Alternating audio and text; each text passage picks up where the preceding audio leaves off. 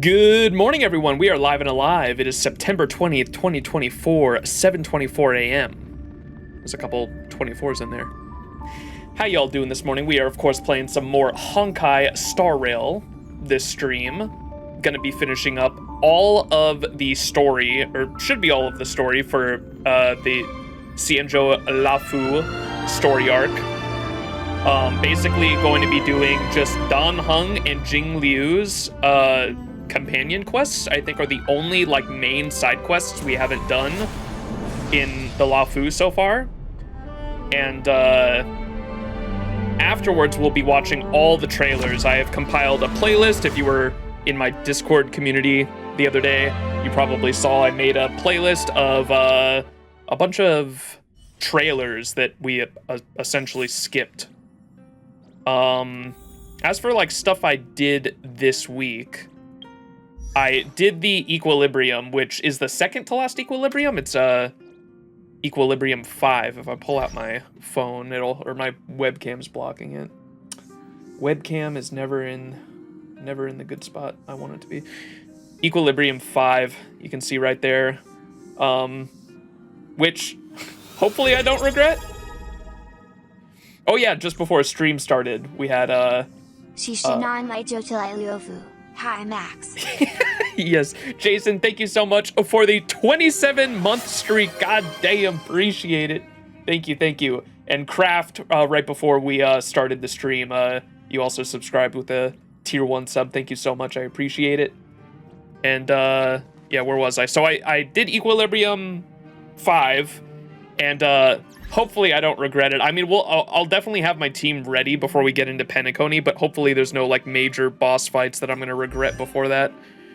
I just don't want another Argentini situation where my boy, where we have a boss fight that is like so hard that I actually have to like wait until all my characters are leveled up to approach it again, because that's how the Argentia boss fight went.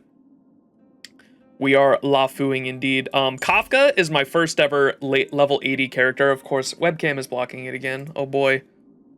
Kafka's my first level 80 character. It took me like 3 days of farming though to get her up to level 80. Oh my god, it takes like 2 days or like one full day of farming with all the daily stamina gets them to like level 74 out of 80. I was like, what the fuck? This shit's gonna take forever to get all my characters up. Not to mention the ascension materials too. Right before stream started, I ascended Black Swan too, so she's 70 out of 80, but I gotta level her. I think the only characters I've ascended to the final ascension at the moment are Black Swan, Kafka, of course, and then also the MC is 72 out of 80 right now. So I got some farming to do for sure, but the main goal is probably to get like all the main characters I use here, all the ones with stars on them are like the favorites, right? And so all these like what is this, 8 characters total? I'll probably be focusing on leveling all them up first. But yeah, that's basically what I've been doing this week. Just for an update on the account. Mommies indeed, have to focus the mommies. What do you think about the DOT team? Okay, I tried it in Simulated Universe this week. Even though I had no relics. I literally had no relics up because I don't have the DOT relics set yet because I know it's locked behind the Halloween event. I tried the DOT team in Simulated Universe without relics, and they were destroying everything, like at level content, obviously. I wasn't above level or below level. I think I was 2 levels above. It was like, I think the boss that I went against, it was the Yan King one, which was like world like 7 or 8, and I brought them specifically because the Yan King boss in Simulated Universe is weak to both wind and electric, and so I was like, that's perfect for DOT.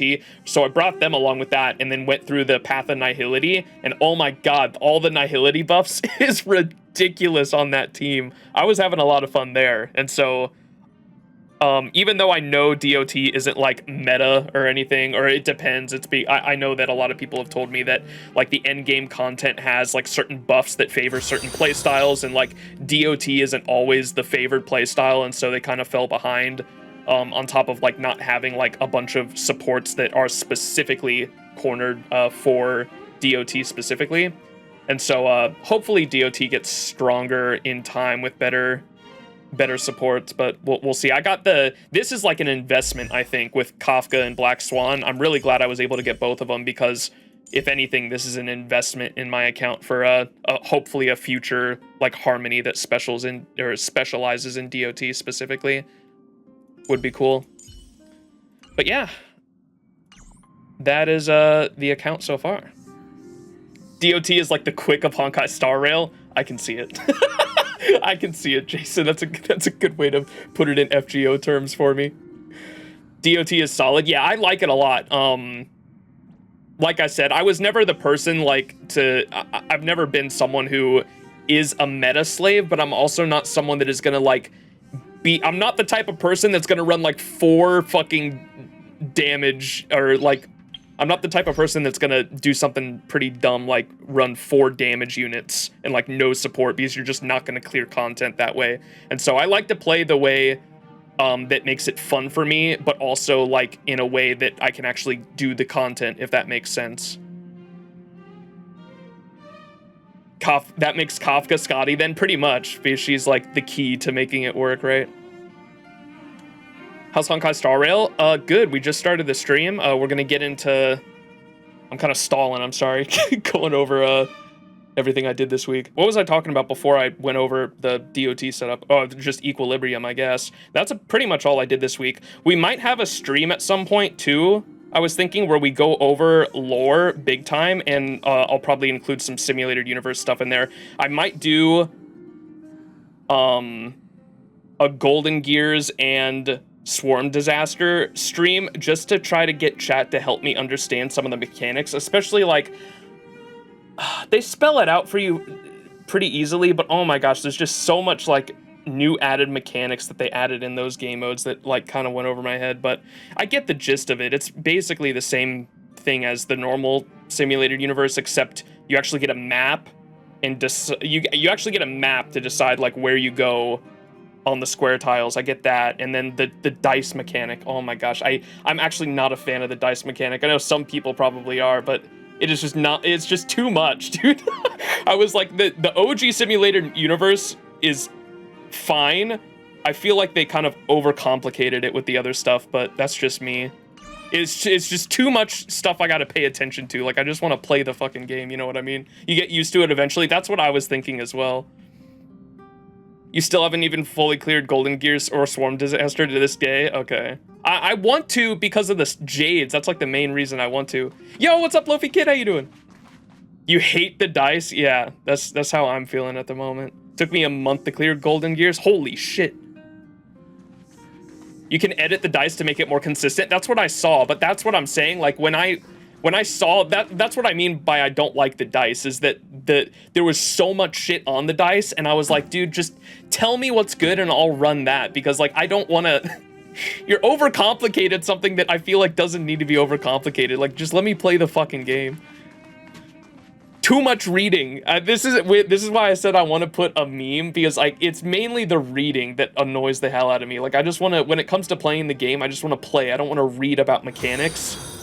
And that's like part of the reason why I'm not a fan of most turn-based games. Honkai Star Rail's fun. FGO, the gameplay is kind of eh, I'll be honest. I'm gonna be honest. If you play FGO for the gameplay, you're fucking wild. I think most people play FGO for the fucking for the story. That's like the main reason I play FGO personally. I know there's some people out there that do play FGO for the gameplay, but that's definitely not me as much of a whale as I am. I'm doing good. Hope you're doing all right too. Thank you, Lofi Kit.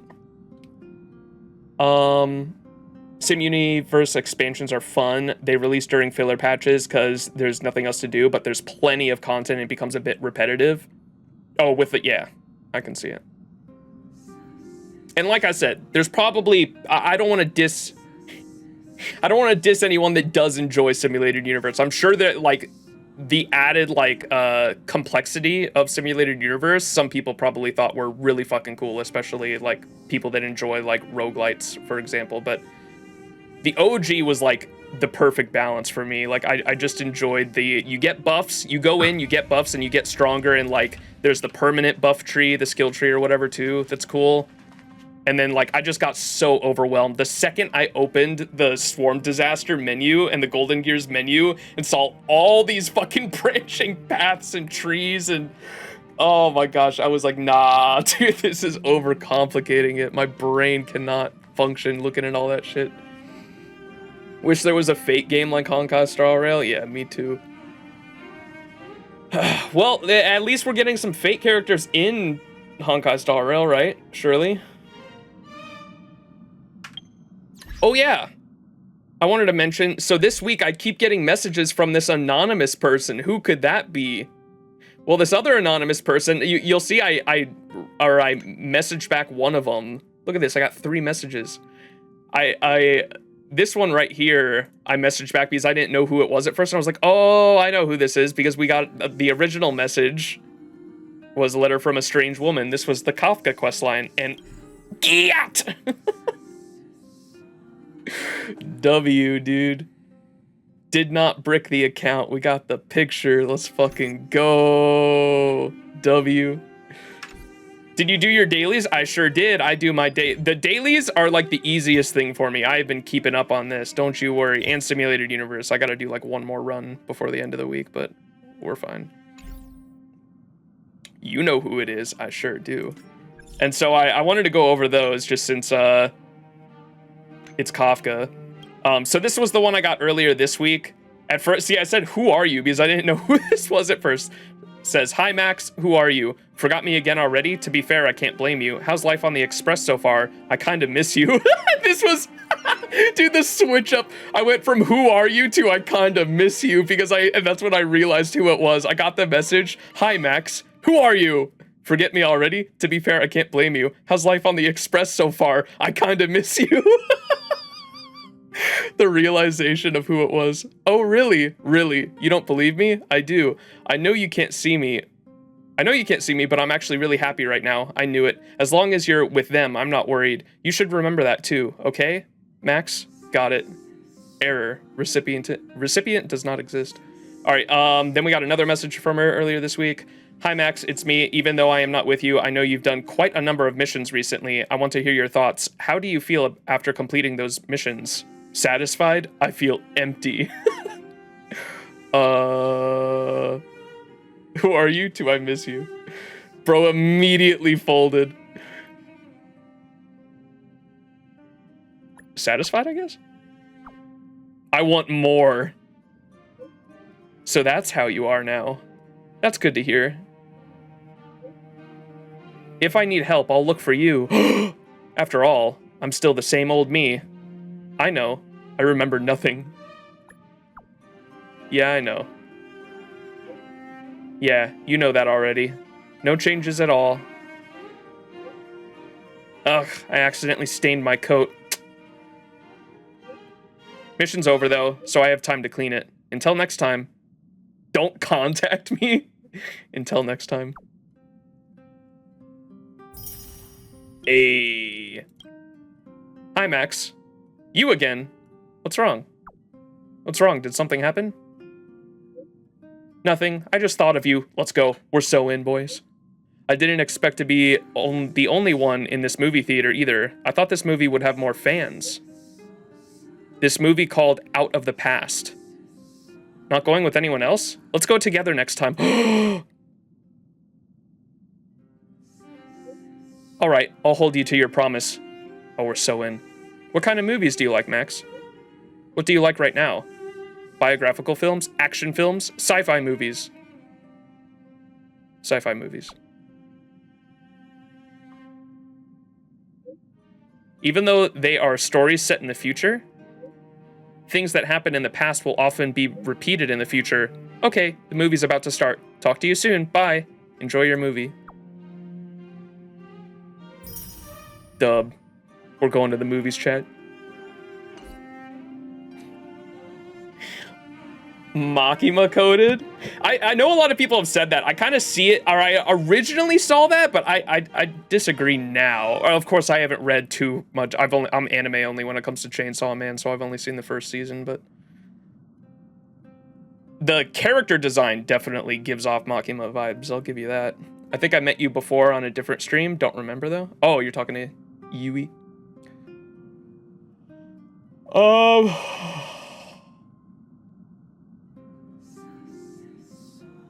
she says that when you enter a new map sometimes. Oh, the text? What she doesn't tell you is that Silverwolf and Blade will also be in the movie group. That's all right. Ready for a 12-hour stream? Hopefully not. Oh my gosh. Chat, bets on it being a 12-hour stream? Messages.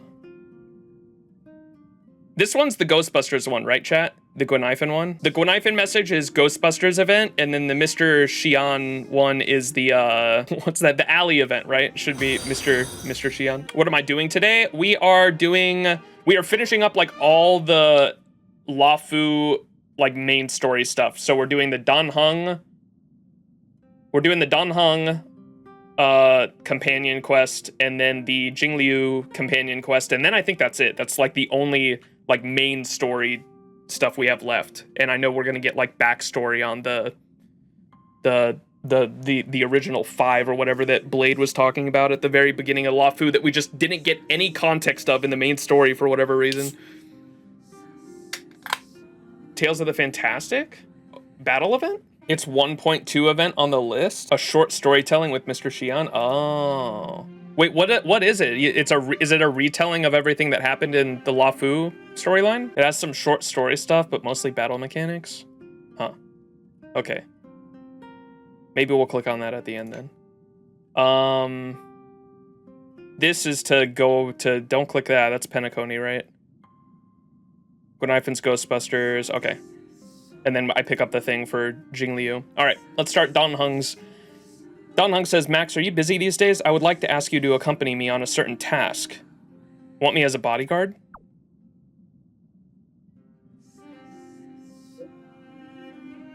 You jest. I want to meet the current High Elder of the Luofu Vidyadhara. Oh, the Pipsqueak. I want to ask about some bygone matters so that I will better understand what I can still do to make amends for my past life. I'll see this through. Do I have to be there? This feels like a really formal occasion. Do I have to be there? I fear complications will arise if I go alone, but with you present, things will be different. I heard you helped save the Dragon Lady. It will change things much easier to handle. I will wait for you at Signwood Pavilion in the Exalting Sanctum. See you there. The dragon returns home. The Wanderer, once meant to be permanently exiled, has returned to the Luofu. Danheng, determined to face his past, has invited you to join him in meeting the Elder of the Vidyadhara. You never expected Cold Dragon Young to talk about his own affairs, so this might be a rare chance. Finish this homecoming adventure and show off what you repeated to March 7th after. All right. Here we go.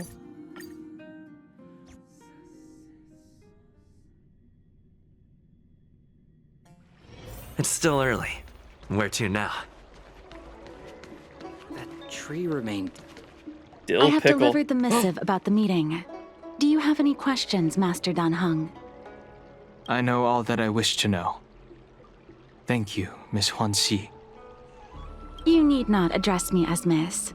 I am but one of Miss Bailu's maids. Then again, if I may be so bold as to make a humble request. Go ahead. Before this goes ahead... Oh, who might this be? I'm his bodyguard. Seems I came at a bad time. A pleasure to make your acquaintance. The name's Max. Just imagine I'm a street lamp, barely even here. I'm sorry, but XianZhou's street lamps aren't in the habit of eavesdropping on conversations. I'm speaking with Master Danheng. I'm afraid this doesn't involve you. Please take your leave. He is a close friend. I've invited him along to bear witness. Please, treat him as you would me. Now, what was your request? Then I hope you don't plan on meeting with Miss Bailu.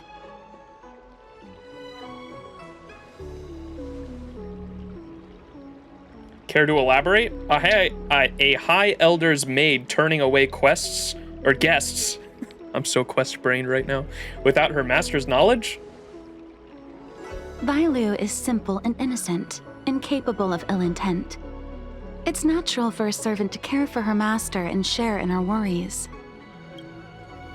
Please, hear what I have to say. I have good reason to be concerned.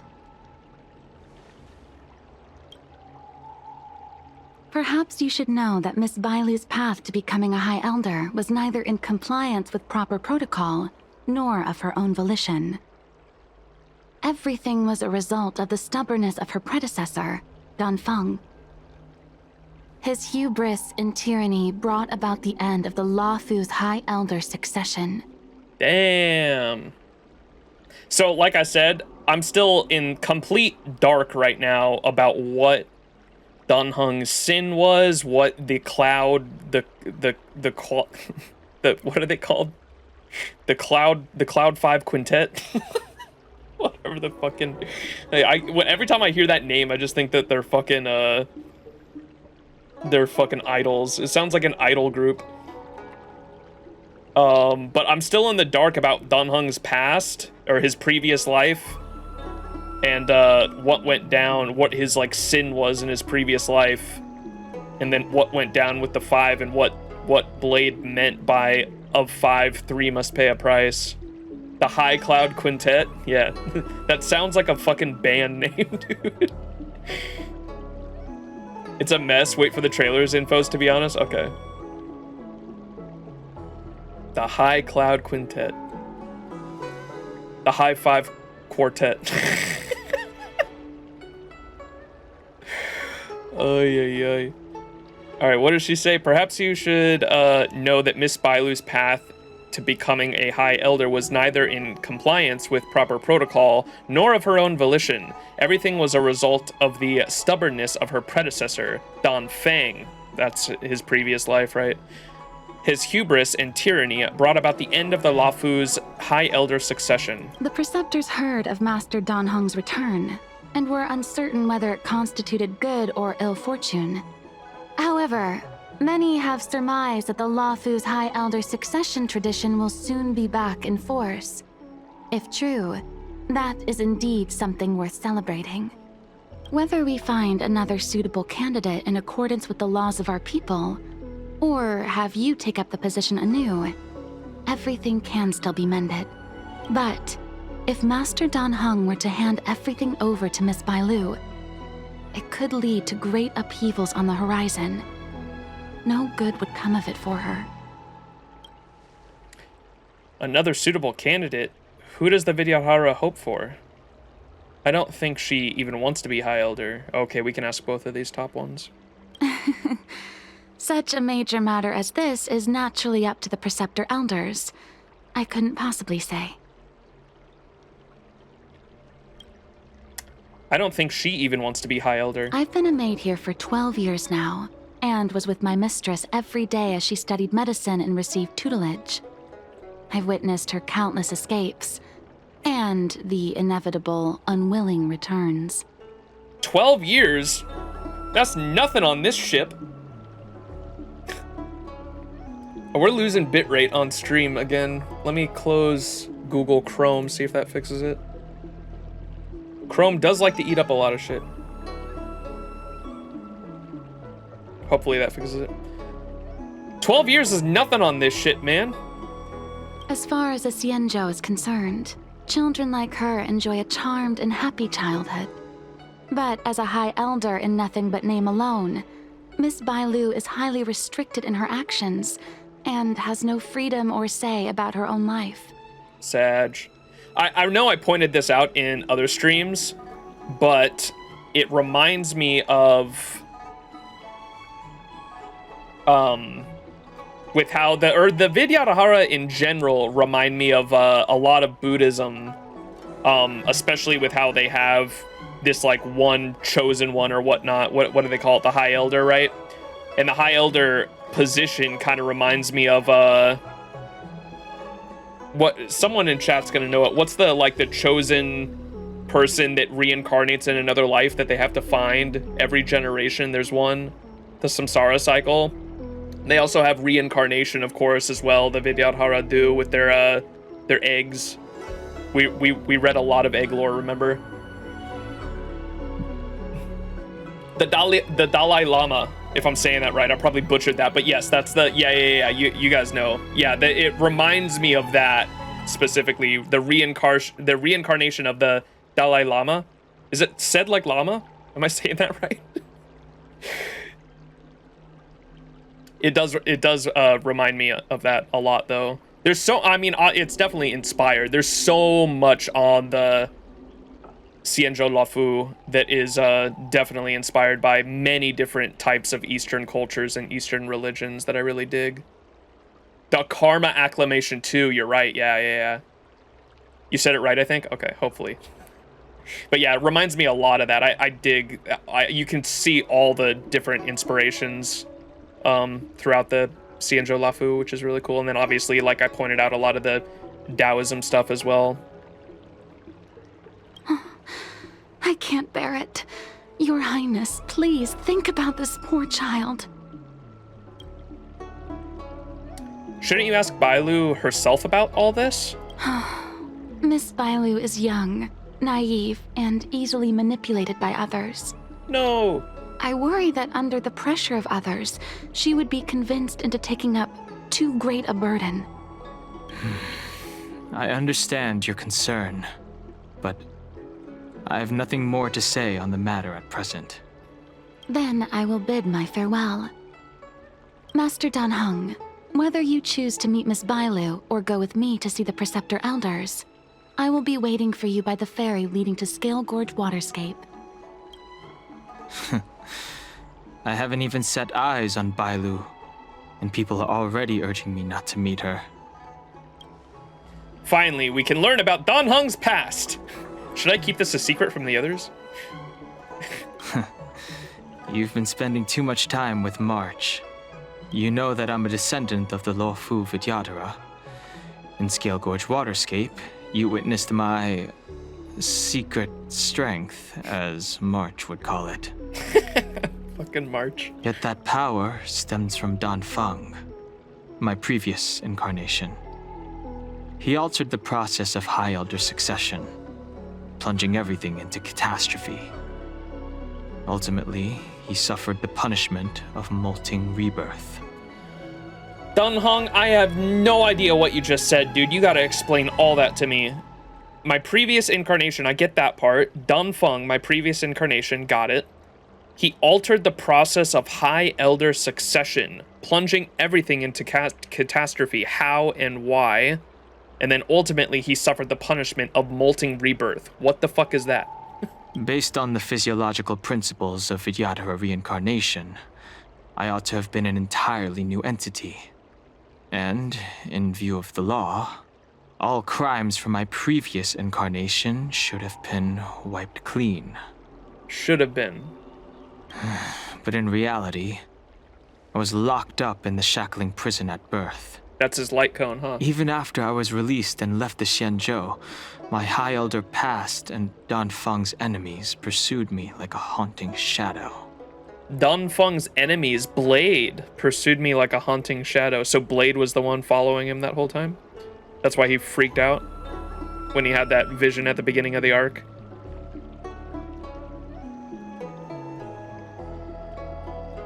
I like how it says enemies, plural, but then it just says Blade on top of it.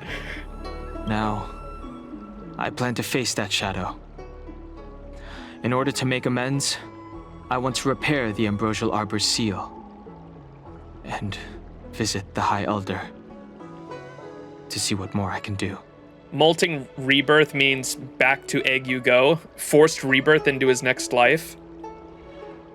Hereby sentenced you to become an egg.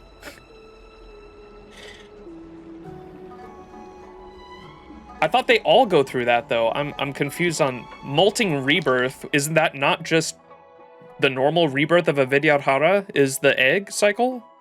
I thought they all go through that. But he was forced into it. He was forced into an egg. Basically, egg execution. Can we call it an execution? Or an execution, if you will. Oh my god. Gotcha. So he's saying he was forced to go through that process.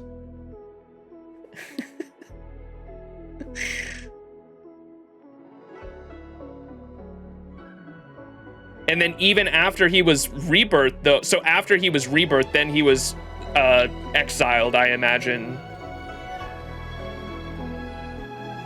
Now I plan to face that shadow in order to make amends. I want to repair the Ambrosial Arbor's seal and visit the High Elder to see what more I can do. I still don't understand what all that was about and how...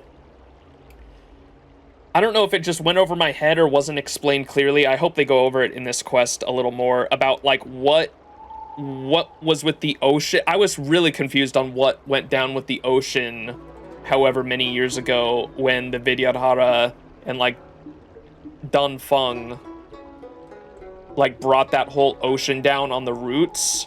I assume they did that to seal the Ambrosial Arbor, but the tree was still there. Was they just did that to make it harder for anyone to get to the tree? They brought the ocean in, or what?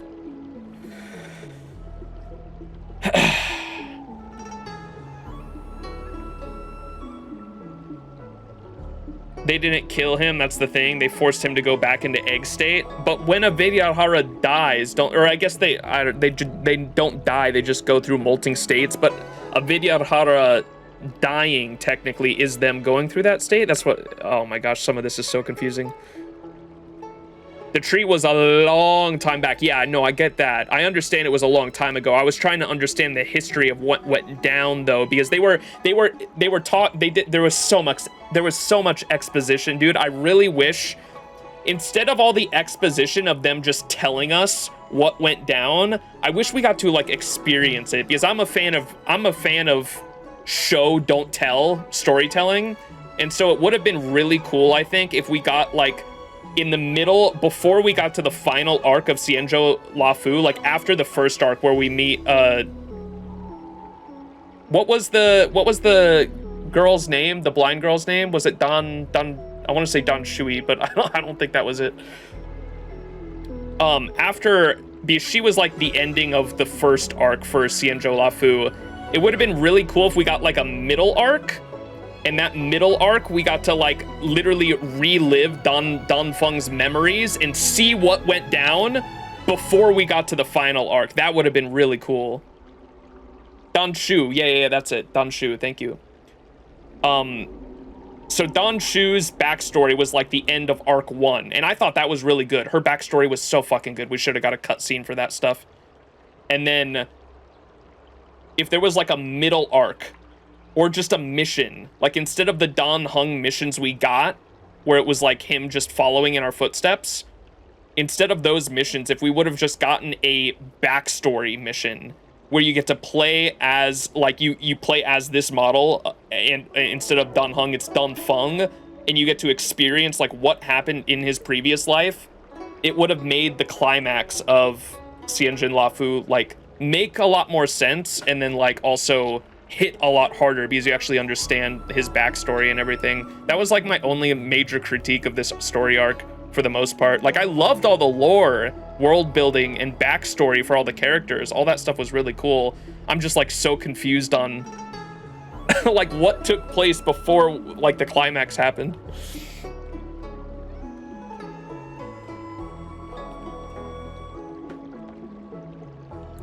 In 2.5 they'll elaborate on this.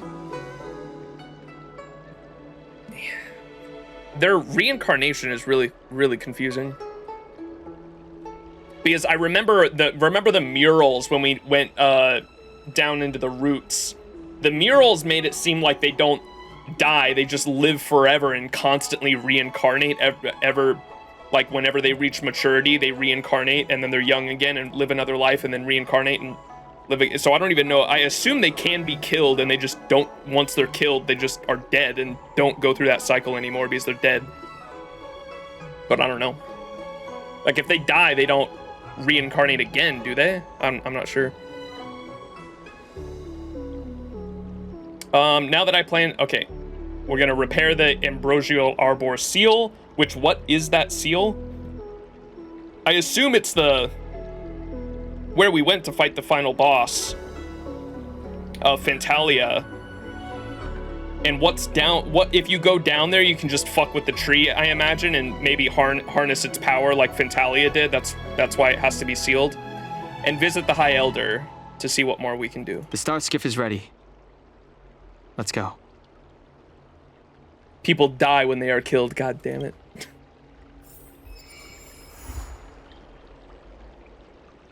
Vita Infiltratria? Is that what that said? Dude, the scale of this stuff, dude, the visualization of the tree does not do it justice for how fucking big that shit is. That tree remained dead for thousands of years, and it figured now's a good time to come back to life? Because the ocean where, like, Dunhung had his whole transformation and everything is, like, literally down there.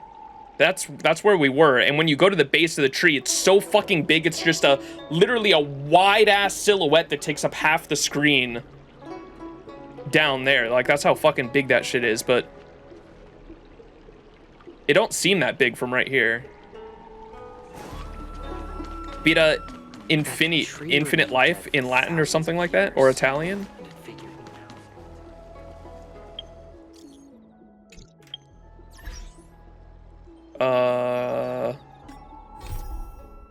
The dragon returns home. Find the ferryman and head to the Alchemy Commission, delve together. Dunhung's homecoming seems to be a big ordeal, requiring notice to be delivered to the Luofu's 6 charioteers and the Vidyadhara elders. Seeing as Dunhung already made travel arrangements, you should go with him. It won't do for you to just use a space anchor to teleport to the Alchemy Commission alone.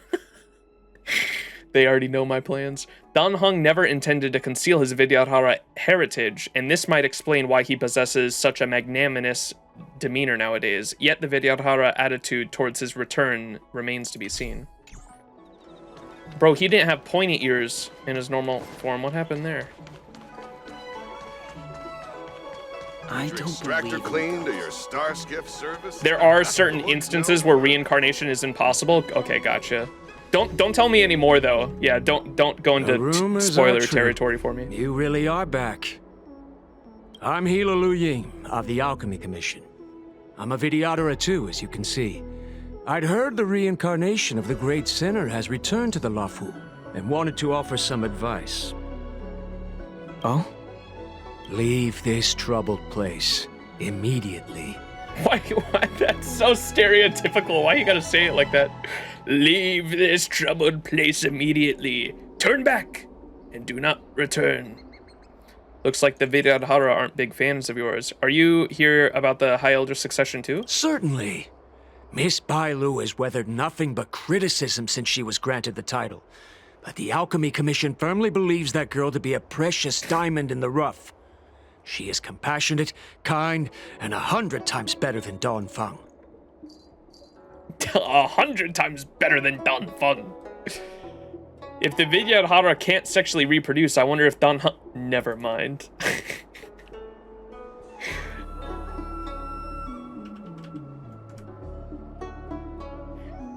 Blade and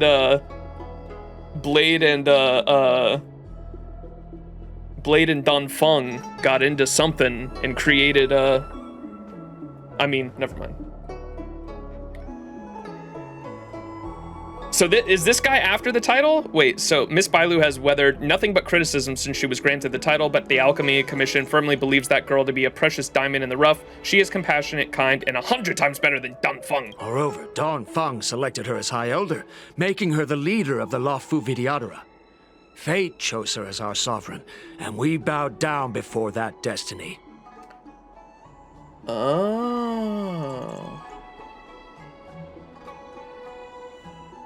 I wonder if something happened. So if they said they messed up, or Dongfeng messed up the reincarnation cycle of the chosen Vidyadhara, the High Elder.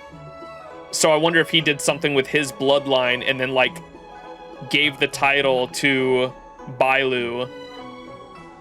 If he gave the title to Bailu, and because like the heritage wasn't with Bailu, Bailu's a stand-in maybe, and because he fucked his reincarnation cycle up somehow. Again, like, don't spoil it for me. It sounds like he fucked up his reincarnation cycle somehow, And maybe that's why he had to give the title to Bailu and then he fucked off himself. Now that you're back, everything has changed. The preceptors are starting to think of finding other candidates, which means nothing but trouble for Miss Bailu. I've no intention of threatening Bailu's position. I can't with the egg puns, man. You mean pregnant? Ay, ay, ay. What in the Omegaverse? You may have a clear conscience, but even so, as long as you remain on the Luofu, invisible forces will try to coerce you. Leave now. It is the best outcome for everyone involved. Do not repeat the mistakes of a past life in this one. Farewell. What is he so scared about? I guess he just doesn't want... I guess they're thinking that if he returns because he's the rightful heir because of his bloodline or whatever, some people are gonna want Dan Feng to be the High Elder again instead of Bailu, and they're saying they don't want that because of the mistakes of his previous life. Is what that sounds like, basically.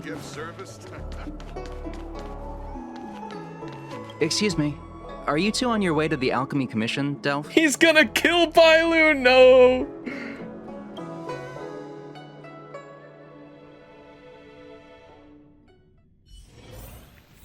Hey, yo, our general, chat! See, look, oh, look, we're down here. Look, that's the fucking tree. Like, where we just were, you can't even see the city because we're so fucking far away.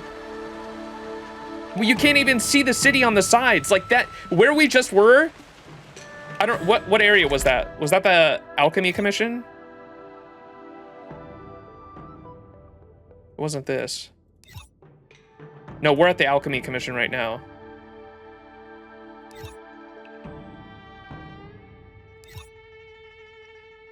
Yeah, we're dropping bitrate for some reason. I don't know why it's doing that. I'm sorry, chat.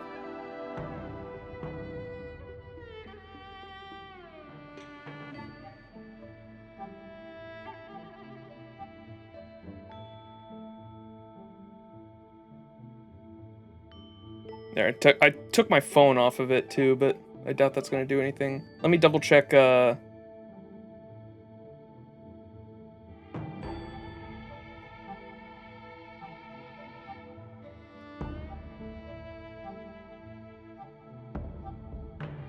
make sure there's nothing in the background. There shouldn't be.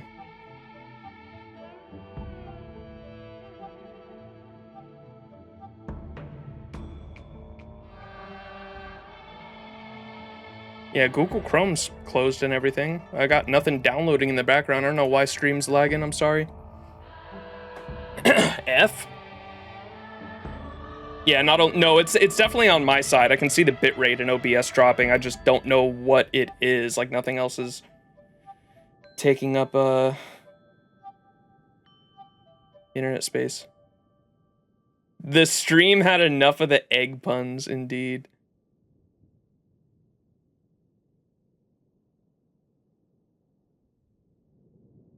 Things get bigger when we get closer, yep. Okay, but it does not look like you would not think it's that big though from where we were, just because I think it's because of the side. The sides don't make it look that big. Where were we just now? This is it, right? Yeah, Exalting Sanctum.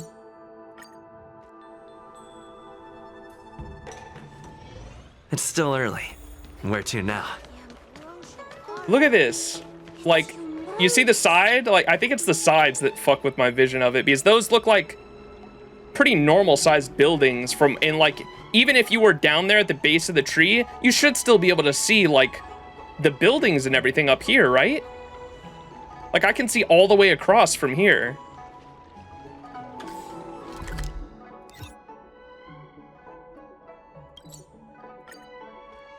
It's Nanook. He's fucking with the stream.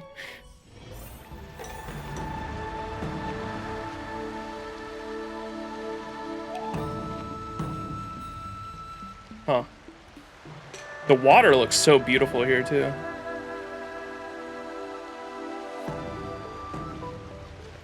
Twitch egg censorship. It's our general chat. Hello. What brings you two here? The wind and waves are restless around lunar-rescent depths today. Even you came to dissuade me from visiting the High Elder, General? This encounter was not of my making. I've been recuperating in the Alchemy Commission under the Dragon Lady's care. Our paths have merely crossed. But your question would suggest that there are others interested in dissuading you from such a venture. Yes, many. Each with their own agenda in mind. It's just a quick meeting. What's the big deal? Matters that concern the rise and fall of the Vidyadhara will inevitably attract certain parties. Those that would work circumstances to their advantage. Be it Dongfeng, the Preceptors, or the Alchemy Commission that trained the Dragon Lady. Okay. Chat says, Fushuan mentioned it earlier, they mess with the space around the tree as a security measure so that no matter what you try, you can't get any closer to it. Fushuan said something about deliberately making it look smaller to discourage from people messing with it. Interesting, what the fuck? I think I do remember that, but like barely. Thank you for reminding me. What if we just run really, really fast? You make a damn good point, Jason.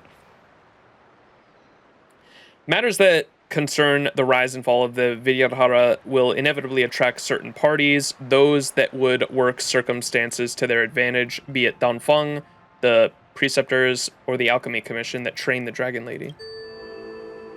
Your injury hasn't dulled your instincts, General. The Preceptors and the Commission seem deeply concerned.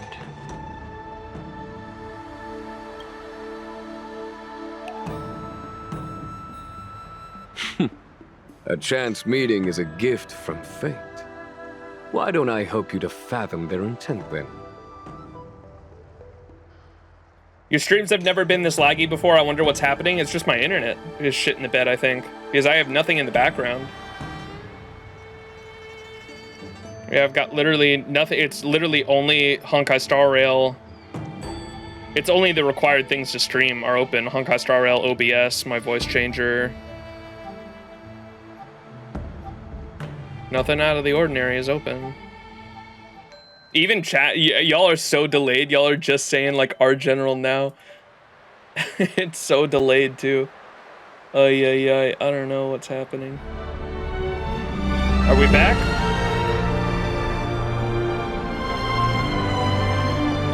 I did a full restart, so hopefully it's good. The bitrate.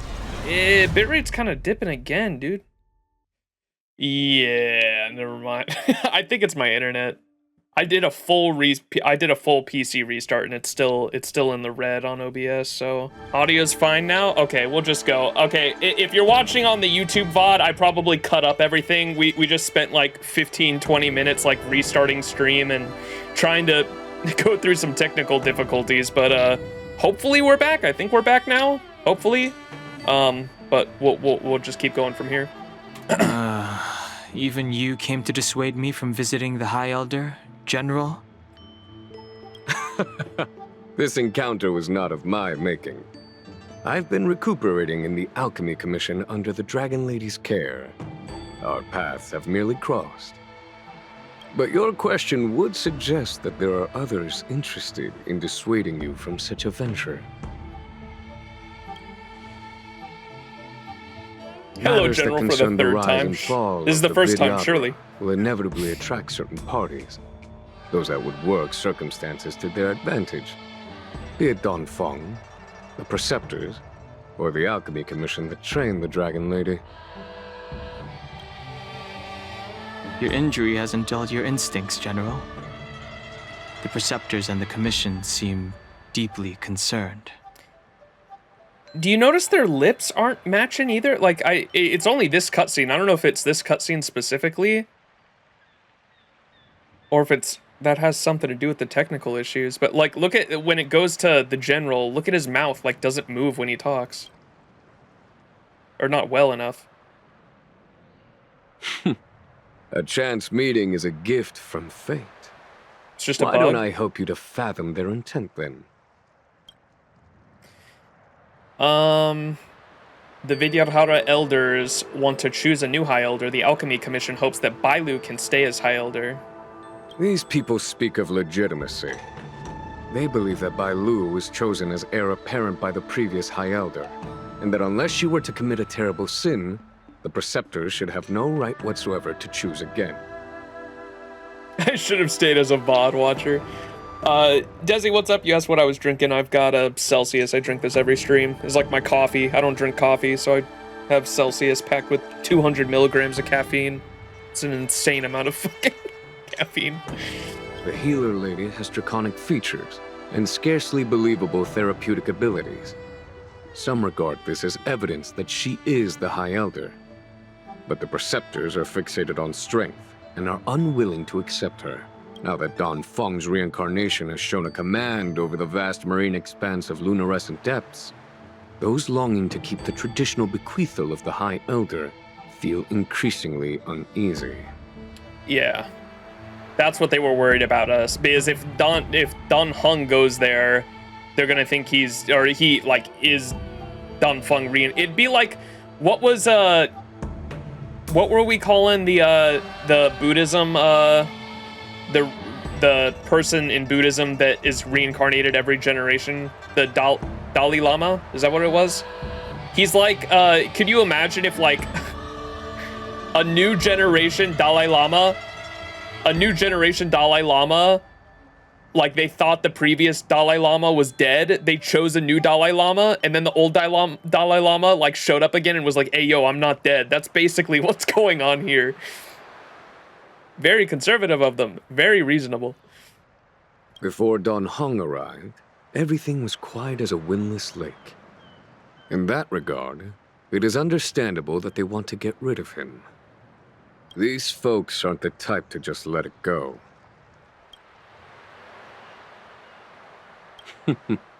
The power struggle between the Preceptors and their High Elder is a tale as old as time.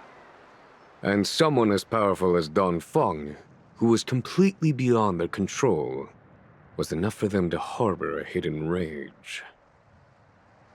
The Elders used to have a small say in appointing the new High Elder. Who could have imagined that Don Feng would pick his own successor? And yet, that is precisely what happened, and all they could do was accept the result. Now that Don Hong has arrived, the Elders see yet another chance. How could they let it go? Pretty bold of them. Seems reasonable. You could say seems reasonable to both of them. The Dragon Lady has no power, and Don Feng is a criminal. One can understand the desire for a new High Elder. The Preceptors have been suppressed for some time now. They will inevitably try to overturn the situation. General, what do you think about all this? It is an internal affair of the Vidyadharas. As long as it does not disturb the peace aboard the Luofu, it does not involve the General of the Cloud Knights. Nevertheless, as a friend, let me remind you of one thing. So long as Don Hong and Bai Lu, with their respective High Elder powers and titles, both remain on the Luofu, the Vidyadhara will never cease their internal strife. This is not to say that either of you are to blame. It's getting late.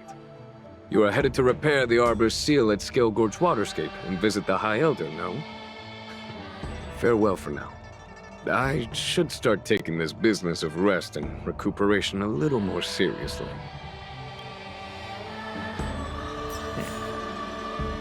Jing, not my business, you Jing Yuan. Jing, not my business, Yuan. I must return to my quarters now. I merely took advantage of the healer's absence to slip out and relax a little. Be on your way. I must return to my quarters now. Ay, ay, ay. Oh, look, we can go up here now. We weren't able to go up here before.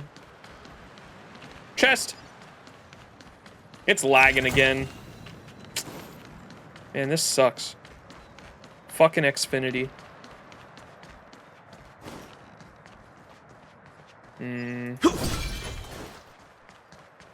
We need a strategy. Glory. Ooh, this thing's level 80. Let's see if I can actually fight this thing 10 levels under.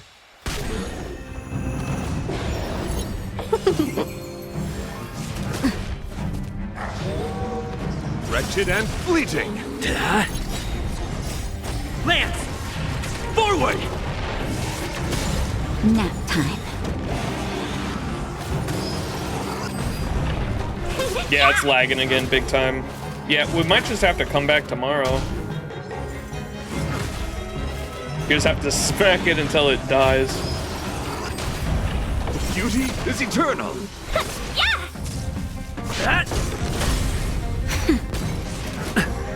Loading combat was too much. Well, it started. I went into the combat because it started to dip down. I figured if it was blipping, Just a little something. I might try to do some combat. It's not the game. And anyone who's saying it's the game, it's definitely not the game. It's my internet. It's Xfinity specifically. Yeah, it's still in the red. I'm sorry, everyone. I'm bummed out as well. I think I might just stream tomorrow.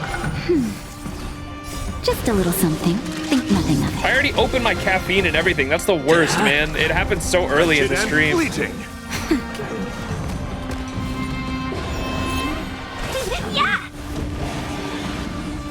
Yeah, chat's still delayed again, too. You guys are replying to me like a minute after I said it. Beauty is eternal. Nap time. Now it looks like it's in the green again, but I don't think it's gonna last. A test. 5-star Natasha win, that's what I'm saying. I don't have Pila either. That's why everyone was so mad. Dude, I have an E3. I have the Gallagher we got last stream. The Gallagher we got last stream was my 4th Gallagher. Because I had E2. Now I have E3 Gallagher. And I still don't have a bunch of the like permanent 4-stars. Like I don't have a Sampo. I don't have a Pila. I didn't have, like, for the longest time, I didn't have an Arlen. Like, I had E2 Gallagher before I got a single copy of Arlen. Yeah, Gallagher just likes me, I guess. My gentleman bro. I will protect all beauty. For a driller. You are cooked.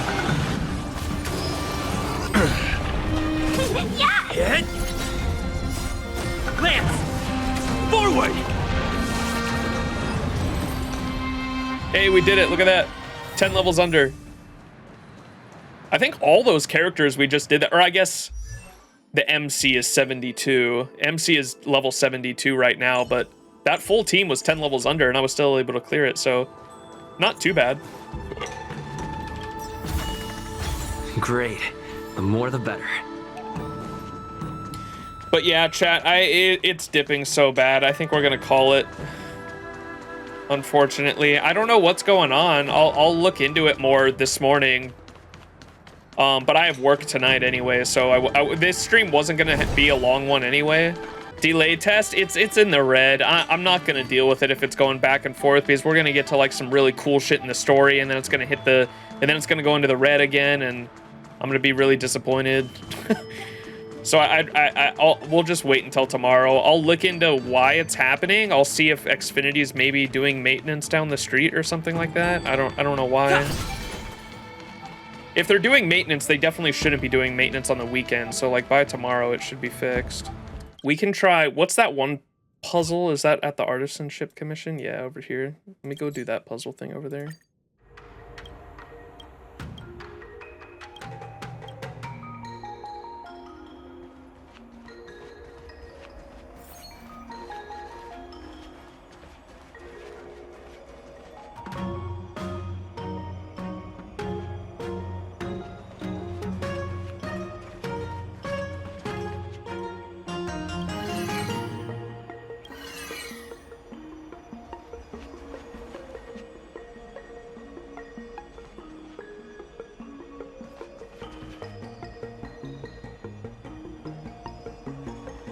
Wait, what's the little green thing under it? What the hell?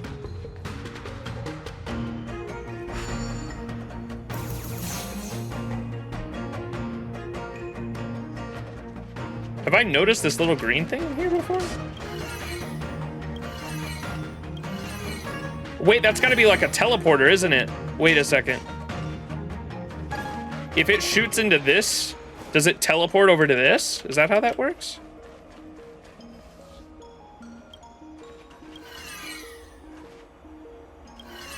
Is it like a portal?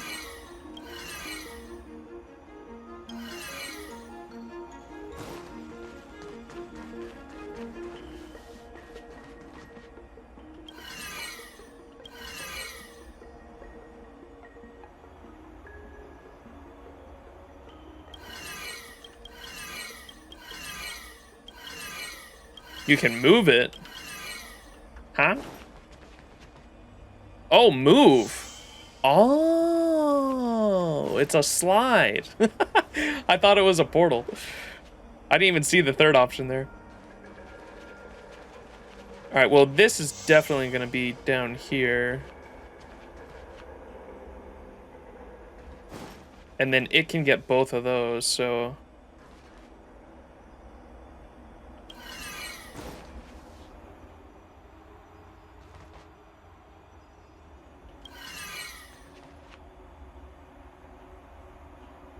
I got it.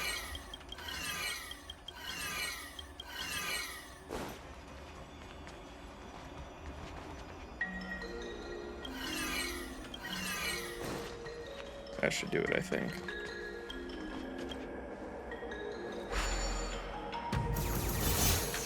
Hell yeah! W? Give me that chest.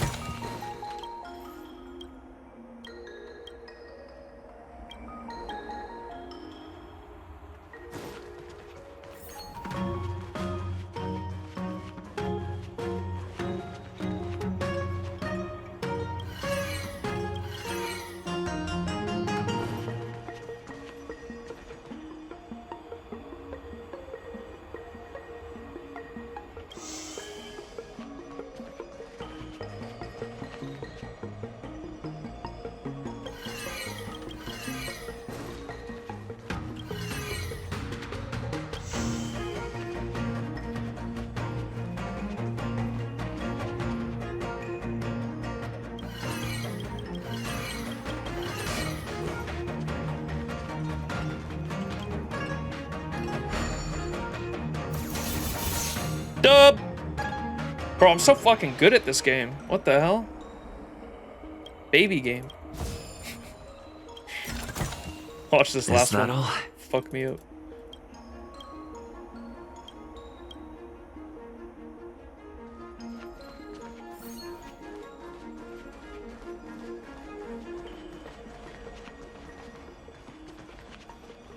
Okay, so this one's definitely got to go down. I think you have to do this like 3 days with 3 tests per day or something like that. Okay, so I've already done it once. This is the second day, technically.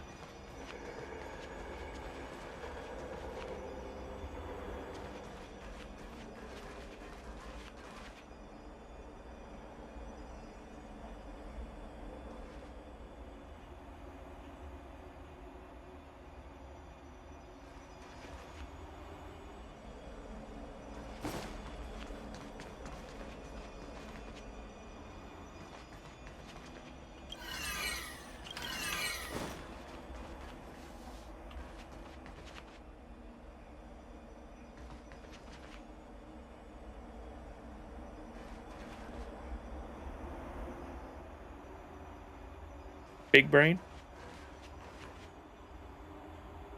I reset for a bit and it looked like you finished the puzzle in 2 seconds. I did. That is exactly what happened, actually.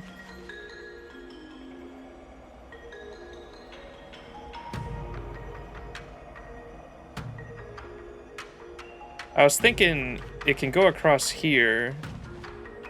Let me move this down and see what angles it can get, maybe.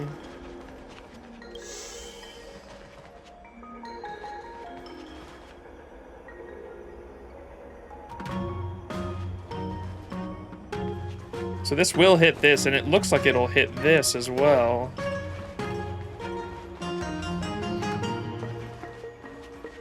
And then can this one... Whoops, not that way.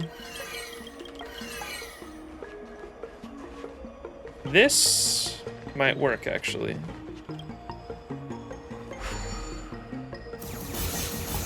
Yep. Baby game, dude. What the hell? Give me something harder, Master Gongshu. Great. The more the better. Is that it? Yeah, that's it for today.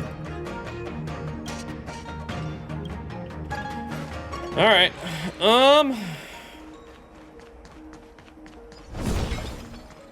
Yeah, shit. It's still in the red. I think we're gonna call it here. I'm gonna troubleshoot, and now it's in the green, but it's dipping down again. Where do you guys go to summon? Where's the best place to summon, chat? Baby game. What's the good luck summon? Or good luck summon area? Do you go anywhere to warp or like wish? I gotta wait so long for chat to reply. Holy shit. Surely this is a good place, right? We still have to summon on Kafka's light cone, remember? I'm still trying to get this. 10 pull.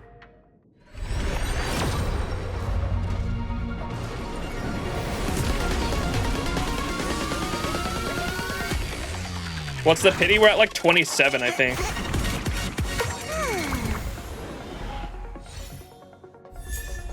Hey.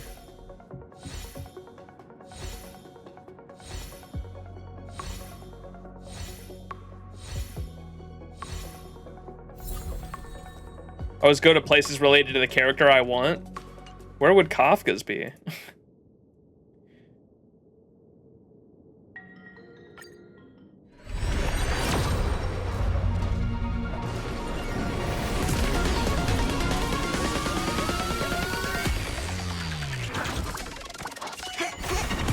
Ooh, single ticket purple. Oh, nice. I didn't have this. All right, last one.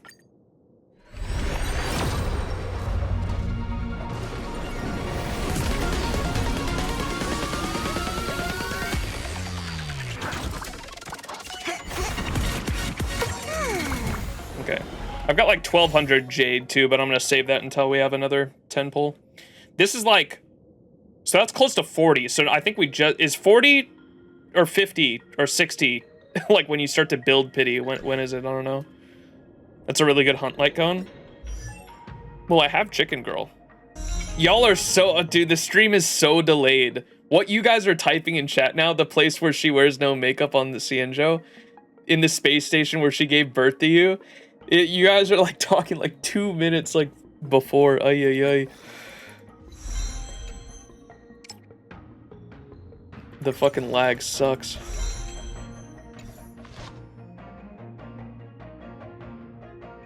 Oh! Speaking of, I just saw QQ, that reminds me. I have this notification here for this Battle Pass light cone. I'm gonna have to wait like a full like minute or two to ask you guys, but where, or which light cone should I pick from the Battle Pass? Because I already have, this was the one I picked last time, was Ting Yun's. For Ting Yun specifically. I kind of wanted to get the, that one. QQ's. Is QQ's a good one to pick for her? Does this one look cute? It's got Fushuan in the background. And it's erudition, so you can use this on QQ, right? Have you seen the rating pistol? I have. You got to check out the previous streams. We did like a bunch of different interactions with a bunch of different characters because it gives different dialogue for all the different characters. Oh, you go to the rating pistol for polls? That's probably a good one. The lag is crazy. I know. That's why we're ending stream soon. Wait for 30 seconds to get your answer. I have been waiting. Don't. That's why I'm waiting. This one's for Argenti. Well, I have Argenti's light cone, so it won't go on him. I was like, I want to build the mono quantum team. And so I'll use QQ at some point once I get Silver Wolf. Silver Wolf is honestly all I need for the mono quantum team to like actually start using it actually. Because if we go to, I have the team, like, I have my teams for the teams I want to build, like, kind of already set up. See, once I get Zila, here's the Wildfire team comp. I just need Zila here. Argenti carry, this is just for, like, farming with Argenti. Mono Quantum, look, I've got Sparkle, QQ, Lynx. All I need is Silver Wolf here. Once I have Silver Wolf, I can actually start using Mono Quantum with just these characters. Obviously I know you want Fushuan, but I can use Lynx until I get Fushuan there for a sustain. Yeehaw, this is my, I know you want, Ruan Mei for the break team, but I have this Yeehaw. This is where I'm gonna put Boot Hill. This is where I'd put my Boot Hill if I had one! This is gonna be the Boot Hill team. I don't know if, a different support would be better, but I just put Sparkle there for now, but, once I get Boot Hill, I definitely want to use him. And then obviously this is Harmony MC is supposed to be here, but I'm just using Preservation MC for the time being. DOT team. So like I said, I do use Gallagher in the DOT team, and then Asta. This is just the team comp I've been using for DOT. QQ1 for QQ if you want. Other also can use. I got the QQ1 5 times to super. Okay. The only good light cones there are Ting Yun and QQ. Okay. I'm going with the QQ one then, for QQ specifically then. Imagine not having Boot Hill. Ayo, come on, man. I started playing like a month ago. All right, we're going with the QQ one then. Confirmed. Yay.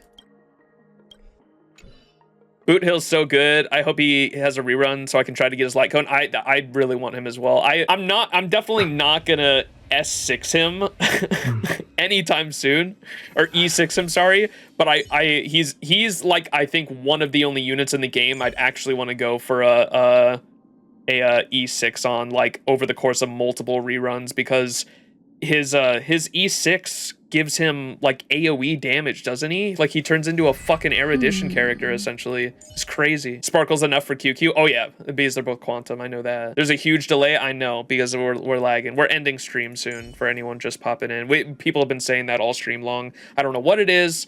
Xfinity is like doing stuff. We're not doing. We're ending stream pretty soon. I'm just fucking around for the most part. Zila and Silverwolf are overdue for a rerun. I know. Will they get one? Who knows? That's kind of why I'm like everyone was telling me to roll on Fei Xiao, but I don't have like a really good team comp for Fei Xiao, and on top of that, I really want to save for like those reruns that we were just talking about. I really want Boot Hill. I want to make sure I have enough to get Boot Hill and his light cone. Really want Silverwolf and Zila both. Is there any other? What other teams do I want to build? I think that was really it, because I wanted to build the DOT team with Kafka. Oh, like if Ruan Mei is not going to get one anytime soon, but I kind of need a Ron Mei for a lot of teams, because Ron Mei can fit into the DOT team and the Boot Hill team, so she's going to add a lot of value to my account. That's a bummer. I hope it gets better over the weekend. Yeah, me too. Thank you for the wishes. Zila, Sparkle, Fushuan, and Silverwolf or Ting Yun. Still play Mono Quantum. It's not the strongest team, but it lets you brute force a lot of content. That's exactly why I wanted to get it.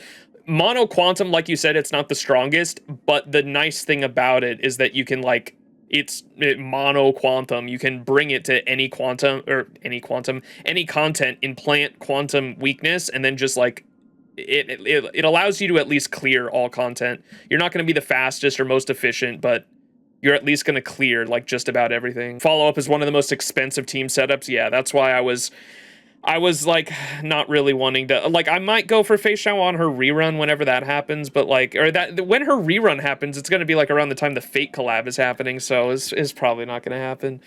Yeah, maybe way down the road, because I love Fei Xiao's character design, and her trial quest was super fun too. I just don't have the premium, like there's no way I'm going to be going for the premium characters for her team anytime soon. Waiting for a DOT Harmony unit, Copium. We were just talking about that at the beginning of the stream too. I said when I rolled Kafka and Black Swan last stream, I got both of them, and I had 180 tickets, and so I was prepared to lose the 50-50 and go to Hard Pity on Kafka. That's how much I wanted her. And so I had 180 tickets built up, and we were able to win the 50-50 on Kafka. And then in the last 90 tickets, we were able to win the 50-50 on Black Swan. And so was happy with that. I won both 50-50s. And I said this was basically like future-proofing my account, or not future-proofing's the wrong word, but investing. It was an investment into my account, because I'm really hoping we get specifically a Harmony DOT support, like some kind of Harmony unit that specifically buffs like damage over time would be great for both of these, because I would definitely roll on that character and then go to town. But they're good already. Like I don't have the relics for them yet because I don't have access to this set. It's locked because it's in the Ghostbusters event that we'll do sometime this month. But once I can farm that, it'll be nice. But even without the relics, I was crushing shit in Simulated Universe because of all the Simulated Universe buffs, and so that was a lot of fun. That's the only place I've really been using them at the moment because they don't have relics. Imagine if 3.0 is even more peak than Pikakoni and hinders the Fate collab savings even more. Don't say it ain't so. Say it ain't so. When I first started, do y'all remember the very first Honkai Star Rail stream? I said, I am not rolling on any characters. I will be strictly free to play, taking all the currency, and I will not be spending anything until the Fate collab, and then I'm going to get the max amount of copies for every single Fate character. And then I played as Kafka in the opening mission, and I was like, I need her. I played 5 minutes as Kafka, and I was like, so when's her rerun?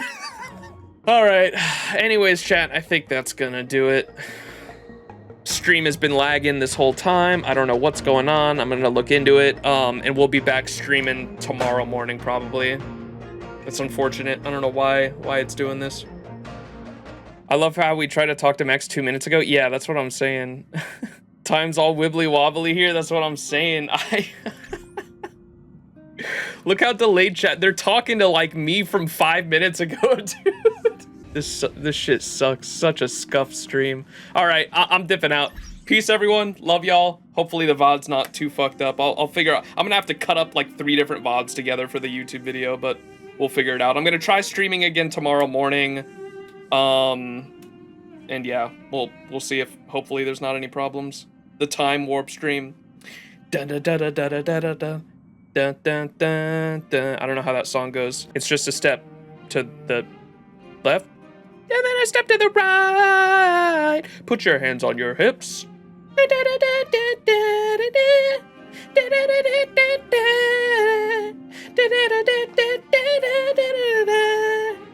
Let's do the time warp again. Let's do the time warp again. We're in a black hole, dude.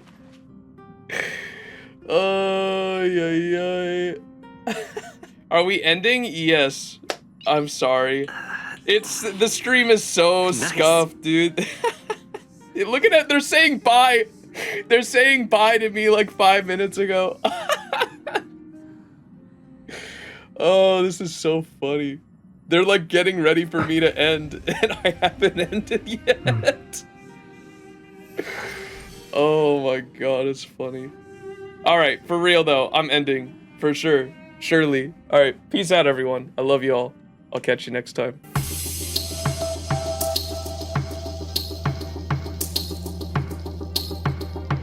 All right, let me do the transition.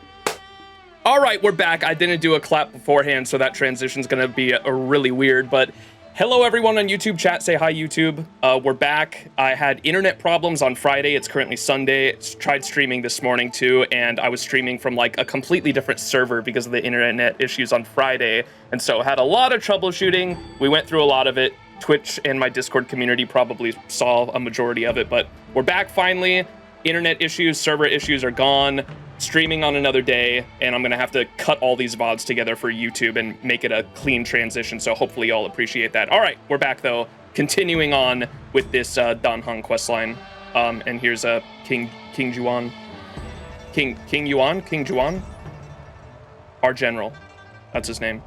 But missions, here's where we're at. So the dragon returns home, request an audience with the High Elder, and meet the messenger. It seems the way home isn't comprised of polite greetings, but people urging Dan Heng to turn back. Perhaps his return to the XianZhou Luofu might not be the happiest affair. Seeing how many people can recognize him with the barest mention, this might have to do with his revealed identity. This doesn't seem like something the usual circumspect Dan Heng is used to. Dan Heng's popular, chat. King Juan.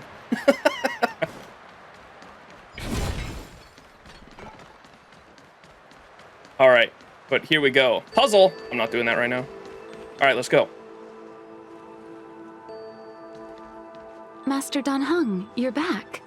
Have you made your decision? Will you come with me to meet with the elders first? Or are you set on seeing Miss Bailu? Miss Bailu is already waiting at Scale Gorge Waterscape. Your stubbornness is redolent of your previous incarnation. Sorry, but you're not going anywhere. Who's this guy? A criminal who destroyed our succession is unworthy of setting foot in the sacred places of the Vidyadhara. Wait. Master Dan Heng's presence at Scale Gorge Waterscape has been approved by the 6 charioteers and the preceptors. He is no longer the criminal he once was. Empty rhetoric. There are ways of unearthing his true identity. He's gonna stab him like Blade. And even his reincarnation should answer for the monstrous crimes of the past. The Vidyadhara will never accept him. What's up, Taylor? Wait, we're fighting them? What are we gonna fight? Die. Whoa! Oh, we actually get to play as our boy too. Let's go. Trial quest. Heaven's Search. God, these animations with the dragon are so fucking clean, dude. That looks so sick. Break! The times are You changed. say Don Feng was merely your previous incarnation. How then do you still possess the power of the High Elder? Monka.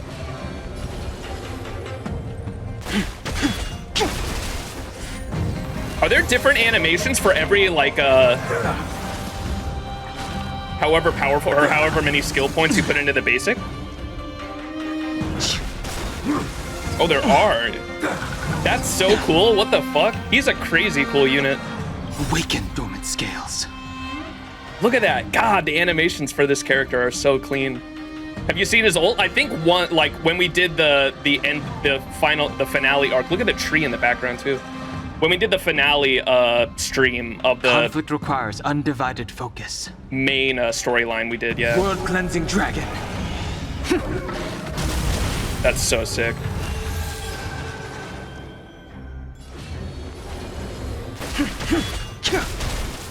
As I expected, Don Feng, you have returned. Monka.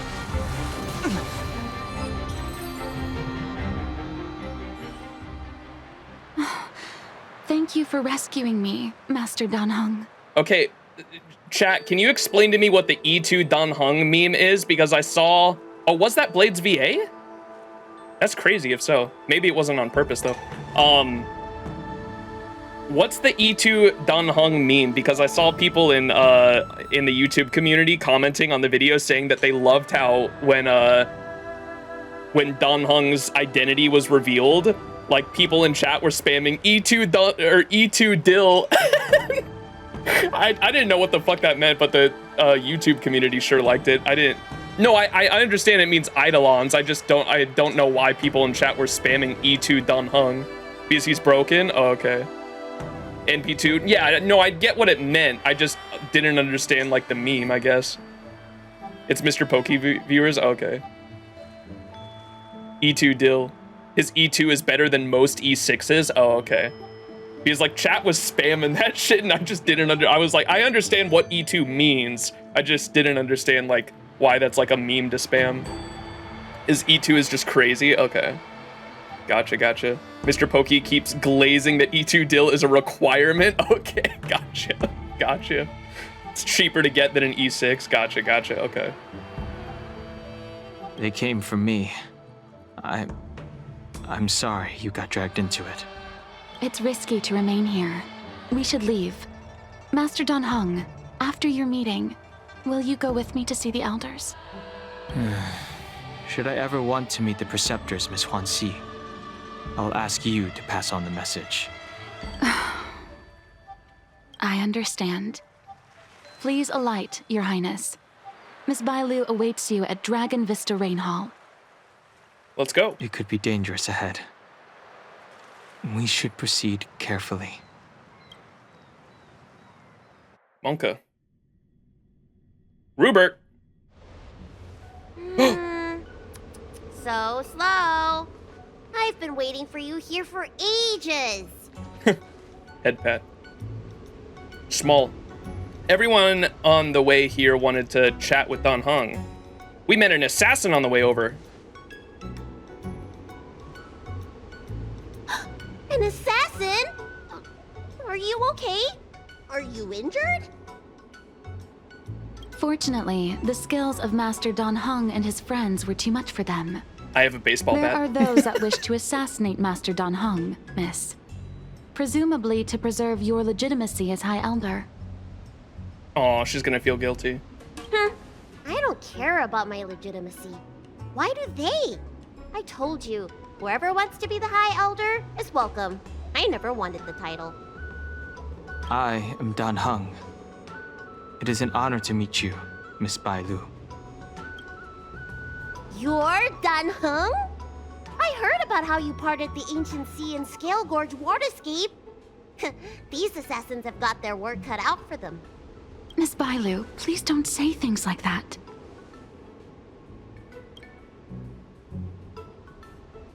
Let me take a look at you. Dragon horns. Well, they say you're Dan Feng's reincarnation. Suppose it must be true then. But you're different from me. Where's your tail? What? No tail. You know what I say, chat. No tail, no whale. Why? He's embarrassed about that. If I let you be High Elder, will you grow a tail? About the High Elder succession. I have no intention of getting entangled in that. I'm here to repair the Ambrosial Arbor's seal. This is the duty of the Luofu Vidyadhara. That explains Max's lack of Fei Xiao. When we did Fei Xiao's trial quest, that's what I said. I was like, wait, isn't Fei Xiao a Foxy? And chat was like, yeah. And I was like, I'm sorry, chat. No tail, no whale. There's no floof, no woof. You know what I'm saying? I ain't barking. If, I can't think of a rhyme. I'm sorry. Why is the sea still parted? My man's constantly using energy or what? Is this just permanent? Well, really? Then why'd you come to CB? All I've learned since my hatching rebirth are some medical skills at the Alchemy Commission. I can't repair seals or part the sea like you can. I should take this opportunity to talk with you about the past, Miss Bailu. I've heard about your situation, and while I can't guarantee a solution, I will do my best to improve things for you.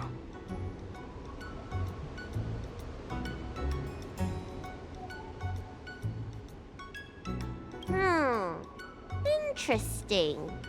You're not like other grown-ups. You say what you think, and you seem trustworthy. So, you want me to go with you to Scale Gorge Waterscape? Precisely. Let's go then. Hang on, why? So why did he really? I know he came here to meet Bailu, but I should take this opportunity to talk with you about my past, Miss Bailu. Okay, they're just, yeah, that is what he's here for. I've heard about your situation, and while I can't guarantee a solution, I will do my best to improve things for you. Gotcha. Maybe the people that want Dan Feng to come back or whatever, he'll be able to talk them down, maybe. Miss Bailu. And to close the seal, that's right. Guanxi, please wait here for me. I'll come back as soon as I can. I've got these two to look after me. Don't worry. His idol has like a ghost tail too, that's right. I remember chat having me look at that when we played as him in the story. So maybe that's why the ocean is still parted. We have to close the seal and maybe then he brings it back. Trial has joined the team temporarily. Temporarily? Momentarily. I speak good word. Wow. Wait, I should move my team What around. a magnificent sight. Is that the Ambrosial Arbor? Is it? I think we're at the base of it. It's like beyond that, right? Yes. Forming a seal and using their power to curb the spread of the Arbor's roots is an important task entrusted to the Luofu's High Elder. News to me. The elders must be well aware that I'm not qualified for this position. Which begs the question, why did Dunfeng choose me all those years ago? That's exactly what I've come to Scale Gorge Waterscape to find out. He don't even know. Okay, this is gonna be good lore. Among the Vidyadhara, the High Elder is the existence closest to the permanence. According to historical records, the High Elder succession involves a secret ritual known as the Transmutation Arcanum, as well as a treasure known as Dragon Heart. Once succession is complete, the former High Elder undergoes a hatching rebirth, while the new High Elder begins to display draconic features. The alerts are so laggy when I've got the game open, I apologize. No, we have not done the IPC quest, probably not till next weekend. Nice English for someone who's gonna take the test. Shh. However, Dunfeng's ritual failed, and his powers remained within me. And yet for some reason, it also created you. Oh! So wait, Bailu is like Dunfeng's baby. So, in medical terms, he messed up the prescription. And brought suffering down on himself and just about everyone else in the process. In a way. I want to use this opportunity to repair the Ambrosial Arbor seal and see if I can help recall our memories. You can read more about it later? Okay.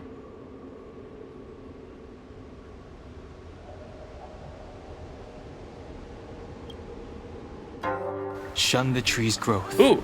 The residual plague. Water of the ancient sea. Upon the High Elder's command, hey, subdue the eternal roots. Strange. This is different from the breaking of the seal. Why is there no reaction? What's wrong? Not going to plan, huh? Shun the tree's growth. The residual plague.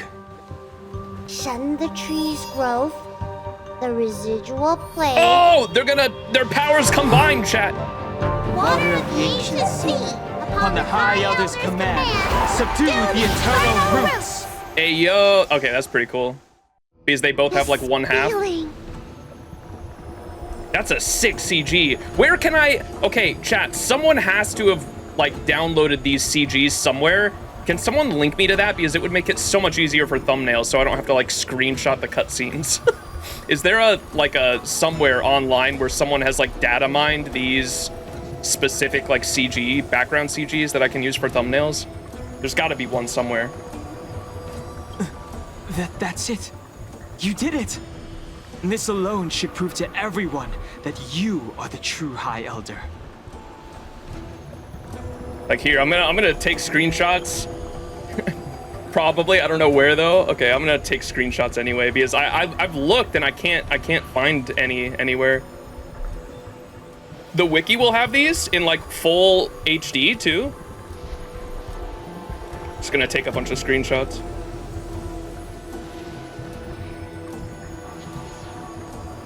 It kind of sucks with the visual effects too. Will kind of get in the way, so I have to take like a bunch. The wiki will have them alongside a ton of spoilers. Oof. Okay.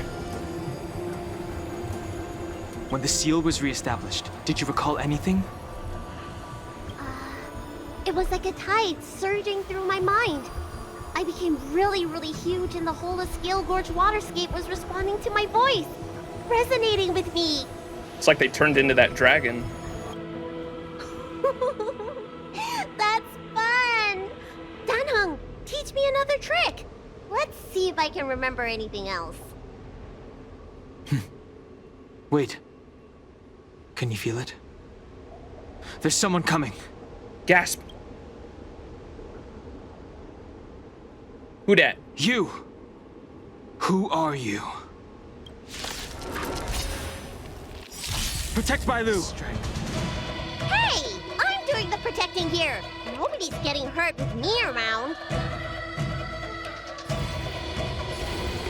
Heaven's Surge. Rise! Embrace virtue. The beauty is eternal.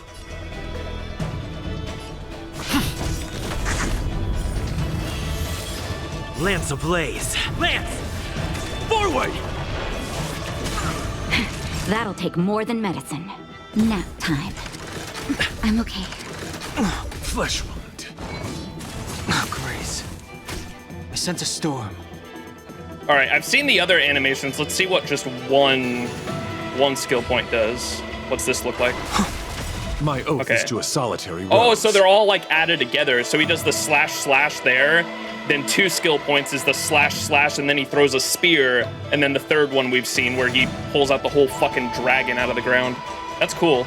Wretched and fleeting. It's time.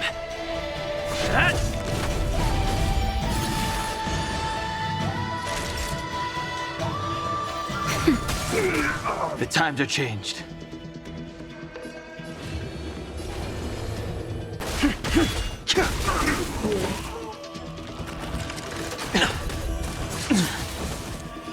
Is there gonna be a wave 2? I hope so, because that's what I was saving the ultimates for. The strength.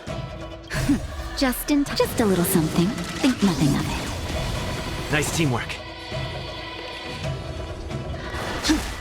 I'm on guard. Naughty child. Nap time. I sense a storm. There wasn't. Okay, I just wasted 2 ultimates. Whoops. I thought there was gonna be a wave 2. How did they manage to appear right next to us without a sound? They may have used a cloud hymn to create mist and provide a smoke screen. I'm afraid this ambush was probably lying in wait for us. A cloud hymn? Seems like some people have had enough of my presence. Is it an assassin from the Alchemy Commission? Was the assassin sent by the preceptors? Should we retreat? I don't think it'd be from the... or maybe. If so, why would they want to harm Bailu? Yeah, that doesn't make sense. We don't know how many there are. Let's get out of here. Go. Go, go, go. Okay, let me swap up my team comp a bit. Whoops, that's not what I want to do. Just for right now, since we have Dun Hung. We'll keep you. Have like, what do they call it? I know we call them like supports. Oh wait, I have Sparkle, who's really good with them because of the skill points, huh? What do we call, not another word for support, like a buffer, I guess? Like there's a word for, you won't be bored with me. Harmony. Can Harmony you say is the like same? what I'm talking about. Yeah, it's like there's a word I always forget. Buffers, harmony. It's neither of those. The word I'm looking for, at least. It's synonymous with those words, though. Buffers, debuffers, amplifier. Amplifier is a word too. That's not the like. What do we? Fuck. I don't know what word I'm looking for. I'm so bad at English, man. Sustain, no. Support is like what it is, but like because the support can be either because you have shielders, you have healers, you have nihility that are debuffers, and then you've got harmony that is specifically like buffers for damage. An enchanter or like a he's so going to fail this test. AoE, no. Merlin, yes, thank you. That's the word.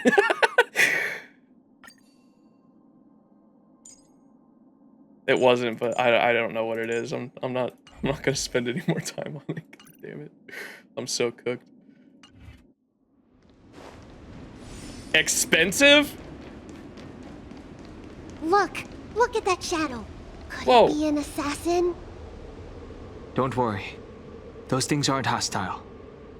Sent me the CG on Discord, by the way. Thank you. I appreciate it.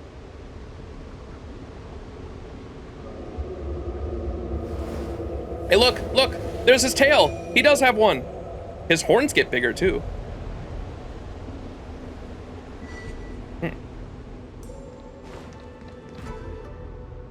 This power, it rivals the tidal forces in Scale Gorge Waterscape. Is that you, Danfeng? Have you returned? I'm afraid you have the wrong person. What is this? Is this a Vidyadhara ghost? These floating shadows are called Mirage Echoes. They are memories of past lives and echoes from the past that the Vidyadhara shed during their rebirth. The books say that these mirages only speak to people they can recognize. And the water on their bodies can be used as medicine. Seems this mirage mistook me for Dan Feng. There's no mistake. This old man would recognize your voice anywhere. Have you come to this sacred place to repent? The proud son of the Vidyadhara, hero of the High Cloud Quintet. Ooh. You fought with us your whole life. How far you have fallen. The hero of the High Cloud Quintet. I still don't know anything about that group. I know it's like 5. I think that's the original 5 people that Blade was talking about, right? Of 5, 3 must pay a price. Still have no idea what that means, but it was like a group of like 5 heroes, essentially, is what I'm getting it at so far. And it had like Blade, Danfeng, Jingliu, our general. And I think there has to be a 5th one that we haven't met yet. But those are like, I think, the people that were in this group. You availed yourself of the Transmutation Arcanum to summon that draconic abomination, and almost laid waste to Scale Gorge Waterscape in the process. If your allies hadn't united to slay it, then the abomination would have destroyed the Ambrosial Arbor's seal. Tell me, did it sadden you to watch the abomination perish? What? Okay, let me read that again. This is all really important right here. There's no mistake, this old man would recognize your voice anywhere. Have you come to this sacred place to repent?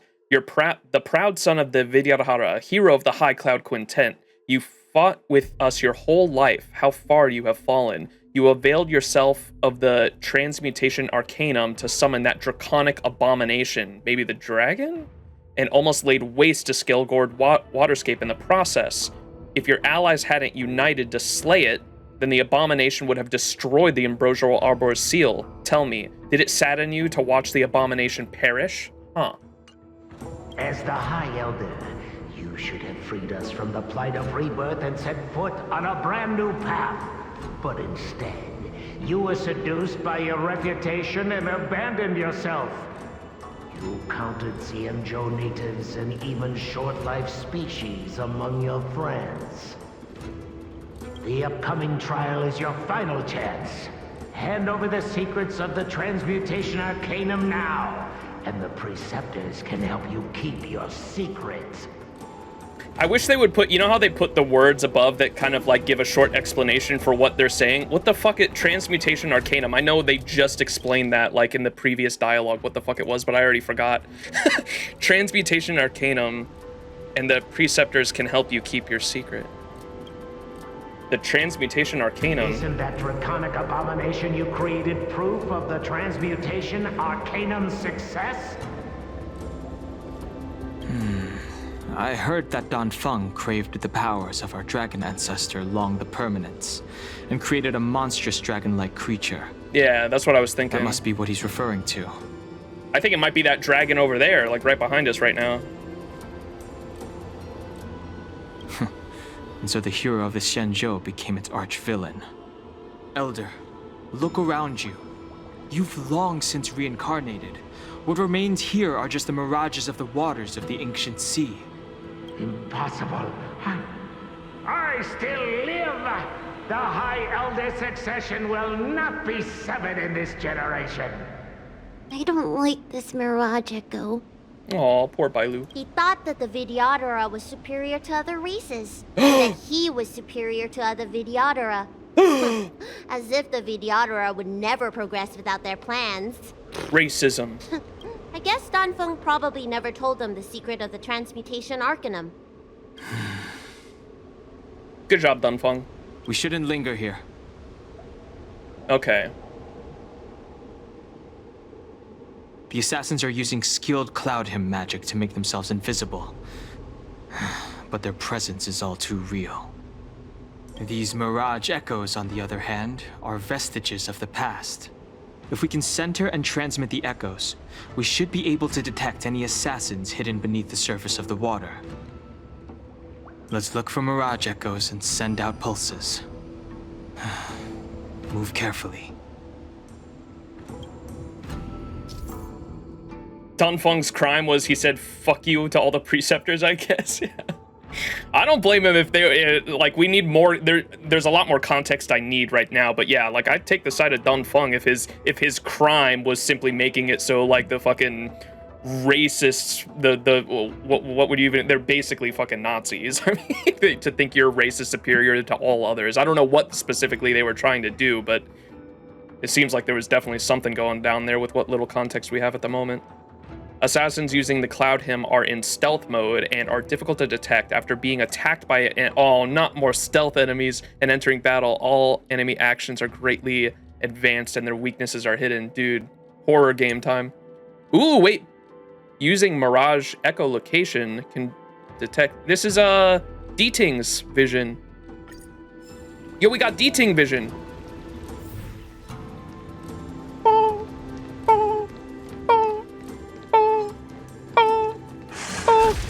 Oh, why did he just turn around and attack me?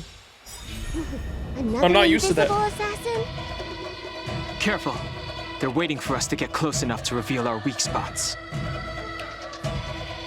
Dude, I love this music. Heaven Surge. Break! I'll go easy this time.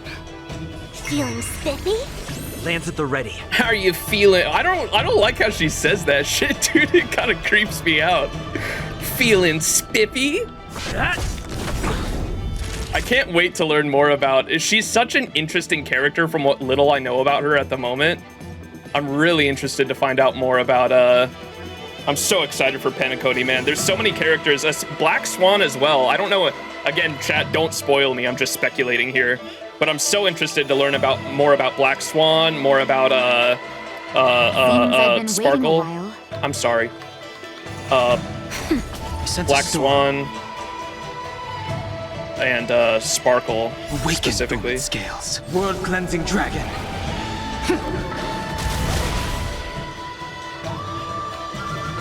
Peak Akoni stream's about to be peak. I'm so excited. Lance ablaze. Lance! Forward! I like how the characters will tell you, like, I've been waiting for a while. Dude, Sparkle straight up starts counting down. Like, she's gonna jump through the screen and strangle your ass. I'll see if I can get that line when we get to her. Let me just do some basic attacks here. If you wait for Sparkle, she'll start counting down. More like Yapakoni.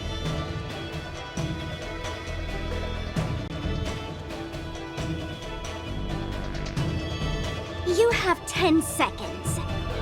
10, 9, 1. She says that shit. I feel like she's about to start fucking jumping through the screen to strangle my ass, bro. Heaven Surge. Break!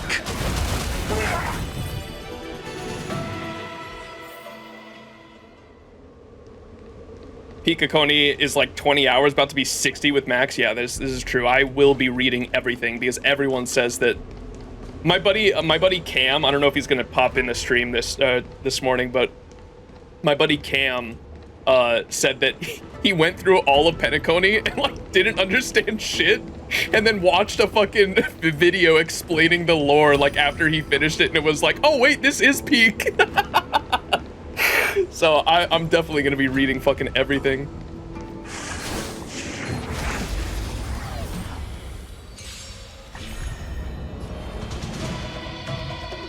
Heaven Surge.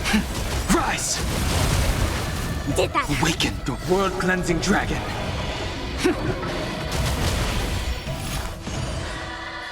Honestly, enjoy your streams because I tend to skip, but I love seeing your perspectives because I don't catch good shit. Well, thank you. I appreciate that. That's like mainly how I enjoy playing video games, and it honestly surprised me when like people started enjoying streams where I actually went in depth on stuff. Okay, my bad.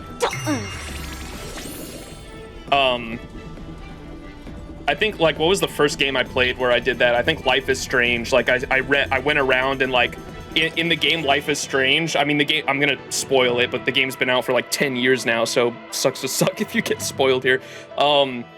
there in episode 2 of Life is Strange, if you read certain notes, it'll give you more dialogue options, and there is a girl that is going to jump off a building at one point in the second episode of the game. And if you haven't read certain journal entries in that game, certain dialogue options will not come up to where you can actually talk her down.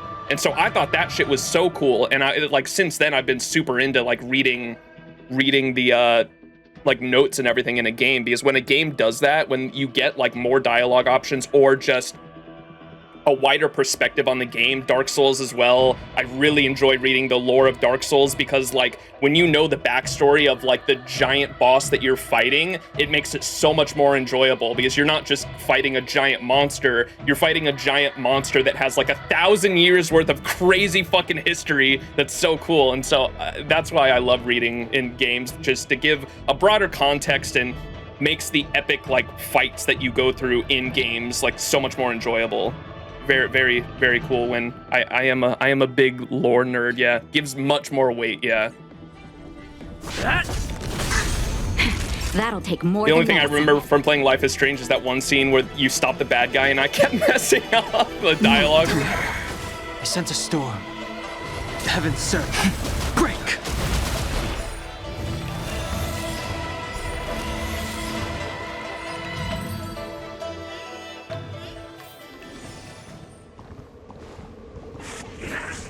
No, not the dialogue. Oh, okay. I think I know what you're talking about then. Was it in episode 5, the finale, when you have to go through like a maze? Or was it Chloe? I was tied up. There is in section 5, they added this really weird thing that I hated, where you have to go through a maze, and like the big bad of Life is Strange is like hunting you in this like mindscape maze. Conflict and it's so dumb. focus. I hated that shit. Heaven's surge. It was only in that episode too. Like they only added that weird ass maze in like one episode. Awaken, world cleansing dragon.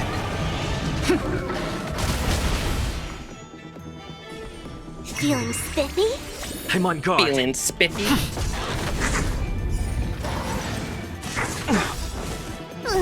Can you find the answer?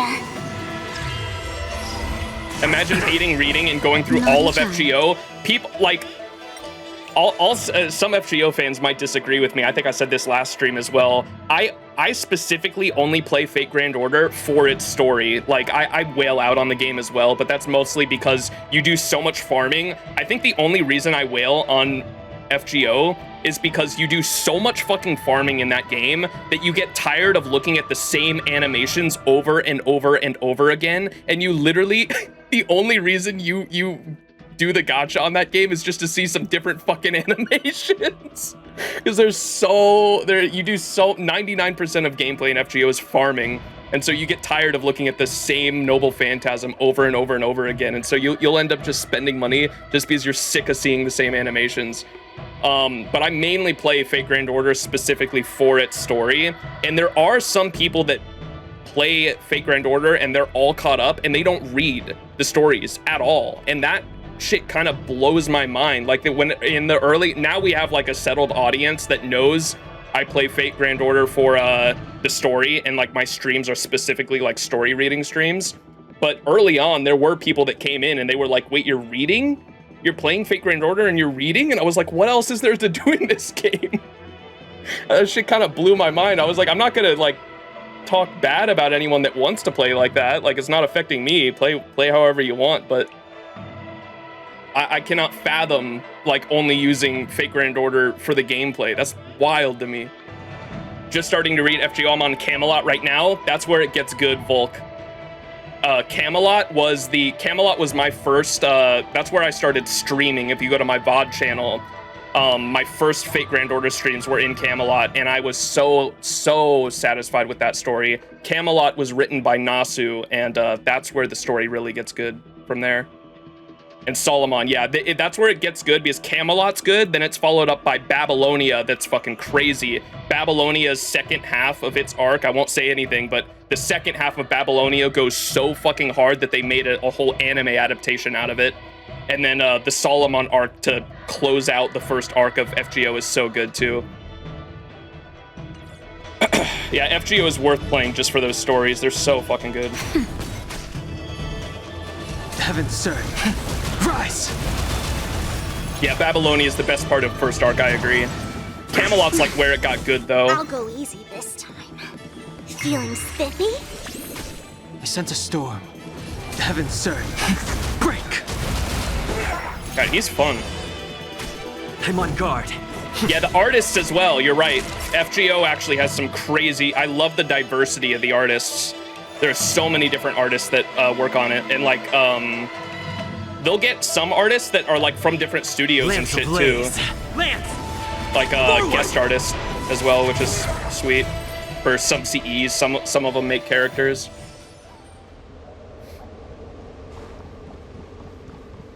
Can we read more eggs, chat?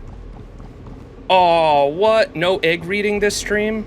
Damn. Can you imagine if I spent another 2 hours reading eggs? Is that how long it took us the initial stream, I think? We were literally in this area the first time we were doing this story, and I spent like 2 hours reading all the eggs. No egg lore, Sag. Miss Bailu, you fled the Alchemy Commission yet again. How many times have I told you our rules state that...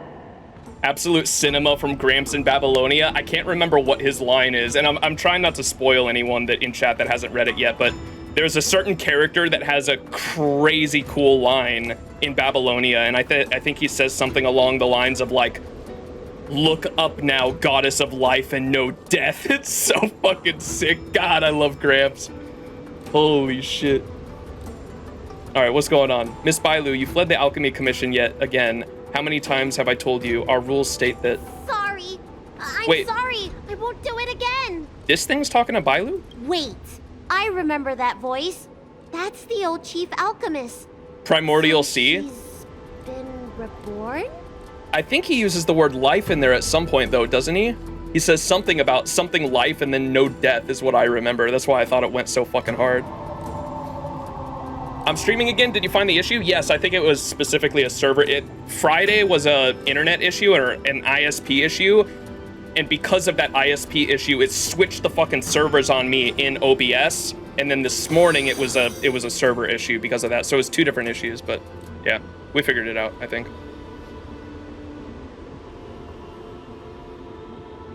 I still don't know why the alerts are lagging so much. Gotta get that figured out. Reborn? More excuses. Who brought you out this time? Is that Master Danfeng? You've got the wrong person. He's not Danfeng. Why do you remain silent? Your Highness, you're still as cold and lonely as you ever were, like the eternal ice on the Fanghu. Bailu, return to the Forbidden Residence. I must speak with Master Danfeng. Oh, okay. I'm just noticing on the ground here, there's kind of, it might be the reflection of the water, but look on the ground, there, you kind of see this like wavy reflection almost. The VFX is pretty cool, I just noticed that. Wait, no! Bailu, don't listen to her! You were just a mirage echo. I got tricked again. Master Danfeng, I finally understand your plan. That little girl is the key to the transmutation arcanum. This is a breakthrough for my research. Your research? The key?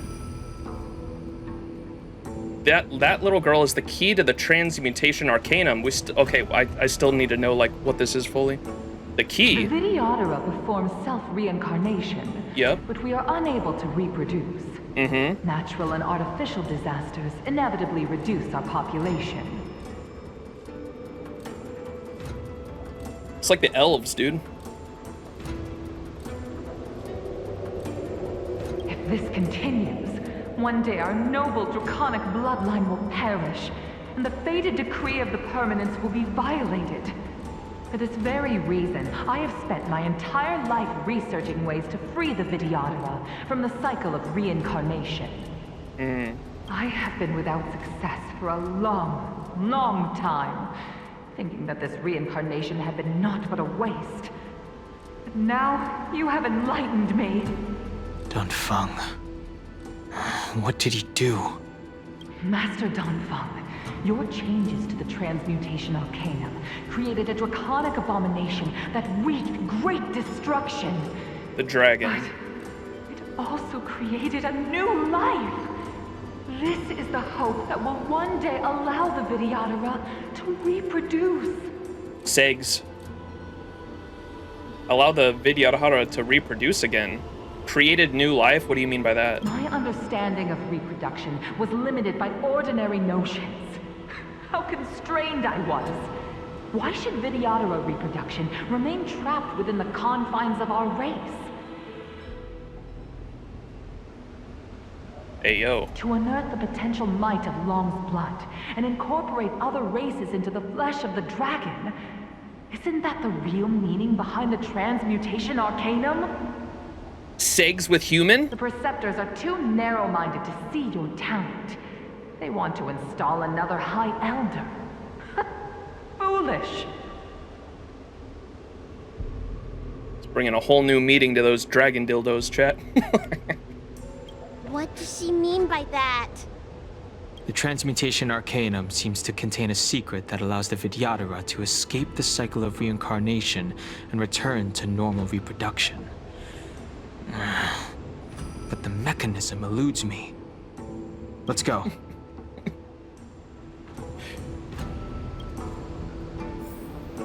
What's the name of that website? No one link it, please. You will get me banned. But what is the name of that website that has the fucking dragon dildo? That shit was a meme on Twitter for a while. No, it was a meme, I swear. Sent us to awaken the world-cleansing dragon. What do you mean by that website? There's specifically bad. There are hundreds, my man. The one that was memed. Bad Dragon was the name. Thank you. Oh my god, you make me fucking feel targeted out here. Conflict requires undivided focus. No. I fucking hate it here. Surge. Break. It was. I think it was a VTuber meme. Was that why it was like trending for a while? Was I think a VTuber like literally bought one?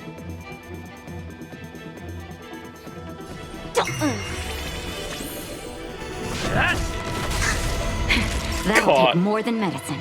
The neighbor's dragons are barking. Heaven, sir. Rise. Yo, if you get Dunhung and Sushi together, they'll both say Rise. Rise Phoenix and just Rise, I guess. Holy, I looked it up, yeah. Oh! Chat needs forced rebirth, they know too much. Heaven surge. Break. Awaken the world-cleansing dragon. Feeling spiffy? Naughty child. Whoops, I didn't mean to do that.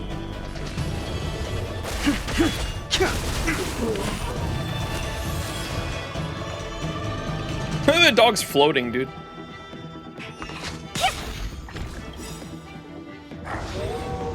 Let's play hide and seek. Can you find the answer? Go Samsara, you are freaky. Sent a storm. Heaven surge. Rise. Oh, and Robin sings Rise Up Into My World. Wait, you can have a full team of people saying Rise. What the hell?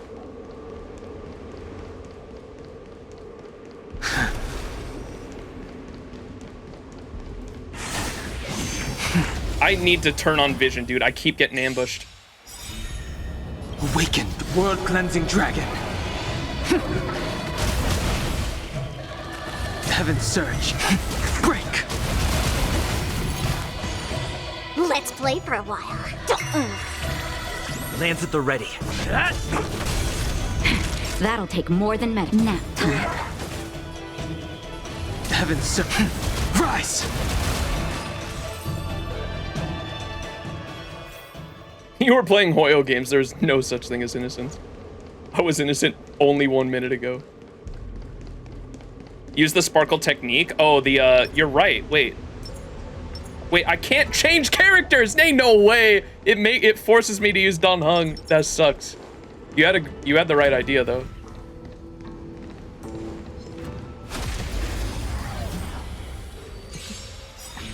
Story immersion. Heaven surge. Break. Awaken the world-cleansing dragon. Dawn lock. I'll go easy this time. Yeah.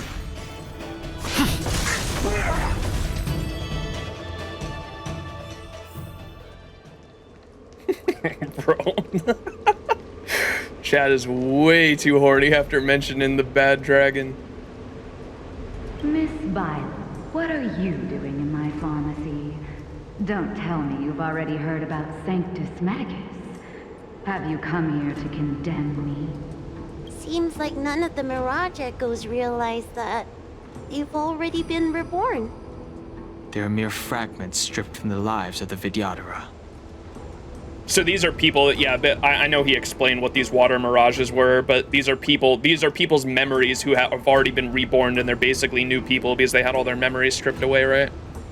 I have never believed in the High Elder. You are unworthy of the condemnation you spout. Especially you, Miss Violet. You simply do not have the power of the High Elder, the power to summon the forces of nature. Why should I believe you are superior in any way to Master Dong Feng? The Preceptors, our people, they think the High Elder is the Vidyadhara's only savior. What? Bro, ain't no way. Have you seen what merciful Medicus can do? Don't look at chat, YouTube audience.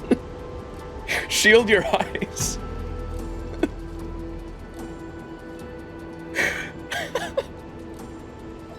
What is going on? I'm not even paying attention. Especially you, Miss Bailu, you simply do not have the power of the High Elder, the power to summon forces of nature. Why should I believe you are superior in any way to Master Dan Feng? The Preceptors are people. They think that the High Elder is the Vidyadhara's only savior. Arrogant, illogical. Have you seen what merciful Medicus can do? Give people immortality, restore the ability to reproduce? Can it? Precisely. Oh. Merciful Medicus will help us to grow our population and bear descendants. They can do what the High Elder cannot. One day you will come to know that I was right.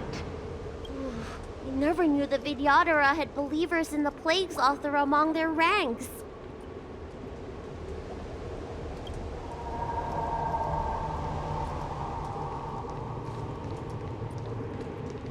God, dude, this whole area is so beautiful. All right, so we're slowly learning more. I'm so confused because there's definitely like split factions, and I'm not sure if, are we hearing Mirage echoes from like different factions right now, or have the 3 Mirages we've talked to so far all been from the same faction? They serve abundance? Yeah. To impreg. Dunfeng's crime was making people pregnant? He was our hero then. Well, it seems like he changed his mind, does it not? From what I've gathered so far, it kind of seems like he was going down that path and maybe changed his mind after seeing like how the people reacted, or the direction they wanted to take, what his goal was, perhaps. It's you, Master Dongfeng. Why did you disgrace yourself? You were my hero. I dreamed of being just like you, of joining the Cloud Knights. But you betrayed the hopes and dreams of the Elders. This Mirage Echo. He must be a Cloud Knight who fought alongside Dan Feng all those years ago. How many of us perished in that disaster and could not be reincarnated? And my leg was torn off by that abomination. Oh, the pain. The doctors at the Alchemy Commission said I have to reincarnate as soon as possible to avoid affecting my immortal life. But my poor comrades have no chance of returning to the ancient sea. I can't get over the fact that like this lore is so cool, and I wish we would have gotten. I wish this was in the main story, and we would have gotten like some kind of like play through the past memory sequence. Like it would have been so cool to see this the abomination they're talking of that was born from Dan Feng trying to take power from their ancestor Long the Dragon. Would have been so fucking cool to see in a cutscene, man. Oh my gosh, I wish we would have gotten that. You once told us that we should cherish every life cycle, and that you would use cloudy magic to heal our wounds. But in the end, all you did was betray us. Yeah, all you did in the end was betray. So what? You once told us we should cherish every life cycle, and that you would use Cloud Hymn magic to heal our wounds, but in the end, all you did was betray us. He stopped the reincarnation cycle. I feel like he did this. That first one we talked to that was talking about how the Vidyadhara race was like superior to other races. Maybe he kind of saw. I wonder if Dunfeng saw that side of them and wanted to make sure that they couldn't reincarnate to leave that perspective and viewpoint in the past, maybe. And maybe that's why he turned off reincarnation for them. I don't know. We need more context. That's where it kind of seemed, or that's where my head's at the moment. Dunhung, you don't have to listen to him. Let's go. I must listen to him very carefully. We cannot afford to miss any information. Well, reincarnation is still happening. Some of them say like it, or maybe it's because their memories aren't there, or maybe they wanted to keep their memories. I don't know. I will never forgive you. The High Elder's power belongs to the Vidyadhara of the Luofu. You are unworthy. The Vidyadhara must not sever the High Elder's succession tradition just because of you. Hand it over. Monka. Dunhung, is this the price we pay for bearing the power of the High Elder? Carrying the weight of all these expectations. All this hatred. It's kind of the price you pay for bearing any kind of leadership position, to be honest. Before any of this transpires, you have enough time to prepare.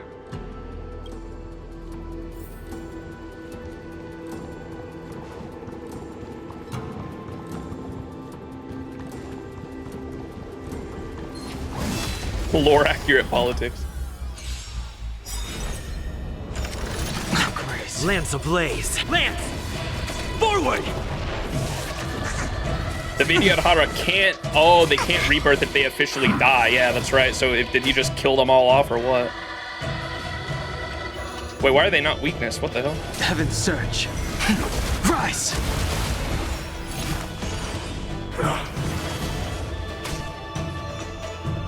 Feeling spiffy? That's great. Can you find the answer?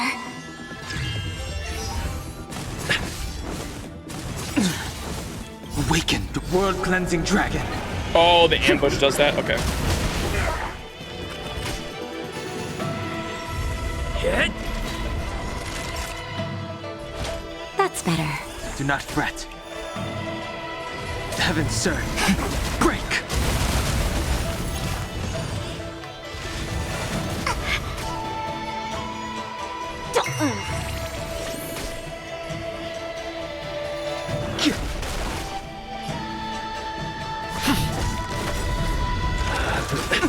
Lance ablaze! Lance! Forward! I sent a storm. Awaken, world-cleansing dragon.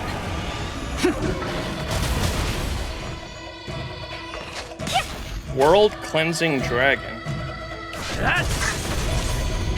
That'll be nap time.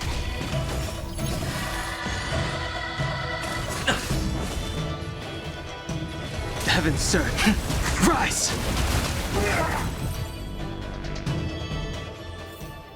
From what I understand, they have to actually return to the egg as an action. So to begin the process, yeah, that's how I understand it as I do. If they don't, they are lost. OST is so peak. Yeah, I love XianZhou Luofu has definitely been like my or Yurilo 6 was really fucking good too, and Herta Space Station has some good tracks as well. but I think XianZhou Luofu has been my favorite in terms of like how broad, how many specific tracks I enjoy. I think. Oh! Almost got me. I keep forgetting to turn on the vision, man. Heaven's surge. Break. I think they have to go back to the ancient sea. Yeah, we learned that in the main story. They have to go back to the specifically this area, the rebirthing island or whatever. Feeling spiffy? That's why there's so many eggs around. Can you find the answer?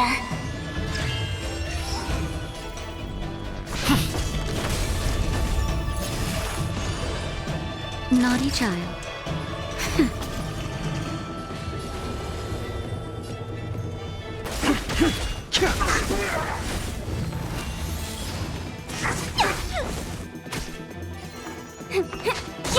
The times are changed.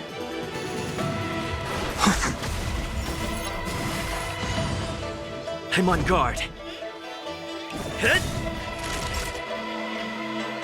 Nap time. Let's play for a while.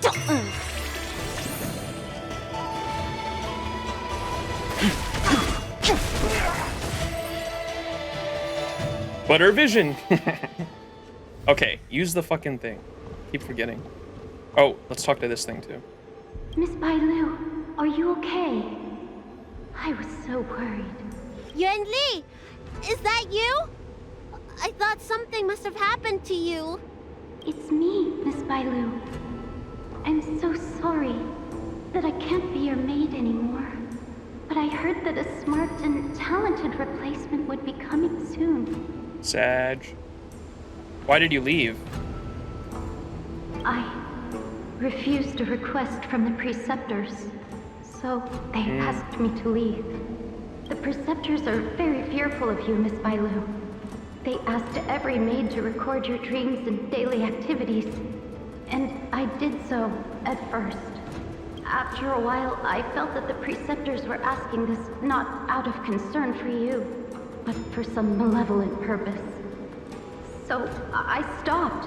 Who are the preceptors? They're like, they're kind of, from what I'm getting at, like kind of like a religious cult around the Vidyadhara and their reincarnation cycle almost. They want to, they're the people that are trying to keep Bailu like at the Alchemy Commission or whatever the whole time. They're like a council, the government of the Vidyadhara. Okay. They're the ones that want Bailu to like stay at the area though and like never want her to leave, right? If the High Elder is the Emperor, the Preceptors are like the Senate. Okay. Gotcha, the spiritual leaders. Yuan Li, don't worry. I never told anyone about my dreams. Good, good. Then I needn't worry. They'll be assigning me to a different job soon. I hope we have another chance to see each other one day. Yes. So long. She's already been reborn. Yes. Let's keep going. Okay. Yeah, everyone we've talked to so far has been reborn, but when you are reborn, you lose your memories, so they're like basically not the same person. Oh my fucking god. The strength. Heaven's surge. Rise!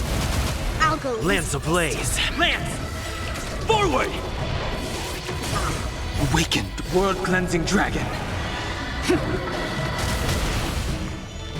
Damn, that didn't kill him? Feeling spiffy? It's time. Let's... Can you find the answer?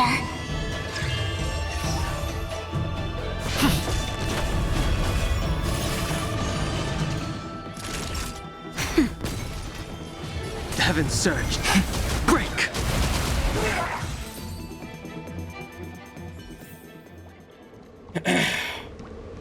I think you'll know the importance of the High Elder after you watch the Don Hank, Myrid Celestia. Okay, that's on the list after towards the end of this stream, so we'll definitely get to that. Protect Bailu. There's a really interesting world quest involving the sad mushroom and a poet that explores reincarnation and its effect on a person. Okay. I remember we talked to the sad mushroom in the first XianZhou Luofu stream. I like the mushroom.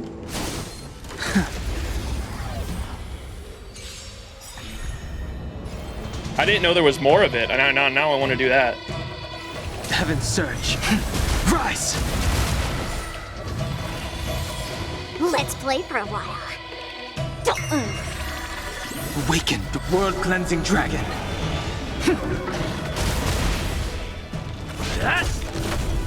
Naughty child, nap time. Heaven's surge. Break!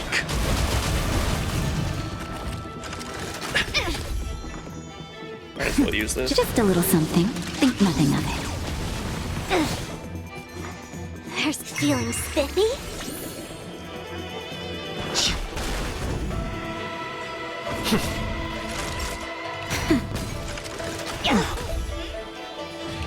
Heaven's surge. Rise!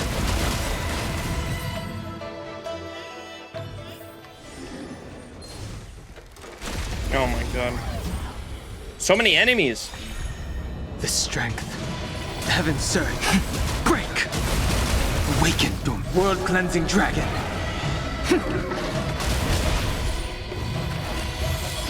I'll go easy this time. Lance at the ready. Let's... Can you find the answer? Yeah, I might just outrun them. Lance ablaze. Lance! Forward! They are reborn, but the core that made them who they are will remain, meaning that there's a high chance that the reincarnation will follow its past persona. That's, I play Destiny 2. I don't know how many people in chat play Destiny 2 and, like, keep up on its story, but there's a character named Crow that is very similar to, or reminds me a lot of this reincarnation process. Seems where I've been waiting a while. In the Forsaken DLC, like one of the main characters that we like all knew and loved since the first Destiny game, Cade, you probably, if you know anything about Destiny, you've probably seen the character Cade before, gets murdered and killed, including his ghost and everything, so he cannot reincarnate anymore. Permanent death, final death. Gets killed by a mortal named Uldren Sov, who is like the prince to the Awoken in the story. We go after him as vengeance because like Cade was like our mentor in the game. We go after him as vengeance, and the storyline ends off with you killing him, putting a bullet, or it's like unknown who killed him because like two people are aiming a gun at him, but like canonically like both people fired the shot, and he's dead in the grave. And then at the very end of that storyline, he gets revived by a ghost, and the whole like moral moral question of that storyline was like, is this still the same person? Because when he gets revived, when you get revived as a ghost in or from a ghost in Destiny, you lose all of your memories from when you were alive. And so even though he was the villain of Forsaken, right, he lost all of his memories and is revived as like an ally and someone who actually fights like for the good guys. And so that storyline was really fucking good, and it reminds me a lot of like what's going on here too, because the question always was like, is this a different person because he lost his memories? But he's like kind of, a lot of the decisions he does and his personality was very similar to Uldren still, and so there was always that question on like whether or not he's actually going to go down this like dark path and make the same mistakes he did in his previous life. Stop playing FGO right after the Lost Belts come out. How is it now? Lost Belt 5 and Lost Belt 6 specifically are like some of the best like fictional stories I've read personally. So I really love the Lost Belt storyline as a whole, but 5 and 6 go. 6 specifically, you probably, anyone who's read Lost Belt 6 will tell you that's like some of the best fiction ever written. It's so fucking good. But Lost Belt 5 was really good as well.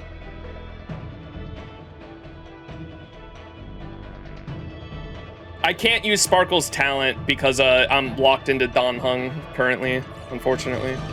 Nap time. The strength. Heaven's surge. Break! That's literally the whole Don Hung, Don Fang point, especially since Jing Yuan keeps telling you that it wasn't a proper reincarnation, so are they really different entities then? Gotcha, okay. Very similar thing going on here then, huh? Yeah, I can't, for anyone asking in chat to turn into Sparkle for her talent, I literally cannot, unfortunately. We tried that already. Is there anything down here? Why does it give me the option to go down here? Weird.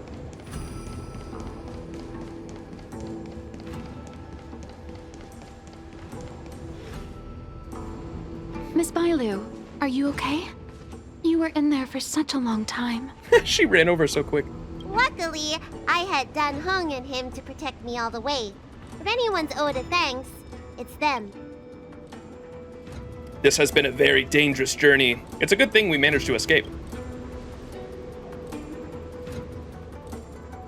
I didn't expect those assassins to be so brazen and reckless, storming a sacred place like Scale Gorge Waterscape and pursuing you. Rest assured, Miss Bailu, I'll report them to the elders and round them all up. Fortunately, the three of you were blessed by the gods. If anything had happened to you, it would have been a dereliction of duty on my part. Assassins. None of us mentioned that the danger involved assassins. How did you know that? Monka. Oh, it's because we were already attacked at the ferry, no? I was just worried that those people would try and attack you again. Sussy. Can we get a sussy in chat? You said those assassins only came for Mr. Dan Heng. But the ones we met in the ruins were coming for me instead.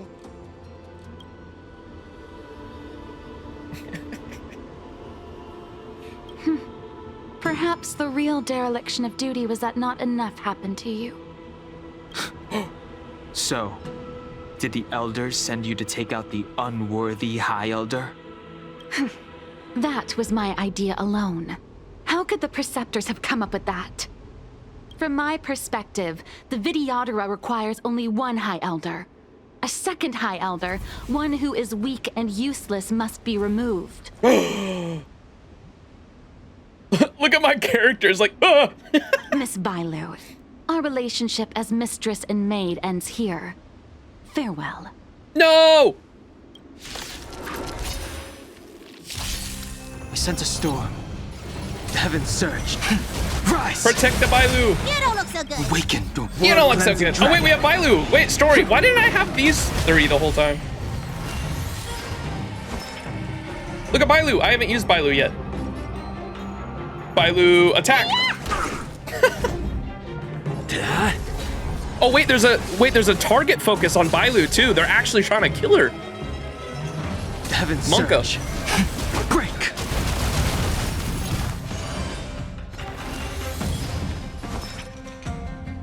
Bailu, attack! That's adorable. The strength. No! Need a doctor?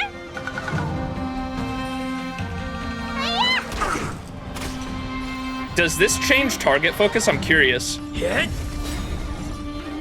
Oh, it does, or she keeps that on.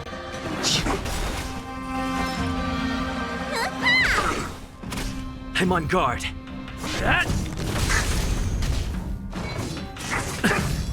Okay, it does switch it up. Okay, I was curious if that is actually gonna work. Rise! Lance ablaze! Lance! Forward! Time to show you. What's this do? What's in your prescription? Do not fret. Aw. What's her skill look like too? I didn't see this. Do not fret. Ooh, it's an AoE heal. That's cool. That's old but better. Right? Oh, yo, the goat! Wait, what the hell? For the master's Our general! Reinforcements. I am the reinforcements. Yo! Let's go! Show no mercy. Reinforcements? I am the reinforcements. I heard chat saying that earlier too. I didn't know what that was a reference to. That's so sick. The goat.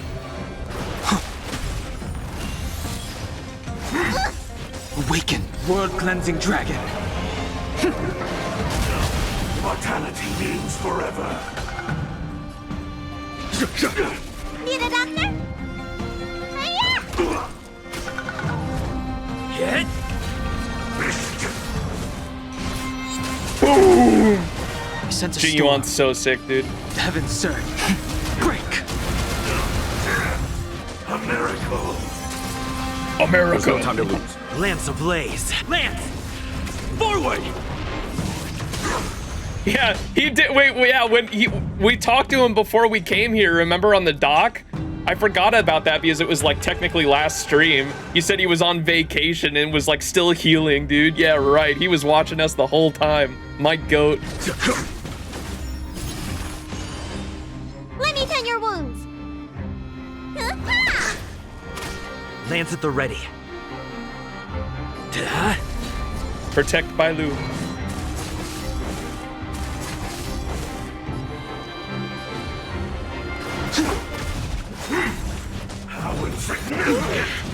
He said it wasn't his business. Yeah, right. Yeah.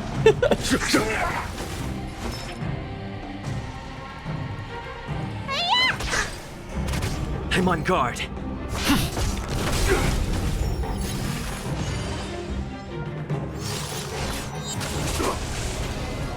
Lance ablaze. Lance! Forward! Heaven's surge. Rise! No! You bully! There's no time to lose. What's in your prescription? 1,000 thanks. Natsult, but better. God damn it, dude. Natasha actually is the worst abundance character, isn't she? God, that makes me so sad. She's like still to this point where I am in the story, I think Natasha's still my favorite character. Don't lose it makes me so sad that she's such a bad character for her role. Heaven's surge. Break. A foregone conclusion. Surely she gets stabbed and becomes a 5-star. Yeah, right. Let me tend your wounds. Show no mercy.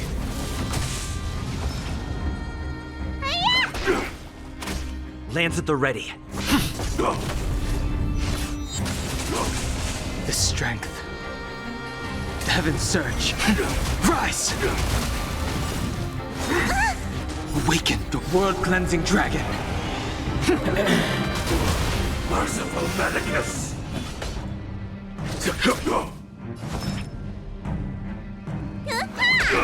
I'm on guard. Lance ablaze. Lance! Forward!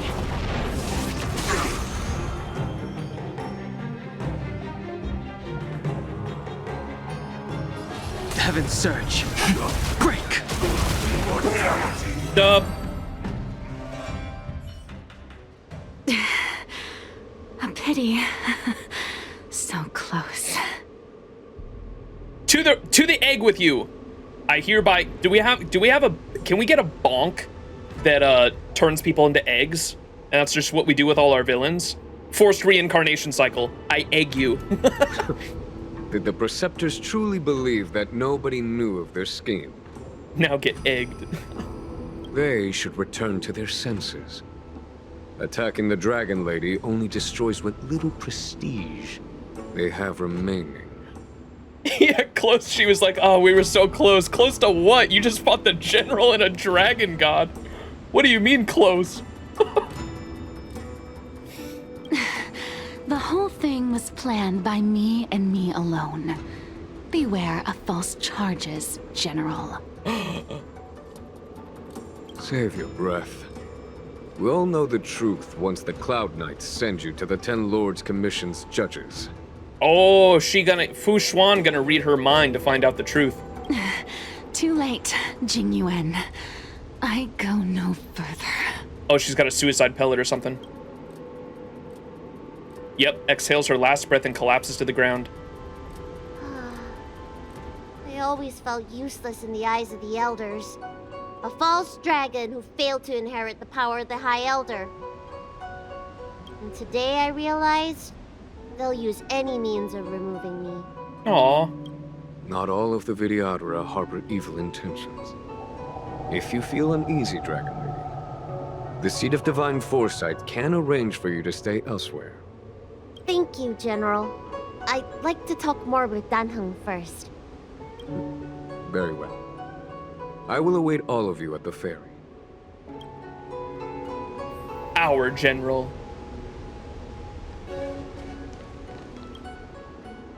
The Vidyadhara have neither parents nor family members. Once born, The teacher is assigned to instruct the young Vidyadhara in the art of Cloud Hymn, as well as various life skills. Dunhung, did you have a teacher like that? If you're asking about Vidyadhara tradition, I'm afraid that's something I never had any experience of. Because he was outlawed, right? I've always been a wanderer. Banished. I can never return to my homeland. In my fragmented dreams, I meet enemies on the battlefield. But in my travels, I meet many people who I can describe with the word teacher. As far back as I can remember, I've had the preceptors and alchemy commission healers telling me what to do. Cure diseases, save lives. I don't know if that counts as teaching. You know something? It feels like you're the teacher I've been waiting for. Aww. Virtuous in the past life, master in the next life. Perhaps we were friends or disciples in our previous incarnations. A friend or disciple of Dan Feng? Maybe. It's fate! Miss Say the Bai thing! Lu, at first, I was worried that your title of High Elder was in name only, and that an absence of true power would eventually put you in grave danger. It seems I was overthinking things. You have no shortage of true power. But she is short. You mean the power to repair the seal? The power you taught me? The Mirage Echoes of Scale Gorge Waterscape mentioned that not only was Dan Feng a brave warrior, he could heal others with Cloud Hymn magic. What you have is the power of the High Elder that belongs to you. The power of life that can reforge the Arbor Seal and the vitality of the Eternal Roots. It is a world away from my power of destruction. In that case, Dunfeng probably had a gentle side to him too, right? Perhaps. We should head back to the healer's market. I have other things to do today. Let's go. Huh. Was that it? Or are we gonna get more? I want more. Wait, Now that the seal is repaired, my affairs on the XianZhou have drawn to an end. For the time being. Are you planning on staying on the Luofu? The banishment decree has been revoked, and the preceptors have regained an awareness of the situation. This is your chance to return to your homeland. Dunhung belongs to the Astral Express. You should stay, but remember to write to us. Wait for Dunhung's response. What if I tell him to stay? You're asking him to stay here? As a nameless, the Express still needs me. Ah, that is a pity. That was it? Oh, man, what?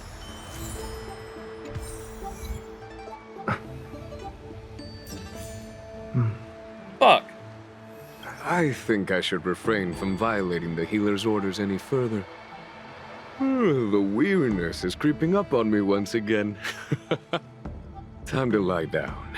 Yeah, I feel like I just got more questions from that questline, goddammit. Farewell, all of you. I Sleepy? think I should refrain from violating the farewell. He's sleeping. Sleepy General. Sleepy Jingyuan. There are 2 sides of Luofu quests, too long, and that's it. Yeah, it's typically tell, don't show Hoyo storytelling. Oof. God damn it, dude. All right, one of these. This is gonna take 2 seconds, watch. Oh!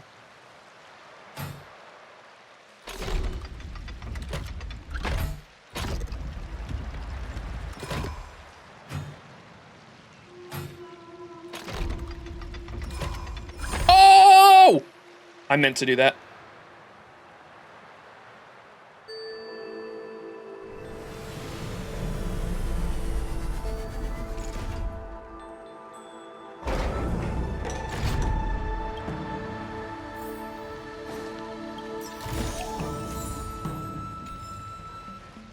I'm so fucking good at this game. All right, what was that message I got? Is this guy? Hello, Max. I'm Guanjin, a Realm-Keeping Commission orderly for the Scale Gorge Waterscape Delve. I've heard a lot from the Exalting Sanctum's Realm-Keeping Commission and got your contact details from them. Looking for me? Yes, looks like you've got plenty of experience of this and saw this coming. Recently, we got reports that some civilians have entered the unknown area and encountered monsters that have become invisible. It's Vidyadhara Cloudhim? The invisible enemies? Oh no. They're combat instances? Okay. I didn't think you'd be so familiar. Is this more of the, like, the 3 stages? There's, like, 1, 2, and 3, and you have to do them for, you get jades or whatever? So, like, every location has them? Or is it just a blue side quest?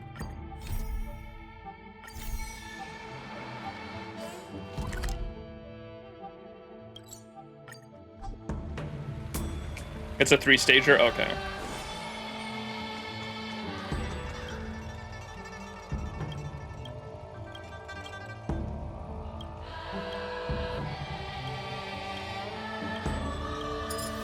Gotcha. Okay. Sorry, I skipped all that dialogue. I'm ready to get to the next shit. The problem with the XianZhou arc is a lot of details are omitted and unexplained in the background. Yeah, the lore is so good. The location's cool. The lore is so good. I love the world building and like.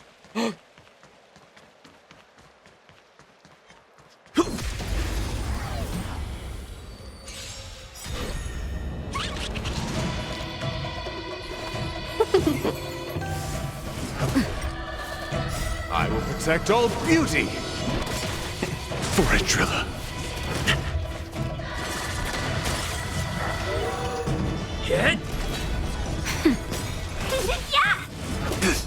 Oh, stop targeting other shit.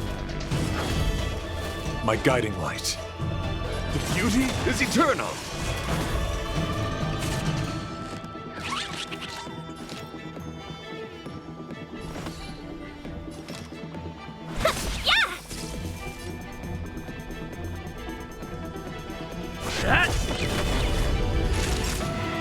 Nap time. I'm okay. Lance ablaze! Lance! Forward! Yeah, the Jingliu side quest is what we're doing next. I just wanted to give my thoughts on what was going on in that one. Fight is won! Wretched and fleeting. I will protect all beauty for a Trilla. Give me those jades. Score. Reach the end of the story in your own way. All right. Yeah, XianZhou Luofu, I love it so much. There's just like, it could have been so much better. I think that's like my main disappointment with it. Like, I hope people understand, like, because I know a lot of people, my YouTube community specifically was like really worried about me not enjoying XianZhou Luofu, just because like a lot of people were saying that this was like the worst arc. And I liked it. I really liked XianZhou Luofu. I think the story was good. It was just, it could have been so much better, man. Like, I feel like it really could have benefited from like one in-between arc. Like the first arc was good, the second arc is good. We should have had like an in-between arc in the middle that really fleshed out Dun Hung and the Cloud 5, whatever they're called. the Cloud Quartet, or what, Cloud Quintet? Quintet's 5, right? Ugh. Like, I feel like if that story was fleshed out in the middle, it would have been so much better. My feelings are hurt. The Cloud 5, man.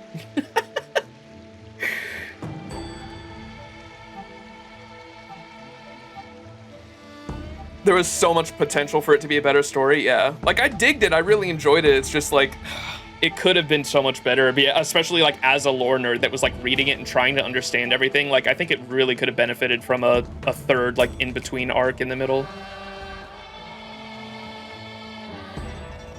That's kind of what Jingliu's quest. Yeah, no, I know it's going to explain that. I think like I would have rather, or are they going to explain like Don Hung's backstory in Jingliu's quest too? Because like that's kind of what I was missing. Like, I really wish we would have gotten to see Like, I think there should have been a middle quest line. And be like, they're immortals too. Like, this would have been so, it would have made more sense, or I would have understood it if the characters in game at the XianZhou Luofu like aged, and like they couldn't do like a backstory or like a memory story where you replay the events of the past, because like their models look old and aged now, and that was when they were young. But because it's the immortal boat and everyone on it is immortal and they don't age, it would have been easy just to go back and use the same models. You could have done that. That's like where that's where like kind of my frustration comes from. Like, it could have been so much better, or it would have benefited big time from a like replaying a memory arc.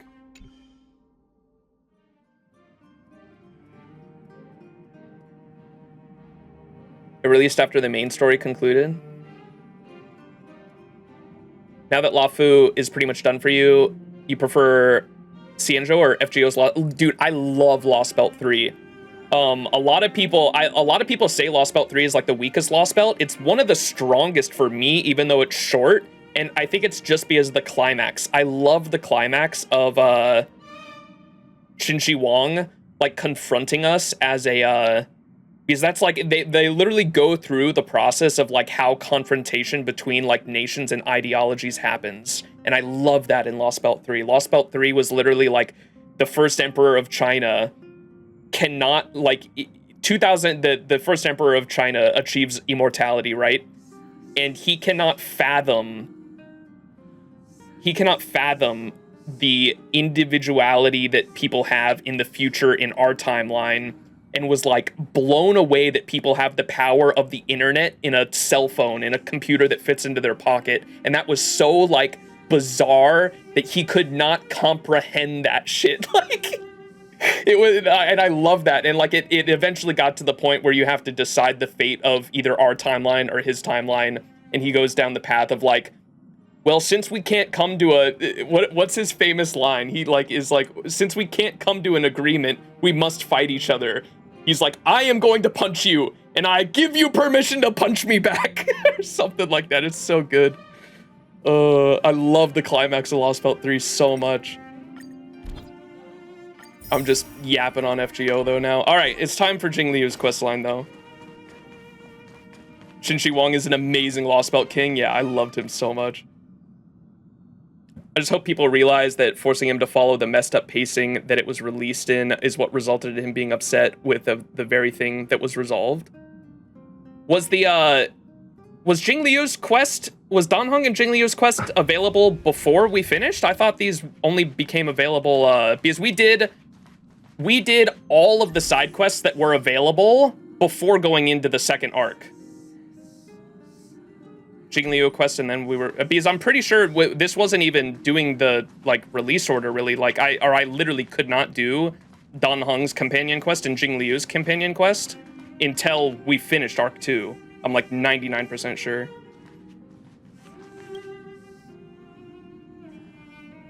Jing Liu's quest opened after the Fantalia fight. Yeah.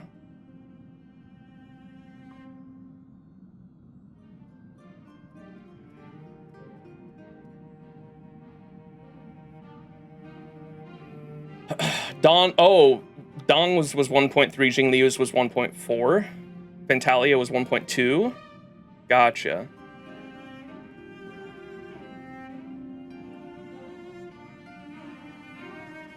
You don't have to do all the other quests before Jing Liu? We didn't do that many though.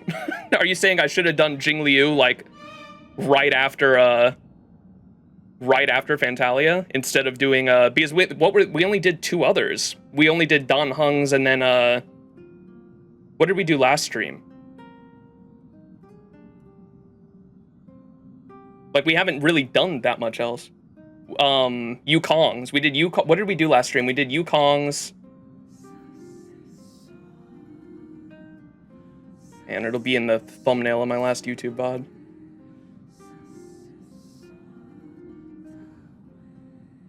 It was the Kafka thing. We did the March. Like, none of that was really related. Like, I don't know what you're suggesting. Should I have done Jing Liu's before doing March, Yukong, Kafka, and Dan Heng's? Is that what you're saying? Jing Liu's was the last release. Well, they were saying I should have done it. we did March and Yukong, yeah.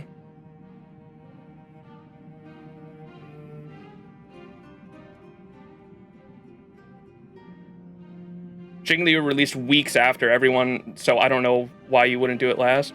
Chat's just tweaking. Right after Dong Hong was probably for the best. That's what we're doing though. All right, I'm getting one guide right now. I'm gonna move on. Anyways, this is the Jing Liu quest we're starting right now, and this should be the final main. Like, this should be the final quest line for the Luofu that like gives me context on the story at least. Like everything left is just gonna be like blue side quests for the most part. So this should be the last thing, and I imagine because it's Jing Liu, it's gonna give us information on the Cloud 5. On the paper, the names of the sender and recipient are all omitted, with only a faint trace of dim ink vaguely visible. Let's open it. You unfold the letter, and the ink immediately becomes visible. It's as if an invisible hand folds out like a pen and a sword, making swift, decisive strokes. Ooh, magic. After a moment, the content regains its original appearance. So it's like the invisible ink spies use and shit. I have learned of your return to your home. Letter of unknown origin.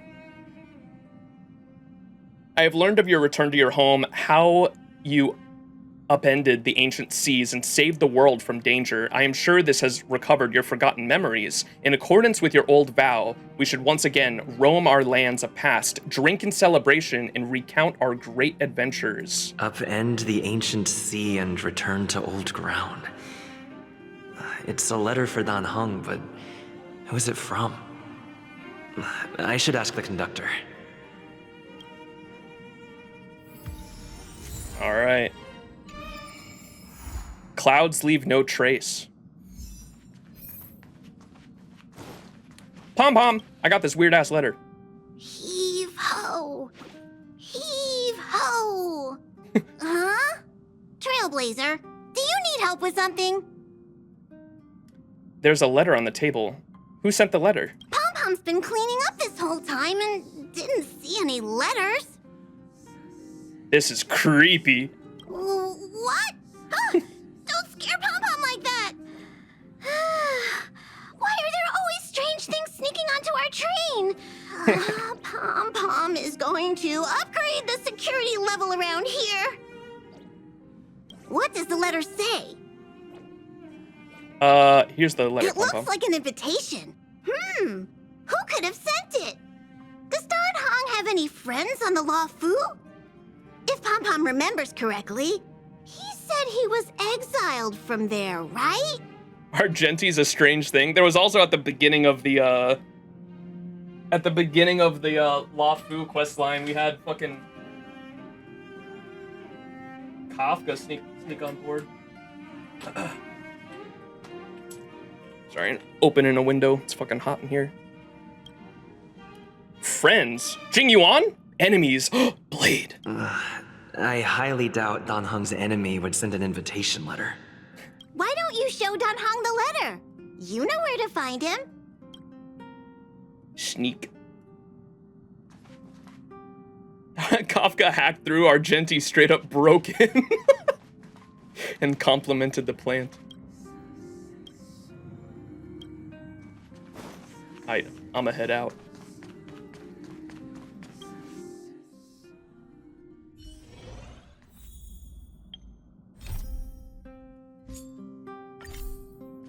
The Cloud 5.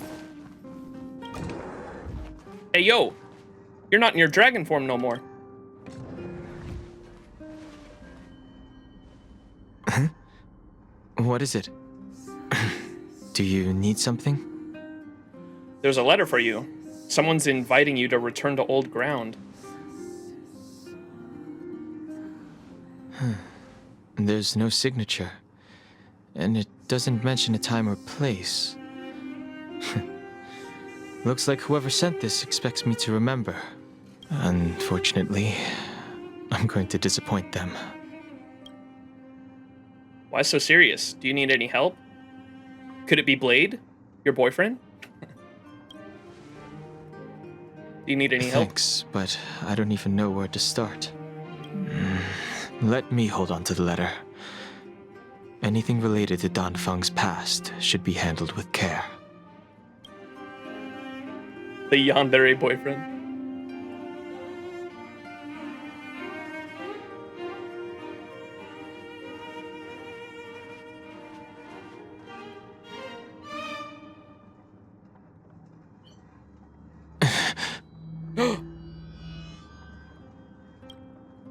The appearance of this letter makes you feel uneasy. You evoke a cloud hymn, and a droplet of water condenses from the air and soaks into the letter. Oh, there's going to be more.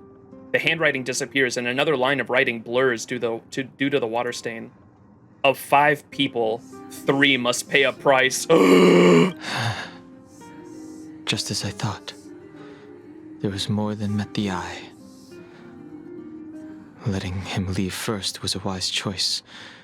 I can't put him in danger again because of this. But if he didn't send the letter, then who did? Maybe I should make a trip to the seat of divine foresight.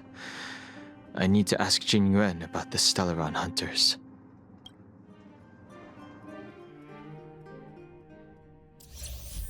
Hey, Jing Liu trial quest, okay. She blind.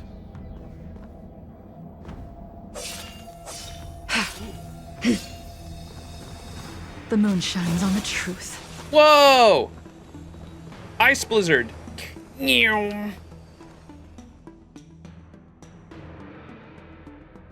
After all this time away from the Luofu, the seat of divine foresight has only become more hostile.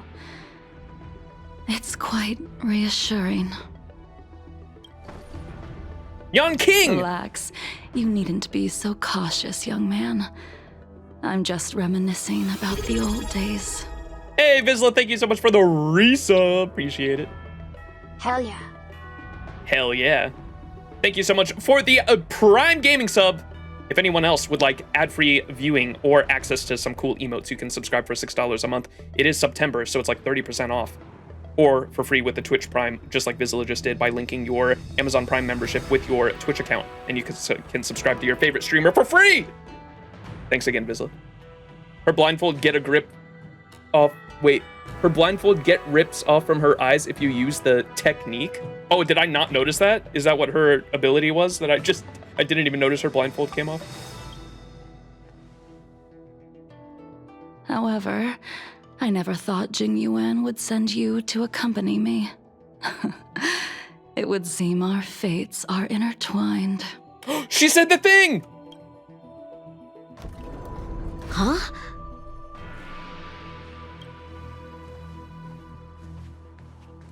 Hey, yo. I've got my work cut out for me today. Well, if it isn't Dan Heng. Greetings. Hello there. I need to speak with the general about something. Greetings. I need to speak to the general about something. Those were both. Why even give me the option? He said both. Looking for compensation for the injuries I gave you? I accept full responsibility. They can deduct my next 100 years' salary if they like. 100 years? That won't be necessary. I'm here about something else. The Cloud Knights were doing their duty. I'm here to ask the general about the Stellaron hunters. You came at a bad time. The general is busy with urgent work. You probably won't be able to meet with him today. But he did leave a message. Dan Heng, do you recognize the person on the steps? Blood is not young king yet. I heard people say that his character arc in the post Luofu storyline or in the 2.4 and 2.5 is like way better than this. No? No. If the general talking isn't about Jing Liu. available, I'll come back another day. You don't remember her? I see. I suppose the memories of your previous life really were wiped clean after the rebirth. That is Jing Liu, the previous sword champion of the XianZhou Luofu. She was the closest friend of Imbibitor Lune, your previous incarnation. She was also the general's master. According to records of wars past, her blade has slain countless denizens of abundance. Not even the feather guards of the Wingweaver, the father wolf of the Borazon, or the gigantic mecha beast could withstand a single strike from her. She's a renowned legend. However, you're just saying those things. are ancient stories. It's a shame that even a hero like her wasn't able to break free of Mara.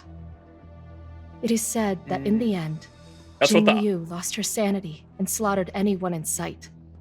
She was deemed a criminal and fled to outer worlds. And I remember we got a little bit into insight on when we did Yan King's companion quest on Jing Liu. She said something about like the blindfold she wears like holds back that bloodlust or something like that, or the Mara within her. With her powers, you'd think there would be no one capable of bringing her in. For some reason, she arrived on the Luofu with a suspect disguised as a traveling merchant and said she wanted to turn herself in. A traveling merchant? Wait a second. Her surrender came with one condition: that she be allowed a day of freedom before the trial. She wanted to travel to Scale Gorge Waterscape and meet with her old friends one last time. Luocha. I can't believe Jing Yuan actually agreed. Luocha. All right, so she's here to turn. So she escaped because she went fucking crazy and started murdering everyone, and so fled to faraway worlds and was essentially exiled, similar to Dan Heng. And now she's back to turn herself in for the crimes, but wants one last day to, I imagine, meet with the Cloud Five.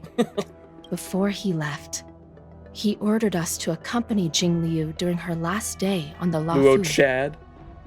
We're hosting an honored guest. We're escorting a criminal.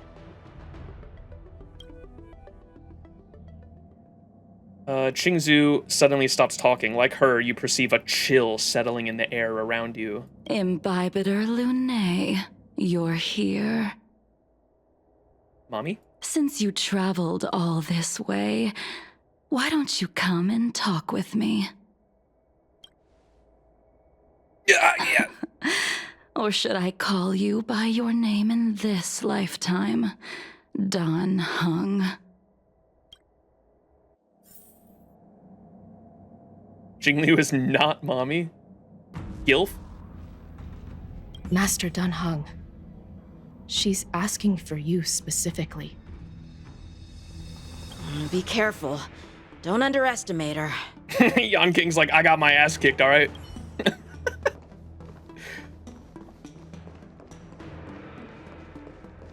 Hey, yo. Wait a second. Eh? I'm seeing double chat. When I left the XianZhou, I heard they took away your scales and horns, forced you into a hatching rebirth, and detained you in the shackling prison. Ah. See, we didn't understand any of that before. When I left the XianZhou, I heard they took away your scales and horns, forced you into a hatching rebirth. We knew that part. Wait, is that little thing on her chest moving? Is the moon? Yo! Wait, that's sick. What the fuck? That's cool. It goes through the moon cycles. I thought Imbibitor Lunae had been wiped from this world. But then I returned to the Luofu and watched as you parted the sea. After all these years, it was a magnificent sight to behold. It's the moon is meant to symbolize her mind. That's sick. I never understood why she talks like she smoked several thousand joints. Yeah, well, it's just the voice actress, I assume, is trying to give off the vibe that she's not all there in the head, maybe. Do I know you? I remember you barely. My past life is over. The life of Imbibitor Lunae ended. I stand before you, a completely different person. I understand. The sins of a past life should be forgiven after rebirth. Now you are a nameless, traveling across the galaxy. But can anyone really bid farewell to their past? If my guess is correct, the Preceptors were unwilling to allow the Ichor line to end, and hoped for the Imbibitor Lunay's resurrection. That is why they tampered with the molting rebirth, and turned you into what you are now. If my guess is correct, the Preceptors were unwilling to allow the Ichor line to end, and hoped for Imbibitor Lunay's resurrection. That's why they tampered with your molting rebirth and turned you into what you are now. Do you also wish to restore the High Elder succession? You want to make Imbibitor Lunay pay for what they've done? Tell me why you're here. You're not here to reminisce on old times. Tell me why you're here. You didn't hear? That Vidyadhara girl explained it clear as day. I returned to the Luofu so I could surrender myself to the Alliance and atone for my sins. I did, however, have one request before the trial. I asked to be given a single day to go and see old friends, and to fulfill promises I made long ago. Jing Yuan has always been an understanding person. He heard that you would be coming and agreed to my request. So, you're the one that mailed the letter to the Express. That's right. In the meantime, Blade? We gonna get an update on what Blade's doing? Because he's one of the Cloud 5, right? The sea's depths Luocha! conceal no stone, and dragon's breaths reveal the moon. The scenery of Scale Gorge waterscape is truly as magnificent as the poems describe. But as a suspect, shouldn't I be bound and interrogated in the shackling prison? Is it really appropriate to bring me to a place like this, General? Holding you in the shackling prison would be more trouble than it's worth.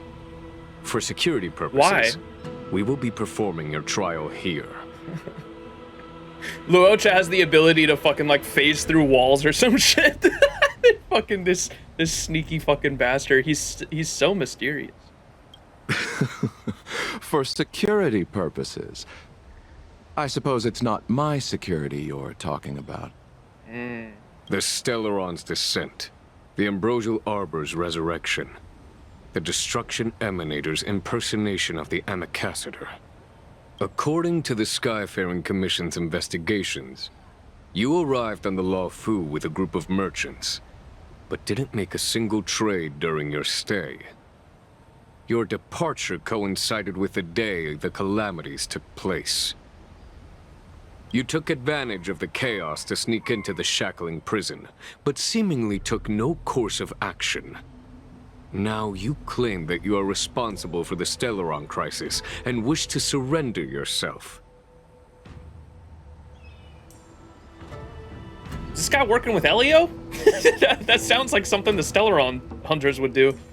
Your behavior truly is puzzling. I can't seem to piece together your motive.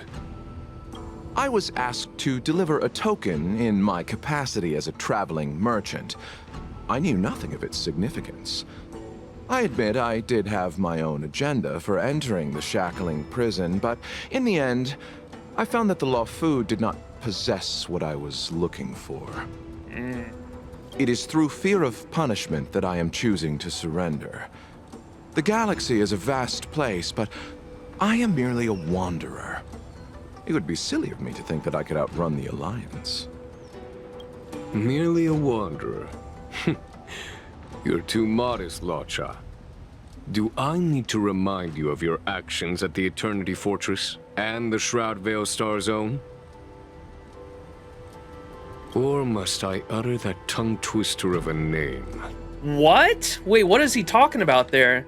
Merely a wanderer, you're too modest, Luocha. Do I need to remind you of your actions at the Eternity Fortress or the Shroud Veil Star Zone? I'm not supposed to know what those are, right? At the what? Yeah, I've never heard these words before. I'm not supposed to know what those are. And the tongue twister of a name. Hey, yo. What? What is he alluding to? Well, they don't call you the Divine Foresight for nothing, General. The tongue twister of a name. He's got to be talking about fucking... Wait, chat, I know who he's talking about. He's talking... That's got to be it, right? It's fucking Voldemort, bro. You flatter me. Fortunately, I did my research, or this conversation would have been quite dry. Seeing that you sense something is amiss, are you looking to defend me and clear my name of suspicion? That is beyond my control. Attempting to undermine the Alliance is a grave crime. According to protocol, you are to be held on the XianZhou Luofu for a joint trial before the 10 Lords Commission and the 7 Arbiter Generals. 7 Arbiter Generals? So that's one of the other ships, right? The XianZhou Luofu is another ship.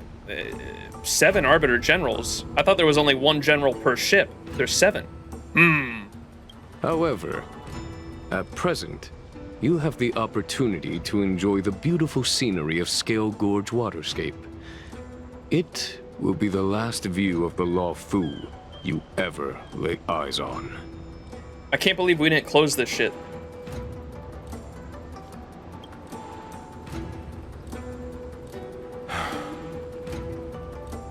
She told me that the High Cloud Quintet once gathered and feasted here hundreds of years ago. The unparalleled sword techniques of your master, the mesmerizing cloud hymn magic of Imbibitor Lunae Dan Feng, the artful piloting skills of Bai Heng, the divine weapons crafted by the Juming artisan Ying Xing, and the unmatched stratagem of the general. I'm assuming that's the 5, right? That has to be. The unparalleled sword techniques of your master, which is Jing Liu. The mesmerizing cloud hymn magic of Imbibitor Lunae Dan Feng. That's 2. The artful piloting skills of Bai Heng. Don't know who that is. The divine weapons crafted by Shuming artisan Yin Xing. Don't know who that is. And the unmatched stratagem of the general. I'm assuming that's Jing Yuan here. The other 2, one of those has to be Blade, and he changed his name, obviously, because he, like, we read the lore on Blade's, what is it called? The artifacts for the Blade set that was his artifacts. We read the lore on that last HSR stream, and basically came to the conclusion that he went through a rebirth cycle, had no idea who he was, and he had he reminded me a lot of Archer from Unlimited Blade Works and his backstory with killing and killing and killing and killing and killing, and all of these swords stacked up, and every sword represented someone he killed. And I was like, that's literally like Archer from UBW, kind of. And eventually he got to the point where, like, he went through a rebirth cycle, lost all of his memories, and then meets up with Kafka. And Elio and Kafka basically promised him a final death from the cycle of rebirth, but he would be able to get his vengeance somehow, or something like that, and that alluded to him finding and killing Dan Heng, I think, somehow. Is like, basically, yeah, no one in chat spoil me, but that's basically what I remember from reading his the lore on the artifact that was his set. One stream without spoilers. Okay, if someone said something, I won't look. But yeah, that's basically when I get it, because chat is like when I talk about things I don't understand, people in chat that maybe don't know that how I like playing these games want to chime in and tell me that the answer. But I'm just going over my thoughts right now. I don't want to be spoiled. I'm just speculating, giving chat the knowledge, and the YouTube audience the knowledge of like where I'm at right now in the story mentally and what I'm thinking about. and I like speculating and giving the thoughts on the situation before we go on, and just like that way it makes the reveal a lot cooler, because I get to dish out where my thoughts were before the reveal happens, right? So we'll keep going. The 5 of you vanquished evil from the world, creating legendary tales in your wake. Unfortunately, nothing lasts forever, and the High Cloud Quintet disbanded as each of you went your separate ways. Good luck on getting spoilers during Penacony. I know. I was thinking we might even turn it into sub-only mode for Penacony, just to try to avoid, or I'll turn it on like you have to have been following the stream for like 3 days or something. Something like that. I don't know. We might put some protections in place when we get to Penacony. Nothing lasts forever, and the High Cloud Quintet disbanded as each of you went your separate ways. You removed me from the shackling prison and decided to interrogate me here. But not for security purposes. You wish to discuss things that shouldn't be overheard. You wish to discuss the one person you've avoided mentioning up to now. Your master, Jing Liu. Monka. Meanwhile, in the seat of divine foresight.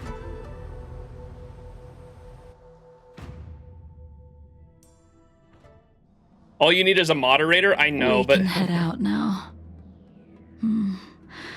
I would like to visit a few places from my memories, enjoy a glass of wine, and reminisce about the good times. The reason I don't have any moderators is because I've had the mods on Twitch have a lot of power. They can change commands, they can change the Twitch name, they can like I think they can even see like analytics and shit like that. And so moderators have a lot of power on Twitch, and I've had bad experiences with mods in the past. Obviously they can ban and time people out as well. And so I just don't have anyone at the moment that I like trust fully with being a moderator. And so that's why we don't have any mods.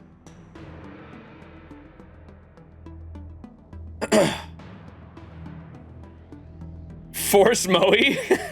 Dude, I'm not gonna make Moe sit here for the entire time.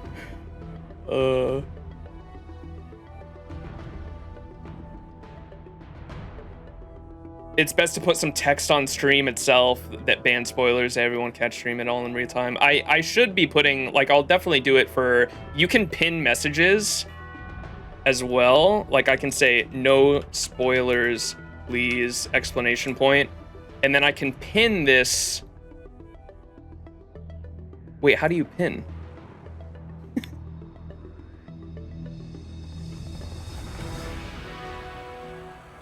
Wait, can I? Wait, why can I not pin this? Oh, there it is. I have to do it. I can't do it from my OBS window. Hang on, I got it. Pin. Yes. And then manually unpin at the end of stream. There we go. So those pinned, so that'll stay there, right? The pinned comment or the pinned reply or the pinned message will, no spoilers, please, will stay at the top of chat. But the problem is it goes away at the end of stream, and like I have to reapply that every single stream I do, and that kind of gets annoying. Like I wish I could put a pinned message up that stays until I put it down in between streams. That would be nice, but I don't think that's an option. But I'll definitely add that as well when we get to Penacony, just cause if I can remember.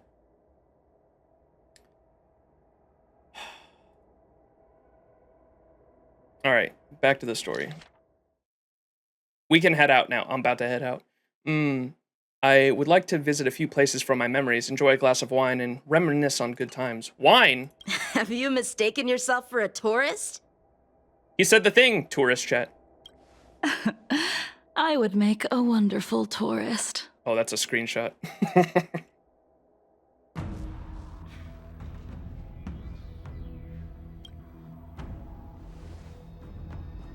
Lower your guard, young man.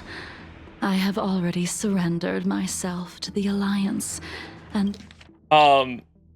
whoever said, can you put a message before someone types in chat? The rules, it is in there. It is in there, and people still spoiled. So it's not gonna work, I don't think. I already have, if before you type in chat, the rules or whatever before you type in chat literally say, please do not spoil any game Max is playing. If you would like to ask Max like a question about, you have to provide like a no context question if you want to ask my opinion on something that may or may not have happened yet. And so like that's literally in the rules of the text chat, and people still spoil. So like, yeah, people can't read. Unfortunate. Lower your guard, young man. I have already surrendered myself to the Alliance, and I will keep my word. Besides, your general has already agreed to my request. Duh. And I will keep my word. Imbibitor Lune, you must accompany me. I won't take no for an answer. Regardless of whether you're still interested in your previous life, accepting my letter means that you've accepted my invitation. Lead the way. Where should we start? Should we go to Stargazer Navalia first, or to the Artisanship Commission? Place a massive text on screen. Something tells me even that wouldn't work, bro. Like, straight up. I feel like I could put massive text over the screen that says, please do not spoil, and people would still fucking type shit. I swear to God. So many memories are swirling inside my head. I can't get a grasp on any of them. When the people of the XianZhou live to be more than 1,000 years old, each day is like carrying the weight of a mountain through an interminable maze. What is she yapping about? Where do we start? Should we go to the Stargazer Navalia first or the Artisanship Commission? So many memories are swirling in my head. I can't... dude, she taught... I think it's just the speed of what she taught. I, like, retain none of the information she says.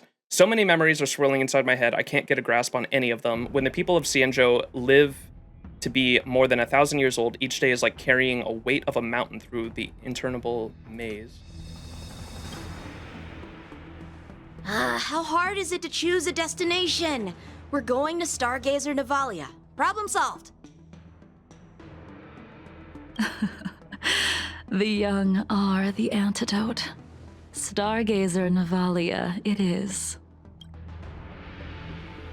Not even Max can handle her speech. I get what the VA was going for. It's just, it did not translate over well for, like, listening. Ay.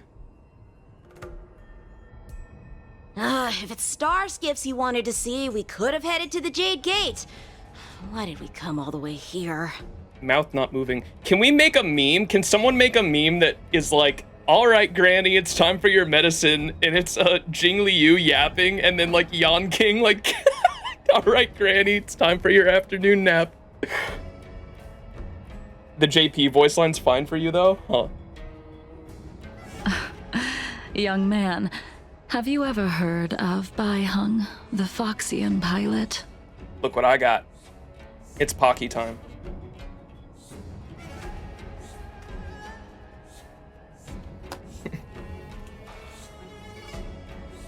Bai Hung, that's one of the XianZhou Cloud 5, right? Bai Hung. I think I've seen that name somewhere before. Cloud 5. Bai Hung. Whoa! This name is unfamiliar to you and elicits no feelings. However, a voice inexplicitly rings into your ears. Let the noble High Elder drown the enemies in rain. We just need a watch from the sky, I presume? Hey, yo, who's this? Like I said, Max, it's because they told Amelie, talk like you're holding back a werewolf inside of you. Yeah, that's what I said. Like, I assume it's because of the, like, what she was going for the character. I get that. Thanks, Max, I'm hungry. Hey, yo. Imbibitor Lune, if memories are returning to you, share them. I'm not sharing my Pocky with you, Jing Liu. I can't remember anything. I only remember fragments. I think She was one of Imbiber de Lunay's comrades. I can't open the fucking Pocky. She was a comrade and friend to both Imbiber de Lunay and all of us. The illustrious Cloud 5. That's what I'm going for, dude. The Cloud... What are they called? The Cloud Quintet? New Luofu puzzle? The Pocky box. I got it. It wasn't the box. It was the package inside the box.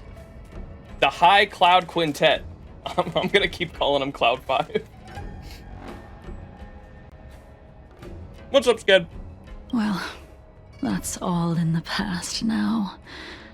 The reason we came to Stargazer Navalia is because I wanted to pay tribute to her here.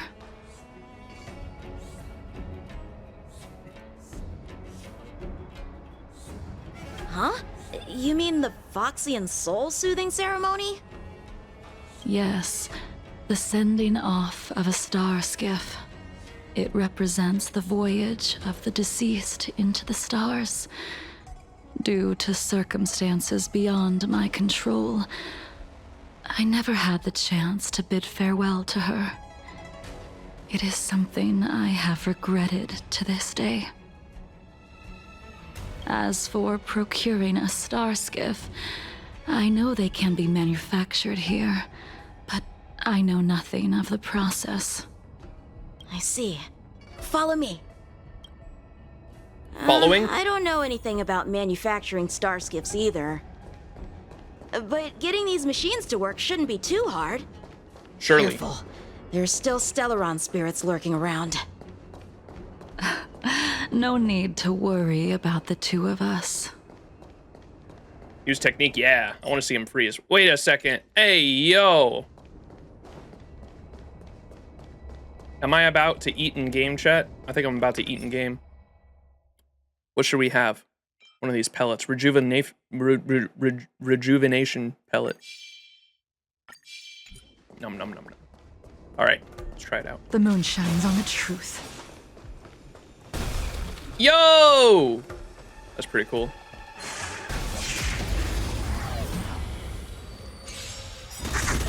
Stand down. Alright, let's see these animations.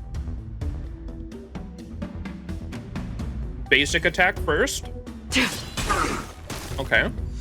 Embrace virtue. Embracing? Beauty is eternal. Lance at the ready. Lancing? That'll take more than medicine. Medicinging? Unworthy. Unworthying?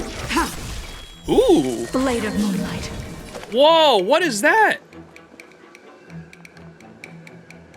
Hold up. How's she work? Yo, she's so pretty. Okay, I see it now. I see it, chat. She is very pretty. Wow. This is just like that, Y'all know the moment I fell in love with Saber Alter? Or maybe I'm not gonna look up. Should I pull up the scene? Fucking,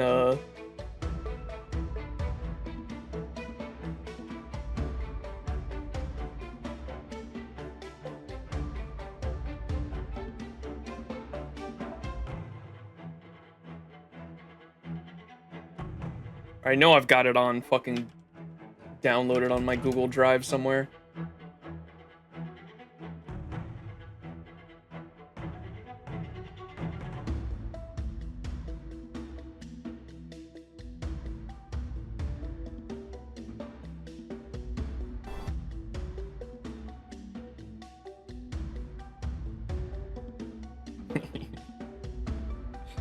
Look at the crit rate. Okay, one sec.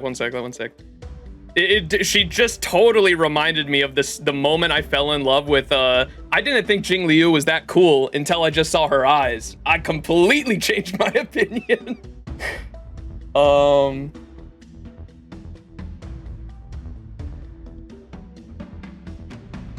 Here, look at this.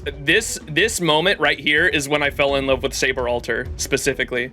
Like, she just had a crazy fucking fight with Berserker, right? Literally killed the motherfucker 9 times over. And then this happens.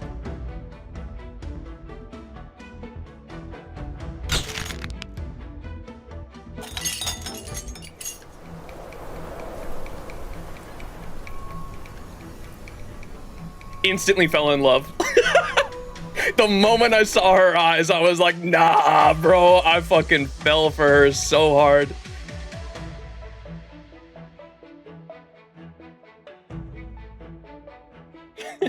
She went to her second ascension, true. The beauty of grace. 100% crit rate? Wait, what? Oh, right here? Is this crit rate? 100% crit rate. So is that in her special stage with this? Suspect. Okay, let me look at the abilities. I have no idea what's going on. So her technique, after using the technique, creates a special dimension. We know what that does. 20 seconds. All enemies are become frozen after entering combat. Immediately regenerate 15 energy.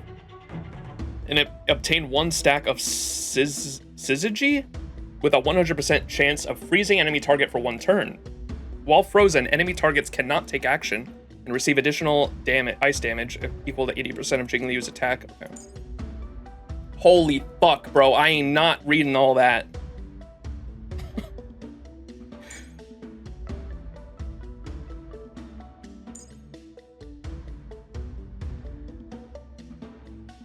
Much texto, no, I'm not reading all that.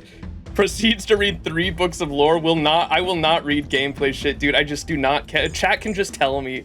Oh my god, I'm sorry. Like, if it's just this, like, this is fine. I can read that. When you got this, nah, bro. I do not want to read all that just to fucking play the character. Ay, ay, ay. Lore reading, smile. Kit reading, gasp. Yeah.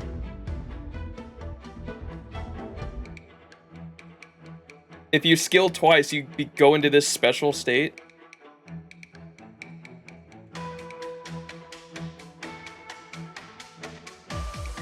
Jingliu takes allies' HP and converts it to damage, if I'm not mistaken. That's interesting.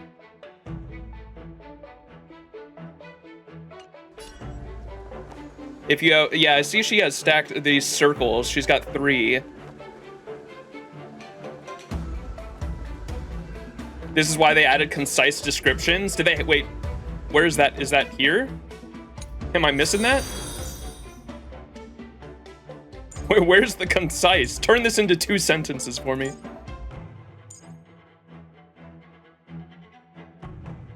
Dude, what? The skills turn into different things. That's why she's, like, in this state, okay. Oh, my brain. It's only when you're in the character menu, not combat. Oh, okay. All right, let's see what this enhanced state ability does. Whoa, that was cool. Wait, that's the ability she used on Yang King. In the Yang King mission, right? Wretched and fleeting. Why do I have 2 DPSs right now? Until I will protect all beauty. Hit. Time for a shot. Nap time. Ready for death. Oh, she keeps it. That's sick. And then Yang King cut it, yeah. Okay, let me change the team around for this. Sustain's fine. We just need to change you to be like, should we just use Ting Yun? Can't go wrong with Ting Yun, right?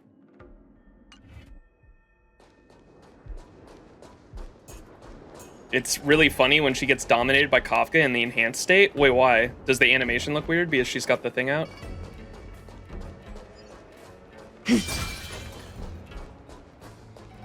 Oh, are you saying because she's like a hyper support? So if she gets dominated, your team's just screwed?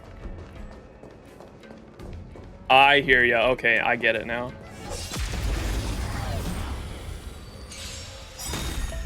Welcome, customers.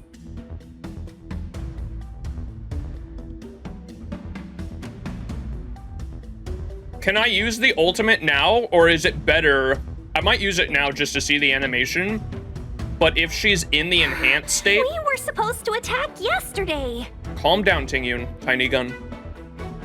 If she's in the enhanced state, does the ultimate gain benefits? Okay, it does. Better to use it when she's in her enhanced state? Okay. But use it, yeah, I'm gonna use it now just to see the animation, but good to know. All will be revealed. In lunar flame. What the hell? That's oh wait, dude, the impact frames are so sick, and it froze them all. Wait, that's straight up fucking Tsukihime, bro. Tasukihami? That was Tasukihami, right? What's going on? All the best. Fleeting light, roaring flood. A blade of moonlight. Ooh. She's so pretty, dude. Literally arc. Hit. In the moonlight. Lance! Forward! Better to use enhanced. Yeah, I get that it's better to use it enhanced. I just wanted to see the animation because we hadn't seen it yet. No, I'm sorry, but Jingli, you got nothing on Arc the Goat. I still need to read Tsukihime. Tasukihami? I still haven't read it yet.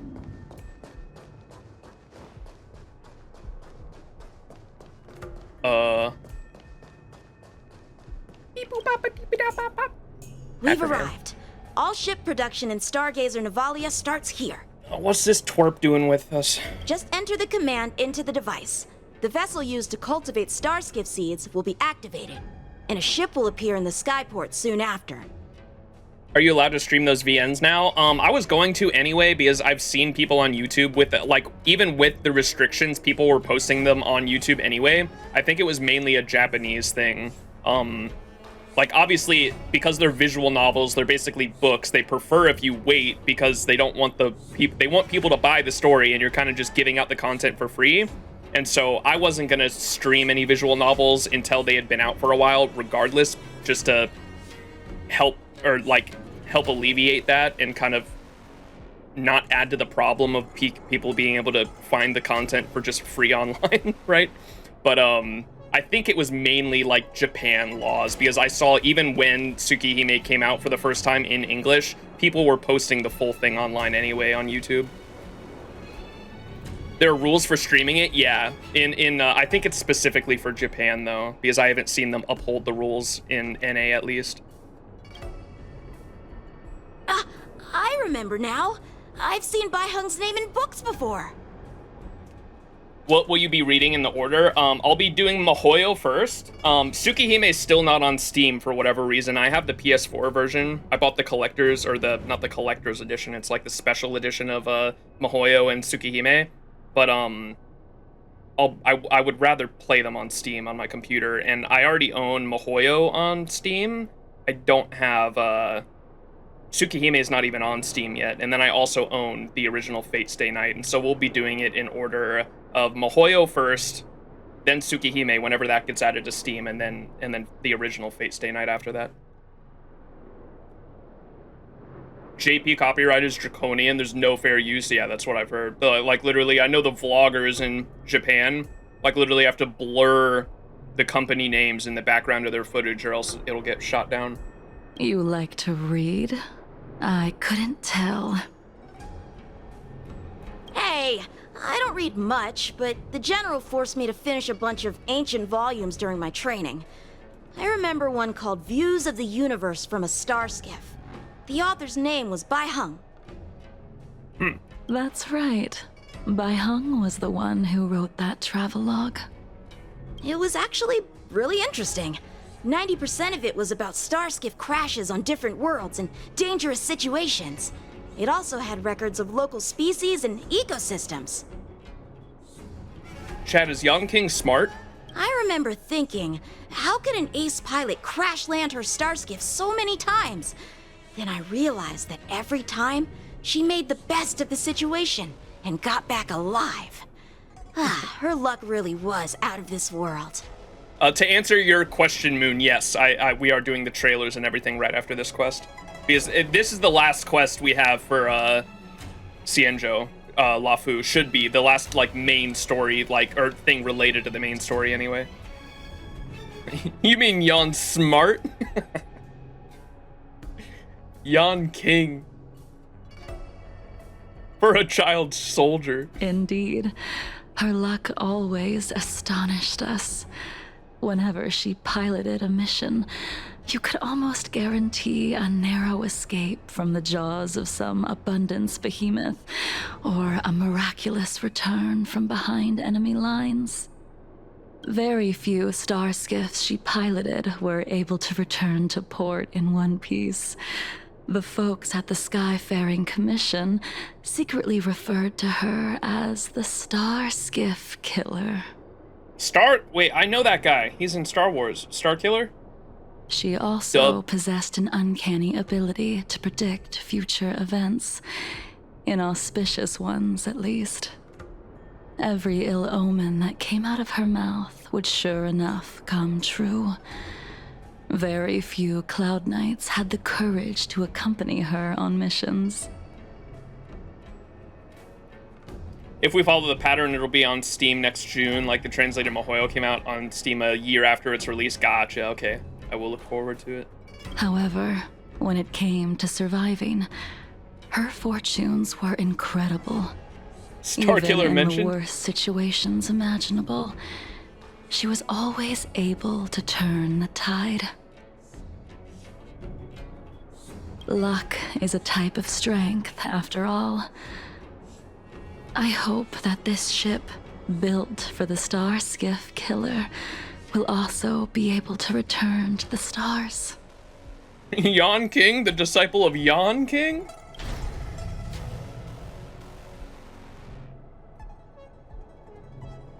Ha! That'll do it. The Star Skiff assembly line has been activated. The Star Skiff will take shape and enter the skyport. Let's go wait for it there. Jing It won't Yon. be long. My bro do be sleepy. Thank you, young man. Young man. The way she says that makes me feel a certain way, chat. Can I go to settings anyway? Is that an option here? I don't think so.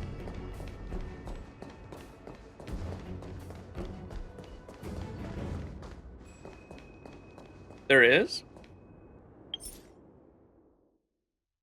Oh, I see the cogwheel.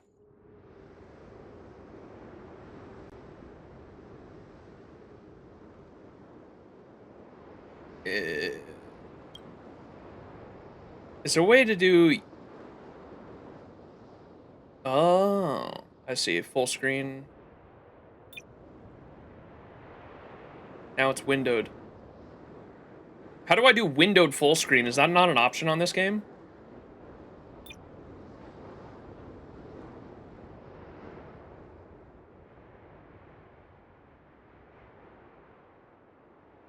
I don't think it's an option. Because this makes it windowed. Now it's windowed, but this is not what I want. I want windowed full screen specifically. I don't think that's an option, though. Oh well. I live in a very small resolution. I was wondering because of I noticed my like the OBS alerts keep lagging if you notice that, and so do the emojis, and now like OBS in the background specifically is like lagging pretty bad as a program, and I think it's just because of I think it's because I have the game in like full screen. The full screen is already borderless. Well, my mouse drags off screen, so I assume so, but I don't know. I really don't want to mess with the graphics quality too much because I already kind of made it like pretty medium. Like most of the settings are pretty medium. I guess the rendering quality could maybe be hit down a little. Shadow quality, medium. Want the character quality on high.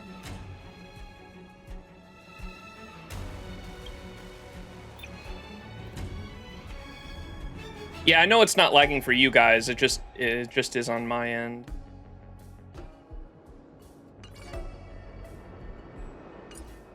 See if that fixes anything.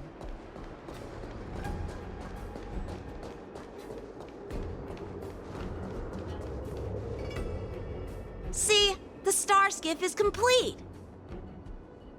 After being away from the Luofu for so long, I can finally say farewell to you. Aw. This is like similar to the Yukong quest, huh? Because this is where we were for the Yukong quest as well, or where we started, because that's where the Tiny Gun like funeral started, or this is where we put all the stuff, Tiny Gun stuff on the star skiff. So, what happened to Baiheng in the end? In the end, I do not think the details are necessary. We are here today to commemorate her. Oh, so she was a Foxian. Imbibitor Lune, do you still remember the battle against Shuhu? It was a bloody battle against the denizens of abundance. Dunfeng fought in that battle. I can't remember any of it. I can't remember anything. Let me refresh your memory.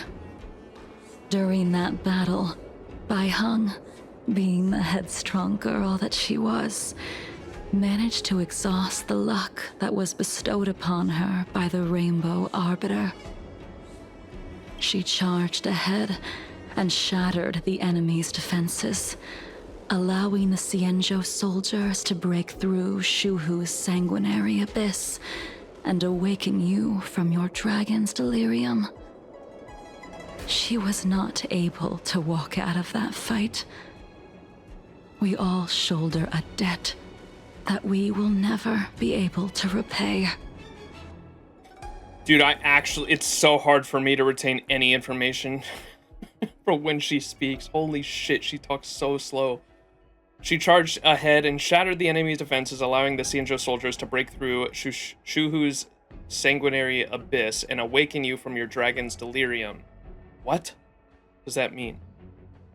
She was not able to walk out of that fight. We all shoulder a debt that we will never be able to repay.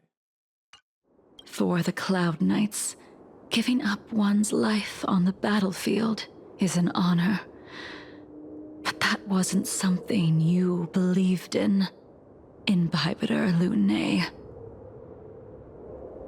You couldn't accept that Baiheng was gone. Instead of leaving her to eternal rest, you decided to... You made a mistake that can never be undone. Oh, is this with the different races type thing? Was this his sin, maybe? Did he try to revive her, even though she was a I think she's a Foxian, right? With the, he threw her in an egg! There is no need to respond, Imbibitor Lune. Your answer is no longer important. And now, I will send off this star skiff. Where is her now? Wait a second, chat. She became that monster, huh? The big monster that they talked about, the big dragon?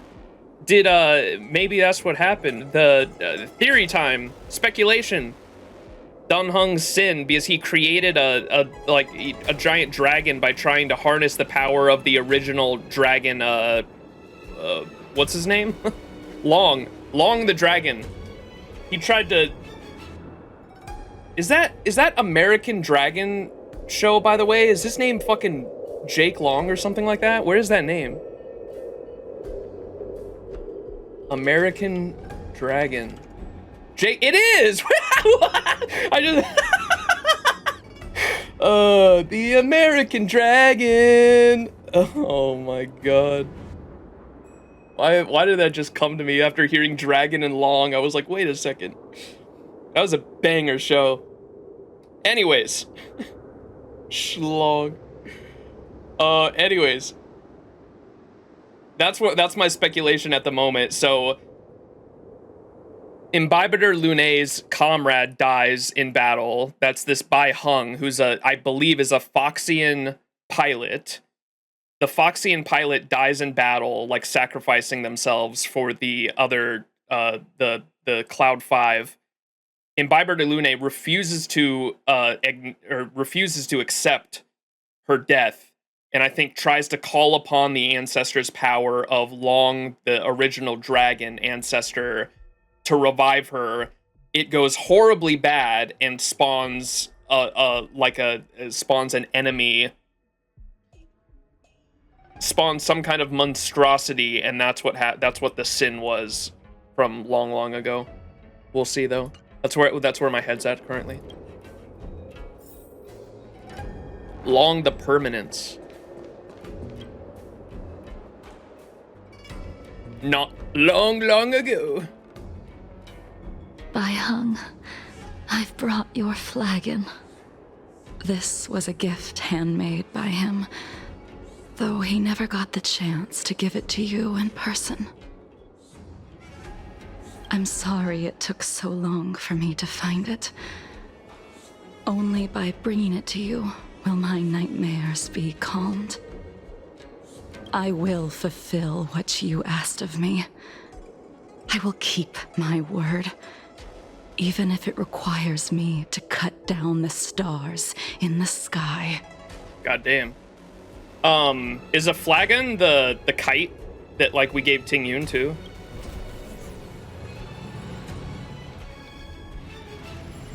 And they were roommates.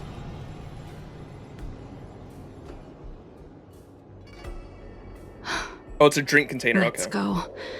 The Artisanship Commission is next. It's like ale. Oh, a flagon of ale. It's a mug type of bottle. Okay. Thank you, chat.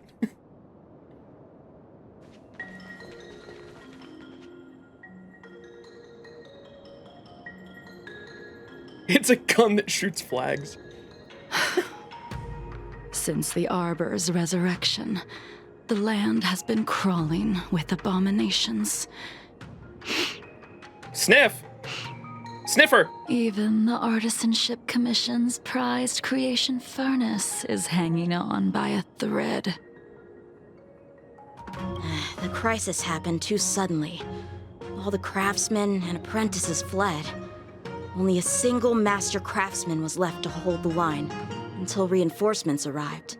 Did Yan King remember what happened here? Was saved. Yeah, Yan King, you got your ass beat here, remember? Interesting.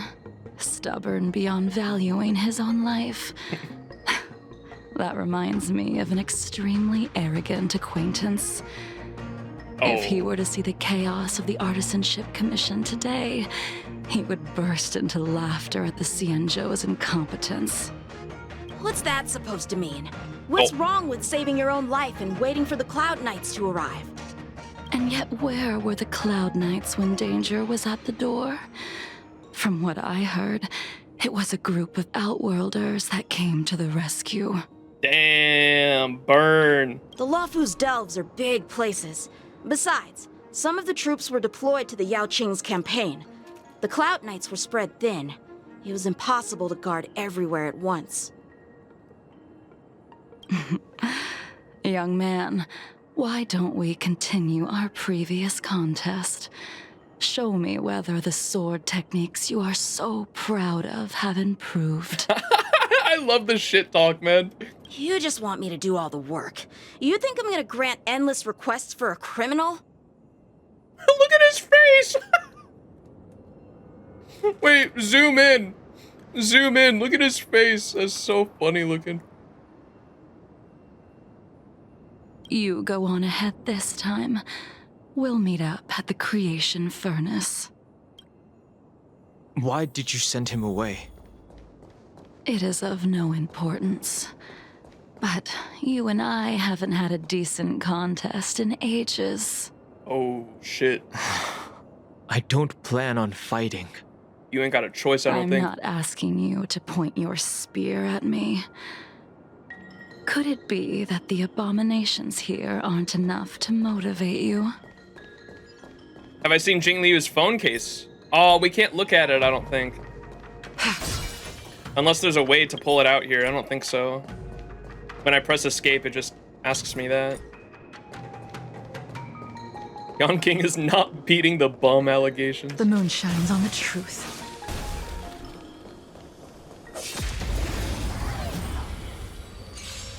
Even after your rebirth, your moves and techniques haven't changed one bit. Oh, it's autoing. No. When I move, it's like you never forgot. Gasp.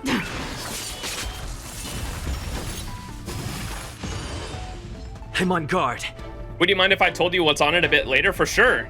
I mean, if it's not a story spoiler, you can tell me right now if you want, unless it's like a spoiler.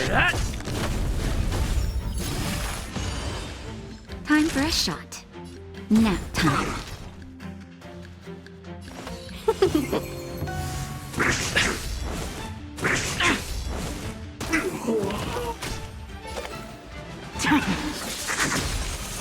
Sheesh, that's sick.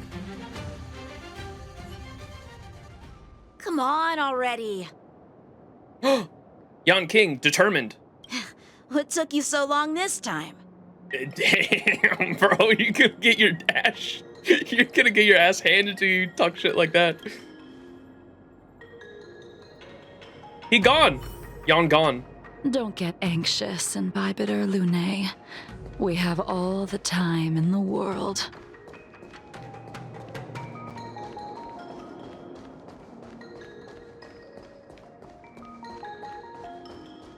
I taste some malice in the air.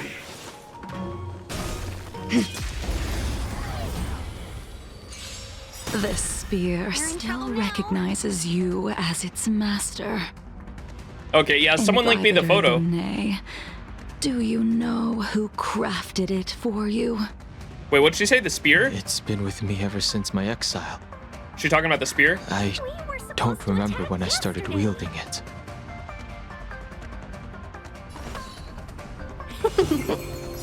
Stand down. Did she craft the spear for him? Blade of Moonlight, all will be revealed. Tsukihime! Lunar flame.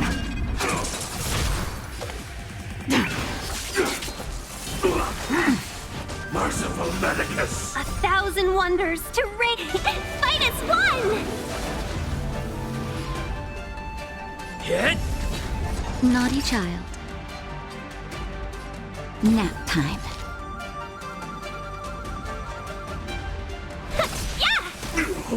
Nowhere to run. A miracle!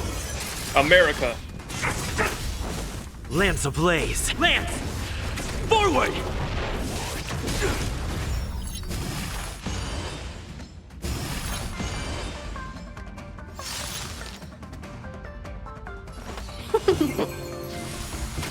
Lance at the ready.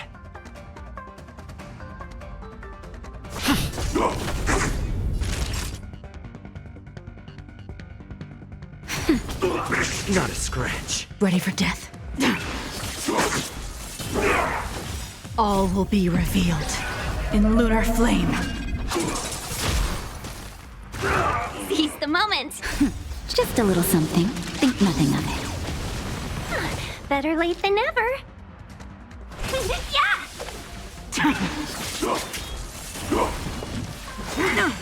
How insignificant! I'm on guard. Nap time. Tedious. Secret of the Saints! Welcome, customers. Look at this shit's like a half. Does she have to do it? How did she fill up these circles down here? Is it just damage?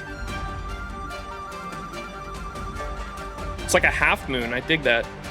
Skill or ult? I just used her skill. Oh, it has to do like multiple yesterday.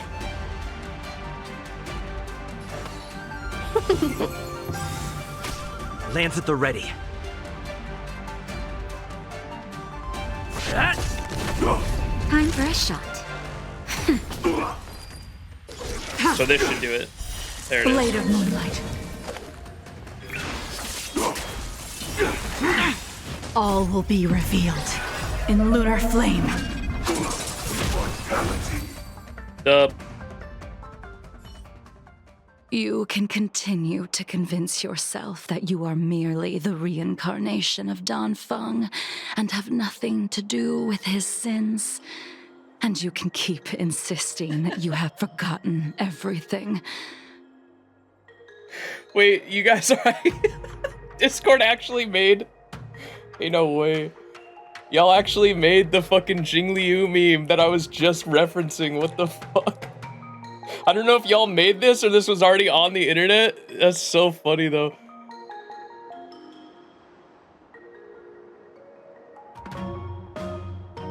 There's 2 of them, bro. Like, I was just talking about, I can still zero cycle. Sure, Grandma, let's get you back to bed. I used to be the best DPS around here. Sure, Grandma, let's get you to bed. That's so funny. Already on the internet. Oh, that's so good.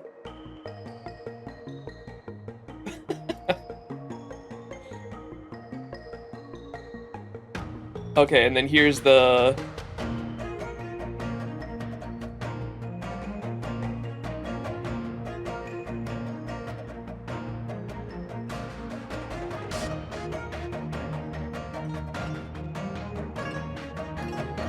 I see. That's funny. Here's what the phone case is, and then here's the picture on the phone case. Oh, it's a fox on the moon. Because that's who the girl was? Okay, yeah, she definitely... They were roommates for sure. That's cute.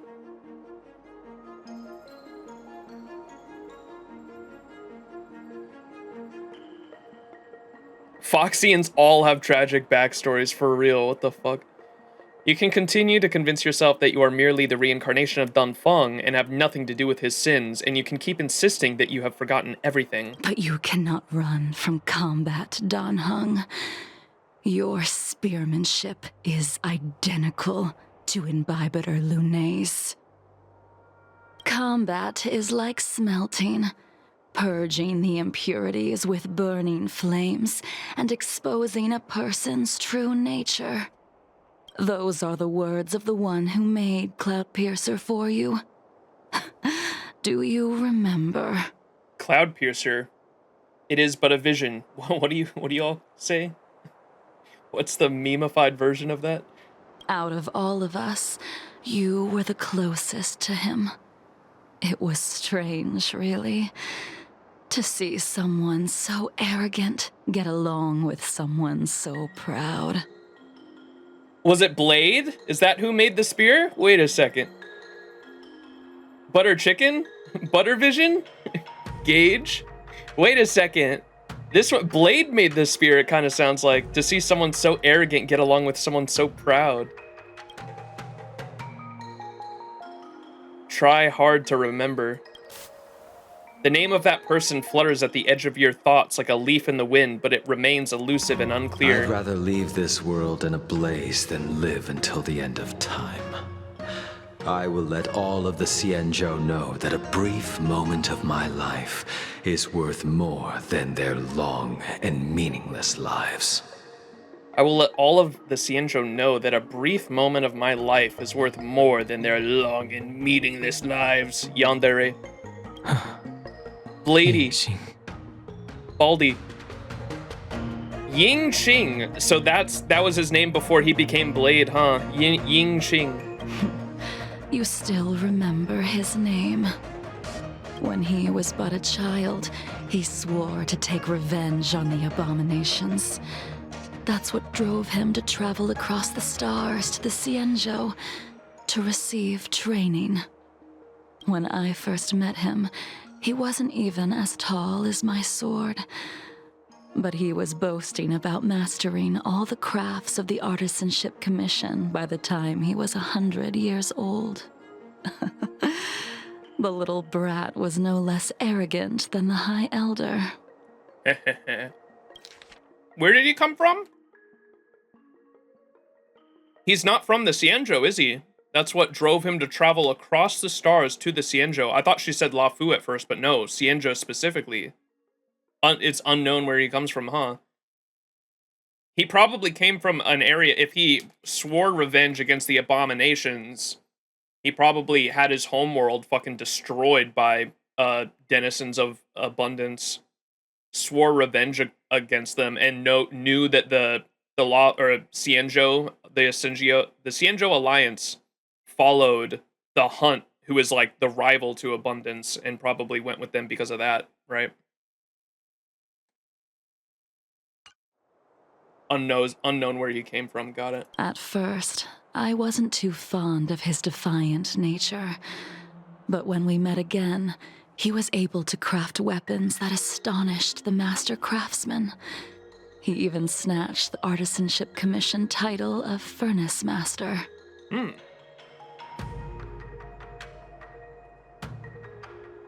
Unfortunately, the Alliance would never allow a short-life species to run the Artisanship Commission. He was only able to prove his worth alongside us outcasts in the end. But something happened to him, obviously, because he's still alive, and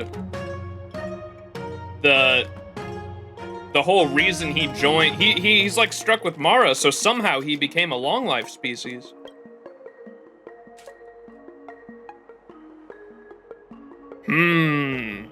Dunhung Sin, perhaps? Of 5, 3 must pay a price? Or was it 2?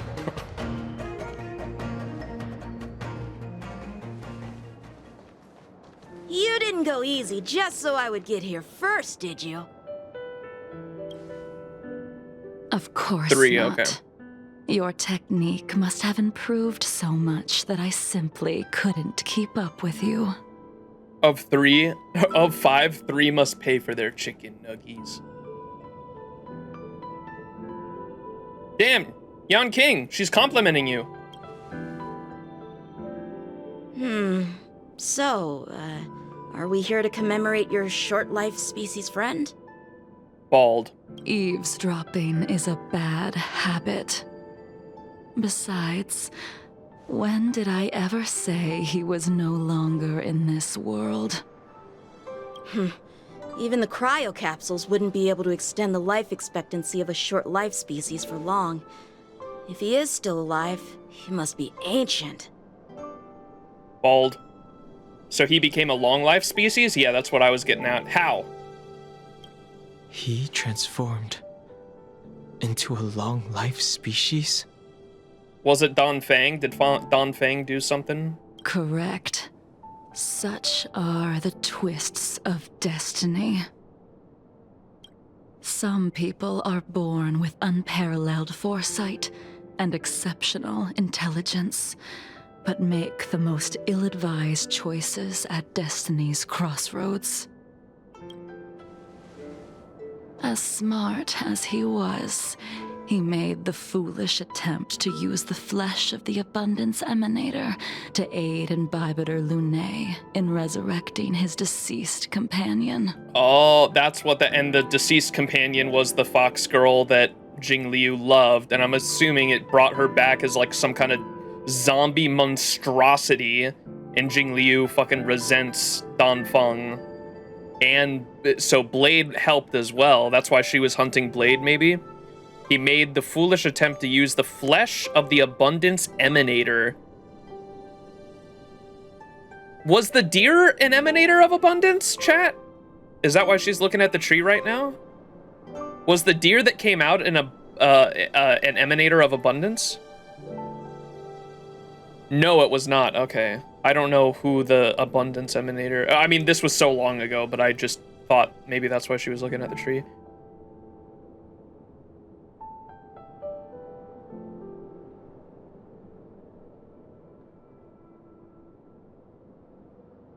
Who was Shuhu?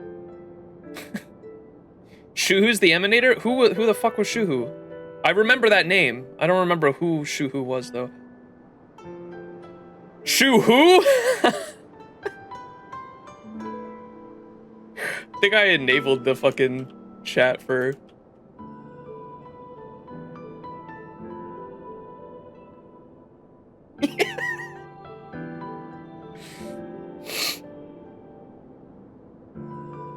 Shuhu was the one Bai Hung fell in battle against. Okay. The abomination they were fighting in the first place. There's a lore codex that talks about it. Yeah, I know what emanators are. Don't worry about that. I know what an emanator is. I was trying to figure out what the abundance emanator was. Okay, I got you. So that was Shuhu, who is who they were fighting in battle. It was the battle where Bai Hung died specifically. Got you. The foolish attempt to use the flesh of the... So they used the flesh of Shuhu, the abundance emanator, to aid Imbibitor Lunae in resurrecting his deceased companion. His stupidity turned him into a monster, cursed with immortality. That's when he became Blade. His soul was shattered and became the evil that he hated most. The irony. That's why he's a yandere. So Blade was always sought out to destroy the denizens of abundance, and he himself, like, essentially became a denizen of abundance. So I wonder if his sword actually is imbued with, like, Mara itself. And because I was kind of onto something originally when, in that cutscene where Imbibitor Lunae comes out of Dan Heng when he gets stabbed by Blade's blade, I assumed because the blade itself had, like, was, like, glowing yellow all throughout it, I thought the blade itself was, like, imbued with Mara, and somehow that was what awakened Imbibitor Lunae inside of Dan Heng. Maybe I actually was onto something there. For an old friend, you don't seem to have that much pity. I gave him a second chance. Does that not count? A second chance? What did you do to him? He should have been eternally jailed in the shackling prison for his crimes. But I gave him a different kind of freedom. Okay, we're about to get the drop here. What happened? My speculation was that it almost seems like he's undergoing some kind of eternal cycle where he's not able... He reminded me of the dragon people because he couldn't... His lore on his the relics that are Blade set, we read that last stream, and it seemed like he couldn't remember anything from his previous life to, like, save his fucking life. Like, he was constantly forgetting, and he had, like, constant amnesia, and it reminded me of the dragon people, and I was like, wait, is Blade... I was thinking Blade was a dragon person, but if he wasn't even originally a long-life species, he couldn't have been. So he became a long-life species, and maybe the fact that he can't remember is because of Jing Liu, but we'll see. Let's see what the drop is. I took the shell that once held his soul and passed my sword techniques on to him. Oh. I let him die 100 deaths Holy to remind him of the karma of his previous life. Afterward, I heard he was reborn and even gave himself a name. Blade, to truly embody all the sword techniques that were passed on to him. We've idled too long. Let's head to the Alchemy Commission. No wonder he's crazy. He became bald. So she just casually tortured him until he was brainwashed? Yeah, that's fucking crazy. Someone was a little mad.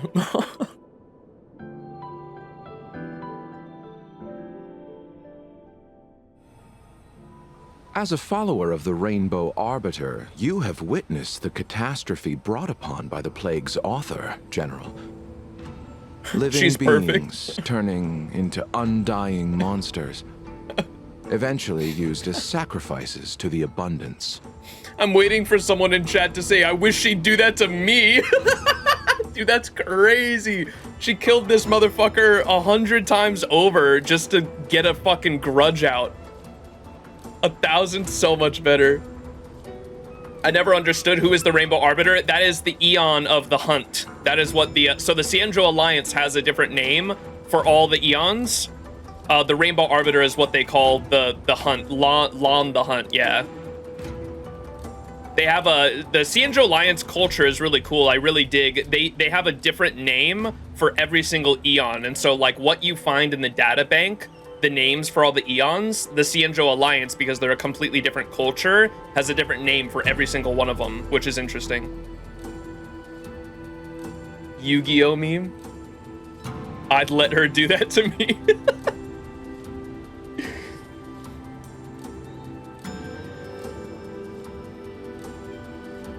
Devilish archer if you're with the abundance, yeah. I don't want to die 1,000 or 100 times, but I would go on a date with Jing Liu.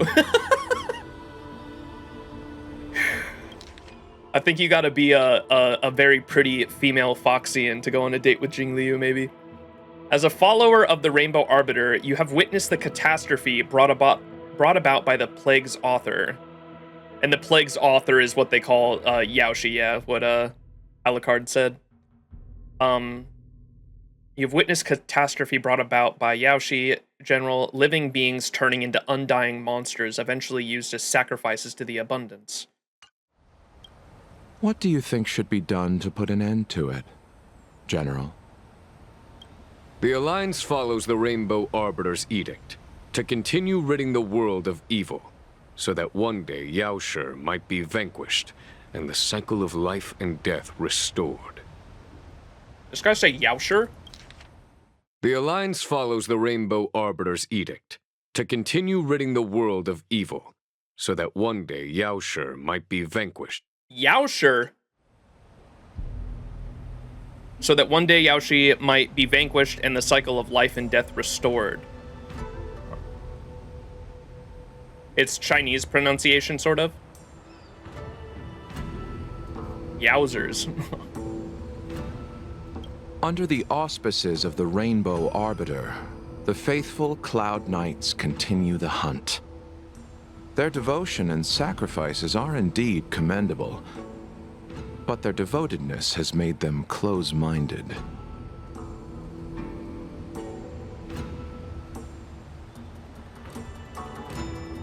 Take me, for example. My powers originate from the abundance, yet my goals are aligned with the Alliance. The Hunt is not the only faction in the universe that wants Yaoshi dead. What the? Luocha, why are you so sussy, man? I can't figure you out. I was gonna say I love the storytelling like this that is more gray, because storytelling is so much more interesting when you have a plethora of and diverse cast of characters in both motivations, character design, etc., etc. And so like that's so interesting. So I was gonna say I know that he's abundance because like he heals and everything in battle as well. I know the gameplay paths don't always align with their actual lore path, but it does with Luocha, right? So he does come from abundance. His powers are from abundance, but it seems like he's making it seem like he wants the abundance dead himself, which is interesting. It is natural for short-life species to yearn for immortality. That's a crazy shot. That is expected of any intelligent life form. To want to eliminate these thoughts would be equivalent to killing an eon. Such a goal is so impossible as to be laughable, to be honest.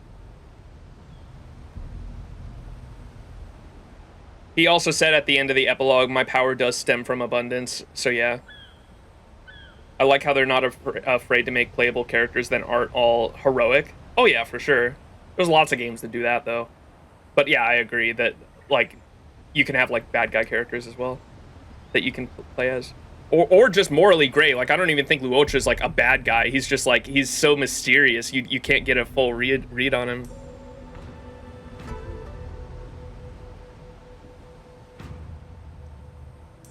All these crazy people trying to kill Eons. First the Stellaron Hunters, now these guys. The Stellaron Hunters are cool, though. I dig them. They're trying to take down Destruction, which is, like, not only the most recent Eon, but probably, like, that Eon threatens all life in the universe as far as we understand at the moment. Believe me when I say Luocha is a bad gauge. Rowan May is not great in my opinion. Yeah, I know a lot of people were saying that, or there were a lot of people that were giving me vibes that Ruan-Mei was going to be a lot worse than she was. And when we did her quest line, I thought Ruan-Mei ate the children, like straight up, because chat was like kind of hyping up Ruan-Mei to be this like evil figure. When we got to Ruan-Mei's quest line, when she was like making all the children and they looked like cakes, I was like, wait a second, she eats these things. I thought she ate the cute little things, and I was like, you monster! And then we got to the end of it, and it was like, no, she just abandoned them, and it was like, oh, okay, well, that's still kind of sad, I guess, but it's not nearly as bad as I thought it was. She's not really bad, she's devoid of empathy. I described Ruan-Mei as a college philosophy student going through a midlife crisis. I stand by that statement. That's what she seems like to me. Ruan-Mei gives me the vibes of a college philosophy student going through a phase, man.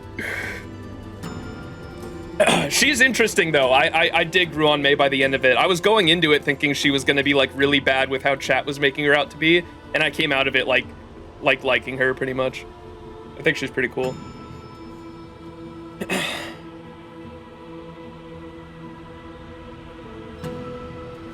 The bad thing wasn't her leaving the cat cakes behind, but rather her attempting to resurrect the Emanator. Yeah, that's true.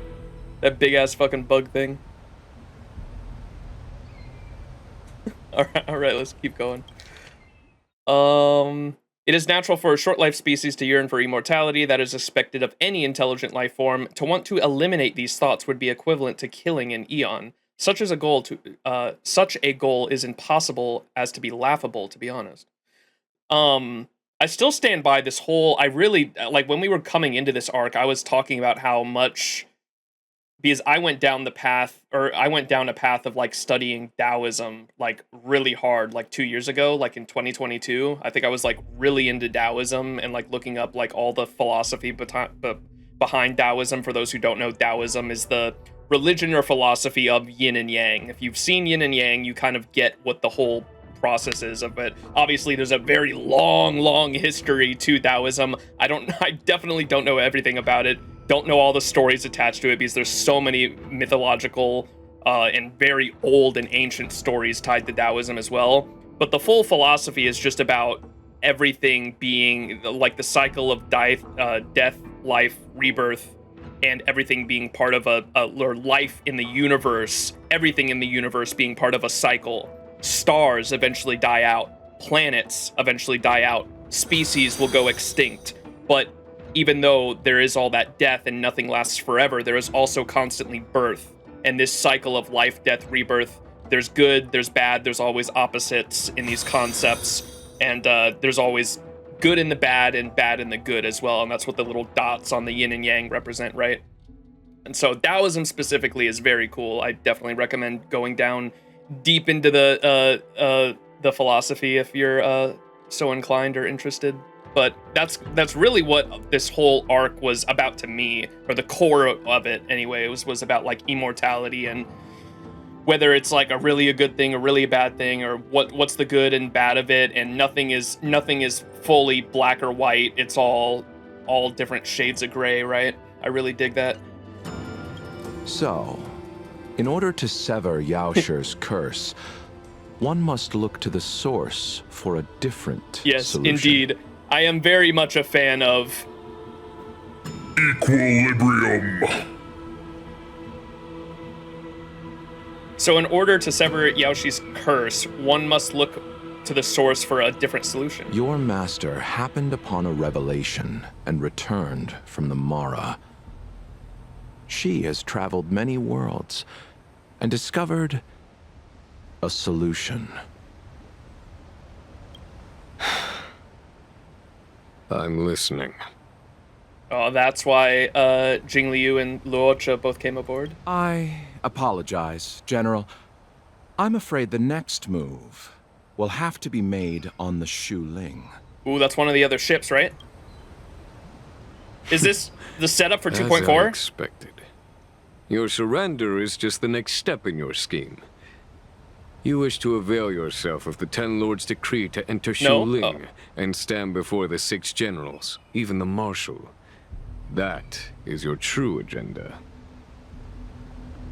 You wish to avail yourself of the Ten Lords' decree to enter the Shuling and stand before the 6 generals, even the Marshal.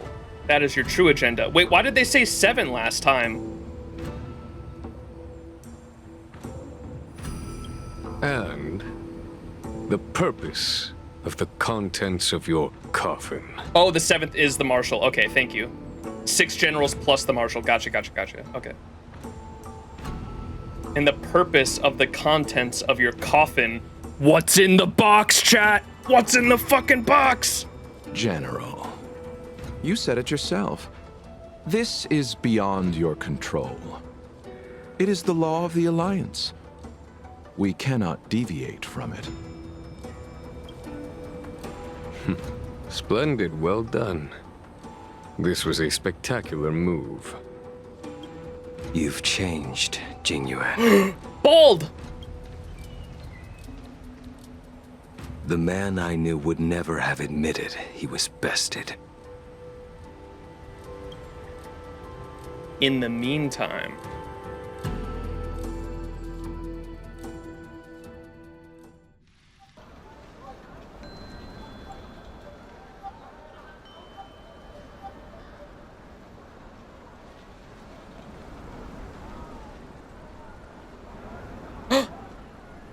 Order's already been restored to the Alchemy Commission.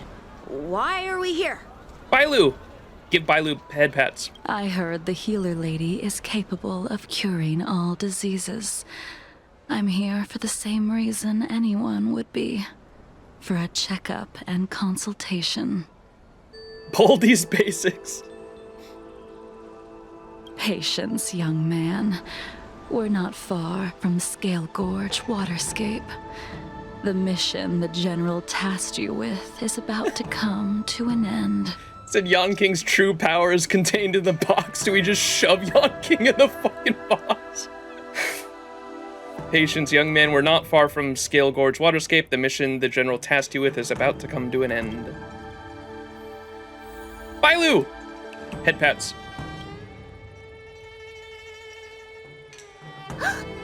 Dunhung, what a surprise!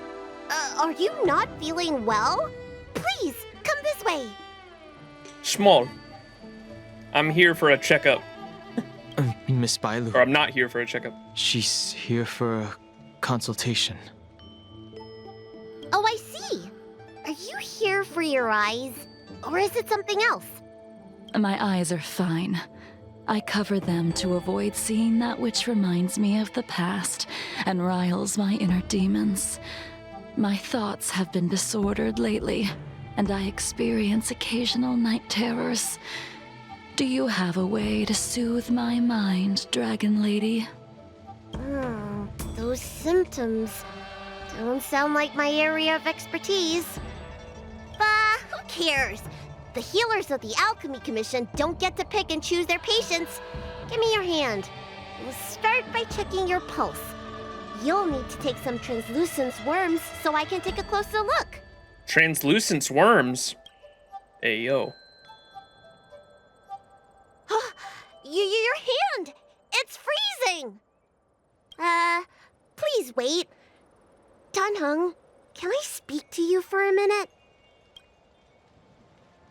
Your friend here has a very peculiar condition. Her pulse is extremely faint. Normally, this would mean that she won't live much longer. She won't live much longer. Ah, yes, the common cold. Let the healer make the professional diagnosis. Your friend's situation is unique. She looks healthy, but her hands are cold as ice.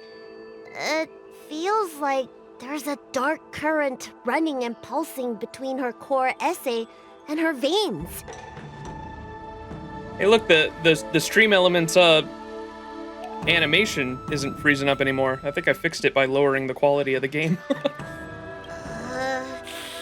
I've never seen anything like it. With more research, I might be able to make a new entry in the medical records. Can you and your friend come back for follow-up visits? Decline respectfully? Decline directly. Directly? She's a criminal. That's up to the Cloud Knights and the Ten Lords Commission. Oh, talk about not judging a book by its cover.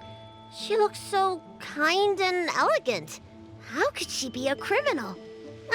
Not my concern. She's not my problem. I'll do my best. No matter what I administer, she's gonna need to drink a ton of warm water from this point on. Come with me. I'll prescribe her some soul-returning vitality infusion. It won't cure her, but I'll... Wait! Where did my big medicine box go? What? Mod check? Where's the medicine? I'm sorry. Ever since the disciples of Sanctus Medicus were expelled, things have been a mess around here. Tanheng, you mind coming with me to retrieve my medicine? I could use your skills. Oh, fight time. Are you in trouble, Dragon Lady? I'll come along as well. Yan King is not having it. No. No trouble at all. It's no bother. A little walk will do me good.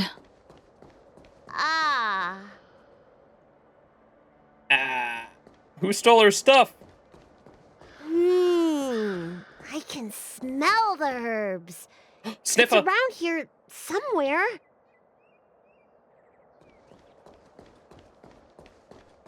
Hey! Give me back my medicine box! The doggy took it. That thing runs so fast! Get away! Zoomies! Why does she run so fast? Go, Bailu, go! Oh, monkey. There's an even bigger monster protecting this one! When did so many creatures start visiting the Alchemy Commission? Careful. Allow me to eliminate these obstacles, Dragon Lady. Stand back. The chill of my sword freezes everything in its path. Damn, scary. What's the monkey emote? This one. I love that one.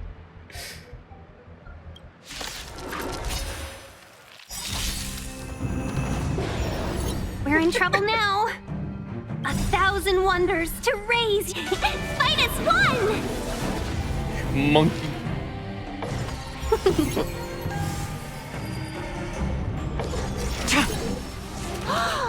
So this is why your hands are so cold. Good job, Bailu. Hit! Naughty child. Lance ablaze! Lance! Forward!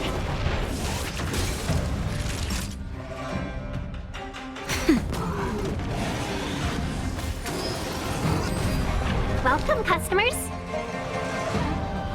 Yeah! Stand down. Ha! Blade of Moonlight. This cold isn't something normal flesh could withstand. All will be revealed in lunar flame.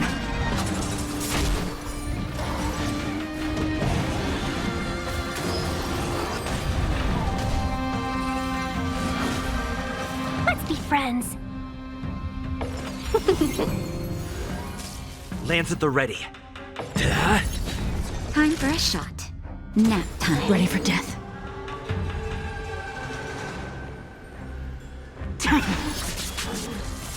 Seize the moment. My game's lagging a little bit. Yeah!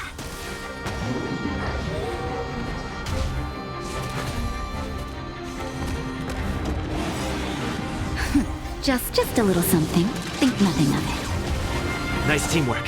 Very, very doggy. Nowhere to run. I'm on guard. Lance ablaze. Lance! Forward! It's freezing, god damn it, bro. Save it for your own skin. Yeah! 1,000 wonders to fight as one! All will be revealed in lunar flame.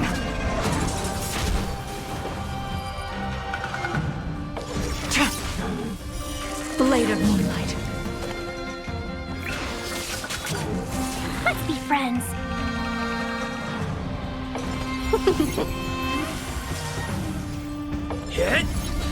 Naughty child. Ready for death. Dub. All right, let me make sure nothing's missing. Excellent. The calming valerian and chi strengthening infusions are here. Let's head back. Never make a patient wait too long. Danger. 2 of them? Hey, yo. Am I in heaven? Apologies again for the delay. Small. This prescription won't cure you, but it will nourish your body and calm your mind. The moon's in sync? Yeah, I saw that. Very well. The fate of a long-life species is inevitable, even with the best doctors. You're Mara-struck? What? I don't see the symptoms in you at all. No way. What with the incident on the Luofu, I've treated a number of Mara-stricken patients recently.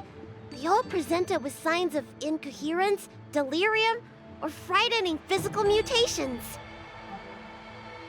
You don't seem to have any of that. She slowed it down with the power of ice. Oh my god. I made a deal that allowed me to retain what life I had left in me. I may be sane, but one thing is certain. My mind is already at its limit. And yet, I still have many unfulfilled wishes and plenty of unfinished business. I see. So you've learned to live with your illness. I can't help much with issues of the spirit, but the medical records do mention that calming the mind is a way to heal the body. If you're able to forget about the past, there might be a chance for your symptoms to regress. Really? How unfortunate. My hatred overshadows my other emotions. I chose to hold on to it, to embrace it, and to use it to maintain my existence. A lot of just a random thought that I'm throwing out there, and I don't mean to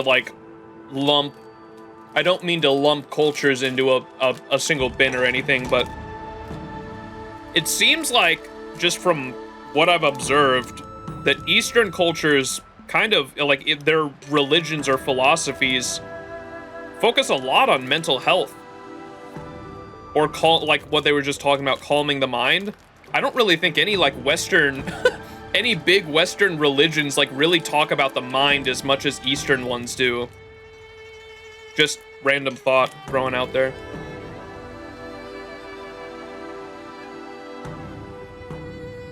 She's so edgy. Avenger class.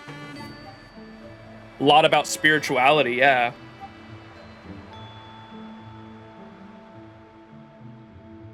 Which is a pity because I do need some inner peace.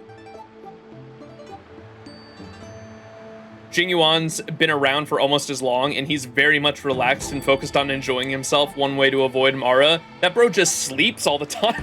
You can't have much memories when you sleep all the time. Yeah, you can also see it has a big poetry in the East. Yeah, it's huge in poetry in the East. But a lot of it's not just one religion or philosophy either in the East. It's a huge part of the culture in general. Meditation, meditation in general comes from the East, does it not?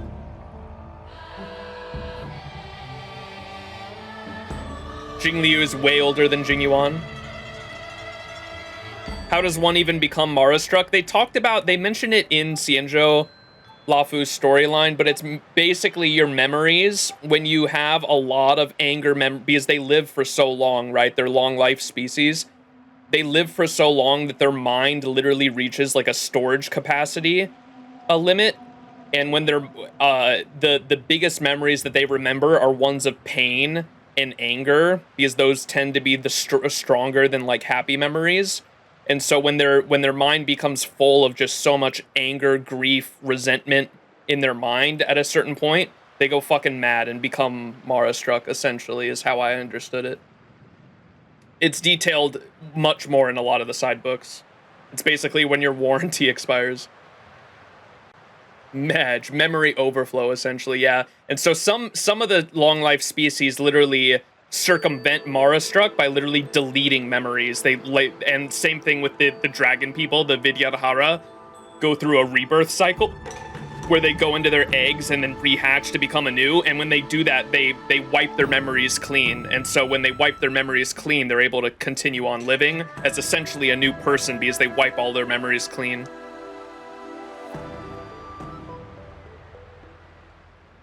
It's important to highlight that there is no definitive explanation. That's just their best theory, is that it's connected to memory. Yeah, you're right. I do remember them saying that.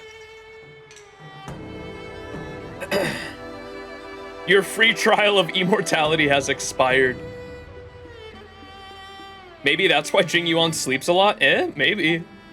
All I have left are the sword in my hand and my hatred of the past. If I am without either of them, I would fall into an empty void. Thank you for your advice, Dragon Lady. Meeting you has provided more healing than any kind of medicine or remedy. By the way, among those you've treated in recent days, did you notice a person in bandages? Blade, bald. Bandages? That's a vague description, you know. I'm not sure. We get injured patients from all over the XianZhou for treatment. And the number of injuries we see has skyrocketed since the Ambrosia Arbor crisis. Is there has to be a 7TV bald emote that is that, the picture someone showed me of Blade, but without his hair, and he's just bald, and they call it bald. There has to be a 7TV emote that is just his face, but bald, right? I need to activate that one. So every time he appears in the story, chat can just spam that. Oh, there is? Okay, I need to find that. 7TV.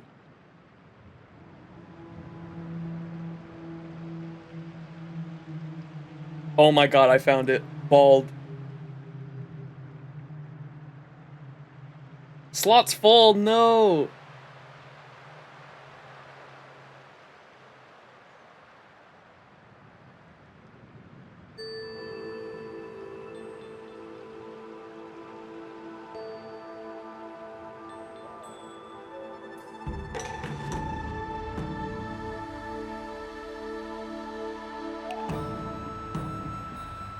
What is this Pog 01? I've never seen that.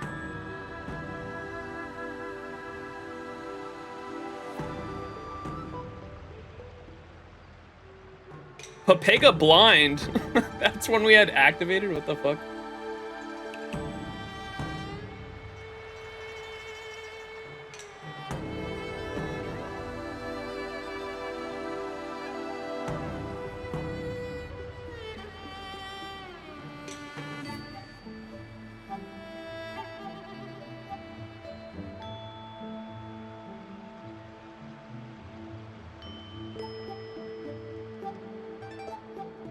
Bald.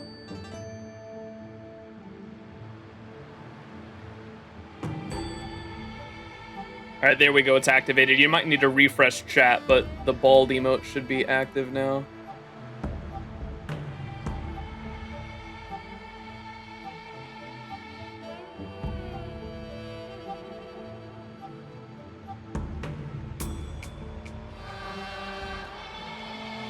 Activate the bald. Oh my god. It's not going to show up on stream because the chat on stream has to refresh for next time, but yeah, that's active now. Oh, yeah. All right, what were we talking about? Bandages, that's a big description. You know, I'm not sure. We get injured patients from all over the XianZhou for treatment, and the number of injuries we see has skyrocketed since the Ambrosial Arbor crisis. The person I'm inquiring about is tall, with a serious expression. He also carries a crude sword with him at all times. Have you seen someone like that, Dragon Lady? Bald. Oh, yes! Someone came by today that matches that description. I love Bailu's voice actresses, the clicking of the tongue. She does that a lot. He must have suffered some kind of sword wound. He had a strong scent of blood. Though, from the way he behaved, it must have been fairly minor. He didn't even take the medicine I prescribed. Jingli Uwu? What is that?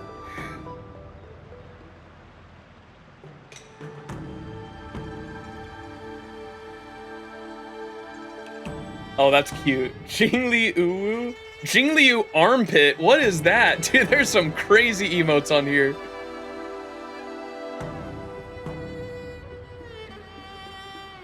Jingliu Sex Alarm? Oh my god.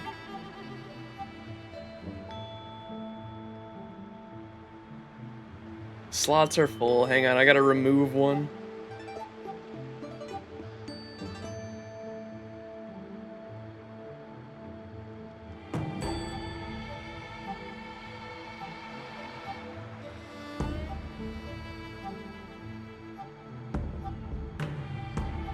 I'm getting rid of Poggies. I'm sorry, chat.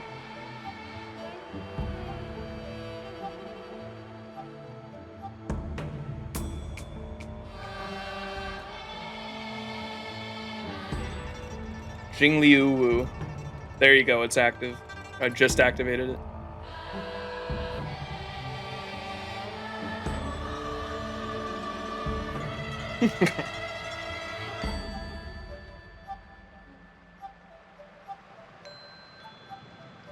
Is it lowercase or? Oh, okay, you guys are doing it. There you go.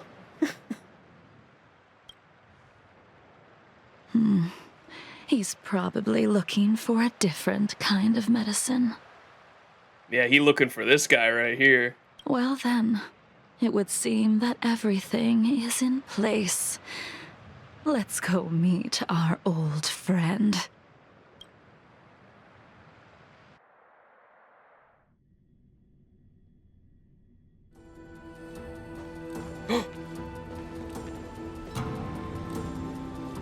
Aw, shit. The gang's all here. Take this man away. This does not involve him. Damn! Ain't he the one that got you on board? Yanqing.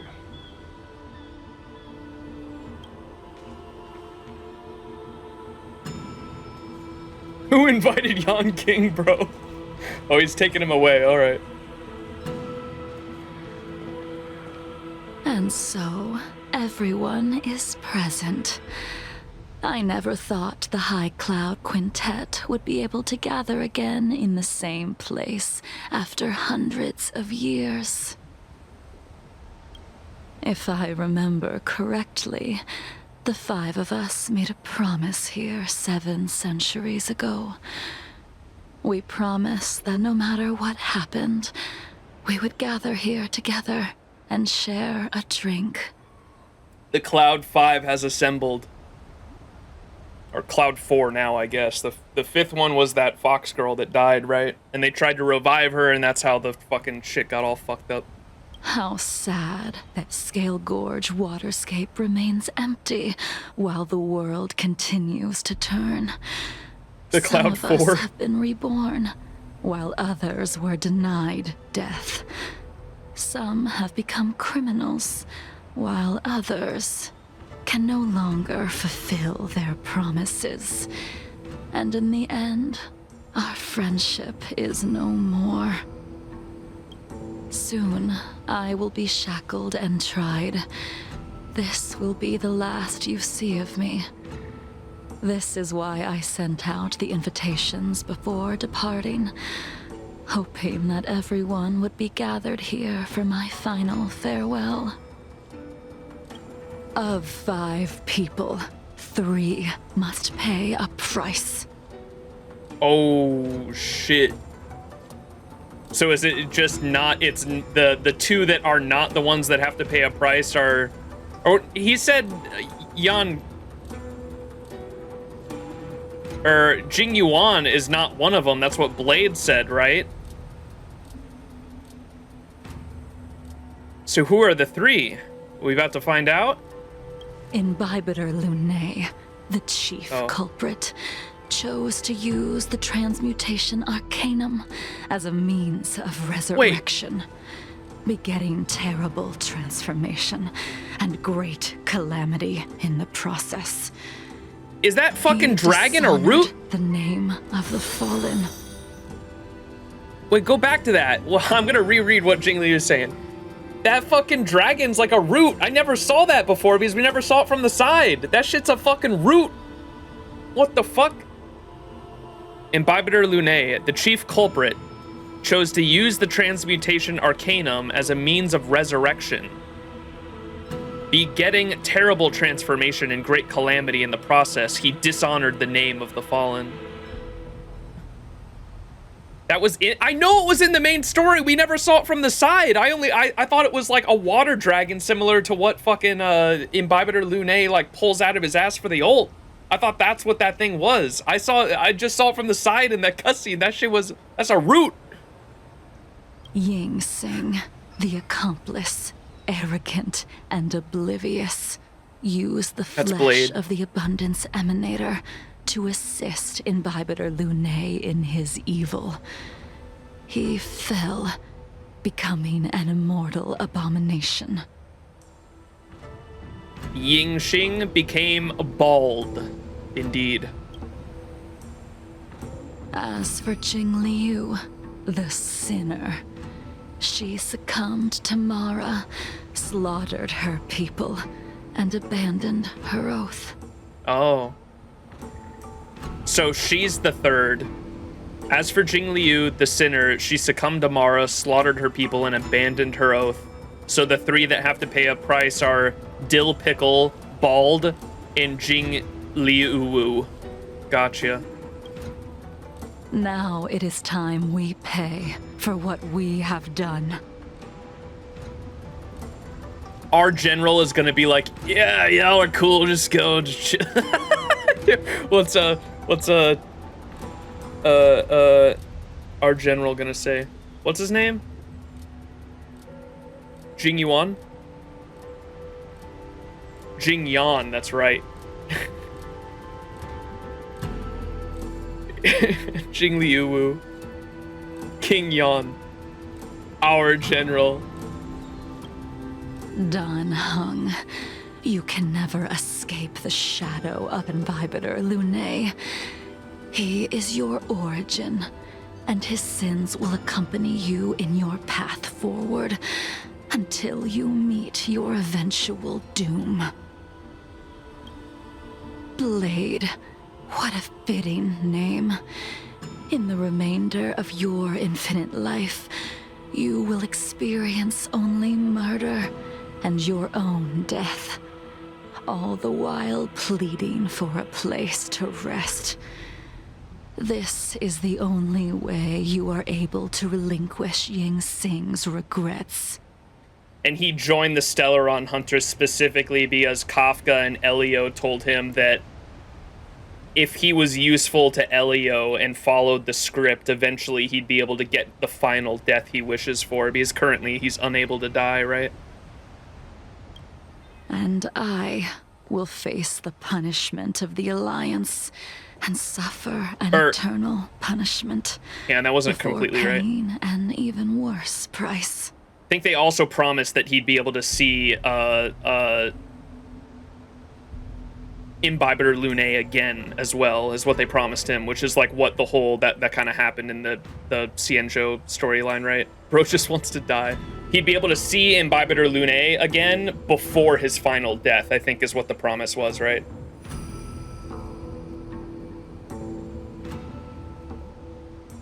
Ball just wants the eternal nap. His whole revenge thing is kind of like Jing Liu's brainwashing just to get him back here, or what? Dan Heng, you can never escape the shadow of Imbibitor Lune. He is your origin, and his sins will accompany you in your path forward until you meet your eventual doom. Blade, what a fitting name. In the remainder of your infinite life, you will experience only murder and your own death, all while pleading for a place to rest. This is the only way you are able to relinquish Yingxing's regrets. And I will face the punishment of the Alliance and suffer the eternal punishment before paying an even worse price. That is the only way to keep the memory of the pain of the past from fading away. High Cloud Quintet, it is time to say goodbye. Can I get a buy in chat? Wait a second. Wait, where are you getting this information, Zariah? Is that like a lore card I missed or something? Talk to everyone. Blade coldly looks at you. Ain't no way.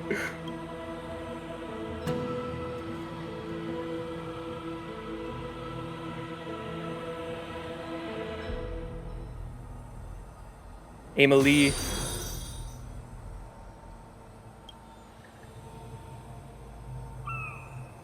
Blade character story. In like the actual character story, like the character screen here. Why is she 78 out of 80? What?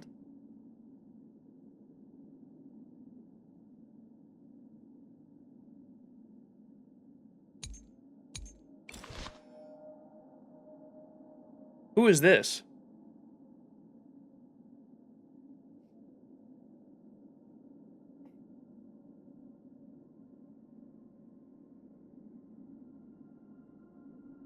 Trial character's got the OCD tweaking. It's Hanya? Don't worry about it right now? Okay.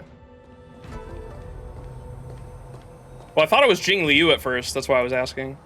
It was on Jing Liu, so I assumed. Okay. Again, my ass did not recognize that that was a fucking root coming out of the ground. I thought it was like a ghostly image coming out, just like Dan Heng's horns and like his ghostly tail or whatever that's like made out of water. I definitely did not see that shit was a fucking root itself. Can I go all the way down here? Oh no, oh wait, I can. What? See you guys.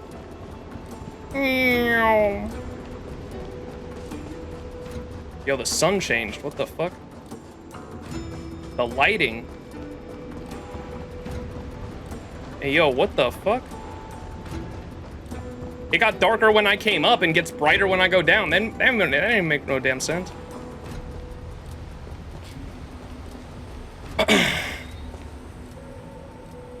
Blade was memory lost, and Jing Liu proceeded to murder him because of her own rage and belief against Blade, Dan Heng, and herself.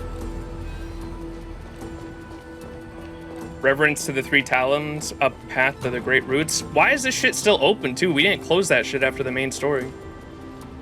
I feel like that's pretty important if that's the seal down there. All right, where's Dan Heng?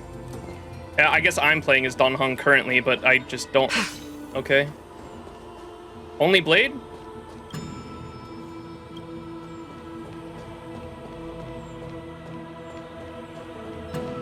You are Dan Heng. You'd lose the entire exploration zone. It's been sealed since, the water just hasn't gone back.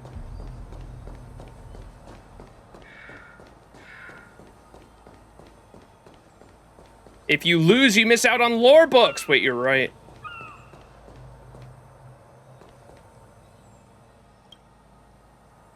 A wineless gathering, accompanied by only sadness and bitterness.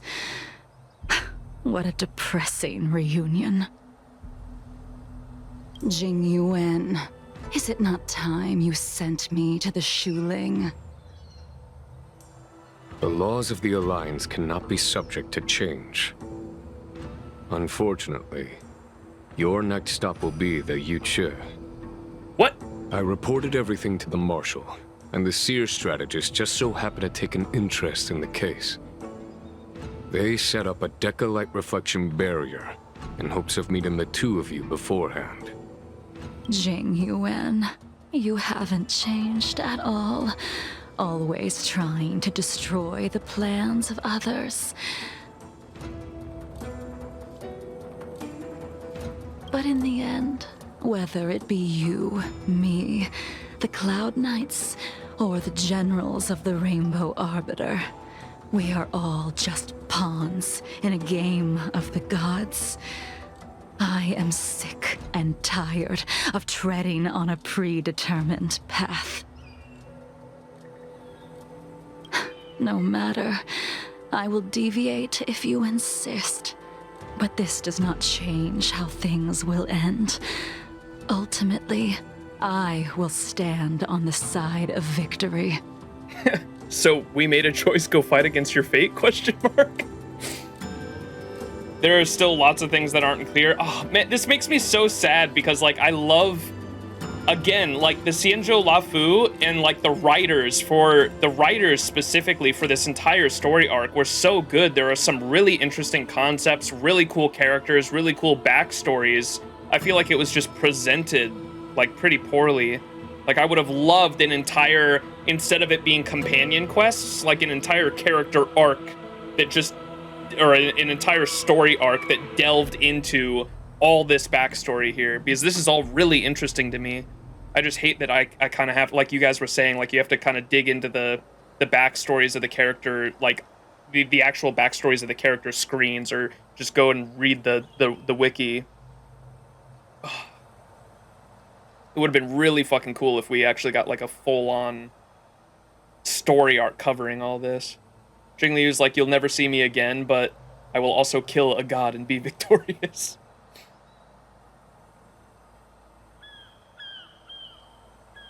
I think they're holding off on the full sedition lore to keep Blade more involved in the main story. That makes sense. Like, there's a lot more to come. I feel like sometimes Hoyo makes the mistake of saving too much stuff for later.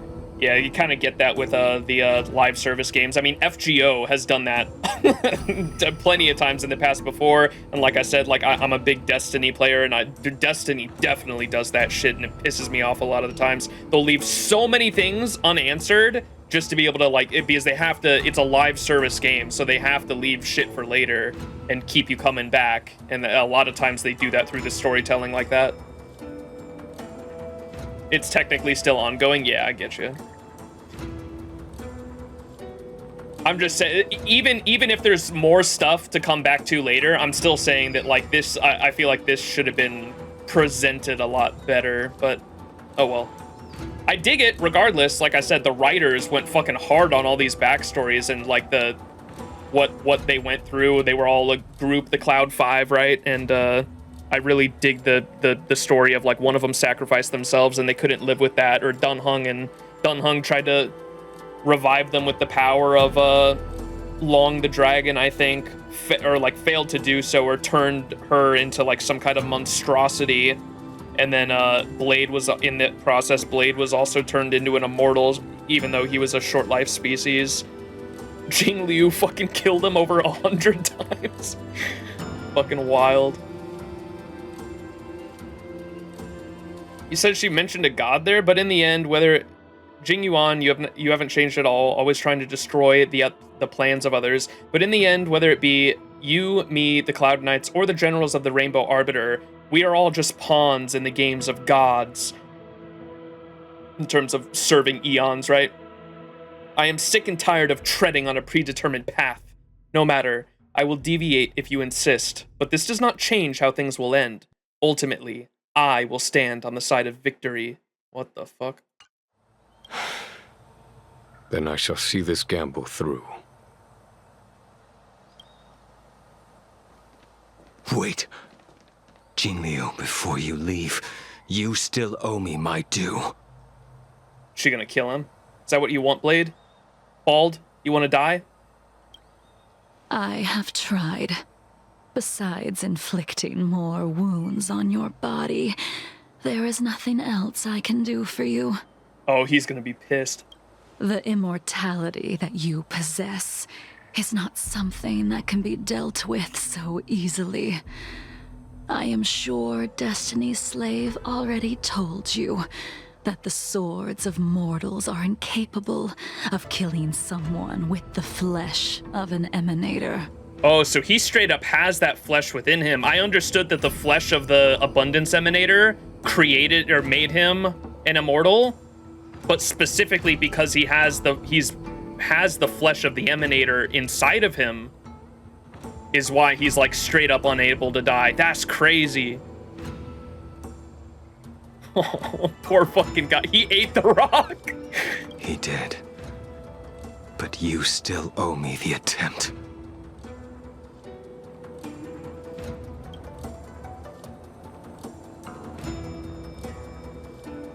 I told you when I taught you the way of the sword. I am uninterested in drawing my blade against someone who does not long for life, who wants only to be slaughtered. You will only draw against an opponent. Jingliu, allow me to repay you for your teachings. Savor the moment. I will deliver you a brief moment of death. My guy is chasing an eternal high, and that high is just dying, bro. This poor fucker. Oh, here we go. Okay. We were here once, 700 years ago. Laughing, sparring, and thinking about the future. All the colors. Their faces still linger before my eyes, like a bygone dream.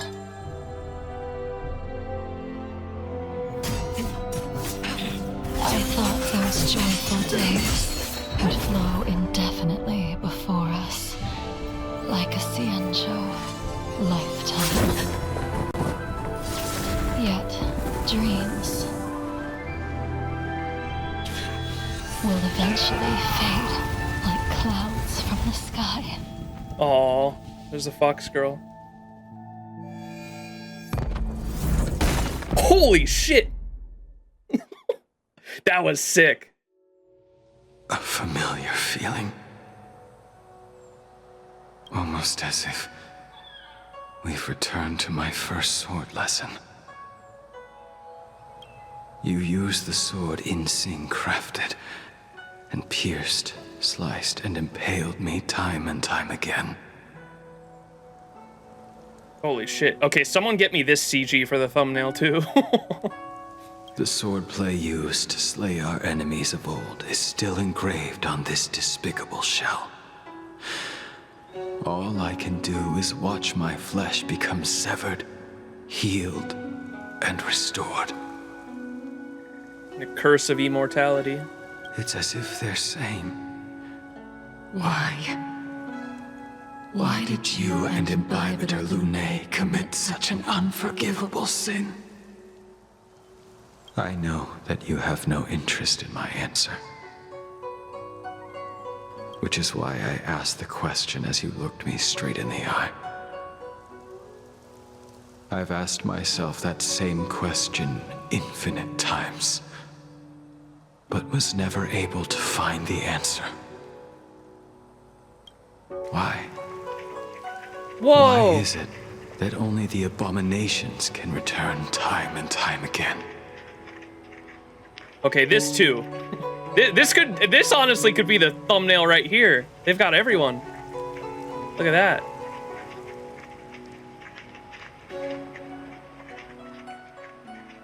Why? Why is it that only the abominations can return time and time again? Why does someone like her have to be buried, burned to ash, and eventually forgotten. Why? Blade's hair is different here too. He's wearing the same outfit, but he's got white hair. The fox girl's so pretty too. In the end, you unleashed the final piercing blow and left both me and the sword in the withered grave.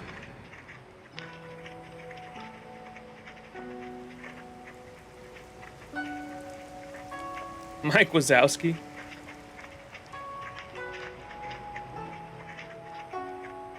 In the end, you unleashed the final piercing blow and left both me and the sword in the withered grave.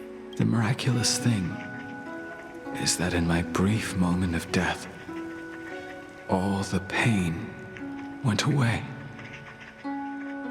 Like when we drank to drown our sorrows. Aww.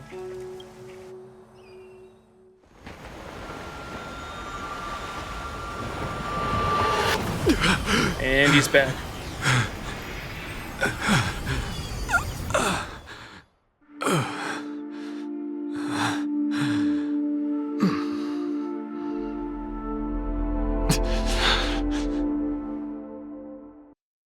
Angie. Detail, Blade and Danfeng were wearing the twin bracers in the CG picture. Aw. Boyfriends, truly.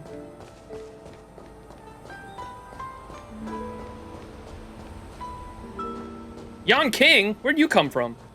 I can't even talk to him. Why is he here?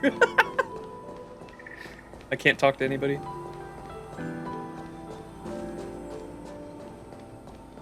Damn, bro. We got... Y'all telling me we got 2 peak cinematics from this statue area right here? That's crazy. It was a marriage between all 5. Also acceptable. Yo, how the fuck are you not Mara-stricken whatsoever? You've been alive all that time? You're like the one that... You got the best out of that shit. What were you doing that whole time, bro? Bro was sleeping.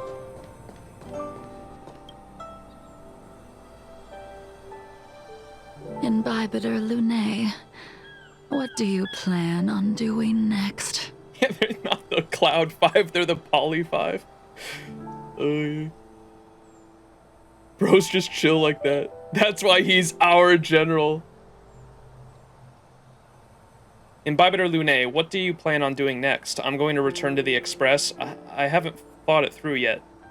Okay, I'm glad we did this quest last too, because like this does seem like it's like this quest line is what wraps together everything and kind of like now we're ready to go to the next planet, right? This is what like really ends the XianZhou Luofu arc. I'm going to return to the Express. I haven't thought it through yet. I haven't decided how I should confront all this. But I think I will continue my travels. The Express won't be able to carry you forever. Your friends all have burdens of their own, just as we did back then. I did think about giving up on revenge and letting go of everything when I fled the Luofu years ago. However, as time passed, it became more and more clear. It was like an old friend that accompanied me every passing day, always nagging in my ear. He's the only immortal on the Express too. That's sad, yeah. The, just predicting the future, I'm so excited to see how they wrap up the first, like, major story arc of Honkai Star Rail. Because you know when we have the fucking Avengers Endgame moment of everyone rallying against Nanook for, because that's what the Stellaron Hunters told us they were planning, right? They sent us here to the XianZhou Luofu specifically to gain an alliance with the XianZhou and be able to call upon them whenever we go against Nanook. You know, dude, whenever that fucking... Oh my god, that shit's gonna go so hard. Can you imagine, like, the 4 people here, Blade, Imbibitor Lunae, bringing out his true form, Jing Liu, and Jing Yuan all coming together to like stand together as the fucking Cloud 5 once more. Oh, that'd be so fucking sick. The memories of what I did when I was Mara struck. And then fake characters from the event come in out of nowhere. Since I am unable to rid myself of them, I decided to face them head on in the end. Infinity Saga. I did think about giving up on revenge and letting go of everything when I fled the Luofu years ago. However, as time passed, it became more and more clear it was like an old friend that accompanied me every passing day, always nagging in my ear. The memories of what I did then, or the memories of what I did when I was Mara-struck are deeply rooted. Since I am unable to rid myself of them, I decided to face them head on in the end.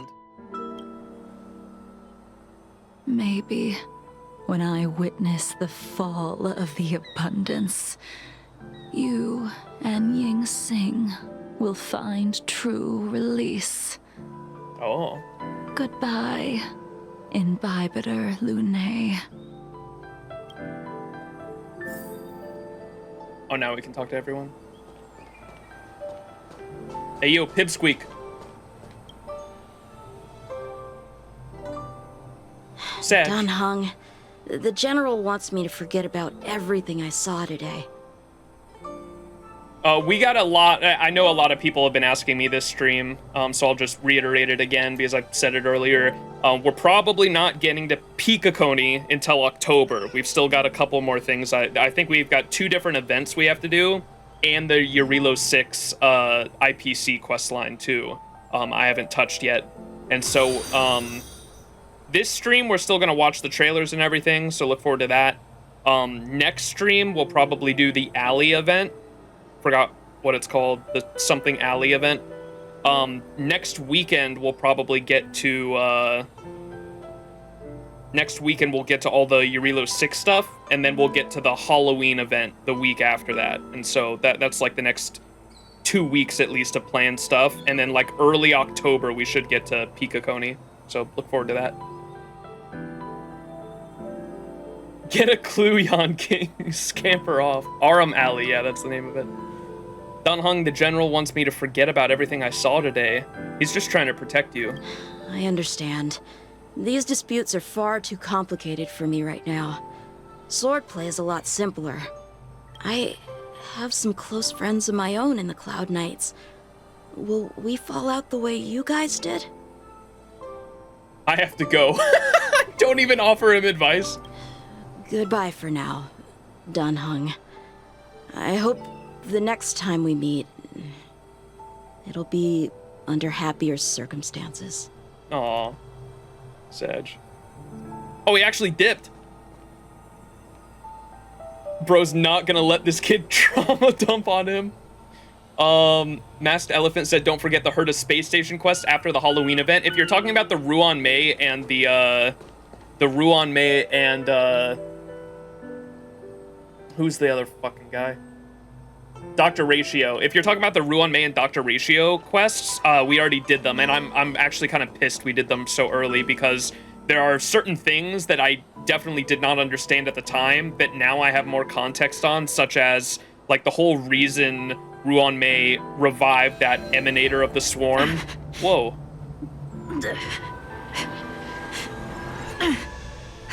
That's a crazy animation.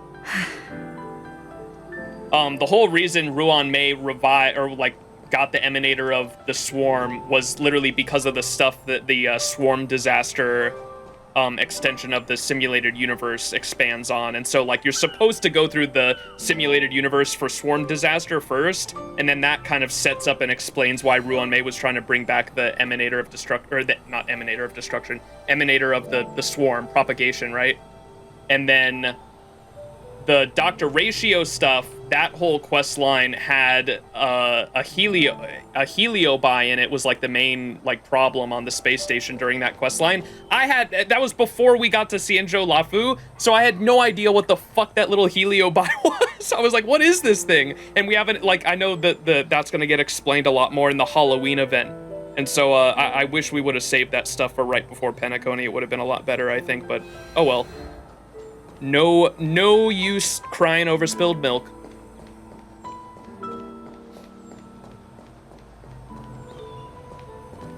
Any plan to stream Swarm Disaster? We might, simply because I don't understand how the fuck to play it, mostly.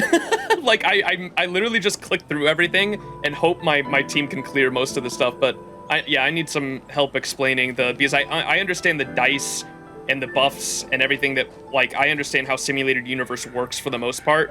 It's mostly, like, I just need people to tell me, like, what's the best shit to run, and I'll just do that, because I'm, like, pretty lost otherwise.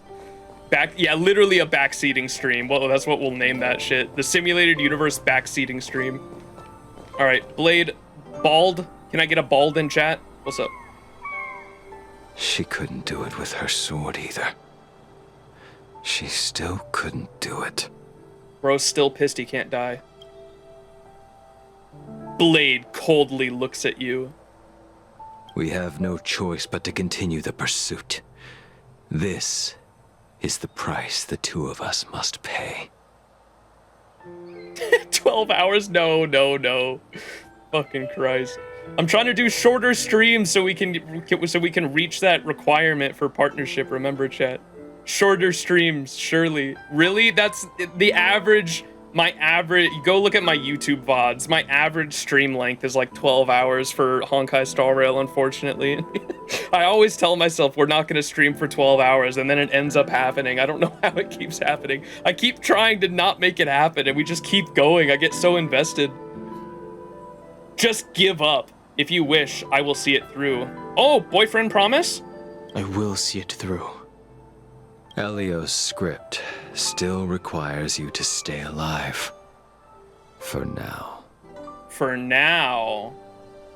Boyfriend promise. I don't mind prolonging my vengeance. It might be more interesting that way. Date soon? Let's go.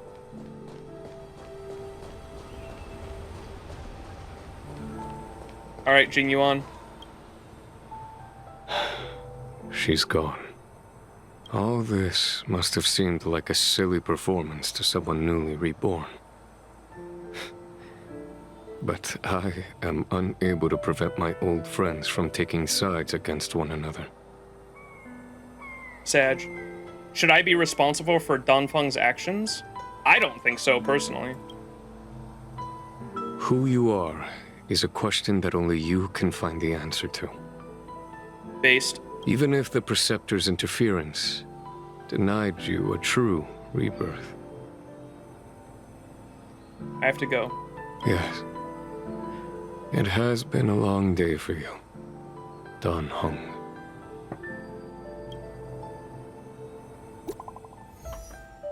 New message from the Astral Express crew. Is everything okay, Dan Heng? Max and I heard you received an anonymous letter, and we were worried, so we came here to check on you. But you weren't in the archives. I'm okay. I went to see some old friends. Did that poker-faced Stellaron Hunter Blade give you any trouble again? Don't worry, I just stepped away for a bit, to catch up with some old friends. Phew, that's a relief then. By the way, don't forget to head back to the Express early. Himiko said she made coffee for us. Oh no. No! That's one way to reach true death. Alright, that was it. Wait, I get to keep? Oh.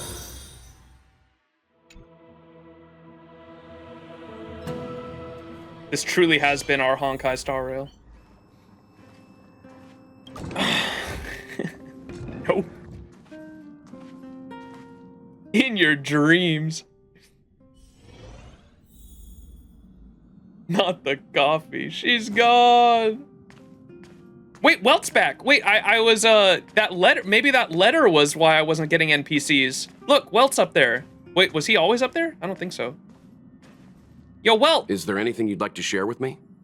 No. The Luofu permanence. Grandpa Welt is back at least. Himiko's not. Oh wait, Himiko's not there because of the IPC quest, right? He's always been up there? No, for people. Wait, what's this? Can I look at this or is this cheating? There no NPCs, for people who don't know, no NPCs have been spawning on the train, and I assumed it was because I haven't started this radio message quest yet. But the Jing Liu quest over here also could have been a culprit, because I don't think Welt was always up there, was he? Quest locked. It's from Luocha? Luocha. Note left by Luocha. Dear Nameless, having to deliver this letter instead of bidding you farewell in person on the express leaves me with a sense of regret. I've heard your noble deeds on the XianZhou Luofu, and had the pleasures of getting to know such an intriguing friend as Dan Heng. This journey through the meandering XianZhou has allowed each of us, including those on the Astral Express, to find what we were seeking, a remarkable and fulfilling conclusion that is truly incredible.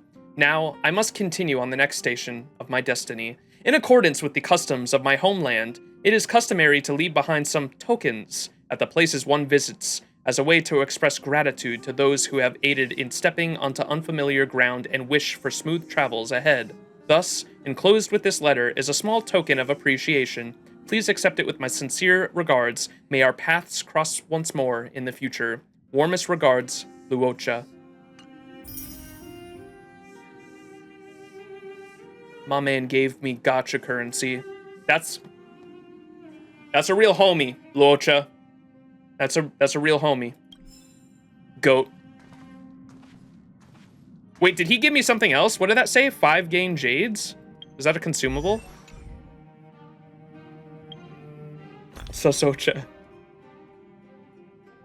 How can he be evil and Santa Claus? It's a drink.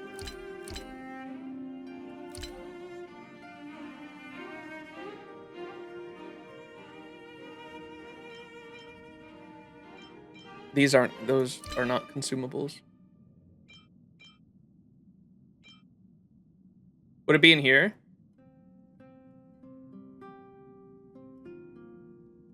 His name literally means evil? Luocha? Nah. I don't believe it. 4th row?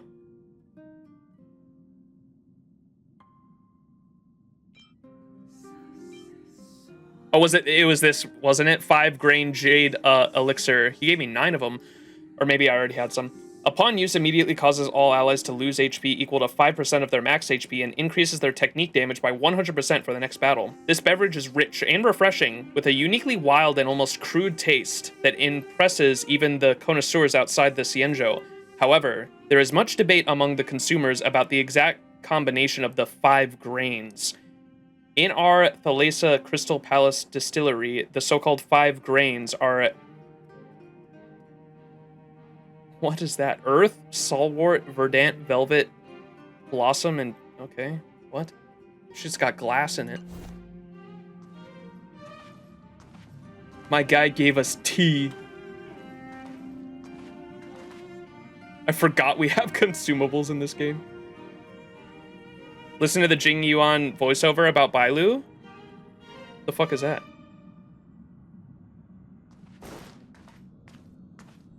Guest book. Oh. As a traveling merchant that walks the stars, I am someone without a place to call home. Being here with you already fills me with satisfaction enough. These gatherings and partings are finite in number. I only hope that we might meet on another day to look back fondly upon the past and remain as amiable as we are now in the present. Look at the picture. It says departed. Oh, the other ones don't? So he never coming back? Hey, yo. He gone.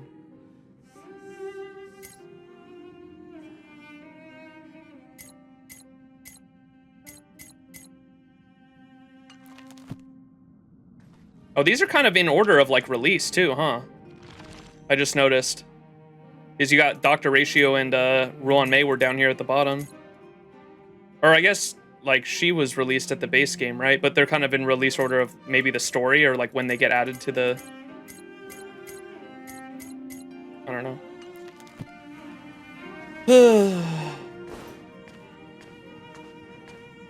You still get the jades he would have given. Don't worry, Max. I tested it, made sure of it. Wait, what? Reaction Andy time. It is Reaction Andy time. Am I able to, I'll show you what I have saved up after the, what's it called? I guess we can do a multi right now. I've got, 10 tickets, 600 Stellar Jade, and I think I did do a couple multis off stream, I'm sorry. I think I did 1 or 2 multis on the, this one, the Kafka. We're still trying to get this Kafka, light cone. And so I think I think we're just over 40 now, because I did like 2 multis off stream. We were at like 27, and then I did 2 10 pulls, I think. And so now I think we're on, off stream? I know, I'm sorry. I thought, listen. I'm a bit addicted to gambling, all right? Chill. I didn't get anything if it makes you feel better. I was building pity. I feel so One of us. I did do NP5 Arcwood off stream too. Like I was one of the last people on NA to NP5 Arcwood, because when I got my 5th copy, that banner had 0 minutes left. That banner had literally 0 minutes left. So I'm like one of the very, if I'm not the last person, I'm like one of the very, very last people to NP5 Arc from that initial banner. I get it. I am an addict. All right. Anyways, let's throw this multi into this banner. And how many I've got 2 multis for the this is the permanent banner. How do you see bonus rewards? We're at 138 out of 300 for my. I think I'm kind of torn between Bronya and Welt, because I have both of their light cones. So I was kind of torn. I think Bronya is the one I'm going to get the most use out of, but Welt I just love so much just because he's fucking cool. Like, I just love Welt, like, for the aesthetic and, like, his character so much more. But I know for a fact out of gameplay, I'd get so much more use out of Bronya for sure. But I have both of their light cones as well. Like, I have the Bronya light cone and I have the Welt light cone. So I have both of their light cones. So I was kind of torn on both of them. Clara, probably. I love Clara, don't get me wrong, but probably not. Japard, no. Yan King, I think I have to go with Yan King. After the XianZhou storyline, I think sold me on Yan King, chat. I have to get Yan King. Why not Yan King? That's what I'm saying. I think we have to go with Yan King. He's actually just the best character on this entire banner, I think. No. I'm kidding. He is the worst 5-star. No, I'm joking. I'm joking when I say that.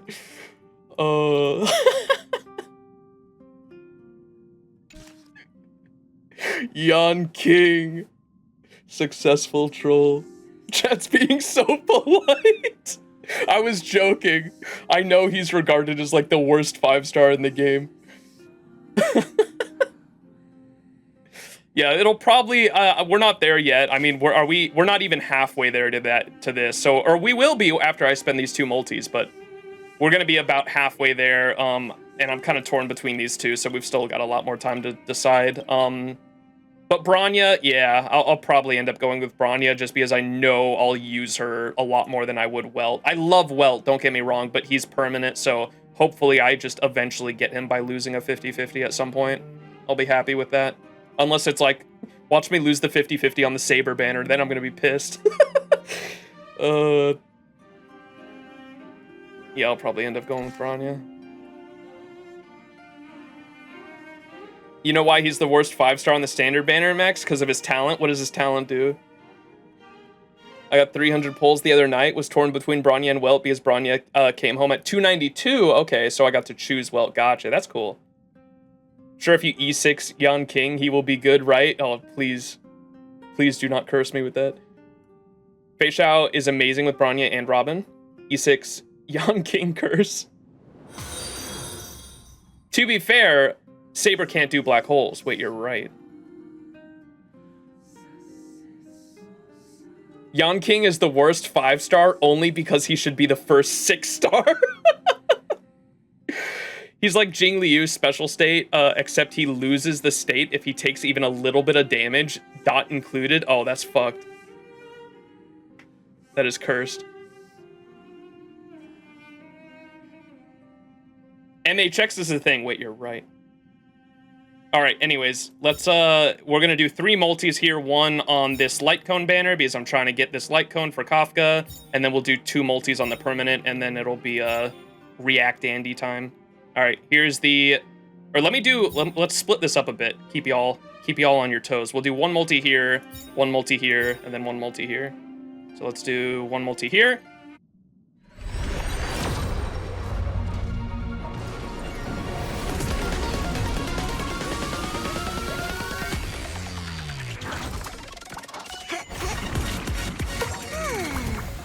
What do we get? Hopefully a new character. I'll take a new 4-star. Because there's a lot of 4-stars we don't have still. Ooh, Luocha light cone. Another Gallagher? There ain't no way, dude.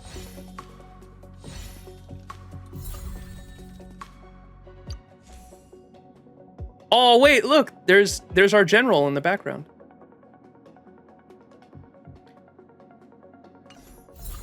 What is that? I hate how I can't, like, full screen it there. Inventory. Light cones. See, here's the Bronya light cone, by the way. So I've got the Bronya light cone already, and then I also have the Welt light cone. So I have both of those. That's why I was kind of torn between those two. Here it is. Details. Our general. Luocha. On a bustling street, he walks and walks. The sunlight closely follows his footsteps. He makes a stop and picks up an umbrella to shade himself from the sun and from the prying gaze. Ooh. Wait, so when we were tailing him, when he was like kind of being like sus during when all the cameras were on him during that when March was making up the story, he was probably being really sus because Jing Yuan was tailing him, maybe, huh? Because remember, he got an umbrella in that quest line, if I remember correctly, right? Jing Yuan was watching. The king of the jungle.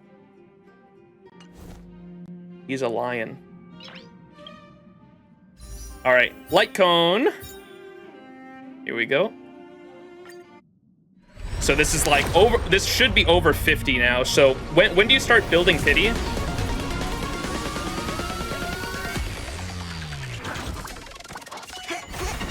75? Fuck. 70? So far away.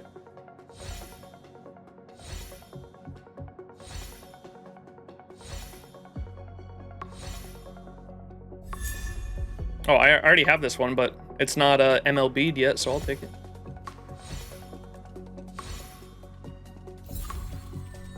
Nice. Okay. And then one more permanent banner one.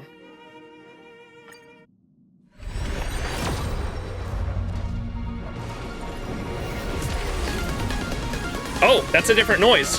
Pause.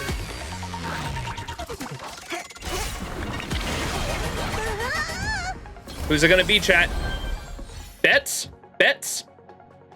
Bronya or Welt would be crazy, considering I was just talking about them. W? Wait, Blessing of the Arlen? Blessing of the Arlen? Yon King? Himiko! Wait, I already have her! Fuck. Well, maybe that's good. Himiko 2?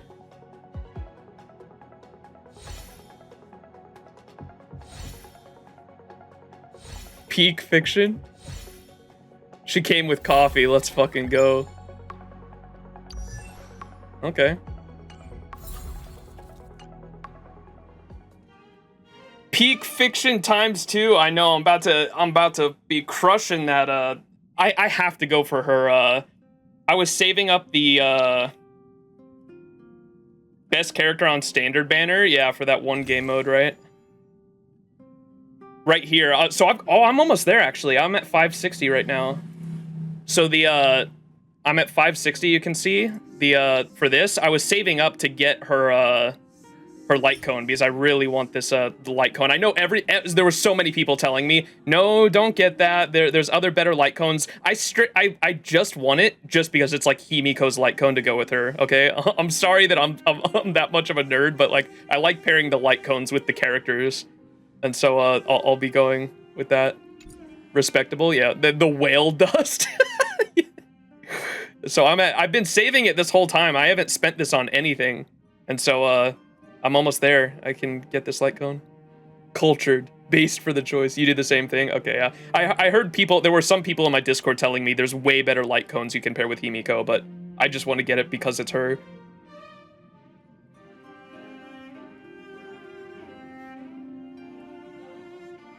Get what you want. They don't know our craft essence hoarding in FGO. Yup.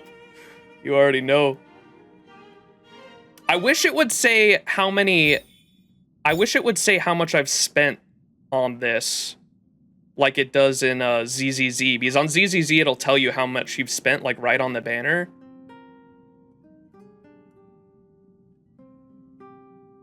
View details. Do I have to, you have to like count all of them though, don't you?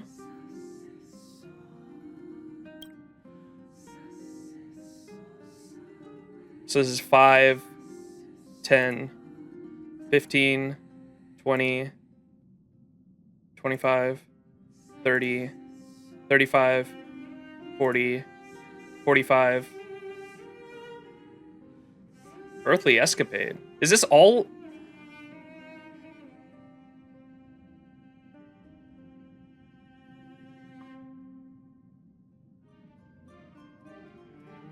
$41 pity. It should be a little more than that.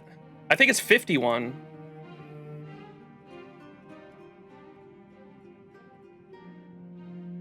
$51 pity, I think. Because we were at 27, and then I spent 2 multis off stream, so we would have been at 47. Plus the one I just did, so like 57? The update's after an hour.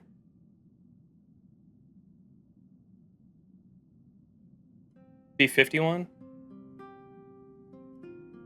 That's annoying. Yeah, I wish it would just be on that's a quality of life update they should update, because ZZZ has the where you're at on the banner, like right on the fucking bottom right corner.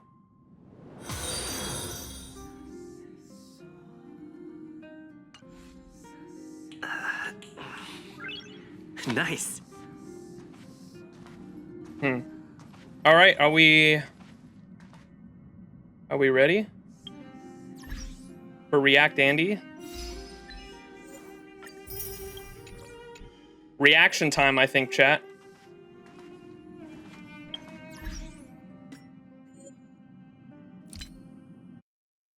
Turn that down.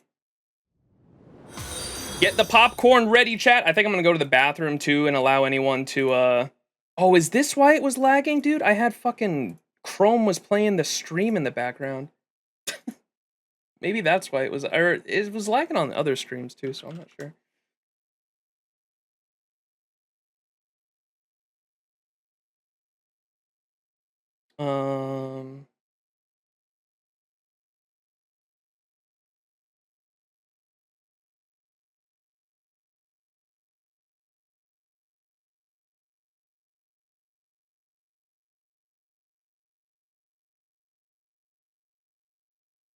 Pulling up my playlist, 1 second.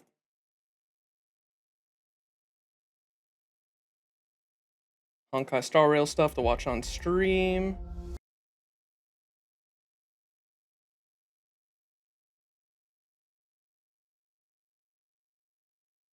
Bam. Ain't no way.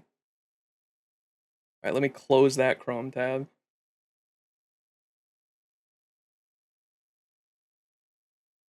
Did someone already make you a playlist? I made the playlist, but someone else made me a shorts playlist, because I guess there are shorts that a lot of people don't see that are uploaded on the main Honkai Star Rail channel that I was made aware of, that literally have the light cones, and they're like the animated light cones, and they have voiced lore over the light cones, which is pretty cool. So we'll definitely watch those as well. Let me pull up that playlist before I forget as well.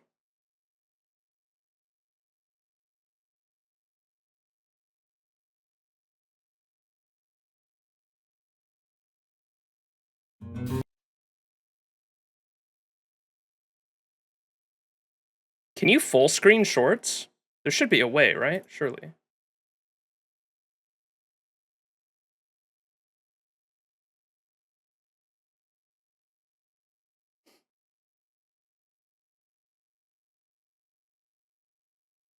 The QQ light cone short is my favorite because she's so Gen Z coded. There is a way. I don't know if you can do it from the page that I'm on. Look at the link.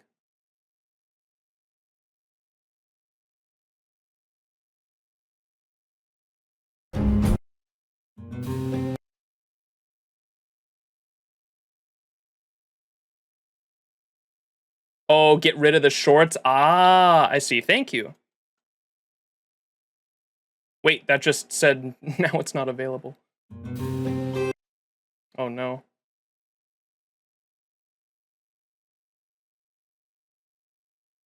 Oh, replace it with watch.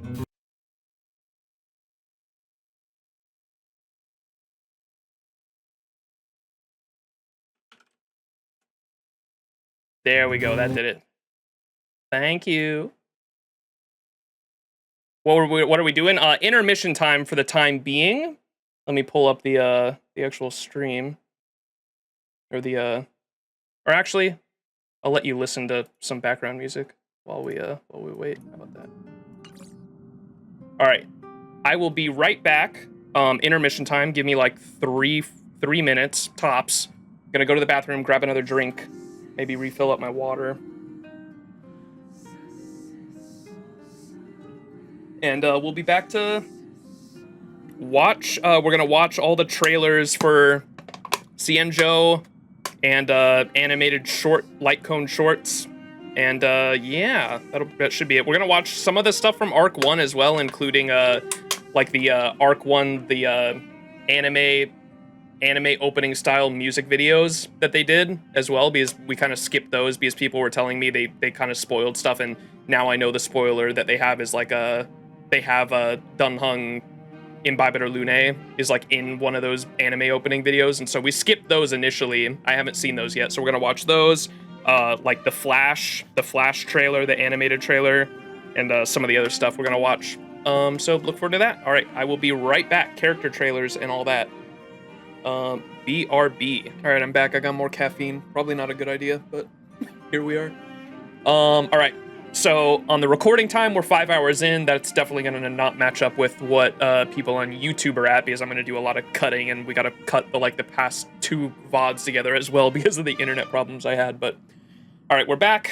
Let me turn down the music and let's get started on these trailers. Excited to watch these, especially the animated versions too, because everyone's been telling me to watch The Flash like since we entered XianZhou. The XianZhou arc, and so I'm excited to watch like the animated ones specifically. Should be really cool. All right, we're gonna start off with the anime openings though. So here is the original trailer. So this is one of the 1.0 trailers, because so as I understand it, when this game came out initially last year, the 1.0 version of the game had all of Herta Space Station, all of Herta Space Station, all of Urilo 6, and then half. It only had the first arc of XianZhou, right? All the way till Danshu. Okay, that's what and that's how I understand. Like just yet another reason why a lot of people didn't like the XianZhou Luofu arc was that just added on to a lot of other reasons. I think my main critique of it at this point, I'll just say out loud, because I love the music, was probably the best arc that we've had so far. So the big pros were the music, and I think the writing in terms of a lore and story standpoint were amazing. It just lacked there was too much exposition. Like straight up. There was too much talking and not enough doing. And like I said, I'm a big fan of the show don't tell way of storytelling, especially for a video game where you're supposed to be playing and experiencing the game through gameplay. That's, I think, where like the highlights for the game were like in the story quest that we just did, where in the Dan Heng one, where like Jing Yuan came in and was like, reinforcements, I am the reinforcements, and like literally came in mid-battle. Like that shit was so fucking cool. Like we need more of that. More of that, and like if like the way to, I understand people were saying they're setting up shit to be explained later, but I would have loved to experience the what are they called? The Cloud Quintet? The Cloud 5, as I call them. It would have been so cool to experience the Cloud 5 story by like literally playing a memory. That would have been so cool. But you know, lots of different reasons why they didn't do that, I suppose, but I would have loved that specifically. But I love the story. Like, so I hope people understand I'm not shitting on I'm not shitting on the XianZhou Luofu storyline. I just think that there was way too much expedition, but the writing and the music specifically were really fucking good. And I just wish we would have gotten to play more of the things that they were explaining to us, rather than just get exposition of someone talking for 5 minutes explaining everything that was going on, I suppose. The Cloud Fortet now, yeah. The High Cloud Quintet. I guess they want to live more in the present and not the past. Bygones be bygones. Yeah, and that's fine too. I just like and the cutscene we got was really fucking cool, so I'll give them that. The world building, the lore. I mean, I was reading. I wouldn't have read like every piece of fucking paper we came across if I wasn't enjoying it, and so I thought the lore and the world building was really fucking good. It just had some issues with presentation, I guess, was the word I was looking for. Don't worry, Penacony improves on that. Yeah, everyone's told me.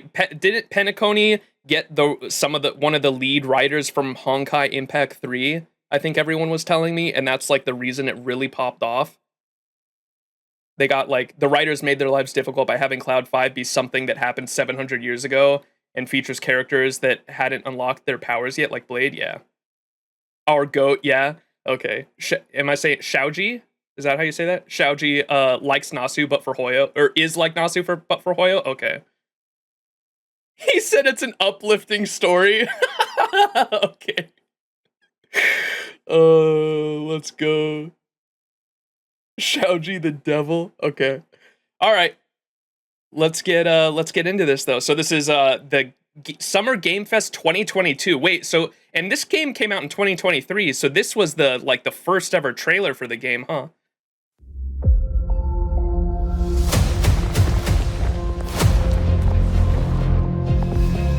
Mommy? Sorry.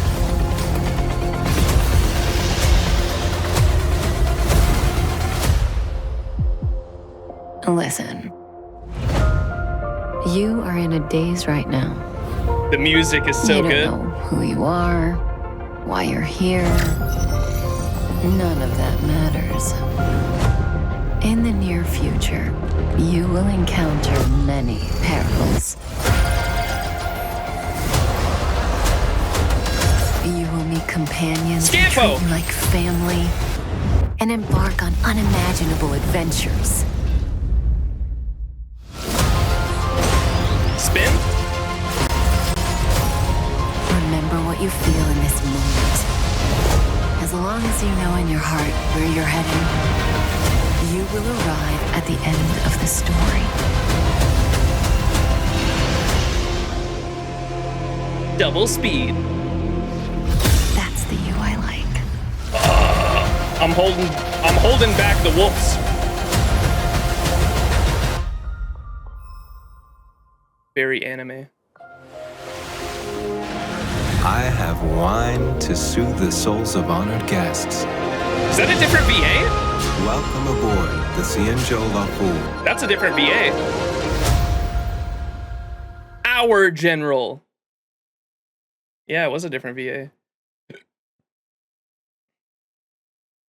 All right, the official release trailer. Not our general.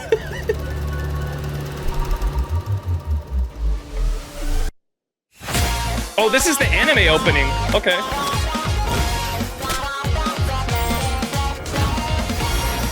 I think we watched this one before specifically, I think. We didn't watch the other one, though. Get rid of the press from the rusty time dossiers. Don't stay in a daze looking for a sign. Slide and try. Run across fields of ice, but hidden in starlight. Be well aware of roads we've gone by. Put yesterday's aside, meet the future head on. Now trailblazers keep credos in mind. Oh, wait. They did kind of tease him in this initial opening. What? I didn't realize that initially. What? They actually tease him. Oh, and that's Blade in the reflection. Okay, that's cool. And the deer? Holy shit. Wait, there was so much shit I didn't catch. There's the deer.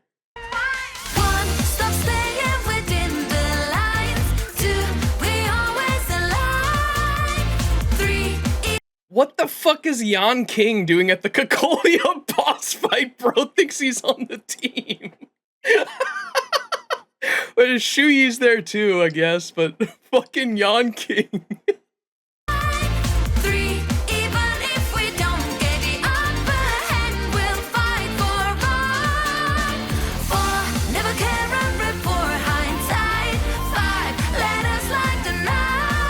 This I remember.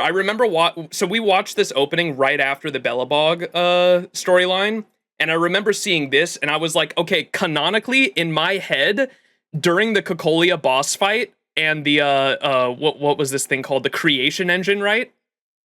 When the creation engine woke up and everything, canonically, my headcanon is that Welt was actually there, like he came down, but just watched over us like Gilgamesh does in the Solomon arc, just to step in if we needed help, but he like lets us like struggle and go against the boss fight, but he was there just in case we needed help. Bro actually watched us get stabbed and was like, nah, he's got it, he'd win.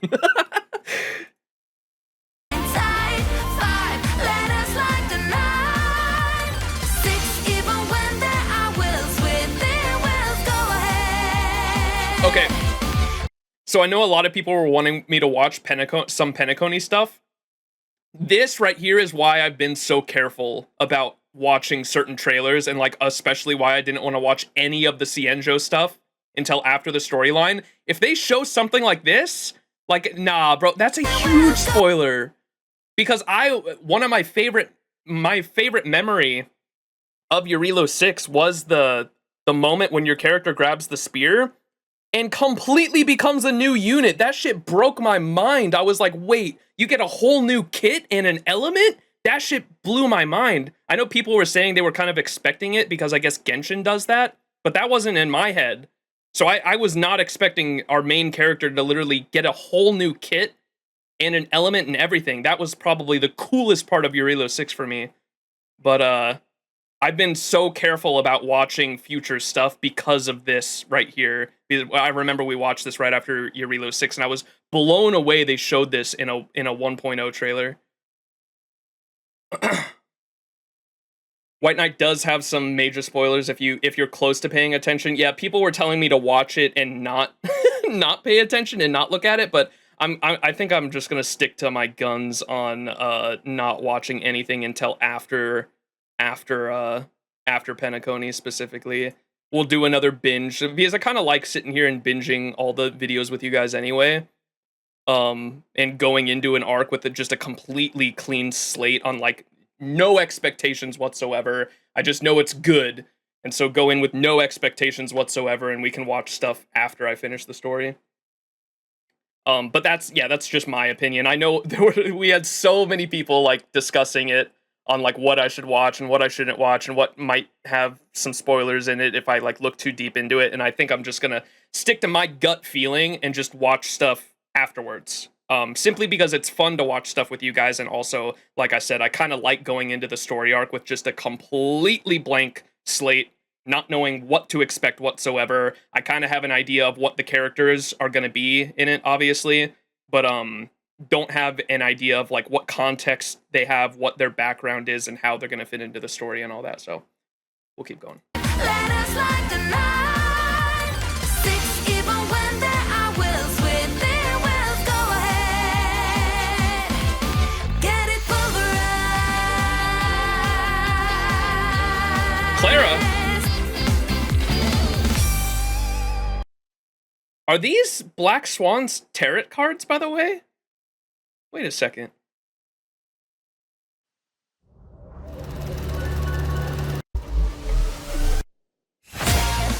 Oh, these are light. Wait, that's a deck of cards right there. These are light cones? Oh.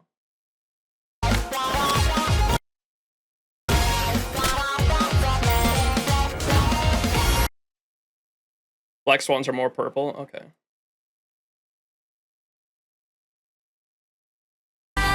They foreshadowed the character with the best synergy. Clara's feet. Wait, what are these red ribbons? This is a sick shot. Yeah, I saw Yukong with the kite. I definitely noticed that. And yeah, and Ting Yun being a bit sus with her finger over her mouth. I did notice that. I didn't point it out, but yeah, that's her quest line with the kite. And then yeah, Ting Yun being a bit sus. It would be really cool if they had like some kind of creepy shadow here in the background to foreshadow Fentalia. That would have been sick.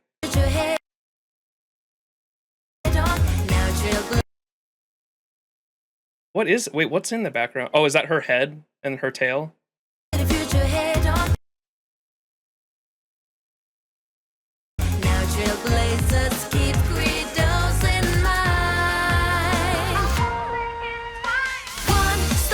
There is a shadow? No? Yeah, there is a shadow. I was trying to figure out what that is, though. Is that Fentalia somehow? Maybe the flower petals?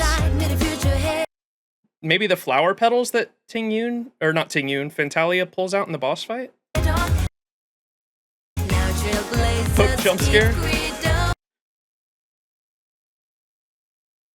I thought it was the shadow of her ears. That would make sense too. Yeah, I was like, well, it kind of looks like she's got like two tails. It looks like two tails because you can. Oh, my webcam's blocking it, but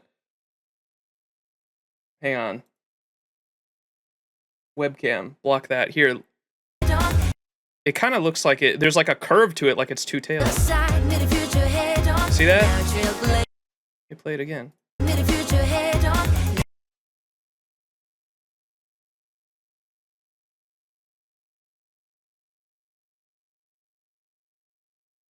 This one looks like her tail. This one up here kind of looked like a second tail. You can't. Oh, the stream's not picking it up that well. Right here though, there's like a curve. There's straight up another curve, like there is right here. Like this curve right here is like also up here. Stream's not picking it up that well though. It could be a Fentalia. Yeah, what is that though? The only thing I could think of is like flower petals, maybe. Her tail is down. Maybe it's not even her shadow then. I don't fucking know. The evil twin big gun. All right, anyways, let me turn webcam back on. The shadow is Fentalia's shadow? How? Do I need to pull up a picture of Fentalia? Like...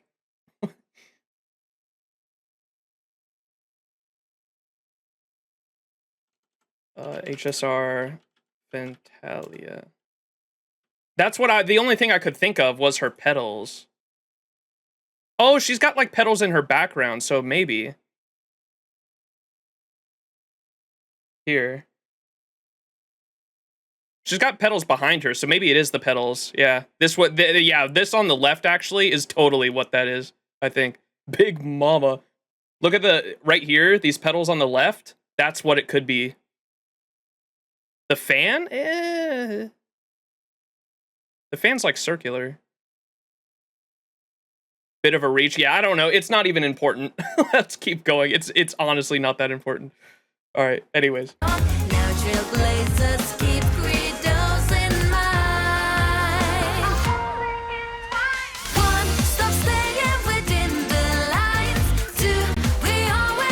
can't get over Young King being there, dude. That's so funny.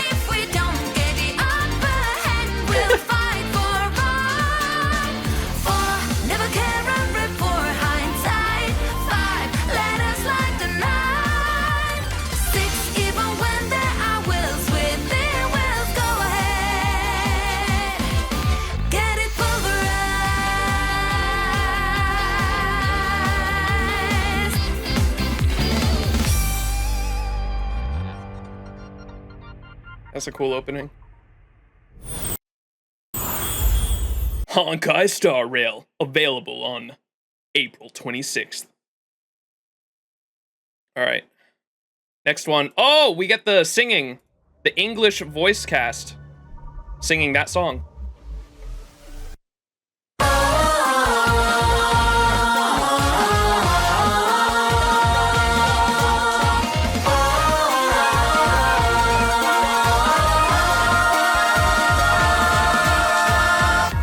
Get rid of debris from the rusty time, those years.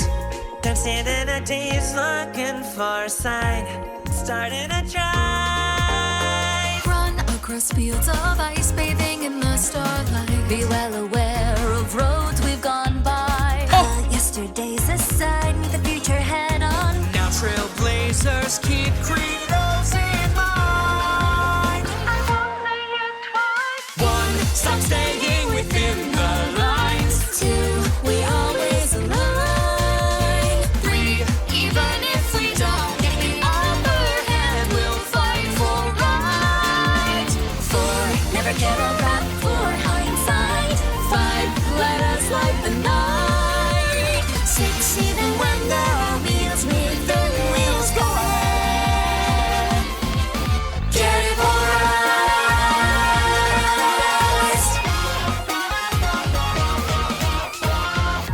Our story does not depend on fate. What the?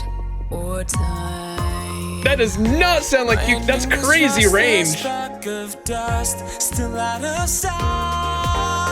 Pounding my heart beats fast to memories of the past. Saying goodbye, I'm filled with confession. These train tracks go on and on. My secret's undone.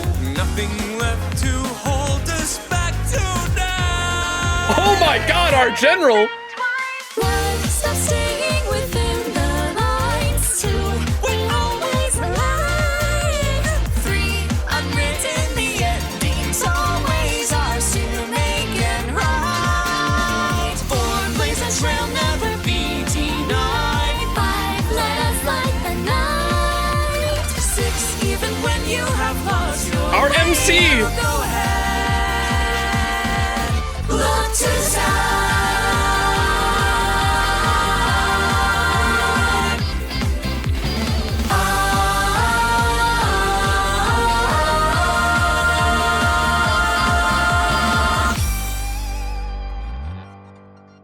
That was sick. I honestly, dude, okay, I gotta go back and find QQ. QQ's range is crazy. That VA. Bryn? Crazy range. She did not sound like QQ at all. And then also, dude, our general over here, that was crazy as well. I think my favorite performance, I said it before, but I'll say it again. My webcam's blocking her, unfortunate. How do you say this? Felicia Angela?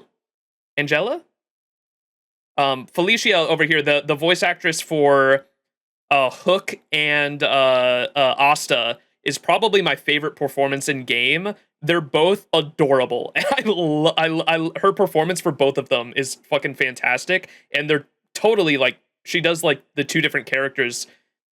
She does the two different character performances different enough that you can definitely tell they're different characters, but she has certain mannerisms in which she performs the characters where, I don't know exactly how to say it, but you can tell it's the same voice actress because of the mannerisms present in her acting, if that makes sense. And so, like, when someone pointed it out that Asta and Hook have the same voice actress, I was like, "Oh my god, you're right!" But I never would have noticed it until you pointed it out. But I love her. I love the way she delivers the lines for both of those characters. When she gets flustered, yeah, I think that's it. Like, there's certain mannerisms, like when she gets flustered or maybe a little angry, that definitely come out that you can tell it's the same voice actress. She does a great job with both of those characters, though. Let me rewind and go to that QQ and the general part again. Where was the QQ part?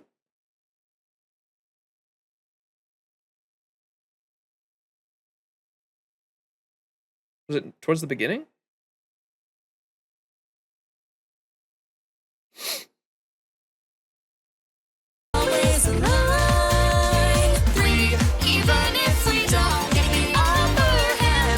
Was it the second verse?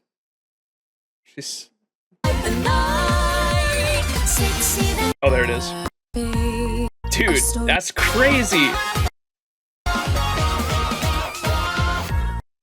So QQ has like a cute smug voice, by the way. Like, she's way lighter. Bryn, the voice actress, when she plays QQ, way lighter. And she's got a way deeper voice here. That took me back. Our story does not depend on fate or time. My ending is just a speck of dust, still out of sight. Pounding, my heart beats fast to memories of the past. Saying goodbye, I'm filled with confession. These train tracks go on and on, my secret's undone. Nothing left to hold us back tonight. Holy shit, dude. Our general. That's so crazy. On my secret's undone. Nothing left to hold us back tonight. Truly our general. So yeah, have you watched the White Knight one? No, we're not watching it until after Penacony, most likely. I'm sorry. I know everyone wants me to watch it because I guess it's a very hyped trailer, but I'd rather go into Penacony with a completely clean slate.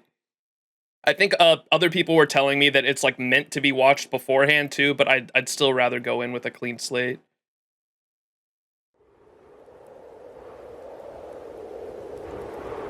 Here's Wildfire now. Okay.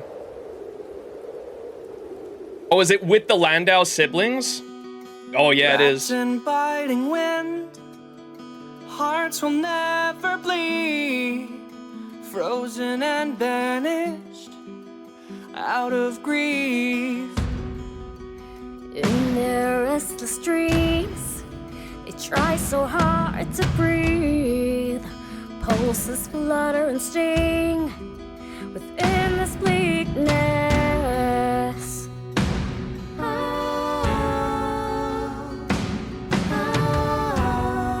That top right one is Lynx, if it wasn't obvious. Pain will come with the blade. Pain will wake up the despondent crowd in this dormant world somehow.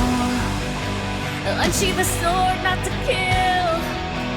Unsheath the sword to rend those clouds above the ground. Wake up, it's time to gather now. The only warmth remains in hands clasped so tight. The only fire exists. Is that him talking in the background there too? I'm sorry, I'm interrupting it. There's another voice in the background. Is it him again? That's cool. Warmth remains in hands clasped so tight. The only fire exists in brave hearts. Seasons that refuse to change over the years will find their way back on track.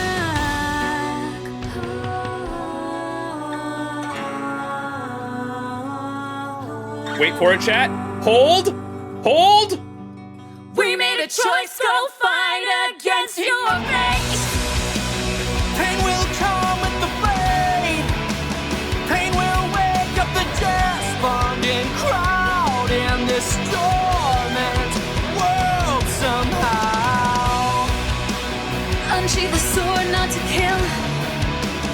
Unsheath the sword to rend those clouds above the ground.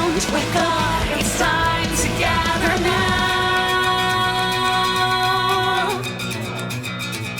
This is my favorite part of the whole song, just the guitar solo.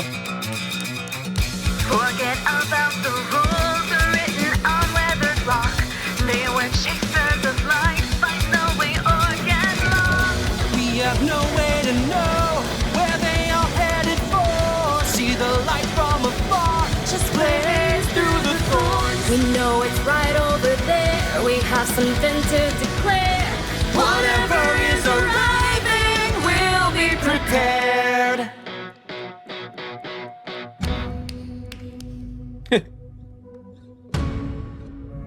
We made a choice, go fight against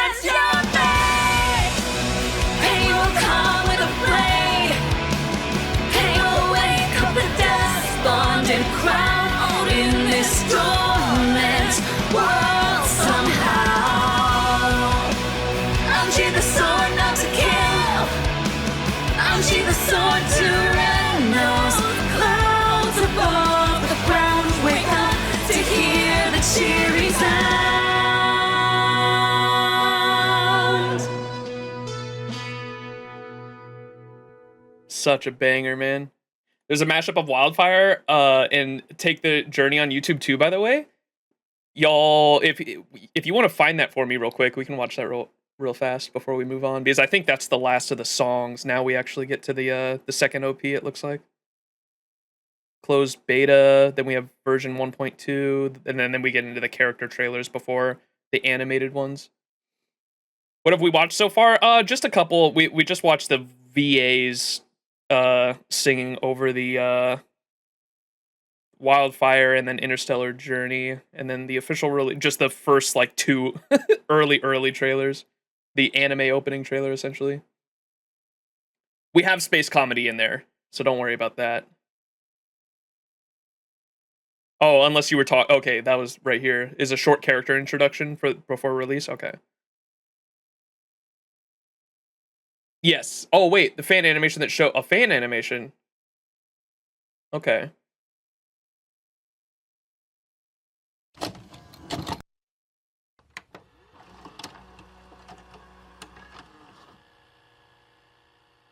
The way to celebrate,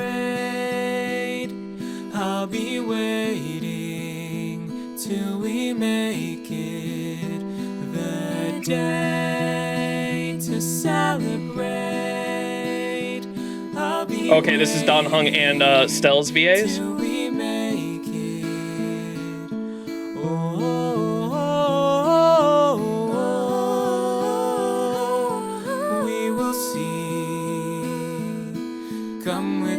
Take the journey,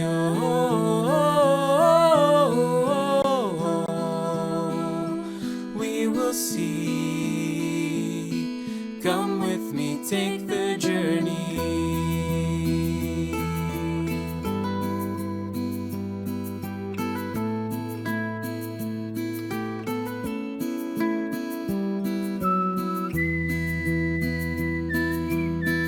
Oh, I love the whistling.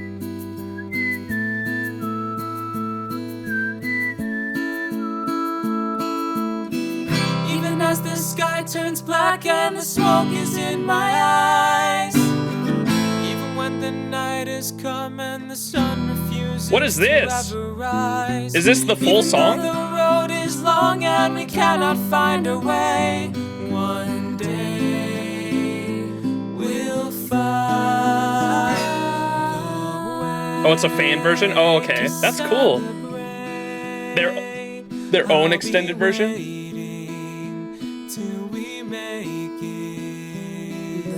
Day to celebrate,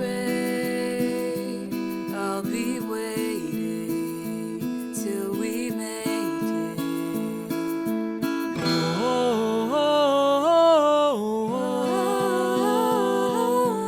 We will see. You will not see for months, yeah, I know.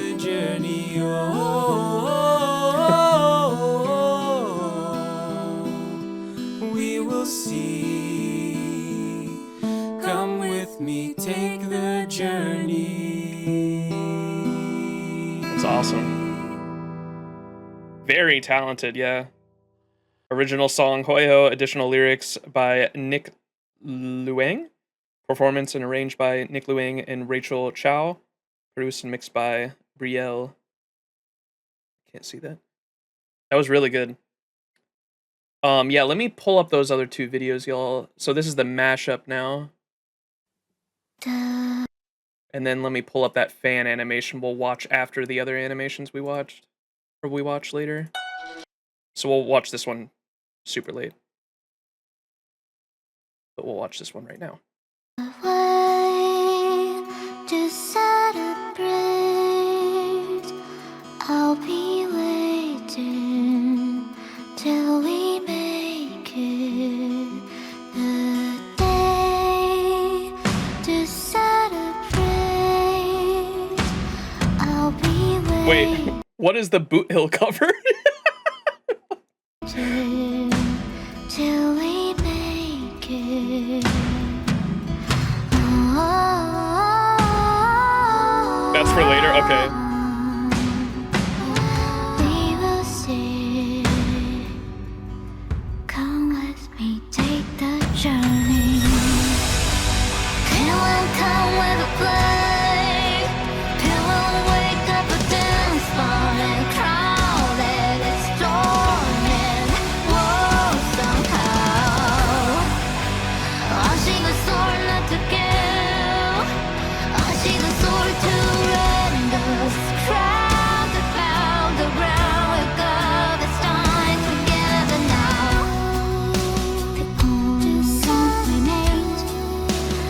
love that mix.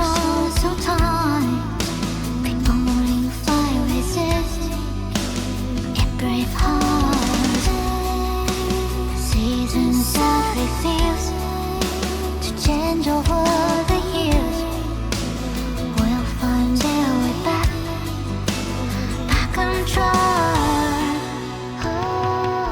It's crazy how fucking good Yurilo 6 was a whole vibe, man. Holy shit. Oh!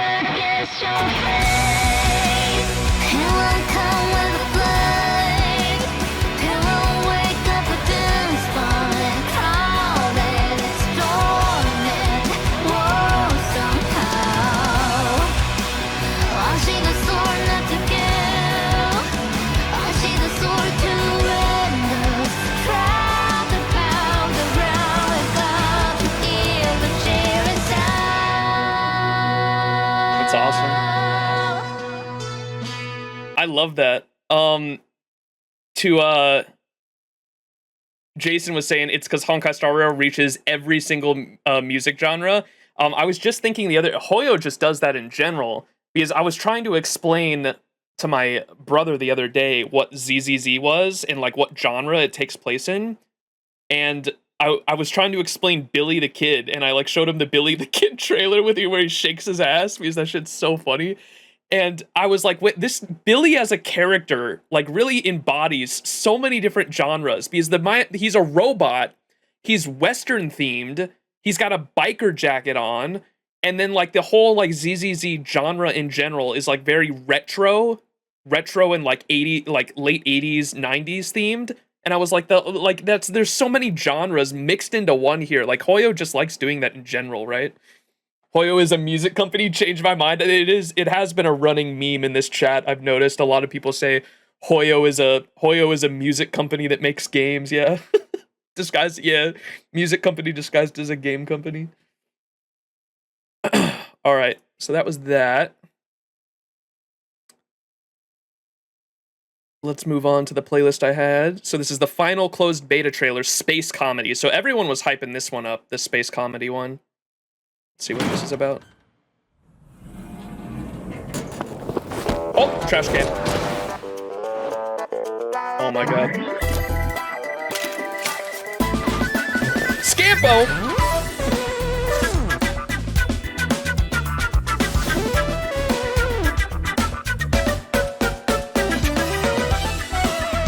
Wait a second. What were you doing, Pela? What were you watching? Hang on a second. Look at her smile. Wait a second. Hey, yo. Oh, she just like me. Shipping. Canon writes fanfic. I know. That's so funny. You know what she's doing.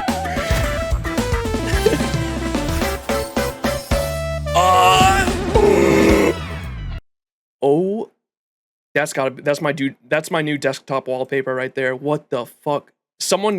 Why is this not in HD?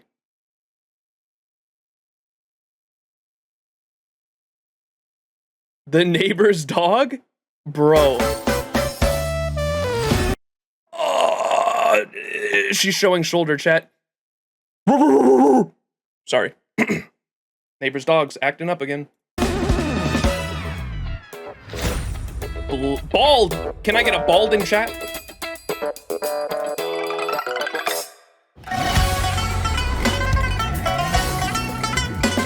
Sushi! Chicken! QQ! Fushuang! What was happening there? She got angry that she was gambling. She taking photo evidence. Oh, QQ was trying to get it because she took a picture of her.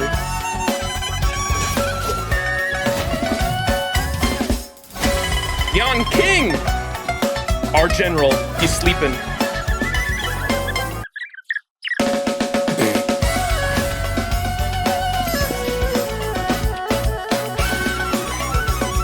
Oh my god.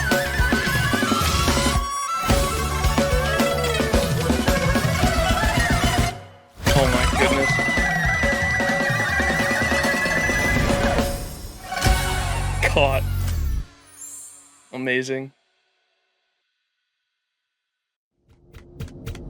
Oh! Kids have all the fun. I'd like to explore the ship myself. Patience. I think you're in for a surprise. Wait, he went with us anyway. This shit was so our first closed beta trailer. Was this before they even decided to put Welt with the story with us? He came with us. That's funny. Pom Pom arrive. Version 1.2 trailer.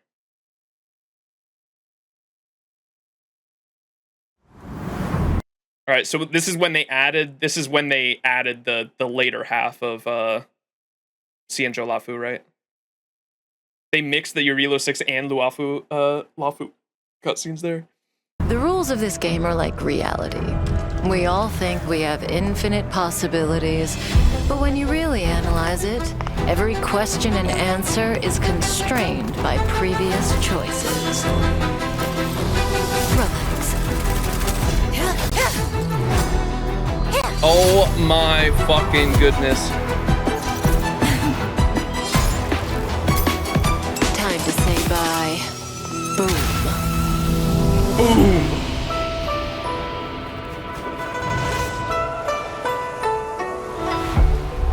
Oh, Kafka and Blade's banners came out this patch?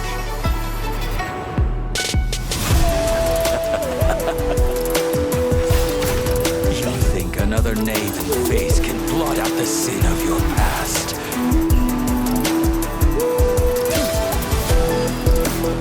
Fail. Defend you. Are there any Blade mains in chat right now? Any of you guys bald mains? Raise your hands. I am. Yes. Me? Okay, you guys are based. I just want to say you guys are based because I've heard that his kit has not aged well. But you guys are, if you're like a fan of Blade and you still main him, you're based. I respect you. It hasn't. You guys, I respect you guys. And I cry. Don't you dare, don't care he's epic. Yeah. You guys are based because like I'm the same kind of player. Like if there's a favorite, like I'm like that with Natasha. I admit Natasha is like literally the worst abundance character. I don't care. I love her. Like I will continue to use her. Like I obviously will admit that she's the worst abundance character. But I will do everything in my power to make her work. You know what I mean? So I respect people like that want to make their favorite characters work for them. I buy OP units and make him better. There you go. There you go. She's not? Wait, who's the worst abundance character then? I want to hear your take. Luca? Am I saying that right? Luocha? Luocha's worst? I heard he was all right. Wait, is Luocha abundance? I will rage. Bailu because no cleanse. Oh, true. You kind of need cleanse. Bailu resurrects. That's true. Bailu on E0's worst. Luocha's busted. Luocha is brilliant still. Luocha saved my ass. Put some respect on my man's name. Okay. There's no, that had to have been a troll. That had to have been a bait. All right, let's keep going. Release your full potential. Oh! The power you carry is the key to opening a way through to the ambrosial arbor. As coming here triggered your memory. What happens next is in your hands. You, and you. All three of you are staying right here. God, that cutscene was so sick. The karma of past lives changed the world of the present. I wish for you to despair, suffer, spoilers! Turn on one another and destroy that which you love with your own hands. Even immortality ends. Luca! Oh, was this when the Luca event happened too?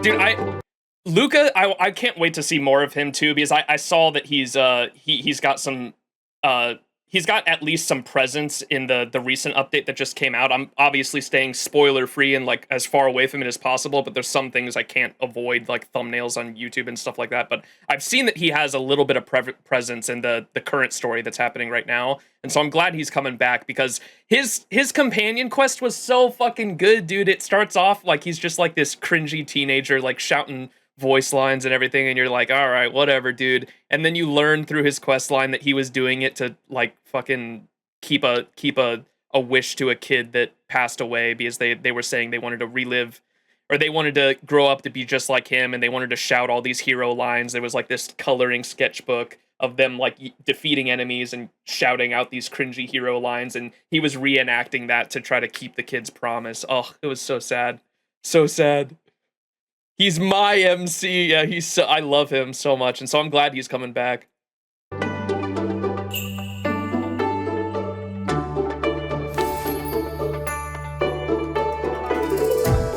Okay, the rest of this is just showing shit in the update. Okay, that was a cool trailer. Now we have the character trailers before the animations, and so here's Bailu's. And I believe I have 2 5-stars in here. Bailu and Yan King were the permanent 5-stars that were added in the 1.0 update. And so these, just for context, so the audience knows, both these trailers, Bailu and Yan King, came out in 1.0, and so they're probably not going to have too many like story spoilers in the trailer itself. It's hard to stay cool in this dry weather. External heat needs inner cooling. Internal heat needs outer soothing. And if you're still not sure, there's more than one cure. Lady Bartley found it! Dad? How did they find me?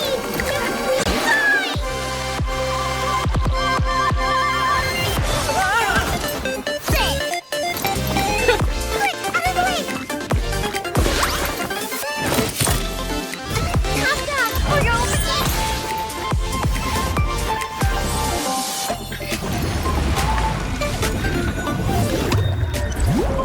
Look, listen, feel.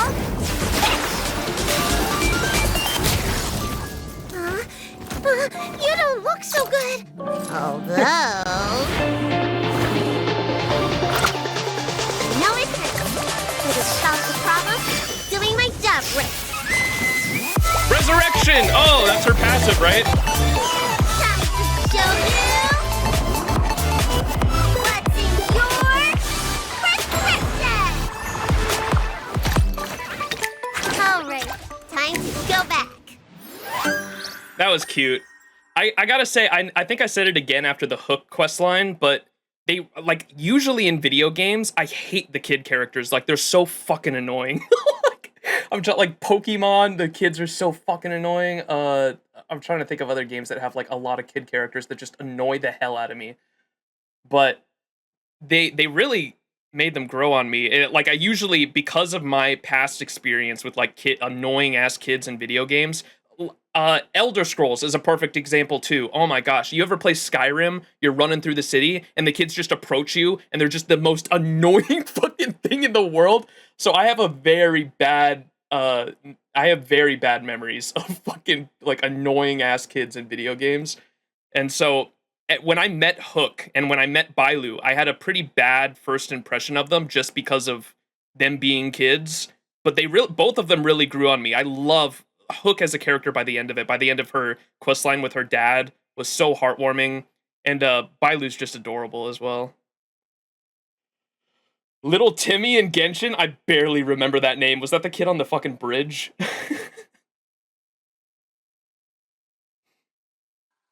Clara is precious as well.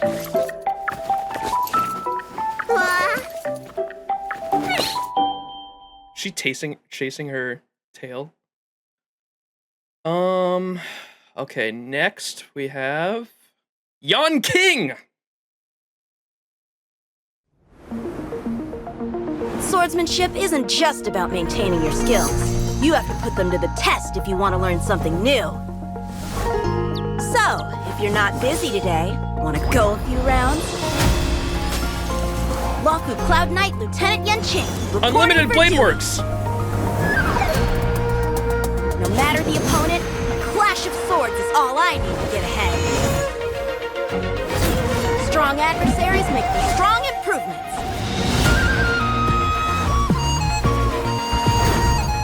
Blade and flight!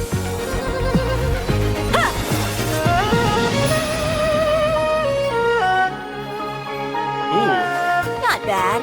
You did better than most. Swords descend!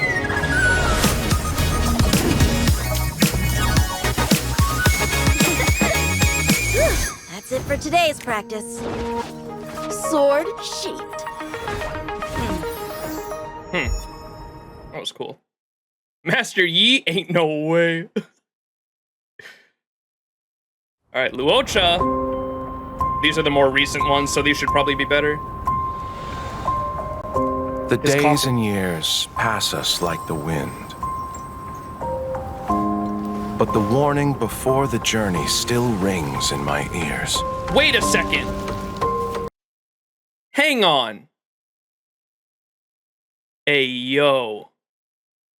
Where have we seen this? Well, my webcam's kind of blocking it. Where have we seen this image before? Monka, wait a minute.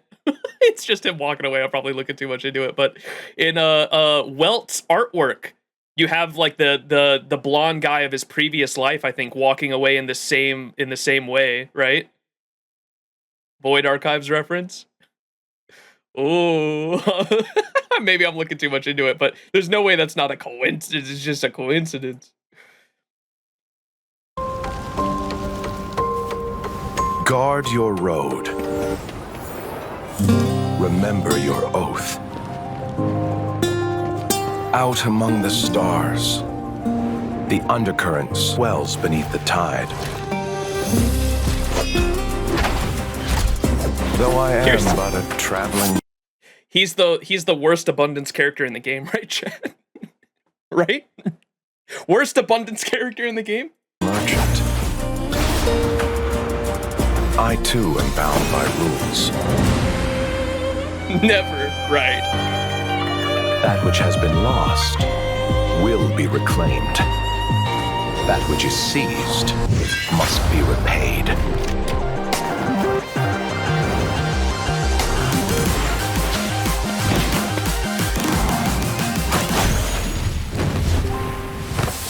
Fear not.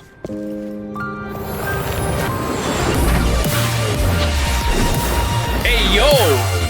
My guy taking on an army! Eternal sleep is not the end. The dead will return.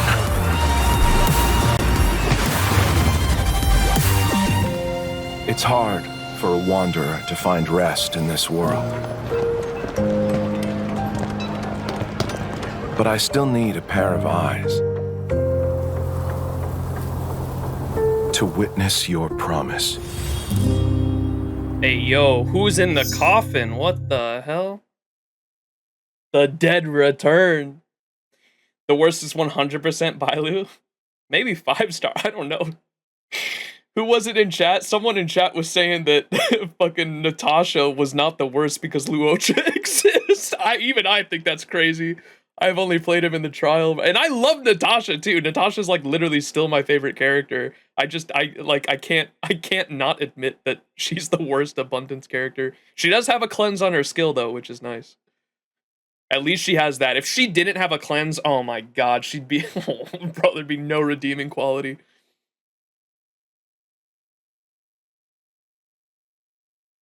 Natasha is in the coffin. All right. Oh, our general. It's time for our general.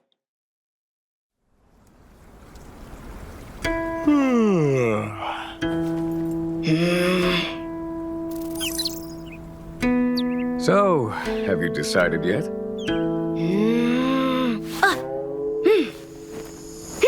Your turn, General. Oh, they're playing the game that's in the general room. Indeed. Kids these days. A little too naive. Wait, you're cheating. You can't put a leaf on the board. Game. Oh! Singular encounters with endless possibilities. Oh, that's sick.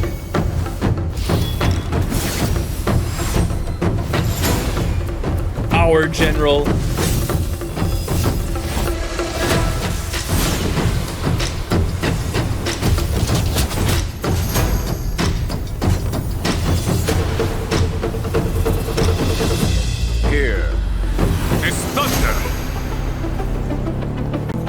Okay.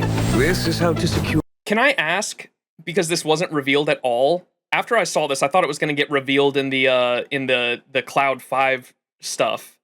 The high 5 Cloud Quartet. Quintet. Whatever the fuck their name is, I cannot remember it for the life of me.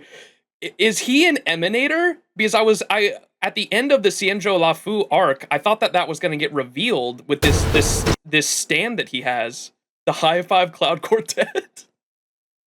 He is not? What the hell is this stand he has? Here.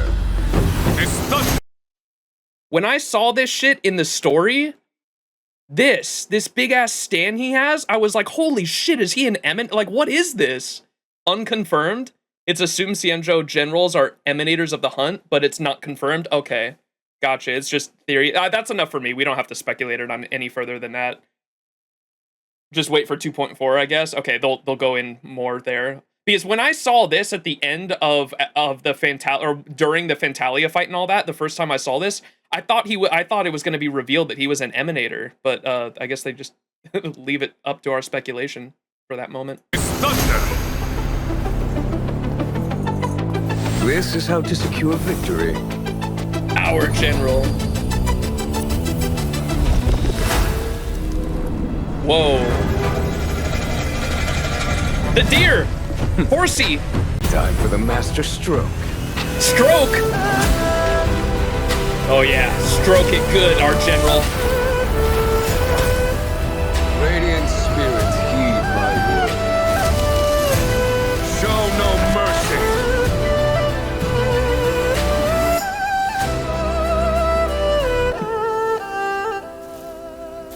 Have you memorized all that? Yes, General. Very good. But Young only King. when you've forgotten it will you be ready. What? So then...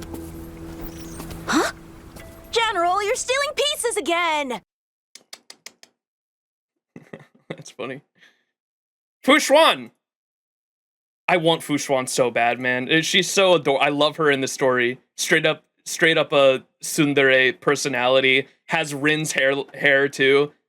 Rin's hair and Rin's personality all wrapped into one character. You need it. I know. I want to make that's on my list of emotes to commission. I want to get the troll Sampo. I want to make an emote commission an emote that is Sampo but the troll face.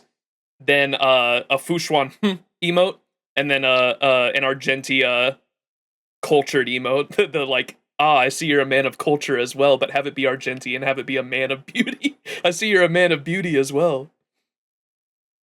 Small Rin, indeed. Fallen petals bed the ground. All is preordained. And what is seen through the omniscia is destined to be realized. She's so cool. Now that all elements of the past have taken their places, the future sits within my reach. As clear as daylight. Whoa! Wait, that art was crazy. I haven't seen that before. As clear as daylight. That's sick. Woes of many morphed to one. Nova burst. Shone by hearts.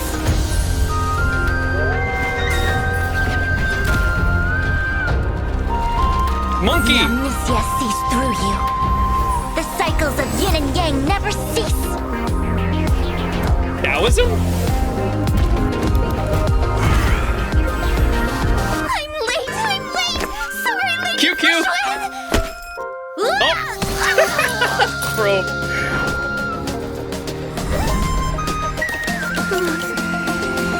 Lady Fushuan. Delving into the way of the world, scrutinizing the universe's entirety. Though all things in the universe have their own inherent principles, the choice between weal and woe lies in our own hands. That's crazy, bro. Got the animation with the fucking city in the background. Lady Fushuan. Delving into the way of the world, scrutinizing the universe's entirety. What the fuck? That looks crazy. Delving into the way of the world, scrutinizing the universe's entirety. That's fucking nuts. Delving into the way of the world, scrutinizing the universe's entirety.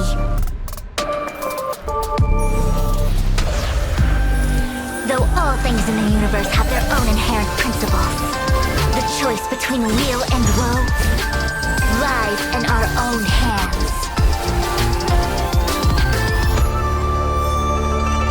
Be vigilant of 3 things: fire, theft, and teammates.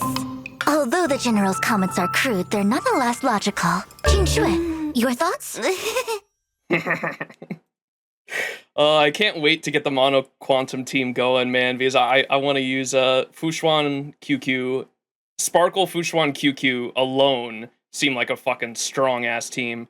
Who's the 4th character you want? Oh, Silverwolf, duh. You need Silverwolf for the fucking Mono Quantum, duh. Yeah, that's the team I want. And then obviously because QQ, you can use QQ for like single target for boss fights if you want, but QQ is what path is she in gameplay? She's the AoE, isn't she? Or like the same as Erudition, isn't it? Yeah, Erudition's kind of like AoE a bit. But because her ability can become so strong if you win the Gamba, like she can be used in single target if you really want her to. But I also want Zila specifically just to be able to, like, if I'm struggling on a single target boss fight, I just pull out the Zila and go ham. Sparkle is a must with her, yeah, which you have, yeah. That I specifically, if you go back to my stream where I rolled on Sparkle, I said like the main reason for rolling Sparkle was it was an investment character. I was rolling on Sparkle because I knew I wanted to build the Mono Quantum team eventually. So that's my goal. She has S rank damage, but it's based on Gamba. Yeah, gotcha. QQ can be really good, but it has the issue of Gamble. Gotcha. Yeah, she'll be fun to pull out. I definitely want to use that team and just swap out. Like I can go in between QQ and Zila for damage. Zila's also not that good as a single target enemy since she needs trash mobs to proc her passive. Yeah, I've kind of looked into how her kit works, but if she kills a unit, she gets another turn. Like she instantly gets a turn, or she instantly gets 100% speed boost when she kills a target. Isn't that how it works? I think. And so you want to go for the trash mob, kill the trash mob, and then she gets another turn, and then you want to go for like another, you essentially just want to clear out all the trash mobs, and you just keep getting that speed boost. It's a buffed free turn. And she gets an attack buff. Okay, so you can go for like a mob, get that attack buff and the speed boost, and then go for the boss, vice versa. Yeah, even though I know there's a lot of people I've noticed that do shit on Zila or like say she's not that good because she is a dated character, and I'm sure she has been power crept, but I think she's absolutely kept up because people in my Discord were telling me there hasn't been a single is MOC the game mode with the boss fights? There hasn't been like a single MOC that she hasn't been able to zero cycle yet, and so like she's still very viable. Zila gets to go again when she kills an enemy and also gets another turn after her ult. Obviously, her best partners are Bronya and Sparkle because they can advance her forward by 100%/50% respectively. Zila's still good, guys. Stop shitting on my go. Yeah, I don't deny that she's probably she was like the first 5-star in the game, wasn't she? I think her and Jing Yuan were the first 5-star banners, right? And so I'm sure she has been power crept, but like the idea that like she can't still clear current day content is like definitely not true. 1.0 banners, yeah. She was the first banner.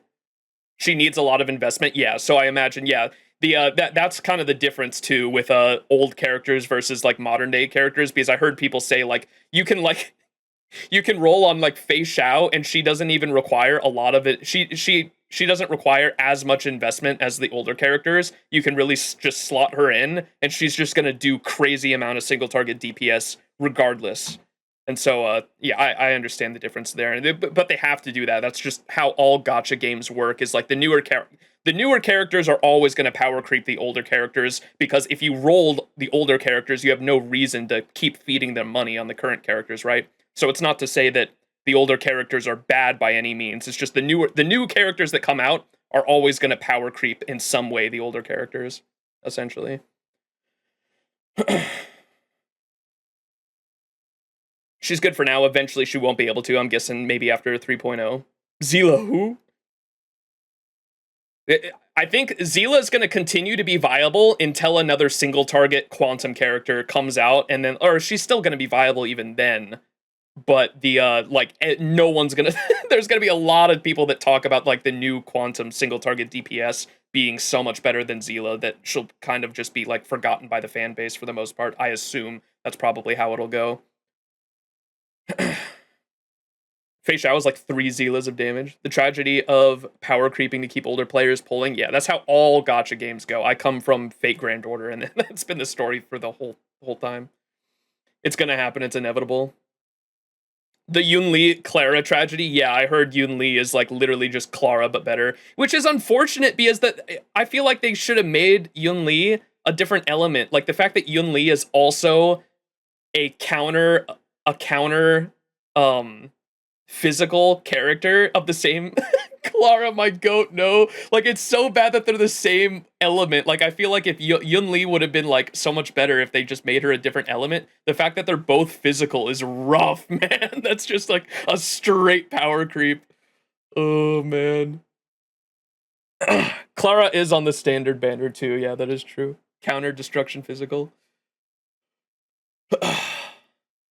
Every element's been used for destruction now. I felt like they just spat on me and my Clara. Alright, let's keep going. Talking about meta. Alright, Blade trailer. Where are all the Blade... Bald! Can I get a bald in chat?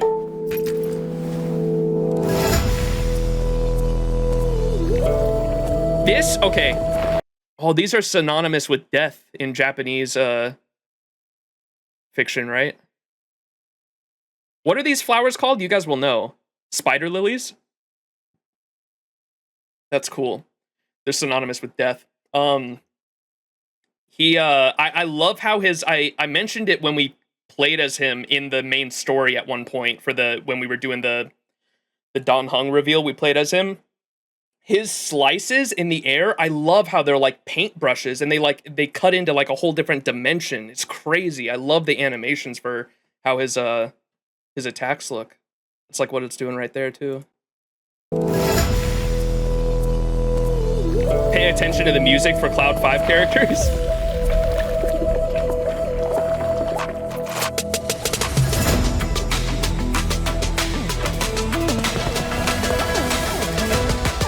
Oh, is that who these are? My sword will be the last thing you see.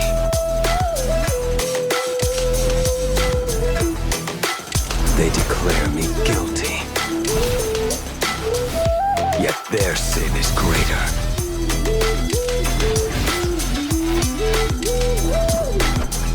Whoa. They've fallen too far for their lofty XianZhou ships.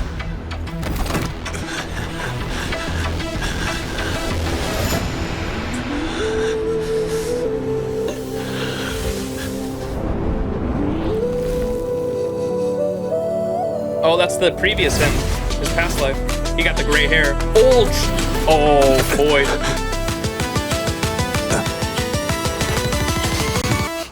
Oh, that's cool.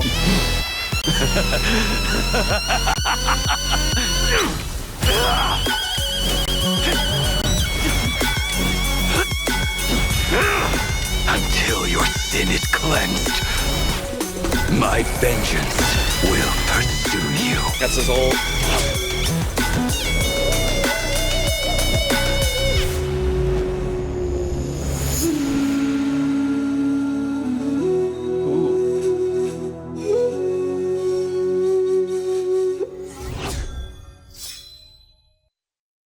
Fun fact, that instrument goes crazy is usually at funerals. Oh. Edgy blade. That's cool. Like, I love how much visualization or visual cues there were for being synonymous with death. There's definitely a word there I'm missing, but the spider lilies here, and then also, like you said, the musical instrument. I wanted to point out the lore card that we read on the relic set, on the Blade relic set, pointed out that he kept getting stabbed in the heart over and over and over again by this one person. Did that actually happen, or is that what chat was saying Jing Liu like implanted in his head? Because that didn't seem like that ever happened, but maybe Jing Liu planted this fucking vision of Dan Heng stabbing him over and over and over again. Yes, that's what happened, huh? Jing Liu stabbed him in the heart. Dan Heng has stabbed him in the heart.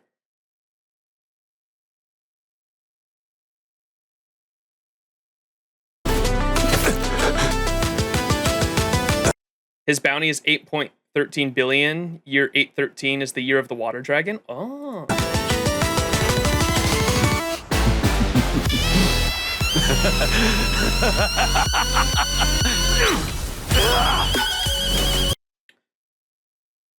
Are we going to be... Yes, we will be looking at those after the character trailer. I think I have those lined up right after the character trailers. The Myrid Celestia ones. That, not all of them, but the ones that we've passed the content for so they don't spoil anything for me.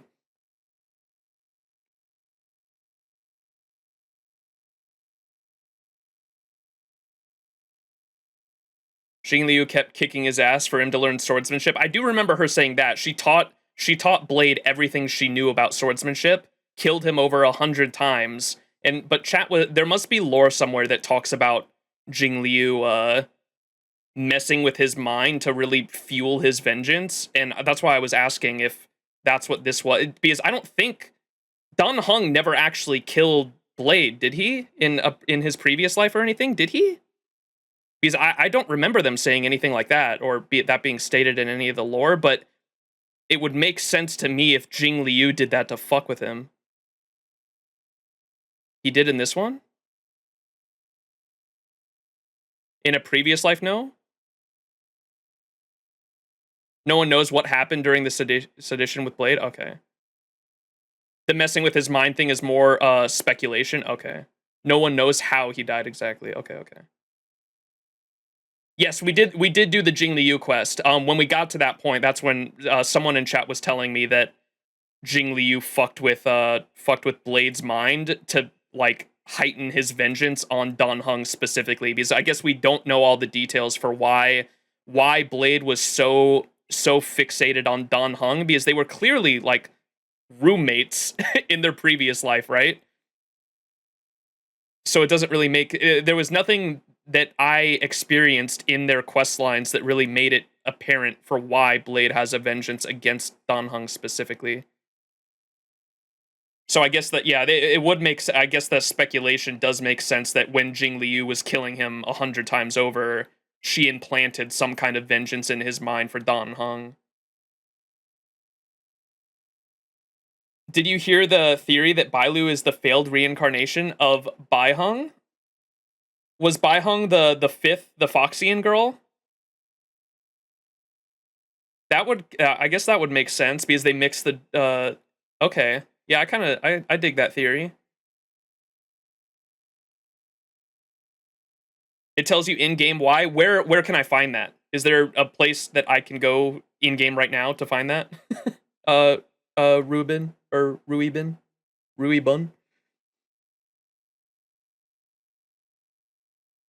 Or is it later in like 2.4, 2.5?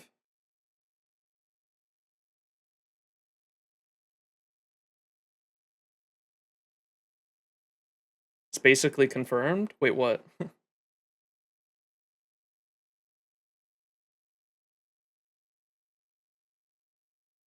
Oh, wait, what the fuck? Bai Heng, Bai Lu, Dan Heng? Yeah, I dig that theory. There's a book you can read?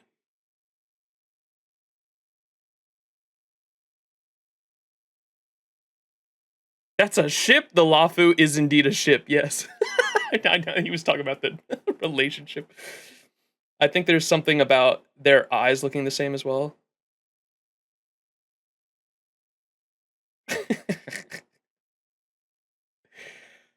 All right, we'll keep going. I like the speculation though. Those are fun theories.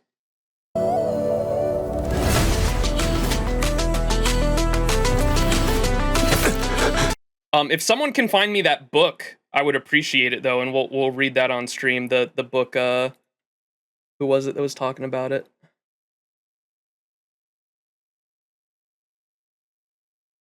The book that talks about whether or like what was implanted in Blade's mind.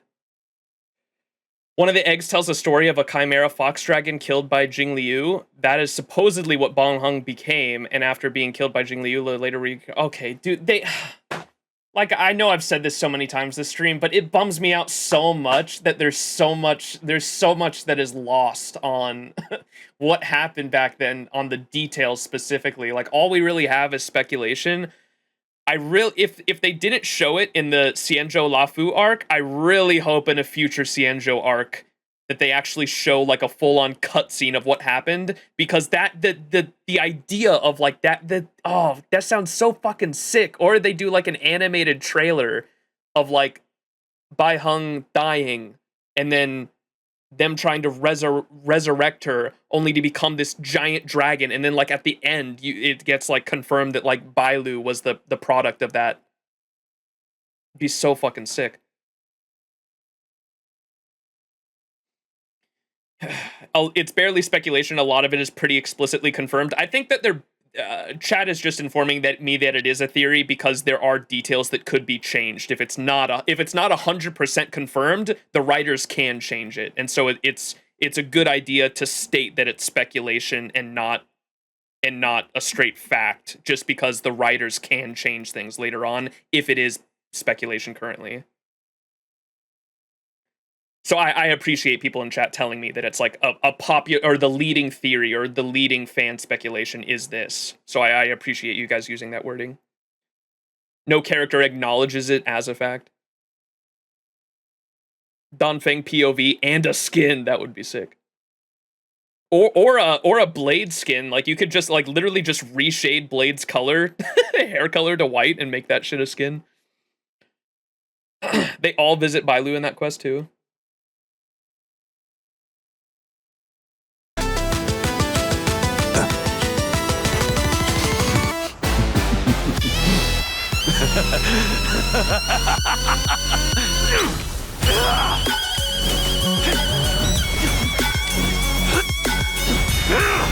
Until your sin is cleansed, my vengeance will pursue you.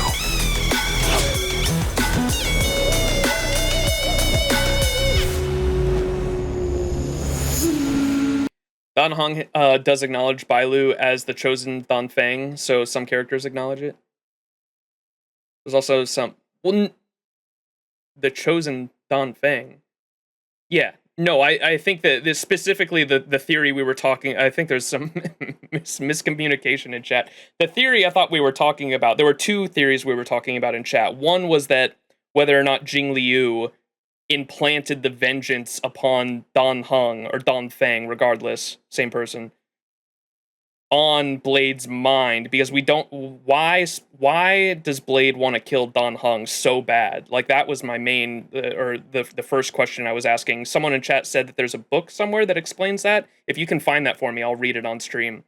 But that would make sense if Jing Liu was trying to get vengeance upon, like, that whole group for the most part. It would make sense, and that's a cruel fate too. If they were like roommates, lovers, or whatever in their previous lives, to make them in their new lives go after each other, implanting some kind of vengeance upon Blade specifically, it would make sense if she made it seem like it was instead of Jing Liu that killed him 100 times over, it was Don Feng, and that kind of seems like that's what this was alluding to right here.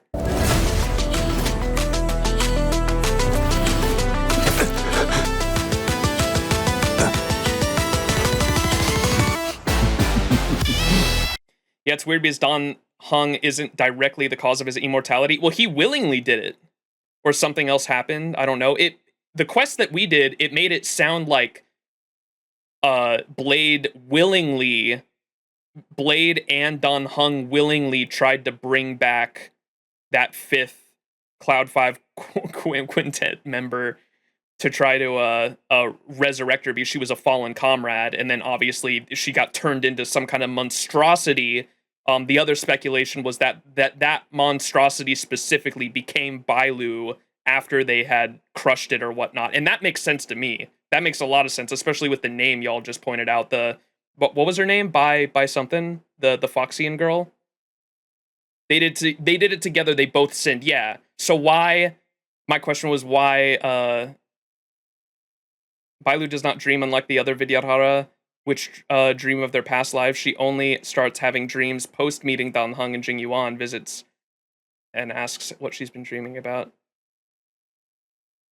Bai Heng, yeah. So you have Bai Heng, which was the name of the Foxian girl. Bai Heng, and then you have Dan Heng, and then you have Bai Lu. The names kind of make that speculation come to fruition.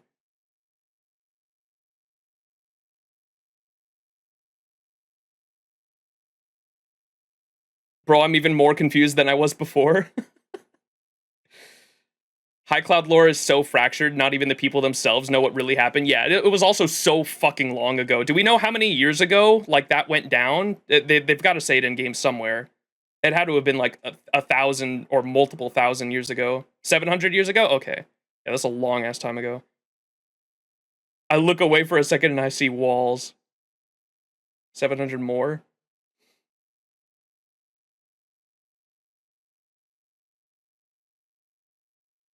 Bailu was created following the death of the abomination regardless, though. Yeah, that's for sure.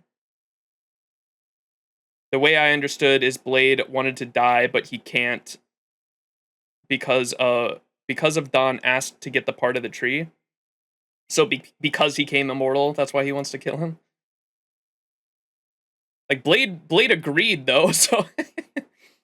Literal torture will do that to a person.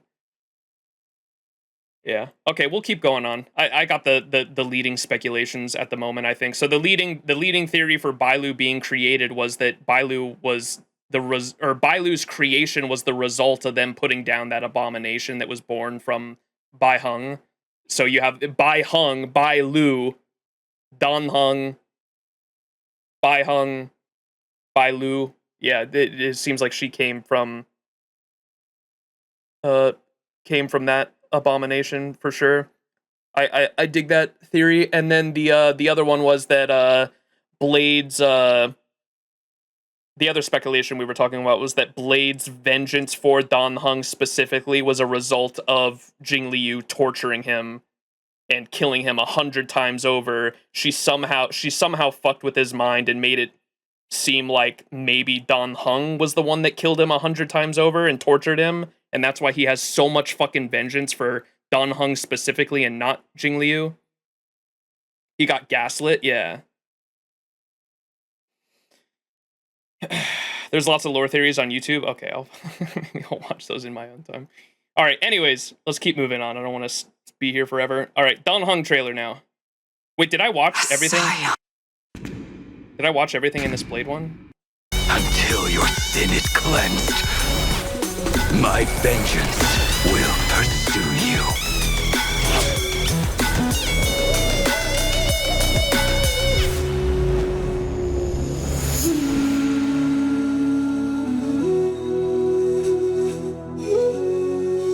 We have watched the Kafka trailer, yeah.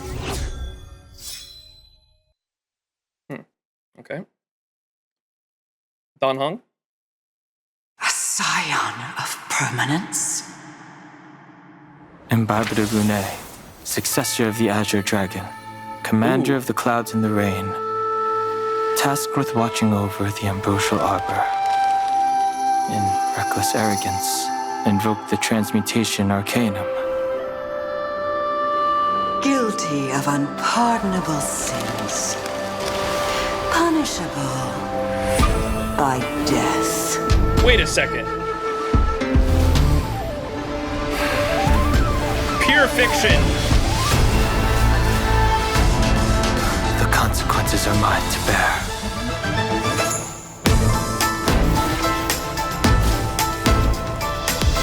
Fantilia, if you wish to obstruct me,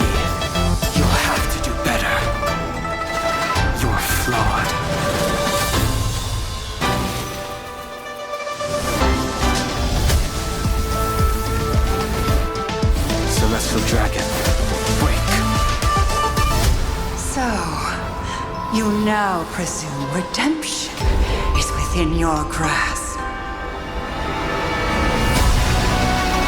I stand here to fight for a new life. Oh my god, the music. Delve hidden moon, world cleansing dragon.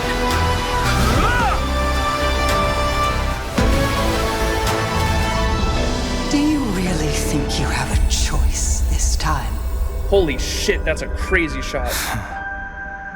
I'm waiting. That was cool. Dude, the one shot with the dragon in the background of the water was crazy cool as well. Was it this? Right there with the oh my god. This shot's so sick. Holy shit. And did he have fucking, what did he say with the ultimate? He doesn't have multiple dragons in his ultimate normally. Delve hidden moon, world cleansing dragon. He's got multiple there. Do you really think you have a... Bro's my blue eyes white dragon. Dude, this is a crazy shot too. Wait till you see the animated ones. Oh, I'm gonna go crazy, aren't I? Alright, Jing Liu trailer. Jing Liu fans, rise up. Jing Liu The XianZhou has met with countless trials. The darkening mists shroud the radiant moon. Bound by Jing Liu. blindness. I think you could space that. I think I have a who emote. Jing Li. Is it all capitals? Who? Yeah. Jing Li who?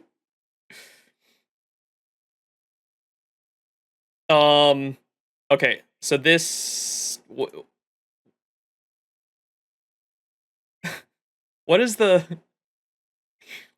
movie studio that makes Shrek? DreamWorks, yeah, thank you. It's a fucking DreamWorks right now. Trials.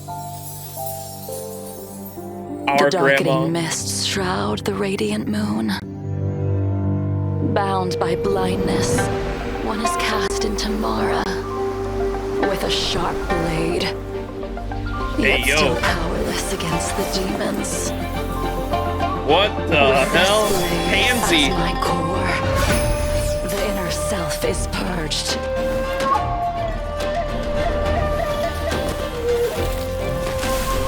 Unworthy.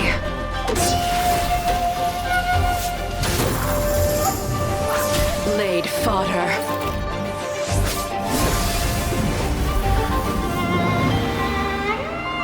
Oh, that music's so sick. No matter how you try to cleanse it, remnants of the past return with the snow, powerless, unable to mend past animosities. Oh my god.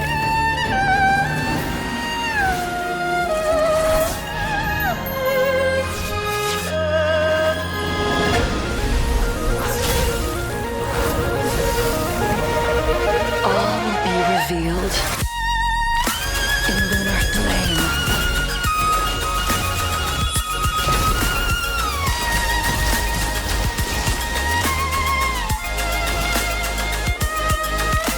And so I wield my blade to the very end, until the stars have been cut down from the sky.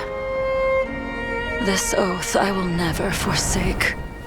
Dude, that did we? Oh, I love how they animate the Star Rail logo with the characters. I remember someone pointed that out in the Boot Hill one. There was like a bullet goes through the Star Rail. Was there a there's a singular moment of her losing her pupils and being consumed by Mara in this trailer? All will be revealed in lunar flame. Oh yeah, there is right there.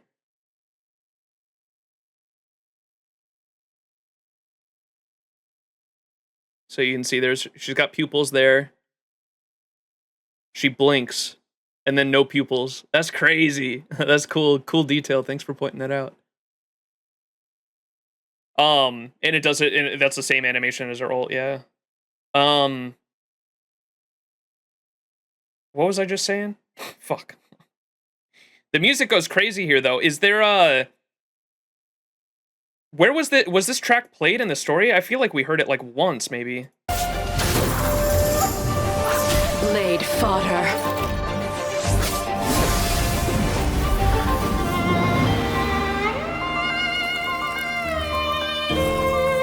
No Don't think matter so? how you try to It's beautiful though. Is this like, I don't know if it's a violin specifically, but the strings go crazy, whatever that is. past animosities.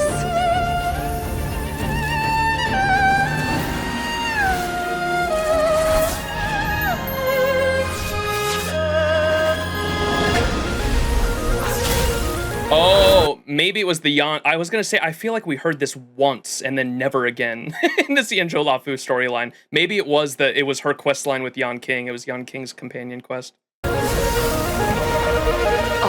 be revealed in lunar flame.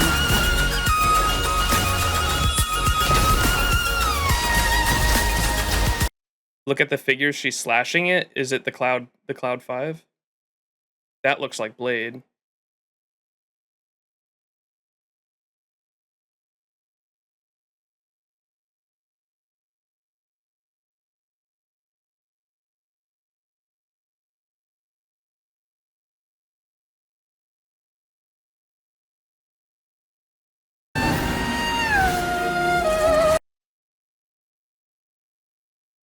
One of you want to link it for me? Someone get me a, or put it in the Discord for me. Maybe download it and put it in the Discord for me. I'll pull it up.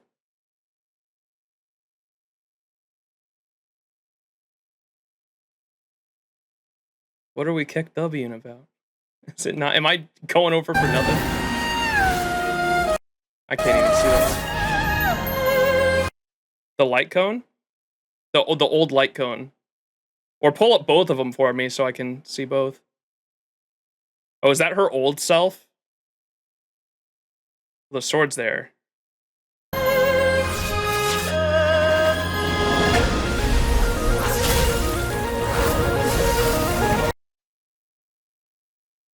Are they all Blade? Wait, are they? That looks, is that our general's weapon? These all look like Blade. Wait a second, bro. Poor fucking Blade, bro. Okay, they're definitely not all Blade. Some of them are. Bro. Unlimited Blade works? I swear to God, bro. When she saved 1,000 deaths, she wasn't joking. All will be revealed. The light comes in Discord? Okay, let me pull that up. Is this the, where's her new one? You want to put her new one in too for me? So this is her old one. Very handsy.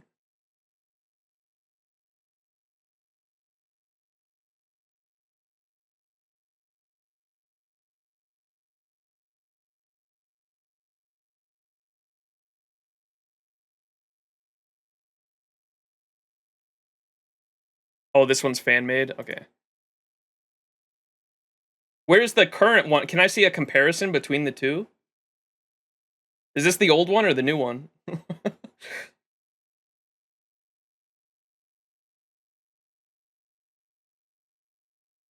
Oh, this one's fan art? What?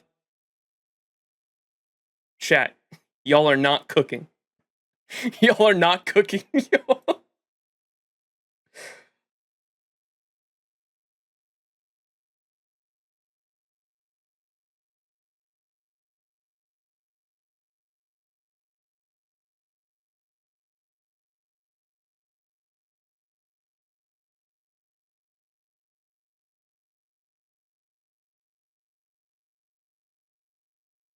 Wait, is there no... It's a meme? The old one isn't even new?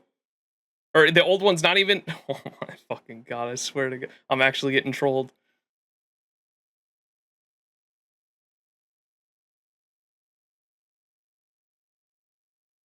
The old one isn't real. Okay. Jesus Christ. In lunar flame.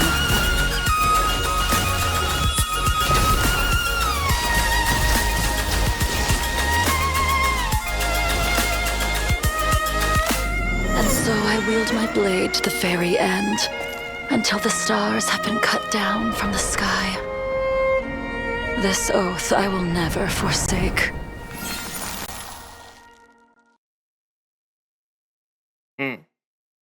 All right, we're finally done with the character trailers. Ready for some express travel notes.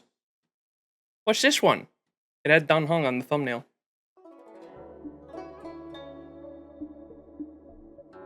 Ooh. Misinformation spread successfully. 对于项目组的同学来说，米哈游这次尝试传统的回合制 RPG 是一个不小的挑战。我们在项目建立之初就确定了这是一个多世界的银河冒险游戏。在崩坏星穹铁道中，我们希望能创造带有差异感的箱庭世界，同时也想把瑰丽的国风文化展示给大家。That's cool. 但是国风有很多种。 我们最终确定了想要给开拓。 I love this mentality when making games too. I know we watched the one about the French guy that was talking about how he wanted to. He helped work on the French astronomer helped work on the scientific research of like different planets and worlds with Honkai Star Rail, and said he was very passionate when working on the project with the developers. Specifically because he was like, if we can inspire even one person when playing this game to be interested in real world science and real world astrology and just get them interested in space in general, they were like, it's worth it. And so I love that mentality when making games, and it seems like they definitely took that same approach when making the XianZhou Luofu arc. And really wanted to get people interested in like Chinese, like the inspirations behind the XianZhou Luofu with the Chinese culture. And I think that's really fucking cool. That's a good mentality to have when making games. Did I say astronomy? My bad. Oh my god. 在崩坏星穹铁道中，我们希望能创造带有差异感的箱庭世界。 同时也想把瑰丽的国风文化展示给大家。但是国风有很多种，我们最终确定了想要给开拓者打造一个科幻的国风世界。虽然游戏的整体是架空设定， I love the 但我们依旧 architecture of the 希望 Luofu. 开拓者能够在游戏中体会到，国风建筑这种浓厚的人文气息， there it is, the architecture. 感受流传千年的文化魅力。最初我们设想。 是靠科技感这种清奇的建筑组合形式来打造出区别于市面上已成体系的国风风格。Rose got an art general pillow. 这个概念时，说实话令我有点意外，既要兼顾传统，又要结合科技包装。Look at the concept art. That's so sick. Look at the storefront over here too. 还要给开拓者带来独特的视觉感受，这着实是个比较有挑战性的选题。 Is that a Paimon? She got a Paimon pillow while drawing. Look at that. 有挑战性的选题，在项目组内确认了整体的方向后，我们原画就开始了尝试各种各样的 Wow, look at the elevators. 的方向，比如比较传统的中式小镇、南方粤式骑楼、徽派建筑等等。最终，我们确定打造一个以徽派建筑为基底。 以舰船为概念的仙舟世界。我们之所以选择徽派建筑作为我们的出发点，是因为感受到徽派建筑自身大多色调纯粹，留白较多，延展性比较强。这些特征都有助于我们在后续的场景制作中糅合关于科技感的想象。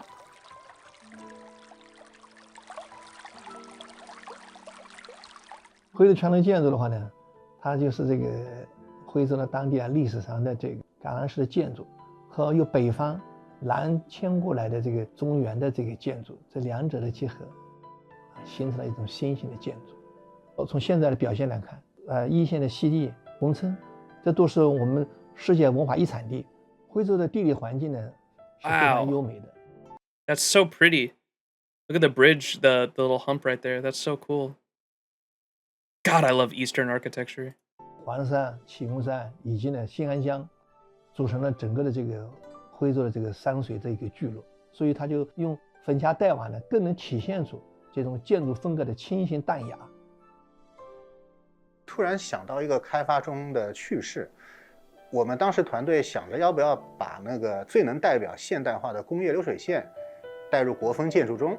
一开始我们都尝试了几个融合的方式，都感觉不到位，做出来的国风流水线工厂呢，没有达到我们心里的这种预期。有一天啊，我们内部 review 这个场景的时候，关卡同学无意中复制了一份场景，上下倒转悬在了流水线上方。我们发现这个很有立体感，也是属于无心之举，获得了意料之外的收获。在崩坏星穹铁道里，我们将这些高科技的内容包裹上古代文化的元素，形成了一种独特的对于中国科幻的叙述方式与对于世界观的构成方式。开拓者可以看到在空中飞行的星碴，悬空的高大建筑，在空中运输货物的机巧鸟等高科技文明展现。我们不希望生硬搬运徽派建筑，而是要打造一个充满生活气息的仙州罗浮。我们所期望的仙州罗浮会保留一些复古的市井烟火气与生活体验感。因此，在街巷店铺的 They did a good job about that too. Like the different areas definitely felt very lively, and I like how different the districts feel as well. They did a great job with that. A lot of it was like the lighting as well. Like this, is this Starskiff Haven, or this main area right here that you go to, is very bright and lively with the lighting, and then you go into like the district where you meet QQ, right? And it's that the lighting is darker. But it feels like very alive still with like nightlife almost because of that the dark element it has, and then the different shops that they have there. 的人文设定。Yeah, there's that orphan that boarded illegally. Yeah. 你可以在街边听到相声与吆喝，也可以穿梭在不同的店铺之中。袅袅升起的炊烟会告诉你，新一炉的包子又出炉了。在星穹铁道这款游戏中，我们可以看到马头墙屹立瓦檐，小青砖铺设脚下，徽州三雕镶嵌门窗，一个个古老村落，一座座百年老宅，掩映在青山绿水间。粉墙黛瓦的西递宏村，在薄雾缠绕下，像一幅泼墨山水画，最大程度地呈现了中式美学的徽派建筑风情。我们诚挚地邀请广大玩家朋友来到一线，走进世界文化遗产和中国画里乡村，来感悟徽州文化的博大精深，体验田园牧歌式的乡村生活。作为仙州视觉符号的一环，像徽派建筑这样兼具中国审美和民族特色及传统文化的形与意于一体的文化元素，被崩坏星穹铁道项目组采用的其实还有很多。未来我们也会努力探索游戏与其他文化元素融合的更多可能性。That's so cool. I love that. 开拓者能够继续探索和发现。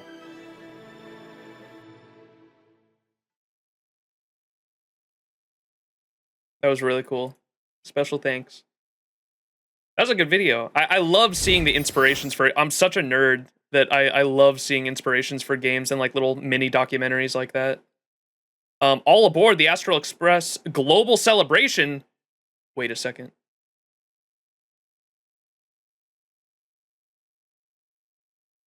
Oh, I didn't press play. Whoops.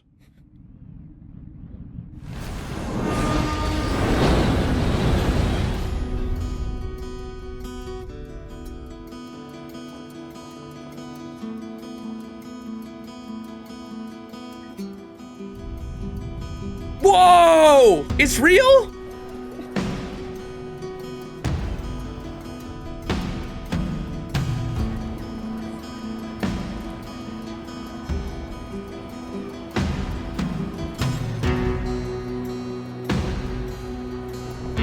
I'm allergic to outside. Yo! Santa.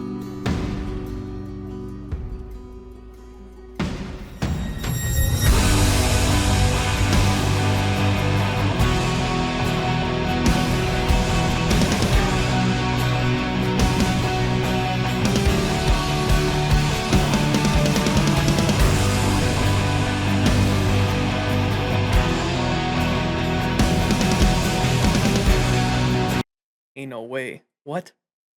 3 marches? 1 march is enough. We don't need 3. Chaos. Whoa! Yuri. Wait, where'd they go? Yuri. Yuri. Let's go.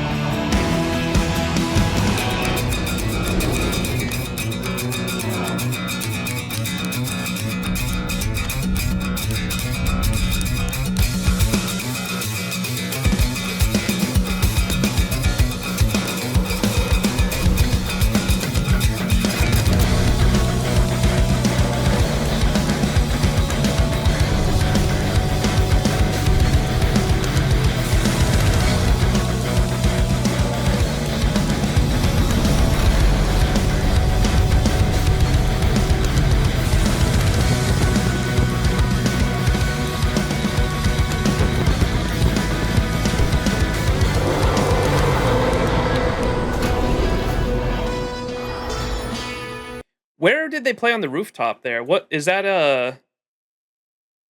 Somewhere in China? I want to say Hong Kong, but I don't know if I'm wrong. We'll sell a kidney to attend a Hoyoverse concert. Shanghai? Oh, okay, gotcha. That's not. I know. I figured I was gonna be wrong. I was like, this is a big city in China. My brain just went to Hong Kong. Shanghai, gotcha. The there are, I don't know why, there are so many VR chat worlds that use this skyline as like a backdrop, because like you'll be in a VR chat world and you'll be up in a tall building and they literally use like a 3D like a panorama for like the background, and it's always like this city for whatever reason. Like I just recognized it from VR chat specifically. You can watch that concert. We were gonna save the does the concert have Penacony songs in it? Because we were gonna save the concert stuff for after Penacony specifically because of that. What are you doing in VR chat? VR chat is where I go to consume my the perfectly legal shiitake mushrooms. Is why I use VR chat. It is very that is my therapy. My personal self-therapy is consuming shiitake mushrooms and going into VR chat. There was a concert on release with Wildfire on it. This concert does not? Okay, if someone wants to link that to me, we can watch that before going into the other concert was after Penacony. Okay, link me the pre Penacony concert if someone wants to do that for me. I'll pull that up.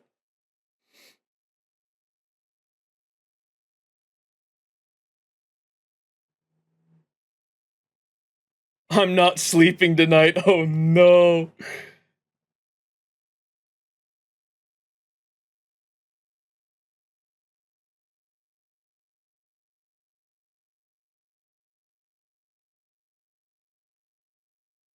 Watch it after the other videos? Yeah, is it long? How long is it? Yeah, we'll watch it after, because I know everyone's waiting for me to get to the animation stuff, which is right now. So here's the history of the XianZhou Luofu, or XianZhou in general. 7 Arbiter Generals. Honkai Star Rail. The concert's an hour? 2 to 3 hours? What were they fucking playing? What? Yeah, maybe we save that for last and I kind of just skim through it. All right, did someone link it in Discord? Someone put the concert in Discord for me specifically, and I'll go back and find it.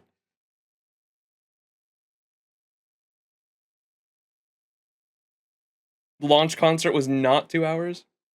Oh, it's like 40, 50 minutes? Okay, put it in Discord for me, and we can pull it up after we get through the rest of these. I regret to admit it, but the XianZhou have very few legends.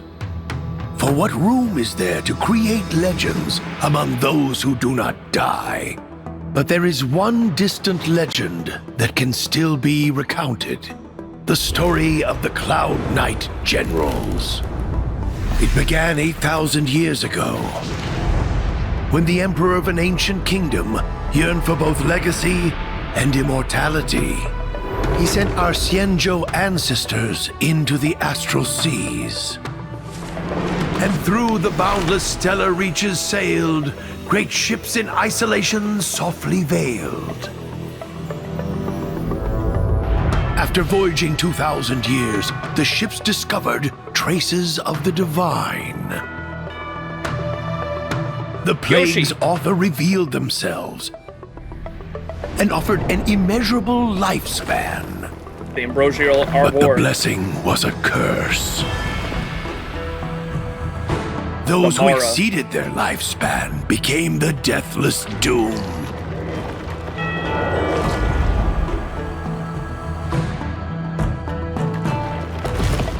And thus the Alliance's long and peaceful years were lost in sickness, treachery, blood, and tears. At the very precipice of the XianZhou's existence, the Rainbow Arbiter descended and redeemed the crumbling Alliance. For the next 5,000 years, the Alliance voyaged the vast cosmos, purifying the universe under divine mandate. Heading the 6 ships were the vanguards of the hunt, the 7 Arbiter Generals. Behold at the Marshal's side, 6 generals of renown. Fierce and swift is Fei Xiao. Fei Xiao mentioned! Merlin's Claw. The Merlin's Claw. Strong and righteous is Hua Yan, the Flaming Heart. Who? Cautious and sophisticated is Yao Guang, the Seer's Strategist. Who? Mighty and powerful is Xuan Quan, the Sage Queller. Who? I don't know who any of these people are. There is Yo Wu, the Patina Justice. Who? Wait, oh! That's sick. That's like a Shinshiwan's stone army there. Look at that. Oh, that's so cool looking. Wise and brave is Jing Yuan, the Divine Foresight. That's my general! The 7 Arbiter Generals wield extraordinary powers. Intelligent and visionary Jing Yuan of the Luofu is admired by friends and feared by foes. With skillful sleight of hand, the trap was set. The Borsons soon, with crushing loss, were met.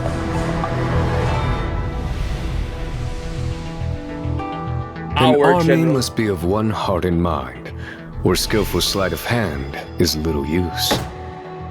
The Cloud Knights entrusted their lives to me. I shall not fail them.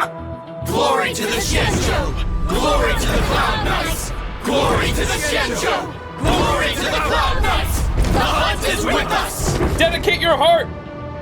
Sasageo! Sasageo! Quite the story, Master Gongshu. Oh. So how much of that was exaggerated? Probably not much. The hunt is with us. Sussy Luocha.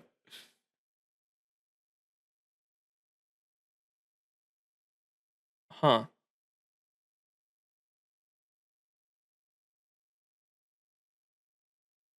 Lon really did some cool stuff. So, was Lon born because of the Ambrosial Arbor? That's kind of what I thought early on, but I don't think that's true. Were lost in sickness, treachery, blood, and tears. At the very precipice of the XianZhou's existence, the Rainbow Arbiter descended and redeemed the crumbling Alliance. Lon was born because of Yaoshi, but not... Lon was born because of Yaoshi, but not the Alliance? After the Oh, after... So it was the tree. Indirectly, I guess? More so just because of the actions of Yaoshi?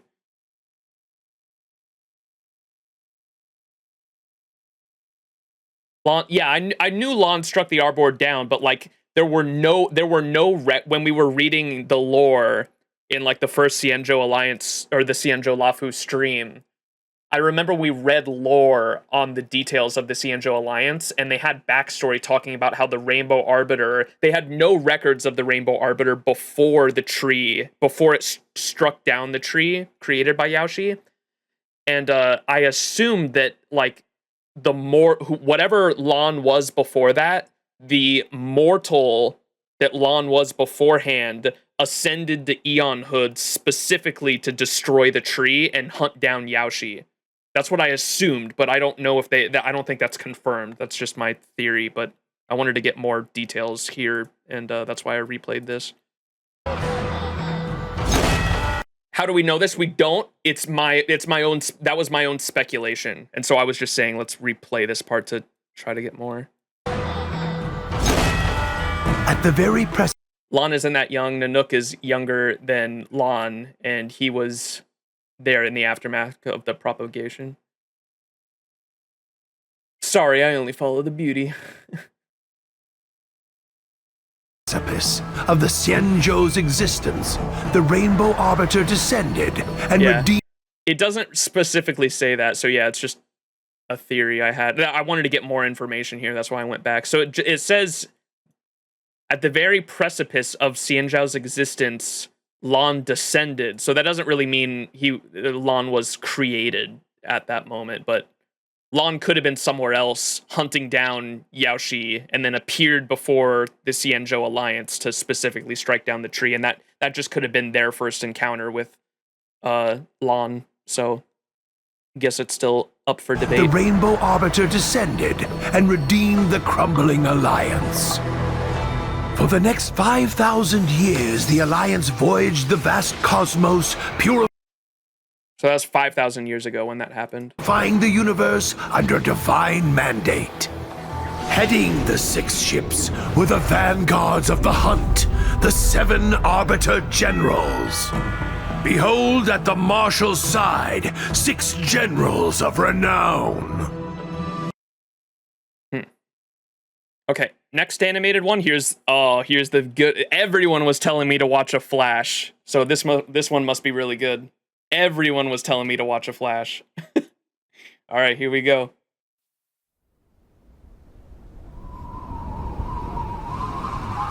At long last.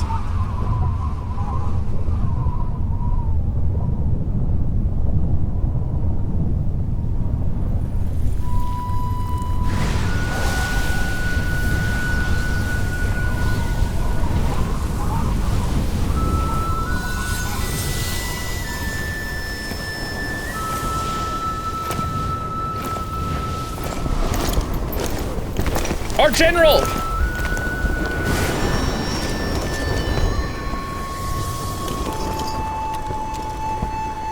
Heed this oath. As clouds that cover the heavens, will the knights protect the XianZhou. Draw! Yes, Master. As clouds that cover the heavens, will the knights protect the XianZhou. Aww. So this was when Jing Liu turned.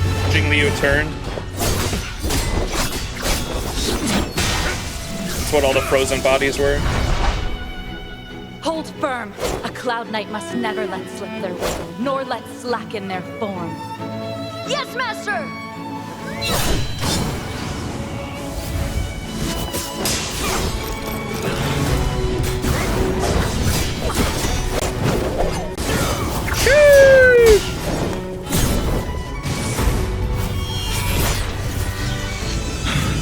Oh, that's so sick. Master, he doesn't recognize us. So it is with the Mara struck. To become stricken with Mara is to be a long-life species. If I too become stricken in times hereafter, you must not hold back. Yes, Master.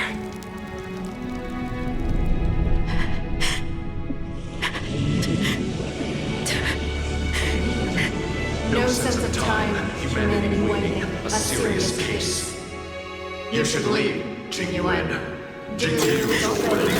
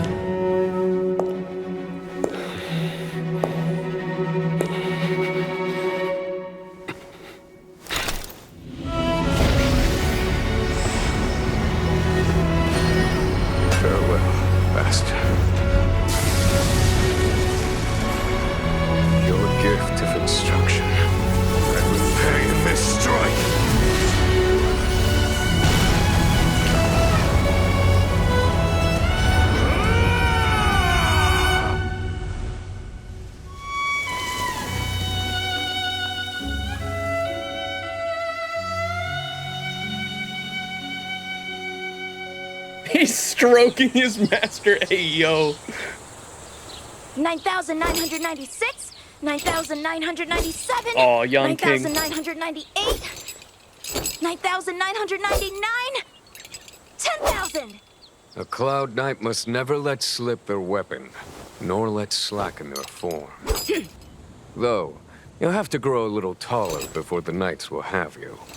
I want to be like you, General. I want to be a famous XianZhou legend. You do. It is a difficult road. But that's the road you took, right, General?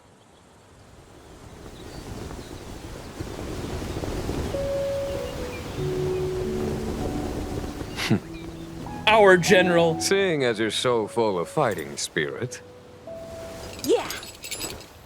I won't hold back. Oh, that was so good.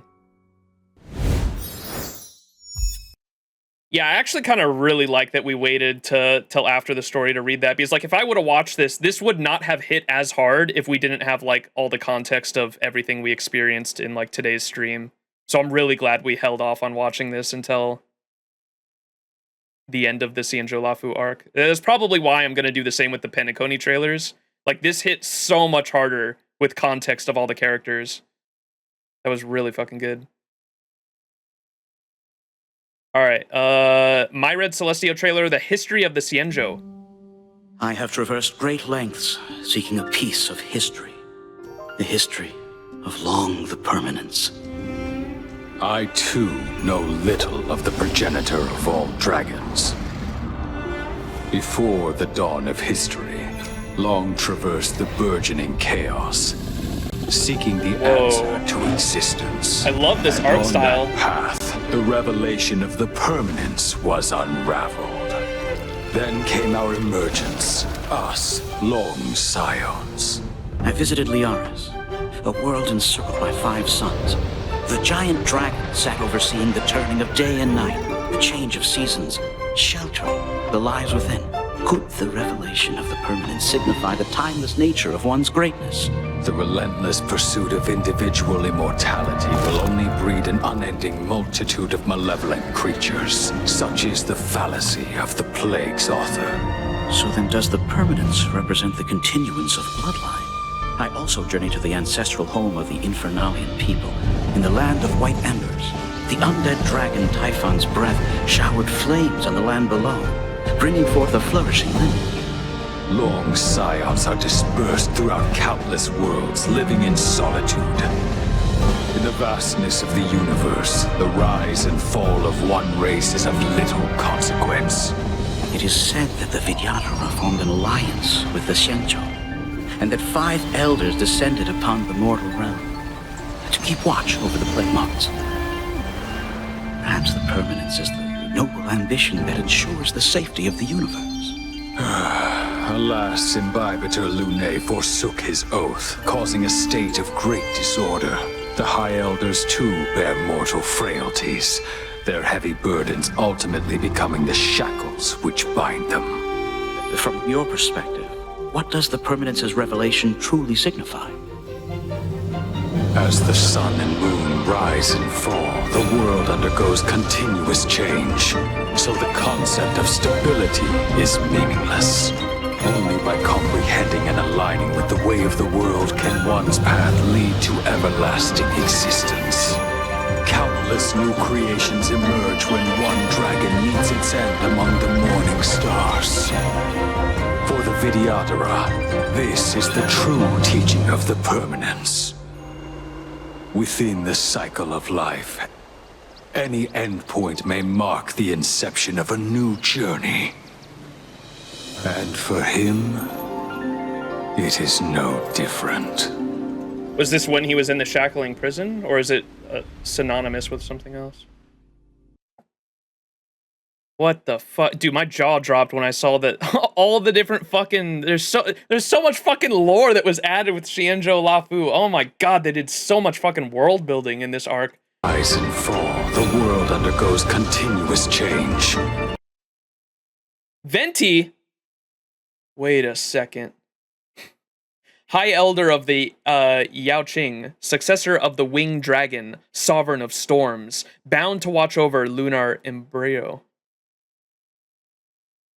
So the concept of stability is meaningless. Only by comprehending and aligning with the way of the world. Arden's Regia? High Elder of the Shu Ming, successor of the Horned Dragon, wielder of the Heavenly Flame, bound to watch over the Primordial Flame. Wait, that's actually just Dark Souls. What? What's the final boss of Dark Souls 1? What's his name? Oh, this is the Forge Masters one? Oh, that's the Shu Ming. That's right. That's so sick. May I ask where in the Luofu story you are at? We just finished XianZhou Luofu, like the early like 1 point. We finished the like everything to do with the XianZhou Luofu original story arc. We haven't gotten to 2 point. We haven't even gotten to Penacony yet. So like nothing past Penacony, nothing past 2.0. Don't mention any of that to me, please. But I think the Jingliu quest was added in 1.4, and we just finished that. So I guess 1.4 we've finished. Gwyn, yes. Dude, this is fucking bound to watch over the Primordial Flame is like Gwyn's story.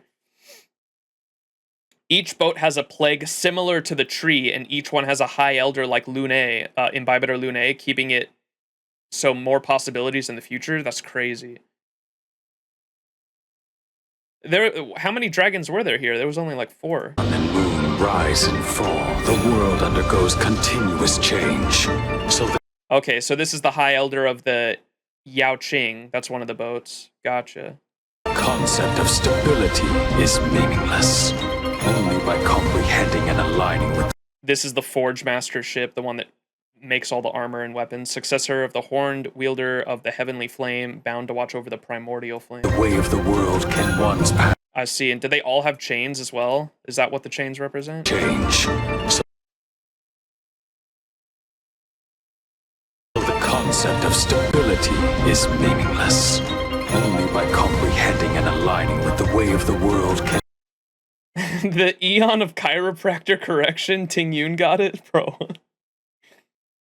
Penacony Nexter, what's for you? Oh my gosh, I have to keep reiterating. It's not your fault. I know you're brand new. I've said this so many times this stream though. The first thing we're doing is and I'm not making a command for it either because like we're gonna go through these pretty quick. We're gonna do the events I haven't done, which include the Alley event and the Pokemon event. We have to do the Eurilo 6 stuff before Penacony, which includes the IPC stuff on Eurilo 6. And then we also have to do the Halloween event or the Ghostbusters event as well. And then after all that, I think we'll be caught up to do Penacony. And so I was telling everyone, because I only do a couple streams a week, we probably won't get to Penacony until like early October. So expect the first Penacony stream like early October. I don't know when exactly, but that's probably the plan at the moment.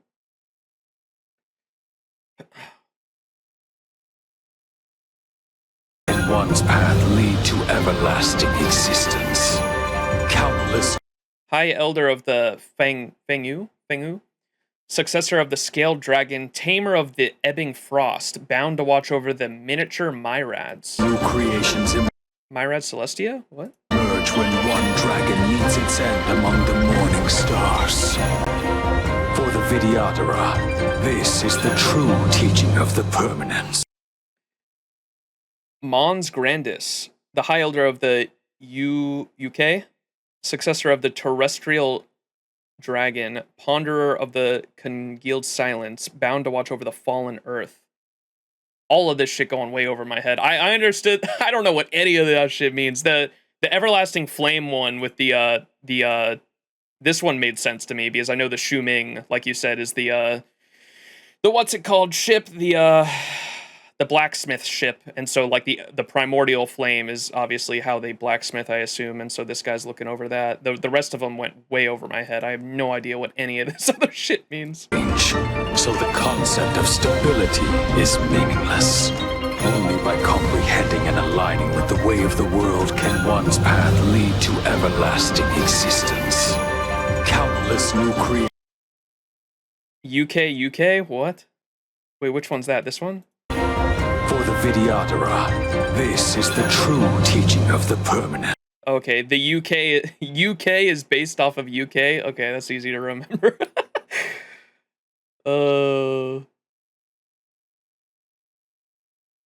They're the 5 elements. Okay. I didn't even catch that, so thank you for pointing that out. Fire, earth, wind, metal, and water. When are we getting... That means... Wait, the 5 elements... We have to get fucking Musashi in here at some point, right? Surely. Where Fate collab has to... We have to have a future... Fate... I know this upcoming Fate collab is only UBW. We have to have a future Fate collab that involves Musashi and these dragons. Surely. The 5 elements. Come on, man. Within the cycle of life... Any endpoint may mark the inception of a new journey. And for him, it is no different. Surely there's a Japan planet? The Fate fans and me were speculating that the Japan themed planet will be the Fate event, and the Fate event will literally be like Planet Fiyuki. And it'll be Japan themed. Space Japan.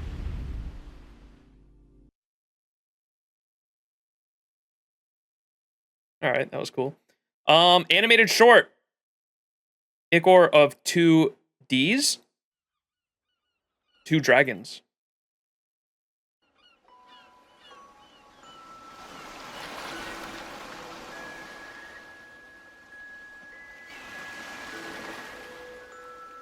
Cheers.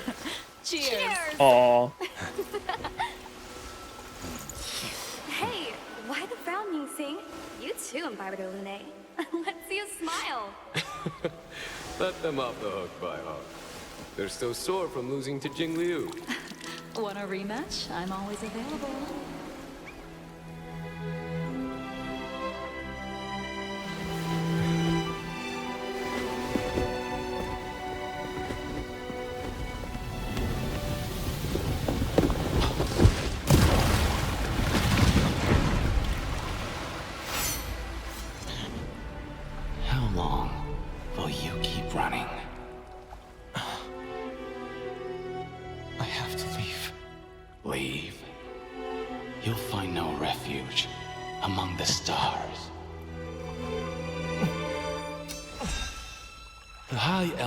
Succession is as eternal and unyielding as the ancient sea.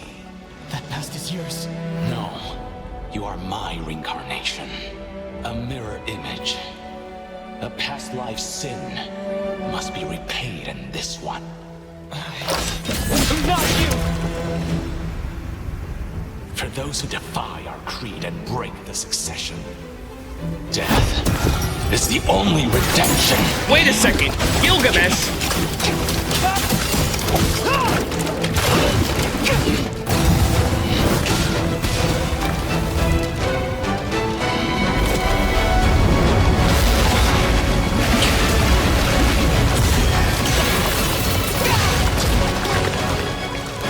Hey, yo, this animation goes crazy.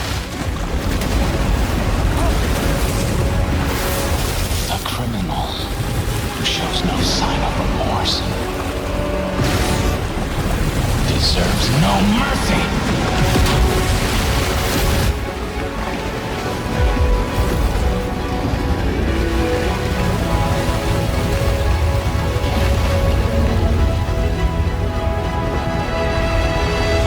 You have nowhere to run. The music, dude.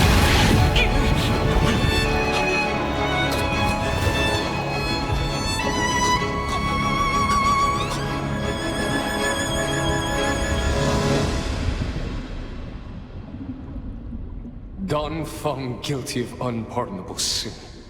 In light of past merit, the sentence shall be commuted to molting rebirth and eternal banishment. Why did you take this path? Hand over the transmutation arcanum and the preceptors will spare your life. It's all because of you.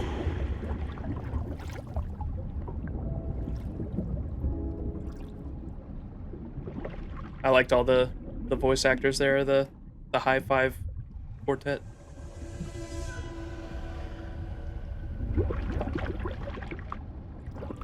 Starting today, you're one of the express crew. Himiko! I'm clocking off for now. Wait, that's not my character. Attention! The express is about to make the jump. Pom Pom!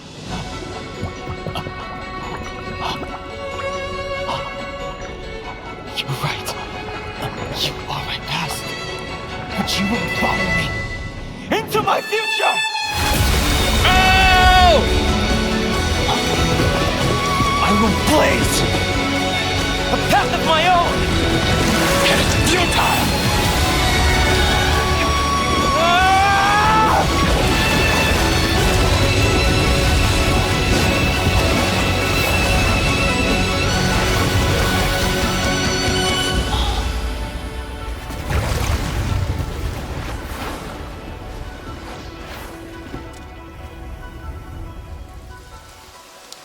Oh, I love the rain. That's beautiful. The statue in the background, too.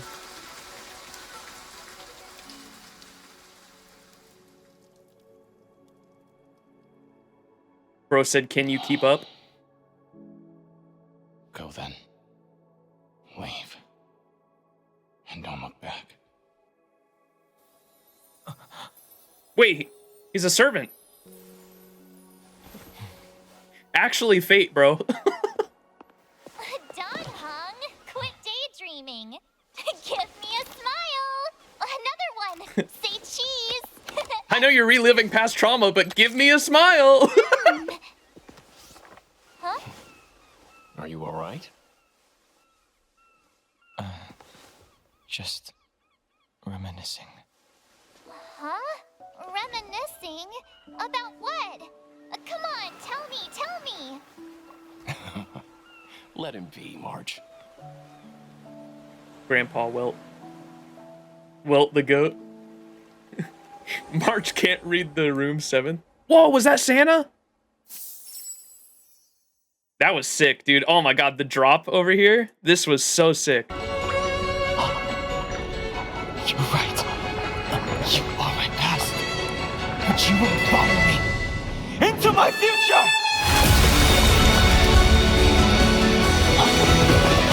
I will blaze a path of my own! Trailblaze! It's futile!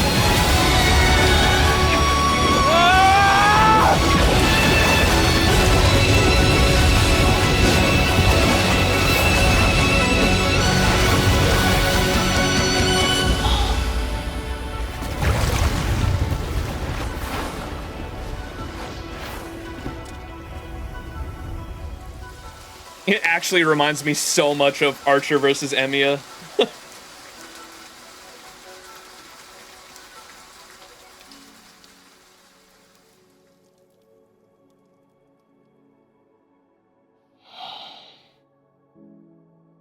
Go then. Leave. And don't look back. Maybe the reason why I love Don Hung so much. Dude, it even disappears like a servant there. There's a moment that lives rent-free in my head when me and my little brother went to go see the Heavensfield trilogy, the Fate Stay Night Heavensfield trilogy. It's like a retelling of it because the Fate Unlimited Blade Works is the second route in the Fate Stay Night trilogy of routes. It's the same story with different endings based on character choices throughout the story, essentially. And each route has a different, like, heroine, right? So, like, original Fate Stay Night route, which is just Fate Stay Night. The Fate route is the Saber route. Fate Stay Night Unlimited Blade Works is the Rin route. Fate Stay Night Heaven's Feel is the Sakura route. And in the Fate Stay Night Heavens, I love Heaven's Feel so much because you have to see the previous routes to really understand and fully comprehend the main character Shiro Emiya's character arc, because like he grows and has different endings and goes through different character arcs in Fate, the Fate route, the Unlimited Blade Works route, and then finally the Heaven's Feel route is like the completion of his full character arc. And that's why I think a lot of people that say they don't like Shiro Emiya like only saw Unlimited Blade Works, and they don't understand like what his final destination is throughout the Heaven's Feel chapter, right? Or character arc. And so the like towards the end, the third Heaven's Feel, there's a moment that lives rent-free in my head. Slight spoilers for anyone that wants to see it, but me and my brother watched the trilogy, and in the third movie, that moment when Archer, when he takes off the fucking bandages and an insane amount of power rushes through his fucking mind to the point where his brain fucking short circuits, and he's running through that field, and all the fucking Emiya theme starts up. The moment the Emiya theme starts up, me and my brother had already seen Unlimited Blade Works, right? We're watching this in the theaters. As soon as that Emiya theme starts up, me and him look at each other and just go, like we're fucking so psyched out of our minds.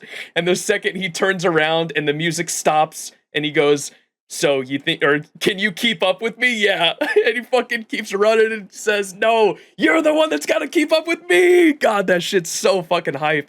Me and my brother lost our minds in the theater when that happened. I'm forever a Shiro fan since the visual novel is so fucking good. Doesn't involve Sakura worms? Bro, don't bring that up in my chat, bro. I don't fucking want to think about the Sakura worms. Go then. Leave. And don't look back. Can you keep up with me?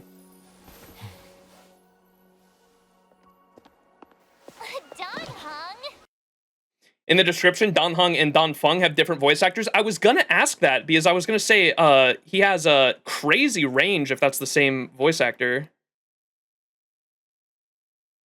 Oh yeah, they are different. Huh.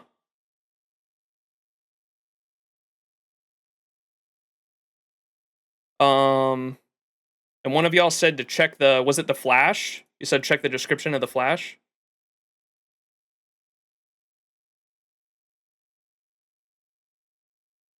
Year 2380, star calendar, Jing Liu, the Mara-stricken swordmaster of the Luofu, slashed her way out of Starskiff Haven, cutting through the Cloud Knights tasked to subdue her before vanishing in the mist of history. Year 8096 star calendar, a young soldier named Yan King rose to fame from the tournament hosted by the Seat of Divine Foresight and was conferred the rank of Cloud Knight Lieutenant. The years pass in a flash. Oh, that's why it's called a flash. I didn't even pick up on that. The years pass in a flash, cups of wine, the only solace. A fleeting flash, thus is the speed of swift blades as the master and her student spar, and thus is the passage of the unceasing torrent of time. Just how long has it been? His duel with his master, centuries ago, still rippled like a memory from yesterday, but the few years between now and when he took in the boy as his student felt like a lifetime. The gallop swift as a stallion, suddenly as lightning strike, agonizing as a blade that runs him through, and yet it feels like everything has been the same. Huh, that's cool.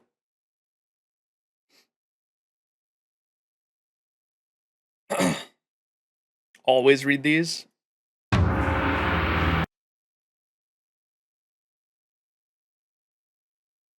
Oh, this one doesn't have that much.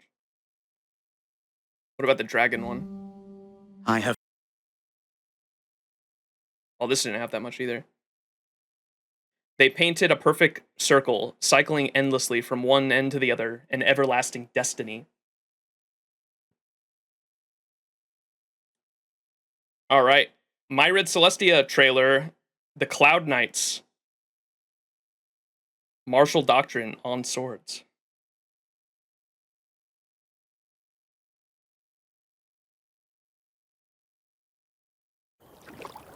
Wait, the Dan Heng animation has a lot? I thought I just looked at that.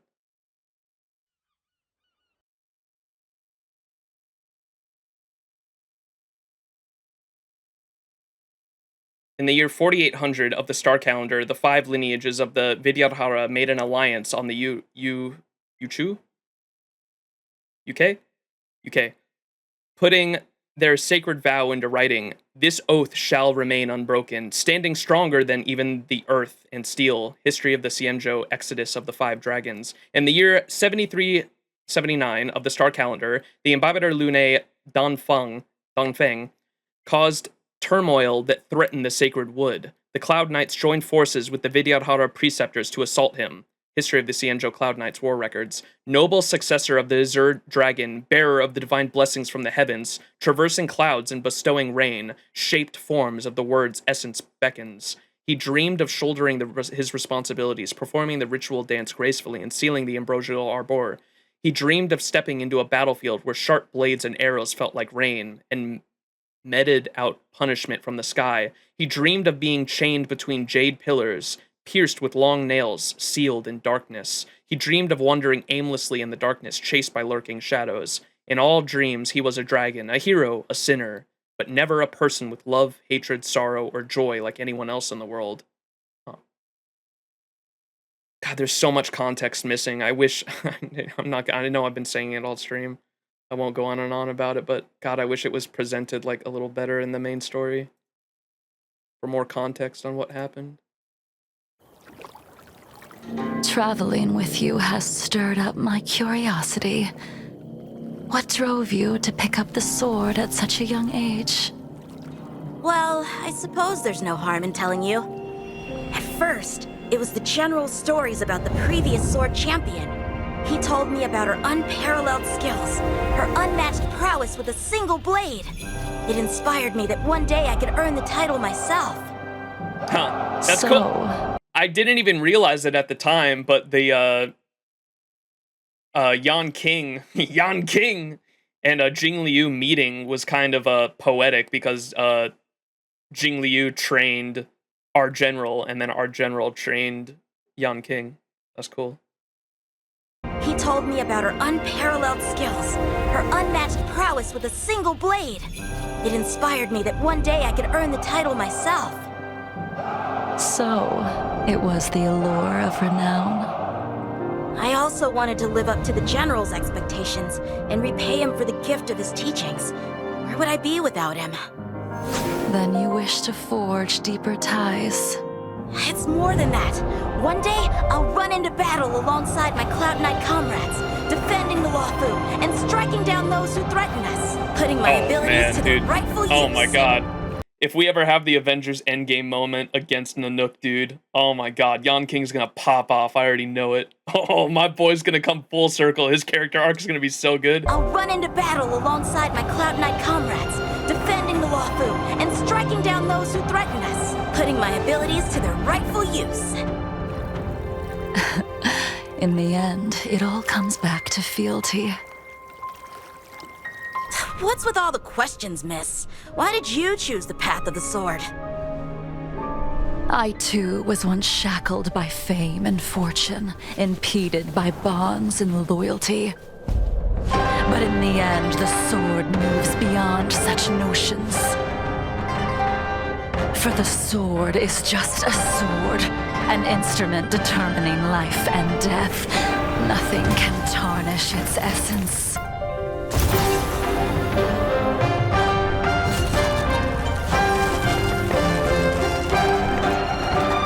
Only when you've walked the fiery trail and cut through every impediment can you understand the purpose behind every swing of your sword. Holy moly, it just keeps getting better. Gulp. Do you understand now, future sword champion? I wield the sword to vanquish my enemies, nothing more. And now, our battle begins. She's spitting. Grandma's spitting. Have any of you guys seen Blue Eye Samurai? Oh my god, that show is so fucking good. There's such a poetic saying that they have in Blue Eyed Samurai where they talk about how the sword the sword truly represents like life and death, or they talk about how like the one as they're forging, they forge the samurai sword or the what's the word for samurai sword? If evil, why hot? Sure, Grandma, let's get you back to the prison now. The katana, thank you. Yeah. They're forging the katana in Blue Eye Samurai at one point, and the blacksmith is talking about, like, he's literally reciting poetry about the sword as he's, like, forging this thing. And he talks about how, like, the sword truly represents, like, life and death, and talks about how that's why one side of the katana is dull and one side is sharp. One represents life and one represents death. Always remember what side of it you are on. And I was like, oh, dude, I fucking love that. God, Blue Eye Samurai is so goddamn good. All right. What was the description of this one? Unequaled by all that have come before, peerless in present, singular in its creation, capable of parting the clouds above and chasming the earth beneath. This is the sword I desire. Does a sword such as this truly exist in the world? A sword 3 feet and 7 inches in length that weighs nothing.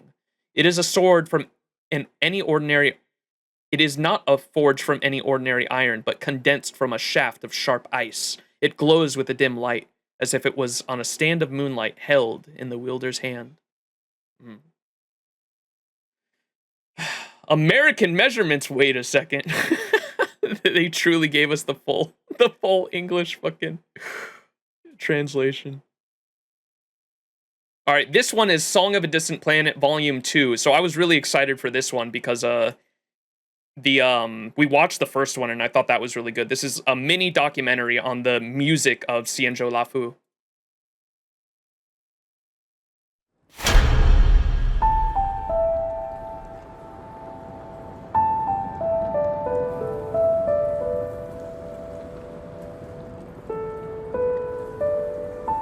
这些旋律你肯定在仙州罗浮上听过，怎么样？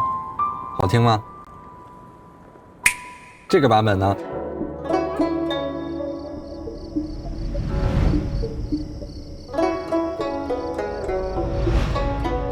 是不是感觉不太一样了？再来一首。Oh, it's the same motif, huh? I don't think I even realized that. 有没有觉得更活泼了？当然，严肃的我们也有。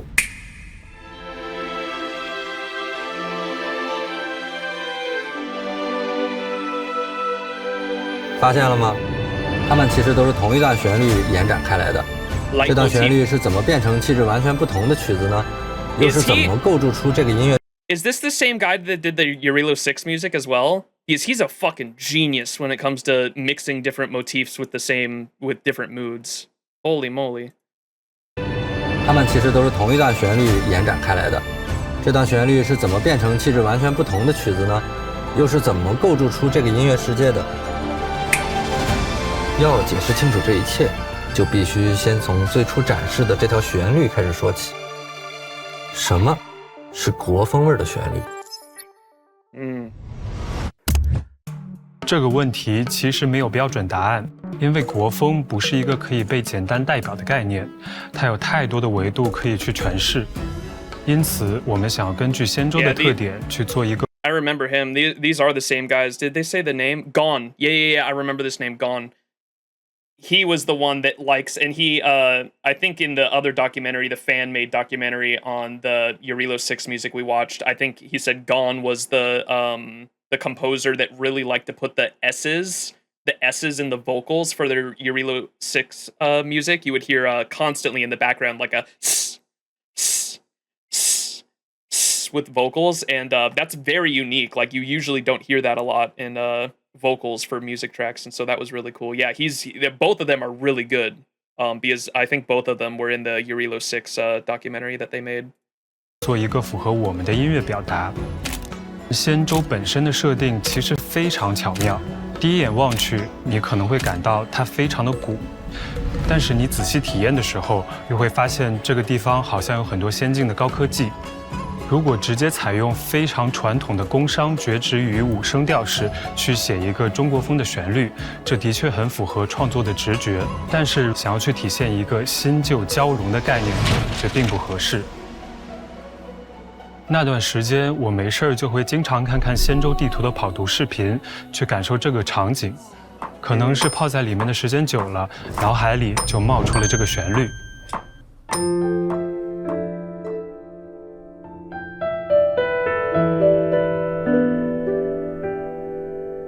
And then they have the flute come in too. I love when the flute comes in. 旋律中的音符通过2个5声音阶的叠加，其实跳脱出了传统5声音阶给到听众的听觉习惯，从而呈现出了一种微妙的国风气质。单独分析它的某个片段中的音程关系是符合传统5声体系的，但是连贯起来看，它又具有现代音乐的特点，这符合了我们对仙州音乐的想象。Wow, that's really cool. 主旋律出来之后呢，你得试它，看看它能不能调大梁做延展，因为这段旋律本身的属性比较柔和克制，但是整个仙州是一个丰富的世界，你不能只有一种情感。所以呢，我就很快写了一首星茶海的 Joyful， 其实就是为了测试这段主旋律呢它的延展性，看看能否通过编曲来改变它的情绪属性。想要把一个安静的旋律变得欢快，选一个合适的音色特别重要。我最后就挑选了这个非常像笛子的一个音色。Yep. Oh, that's so 因 cool. 为在传统民乐里嘛，笛子是一个能够快速传达欢快气氛的一个乐器。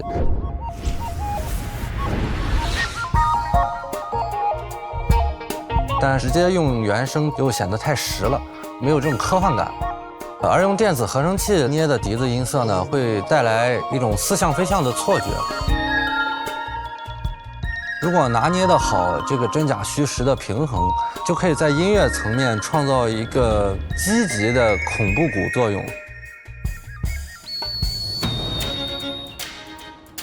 又比如《星茶海》里面有一个地段， This was the 是一个。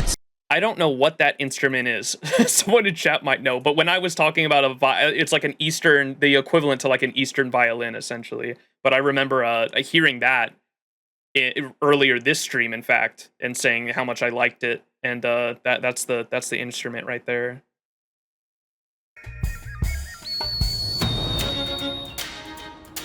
又比如《星茶海》里面有一个地段，是一个集市。所以我在曲子后段呢，又捏了一个，既像二胡又像小孩哼唱的这么一个音色。让 How do you pronounce it? Erhu? 里面有一个地段，是一个集市。所以我在曲子后段呢，又捏了一个，既像 That is both similar to a traditional erhu. 二胡又像小孩哼唱的这么一个音色，让这段音乐听起来更加的热闹，有烟火气。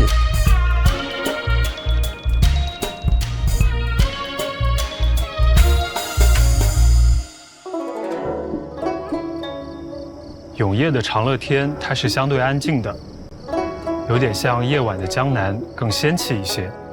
我们在保持旋律的基础上，编曲中我也不避讳用大比重的民乐。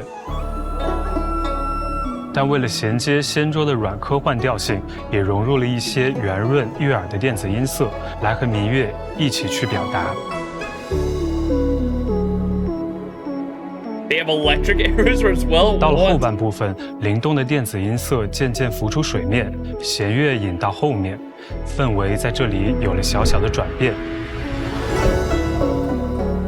因为仙州本身就是星舰的设定。That's I was gonna say I heard pluck strings in it, but I didn't know what that was. That's what is that? 电子音色渐渐浮出水面，弦乐引到后面，氛围在这里有了小小的转变。That's so cool. I was gonna say I heard pluck strings in it.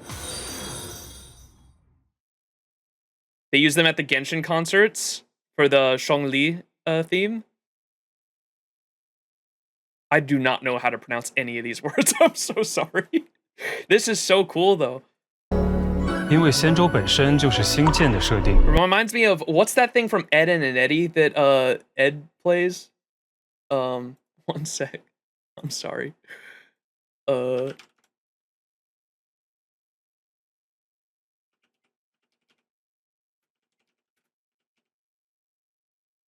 Double D, the instrument. What is this thing? It's a steel guitar? This is what it reminded me of. Like, the only time I've seen anything similar to this was, this. This instrument is so annoying.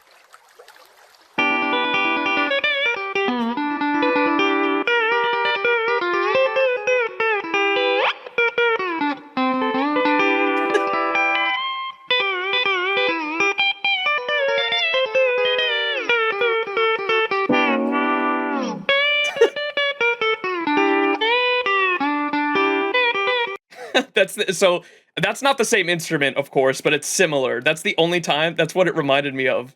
That's the only time I've seen anything even remotely similar to what they're playing in this.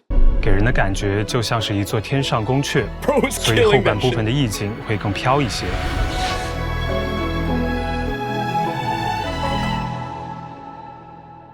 我主要写的是仙州的战斗音乐。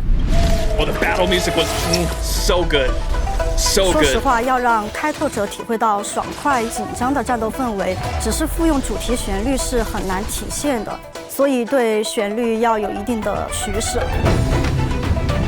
Oh my god, with the drums too. Oh my god, that was probably my favorite tracks for the battle music. 这首为例的话，我就摘取了旋律中部分下行的特征音进行重新的编排。你也可以听到还是那几个音，但是在重新的编排下，它显得更加的有气势，也会让玩家加深印象。What the？ 另一方面，编曲上也需要调和民乐和合成器的音色比例。比较有意思的是，我用了琵琶来弹这个 funk。What？ 等于把琵琶当成吉他来弹。这个奏法呢，会贯穿仙州的战斗音乐。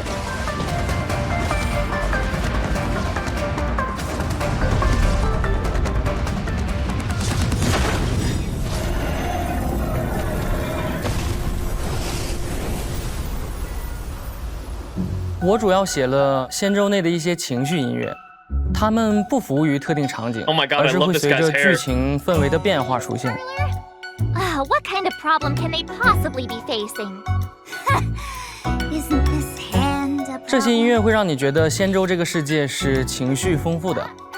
我印象比较深刻的是一首轻松欢乐的情绪音乐，你可以感受到除了熟悉的民乐之外，还有一些奇妙的风味。Better to show you the real exalting sanctum. 我融合进了爵士乐常用的 double bass 和鼓刷方式演奏的鼓组。在后半段，你还能听到笛子悠扬的演奏，但是下面垫着充满律动感的电子打击乐，这样紧张和松弛融合在一起，就形成了一种奇妙的张弛感。These are so high production, dude. It's crazy how much B-roll they get. 画龙 BOSS 战，我想开拓者一定印象比较深刻。我觉得对我们来说，主题旋律的应用。Are they going to talk about the Fantalia boss fight? I think the Fantalia boss fight themes, especially how they have a different fucking theme for every single phase. Oh my god, I was losing my mind while we were playing that. The Fantalia themes go so good, and the third one's my favorite. It goes from like the ramp up to like high stakes. It goes with the animation so well, and near the beginning, the vocals going yep. That shit gave me goosebumps. It was so good, and then it goes into like this heroic, and I think they even bring in the motifs.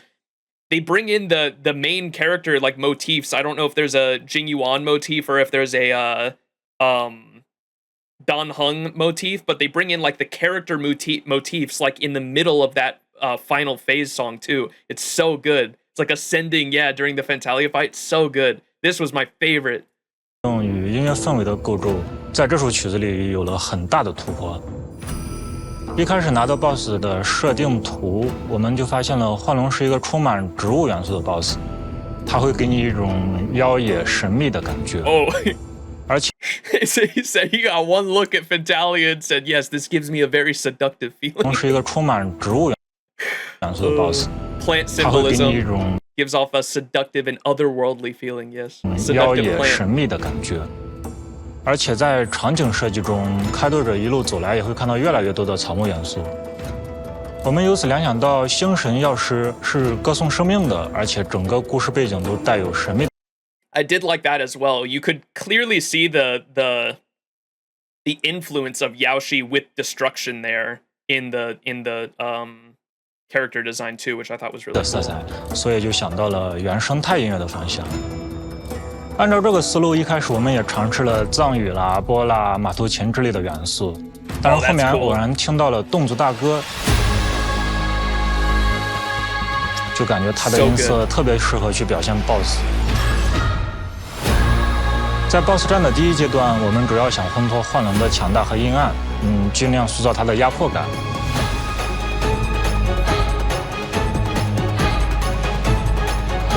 So good. 而在第二阶段中，开拓者会需要和幻龙进行对抗。作为绝灭大军，幻龙会以毁灭为乐，也会用一些话语来蛊惑心智。因此，在这个阶段，我们设计了用动语念经的环节，并加入了一定的电子元素。词文含义基本上就是对生命的赞颂和对主角的蛊惑。为此，我们还特意找了贵州大学的老师进行了。I'm gonna be completely honest. I didn't even know those were decipherable lyrics. I thought that they were just doing vocals. That's straight up actual like. What did he wait? What language is that? Translated lyrics. All life suffering. All life suffering is found in death. 和对主角的蛊惑。Even immortality ends. 为此，我们还特意找了贵州大学的。Oh, what lamentation! 老师进行了翻译和修饰，并找了贵州大学的 The divine tree thrives over abundant life. 进行了演绎。在第三阶段 ，fruits cascading across the celestial ranges. 出场的段落。He said what did he say? Samsara. I kept focusing in on Buddhism, but I'm like, I don't think Buddhism is a language. It's just a religion. 或心智，因此在这个阶段，我们设计了用动语念经的环节，并加 calm language. Where is calm language located? Or where did that originate from? I've never heard of that before. There's some videos on Bilibili trying to decipher the lyrics. Oh, that's cool.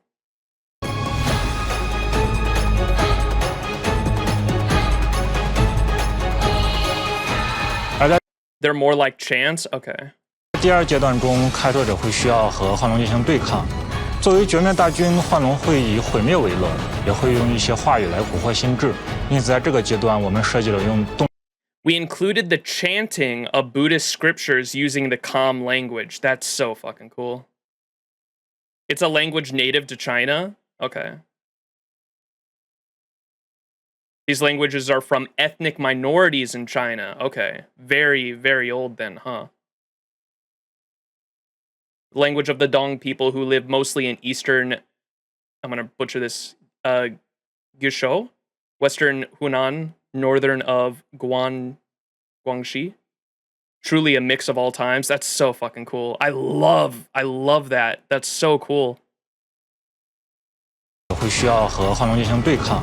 作为绝灭大军，幻龙会以毁灭为乐，也会用一些话语来蛊惑心智。因此，在这个阶段，我们设计了用动语念经的环节，并加入了一定的电子元素。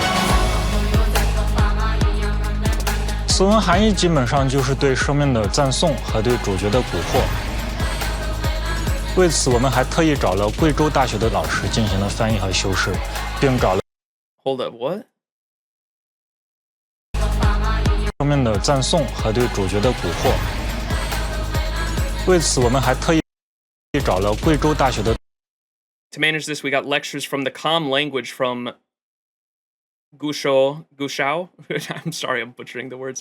University. 老师进行了翻译和修。To translate and polish our lyrics. 是，并找了贵州大学的 And we got the comm choir at the university as well. 动物合唱团进行了演绎。在第3阶段会有警员和驰名龙尊出场的段落，开拓者在这时也逐渐摆脱了幻龙的压制，开始进行了反抗。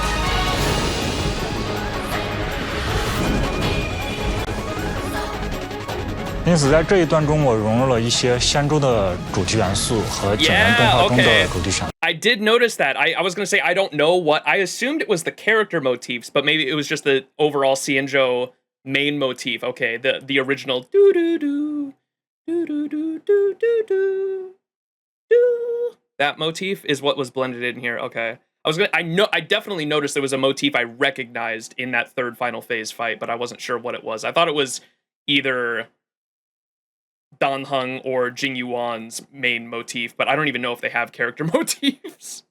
So it was the XianZhou Luofu motif that they were talking about earlier that's blended into the third phase song.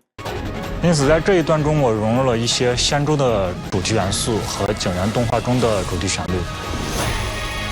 Oh, 通过用 he said it was from Jing Yuan's trailer. Okay, so it was supposed to like represent him too. 和警员动画中的主题旋律，通过用长线条的弦乐互相呼应，逐步去增强战斗的激烈感和悲壮感。这场对仙州罗浮至关重要的战斗便通过音乐呈现了出来。Right there.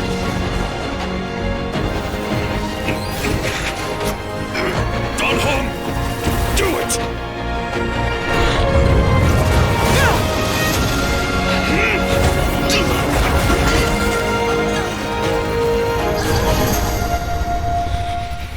Our general. 仙州和仙州音乐，一个是视觉上的变戏法，一个是听觉上的。从一段简单的主旋律到不同场景的配乐，我们在音乐里不断地完善仙州的世界观，也让仙州的音乐情绪更加丰富。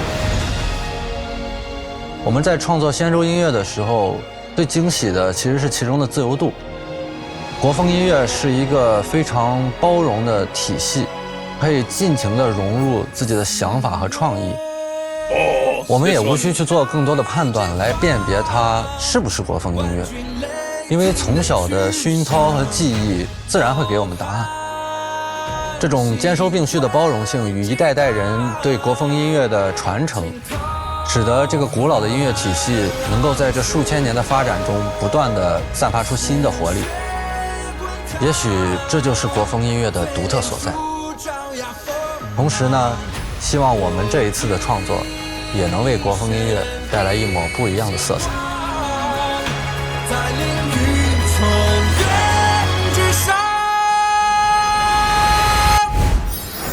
Oh, that's so good. God, the production value, the amount of work they put in to make these mini documentaries is much appreciated.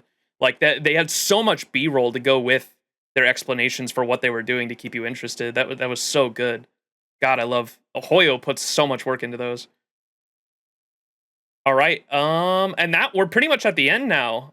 So we have I wanted to watch this explanation on Dun Feng's mistake. We also have the shorts. Maybe we should go through those first. And then story teaser, Traces of the Past. This was the fan animation. Let's watch this one first. 仙州自寰宇逍遥，英杰辈出，百年一瞬，难掩其光。风采夺目，不慕朝阳。其名云上五霄。The Cloud 5. 煊赫英雄，悲伤其中。采薇之痛。 千古水泯。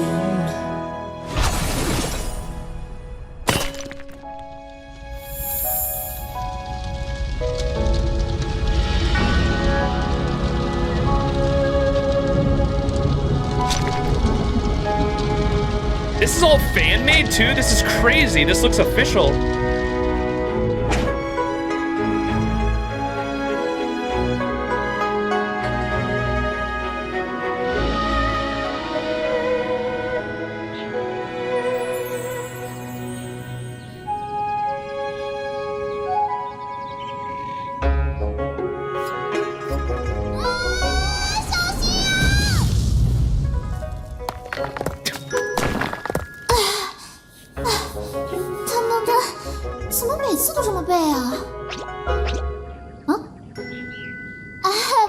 思吓到二位了。啊，初次见面，我这儿有一壶好酒，要一起吗？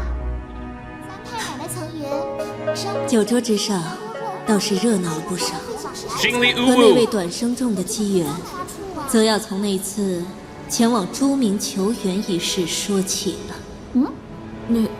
那个华严师傅派我在此接候诸位。小小年纪便是匠人领头师傅，了不得呀！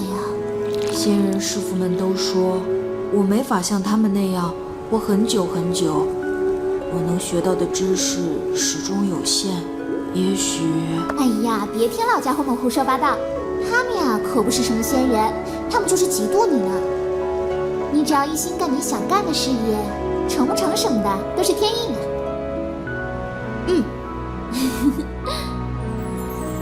这个少年最后却也不负众望，短生成才。荣刃剑手那一日，和他的相遇已令人难忘。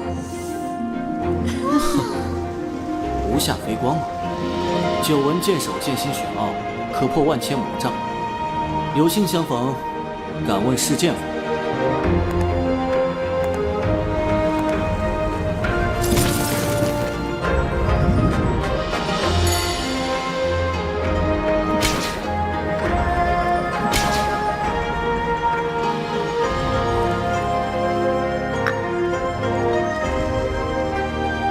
至此，我们和号云上无Look how 相， old Bald is. 聚首同战，征伐寰宇。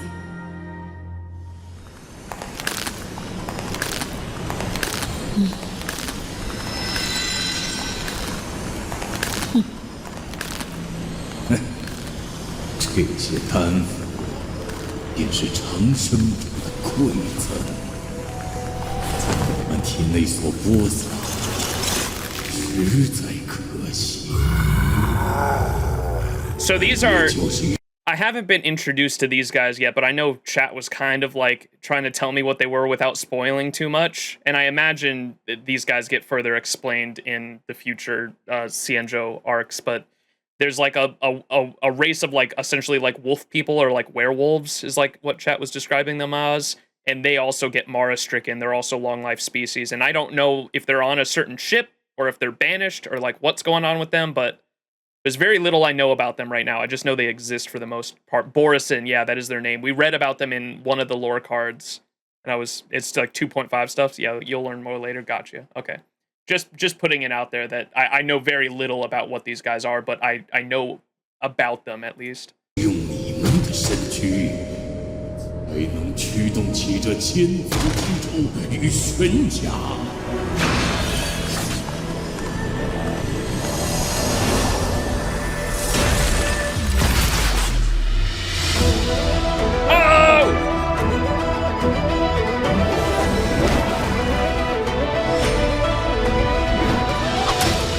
Old Blade.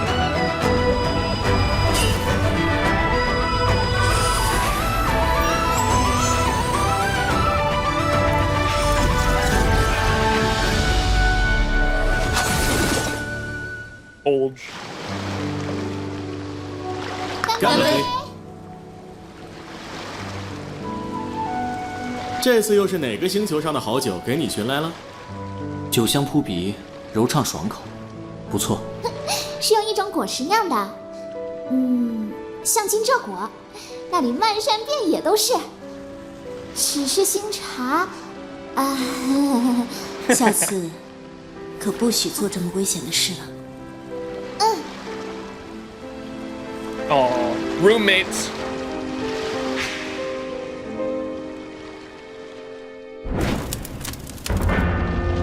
Monka.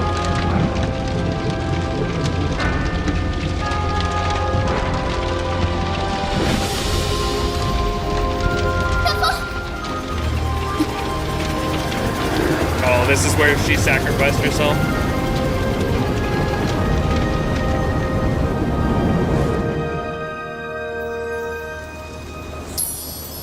And then they tried to revive her, and chaos ensued. 好想和你们再喝一杯啊！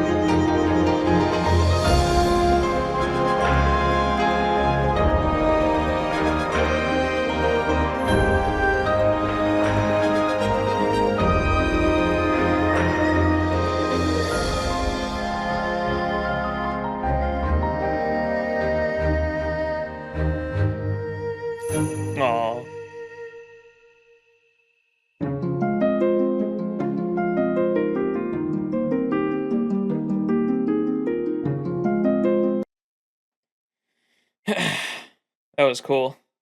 Yeah, that was all fan made too. That was crazy. That was very, very good. All walking different paths now. Foe? Yeah, wait a second. This is Foe? What's Foe doing there? It's Peppy. A driver, a magician, a swordsmaster, a swordsmith, and a strategist. It was something like that, pretty much. Yeah, I love them. That was so good. Thanks for sharing. Okay, now we'll do the shorts. So this playlist was made by, was it Yuki Kazuki? In chat? I think you were the one that made this, right? A little playlist of the shorts. So I'm gonna have to hang on, where's that playlist?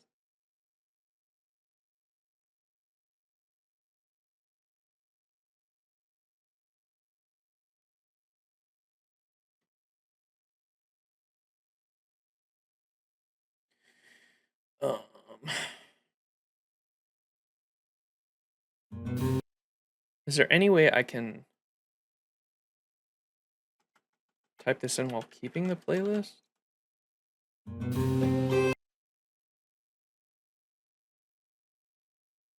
Oh, shoot, I don't know if there is. I might just have to pull these all up individually. Because I wanted to full screen them all. Nice to meet you. And you can't full screen it on the shorts page for whatever reason.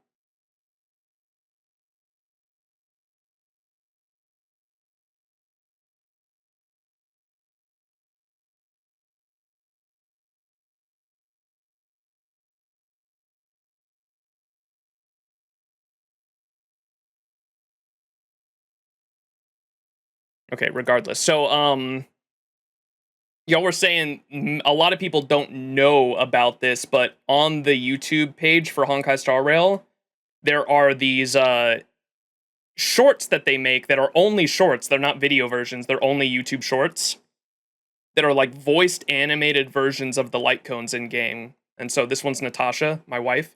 Nice to meet you. I'm Natasha, an underworld doctor. Feeling sick? So that's cool. That's one. You just got PTSD? Oh, that was an ad for a super long time? That's funny.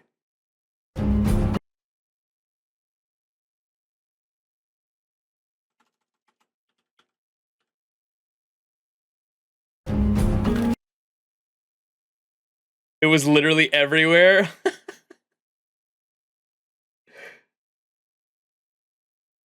Oh, does this playlist work?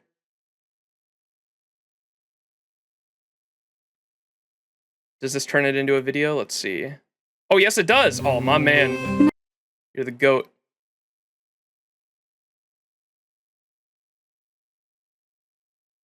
Nice to meet you. I'm Natasha. If that's the...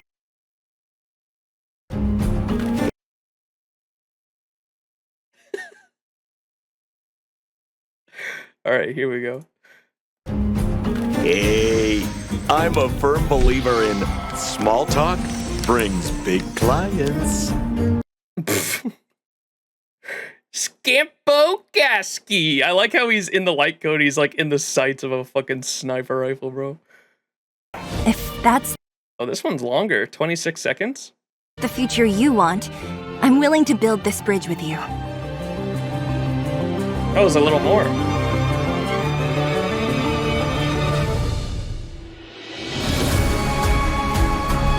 Don't mess with me!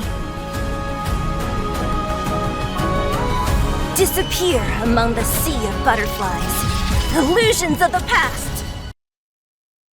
That's cool. Time waits for no one. I have to go back now! Oh my god, the little ear wiggles. Look. I have to go back now! That's so cute. Please! Just a little bit longer!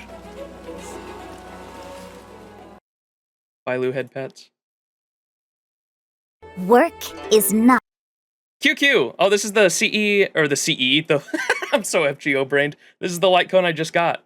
from the battle pass recently. Work is not about increasing value. She does have the fucking little cat face, the smug cat Is face. not about.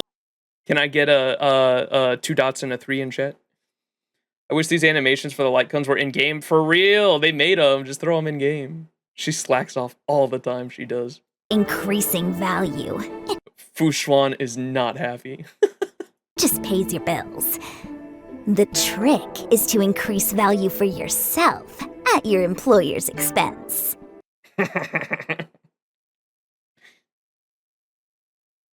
Facts.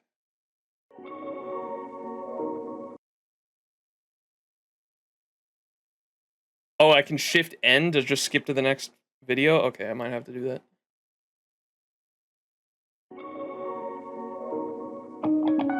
Give me another 30 seconds. Silver Wolf. He got there's that blade with the disguise. What the fuck? Silver Wolf. Don't let me down this time, newcomer.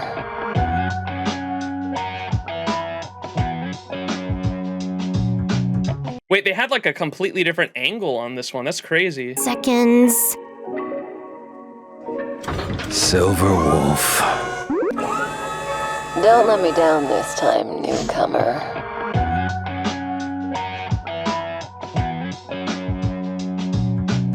That's cute. Oh, another Silver Wolf one. You did quite well in that last game. Let's change the atmosphere.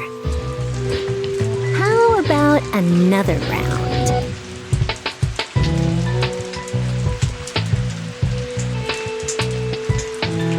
Monka. How many of these are there? Or what was the last one? Ruan Mei?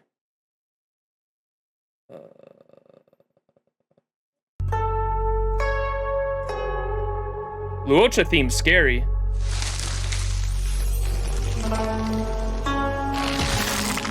We both have promises to keep. But before that, let's use each other as best we can. Eh? What's he mean by that, chat?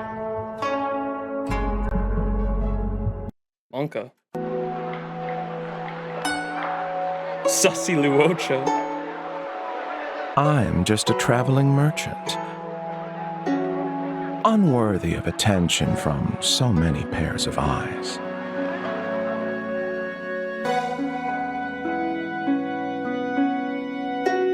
We got this one today, too. Compared to skies and stars, our lives are like fleeting insects. But we will never give up here. Sad. All I desire is the finality a blade should give. Gazing at the afterlife from afar is one of the prices I must pay. Truly unlimited blade works. Unlimited bald works. Oh.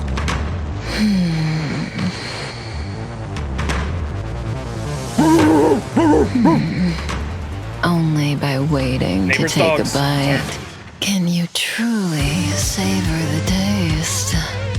And I think it's about time.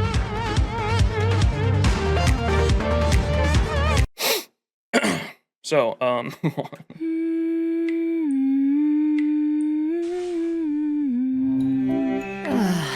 Another day, another boring mission. No. I wonder if you can bring me a different Ain't no melody. way they made this. What?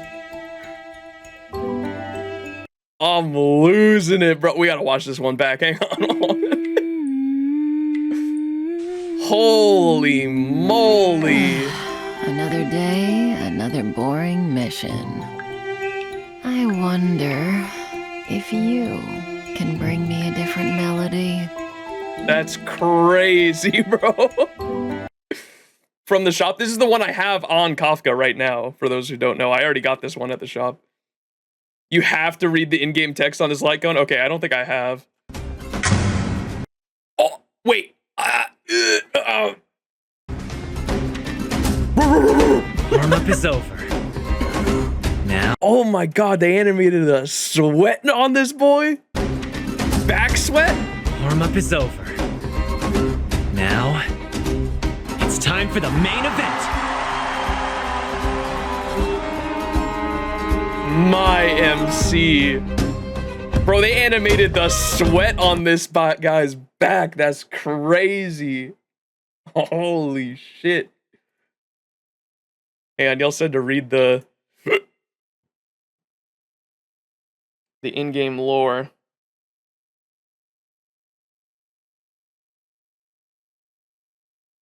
God damn, bro.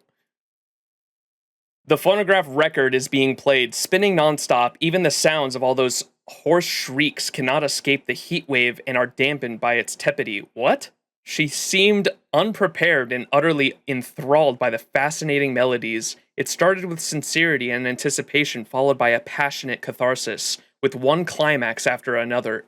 I'm gonna fucking lose it, bro. Until the record spinning came to a final stop, those hoarse shrieks were no longer audible. Mission accomplished. Huh? What's going on there? Sussy. Hold up. That's crazy, bro.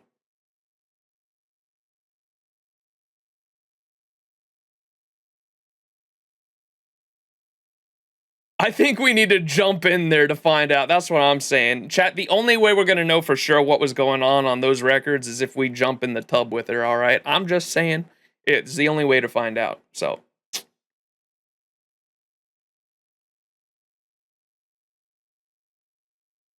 All right, back to Luca. We got to watch this again, too. Warm-up is over.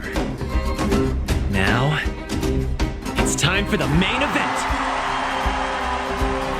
Holy moly, bro.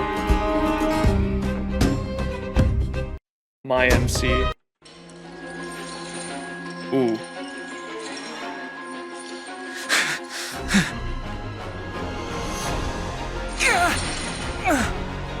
That sin Pinky is his. Why must I be the one to atone? Booba window. Short. Knowledge is the fruit of suffering. With knowledge, one can traverse countless possibilities. Pretty. So what do you think? This is our spot for the night. Aw. Just like in the guidebook.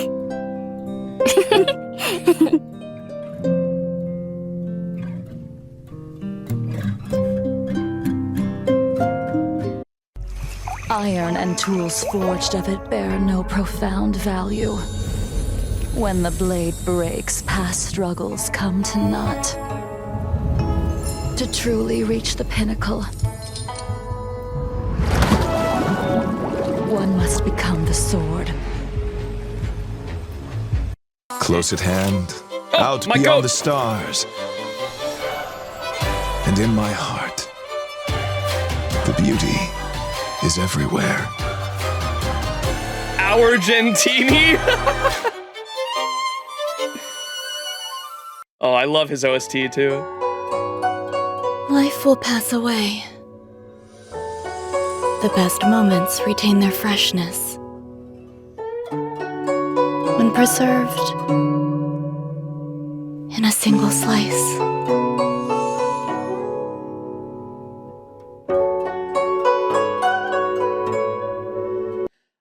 So I saw this light cone. I remember chat having me read it after chat had me read this light cone after we did Ruanmei's questline. I have my personal theory, like a day or two after I read this and did Ruanmei's questline, I was thinking about it and I was like, I kind of feel like Ruanmei's own image of herself And like that's kind of what this was. And this is my own personal headcanon, so please don't take this as me saying it's fact or this is definitely what happens, but this is my own perspective and my own headcanon on Ruan Mei. I feel like she passed her own feelings almost towards herself or her own perspective down on her children, because in her children's dialogue, like when you're talking to them as the MC, they talk about how they're so sad that they cannot live up to Ruan Mei's expectations, and that they're so sad they cannot be like, even though she left them, they blame themselves. And I feel like that was her passing on almost her own perspective and image of herself onto her average Asian mom. I feel like that was her passing her own expectations of herself like down on her kids. And this light cone is like what made me think of that almost, because she's staring at herself in the reflection, feeling like she's not enough, or feeling like she's not living up to the expectations set upon her. And I feel like that was like that image is also passed on to the kids, because the kids are constantly kind of going through that same suffering cycle or that same mentality. So just my own personal perspective and headcanon. Like I said, I'm not, no one feel like I'm saying that that's definitely what it is, but just some thoughts I felt like I would share. Was that the last one? Let me look. Oh no, we have one more. Sorry. Oh, is this? Oh my God, we had the Kafka in the bathtub. You guys ain't ready for Dr. Ratio in the bathtub. Oh my goodness. Only when the body is clean can the mind also be cleared. Goodness me, what is with these animated bathtub scenes, bro? Ratio fans are winning. My goat. All right, that was all of them. Up to the point where I am in this story. So again, Kizuke, thank you so much for sharing and making that playlist for me. What do we have left? So this one is a fan video. My past enemy. And it's just explaining, I think, their own perspective and delving into Dan Feng's mistake, the history of the High Cloud Quintet. And I thought I was gonna know what happened by the end of today's stream. I'm still so confused on a lot of the details. So hopefully this video helps us understand a little more. My past enemies are either dead or captured, and my past friends are scattered to the wind.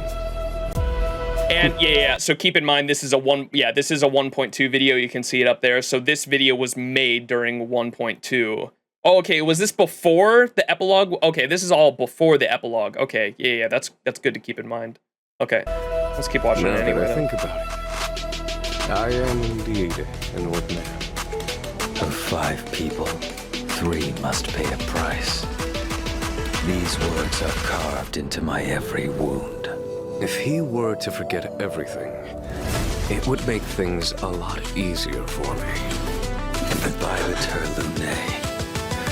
When will our retribution come?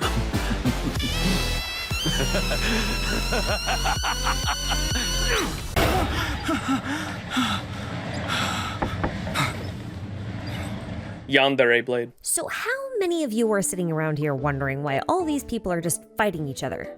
I'm guessing it's probably most of you. And you know what? Fair enough. Unless you're talking to every NPC and reading all of the supplemental in-game texts, you're probably not that familiar with the group. I even did that and I'm still lost. Known as the High Cloud Quintet, an almost legendary group of 5 friends, 4 of whom we've met and one, it's complicated. But these friends fought alongside each other against the denizens of abundance for the XianZhou Alliance hundreds of years ago, and of the original 5, only Jing Yuan remains aboard the Luofu in any sort of public fashion. So obviously something went horribly, horribly wrong at some point with these guys, but before we can even begin to theorize about what sort of crazy stuff led to all of this, we need to get a little backstory on each of the 5 High Cloud Quintet members. Now, if that sounds boring to you, trust me, it's anything but boring. If you thought the fate of Tingyun was a nice twist in the latest story chapter, you are not prepared for the level of twisty-turny, swervy-worvy, what the freakery I'm about to present here. So grab yourself a snack and a seat because the introductions will begin momentarily. Nom nom nom. Now, like I said earlier, Jingyuan is the only one of the High Cloud Quintet still visible to the public eye. The rest are either dead, Mara-struck, exiled, or have been forced through reincarnation as a punishment for a crime. Sometimes it's multiple of these. It gets a little bit messy, and Jingyuan just so happens to be the least messy of the quintet. Jingyuan came from a family that traditionally served the Realm Keeping Commission, but he broke from his familial norms to join the Cloud Knights when he became of age. He was still pretty young when he saved his fellow knights from being brain-jacked by a bunch of puppeteer jellyfish aliens, and that feat landed him in an important position within the knights and also caught the eye of the sword champion of the Luofu, and her name was Jing Liu. Jing Liu was not from the Luofu initially. She was instead one of the only known survivors of the XianZhou ship, the Songxiang, which was devoured by the activated planet known as Rahu in the year 6300.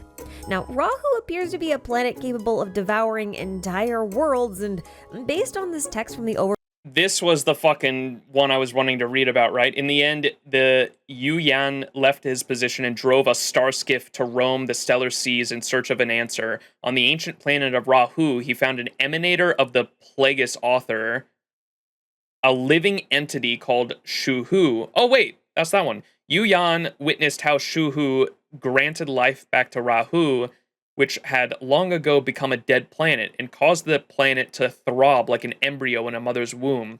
He followed Shuhu and recorded their healing miracles and various teachings, ultimately composing this scripture. Oh, maybe the planet is alive? Is this the one where they fucking drove one of the XianZhou ships, like literally one of the main XianZhou ships, into a fucking sun to cause a supernova, and that's how they destroyed the fucking planet? Was that this one? I remember that being described to me somewhere, and I thought that was fucking insane, and I wanted to read that. overview of the XianZhou's materia medica, it seems to be a living planet. Not a planet with living things on it, but a planet that is itself alive. It's like, what's that transformer? Someone's gonna know. What's the planet transformer? Unicron? Was that its name? Unicron! Unicron! So that's fun. Anyway, it should be around this time that... Cybertron's where they came from. There's a transformer that literally transforms into a fucking planet, and it eats planets. It's got these tusks on the sides of it, and it... No, it's Unicron. I'm 99% sure it's Unicron. It was from the movie. What was the... You got the touch! Bow, bow, bow, bow, bow, you got the power! Y'all remember that shit? I'm old, bro. Holy fuck. That's an old-ass movie. That's a fucking banger movie, though. Blade arrived on one of the XianZhou ships via a merchant ship, but at the time he would have been using the name Yingxing, which doesn't... Mama Kafka. Yeah, that's Unicron. Transformer nerd here. Let's go. Dude, Transformers is so good. It seems to be a living planet. Not a planet with living things on it, but a planet that is itself alive. So that's fun. Anyway, it should be around this time that Blade arrived on one of the XianZhou ships via a merchant ship, but at the time he would have been using the name Yingxing, which doesn't appear to be his real name either, since he was a short-life species unrelated to the XianZhou. We don't really know what his original name was, so I'm just going to call him Blade so everything is less confusing.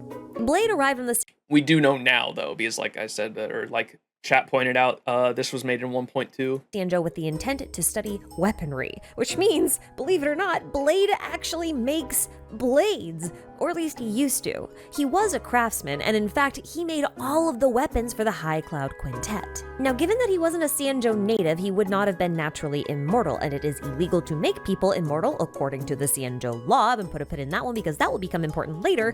So I'm assuming that Blade must have been quite young at this point when he arrived, because Jing Yuan, at the very least, is described as a kid when Blade gave him his Devastator glaive. The two were known to bicker with each other, which just makes me think of two teens like Yenqing's age picking on each other, and it's just kind of funny. Also, the High Cloud Quintet's sort of era of exploits, so to speak, was only about 100 years.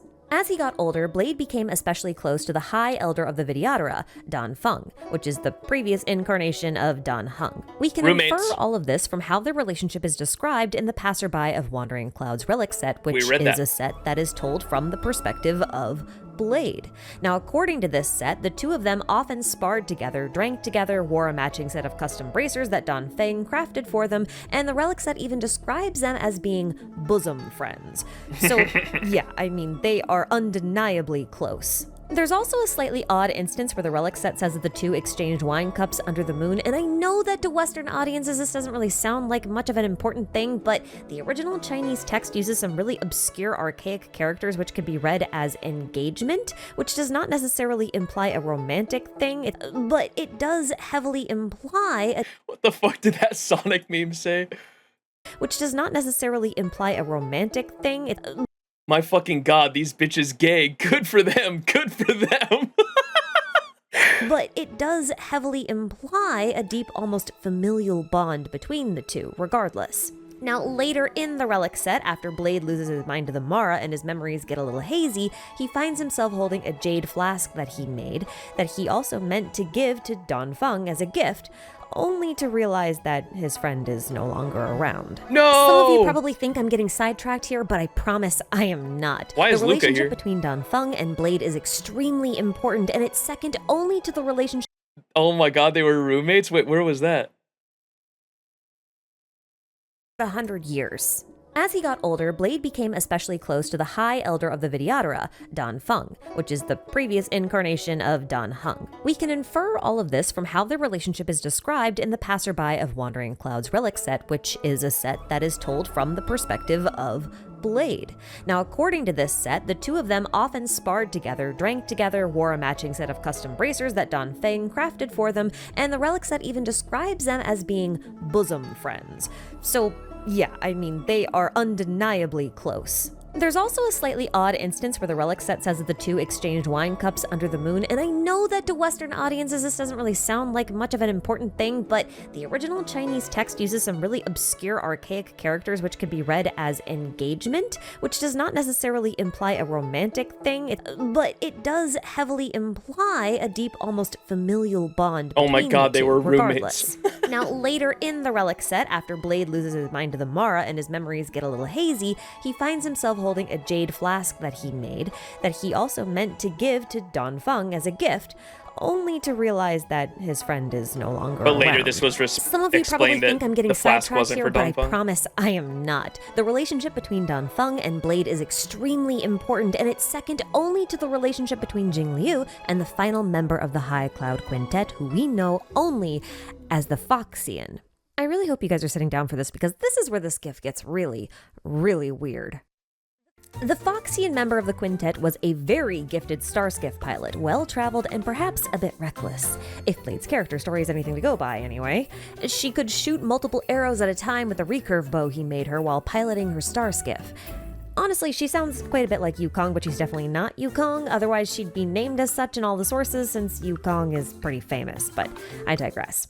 Now, I really need to go out on a very, very bizarre limb here, and I promise that this will all make sense if you just stick with me for a few minutes, okay? Because I think I know who the Foxian actually is, and yes, we've met them, and yes, they're playable. It's Bailu. Wait, don't click off the video just yet. She figured it out before...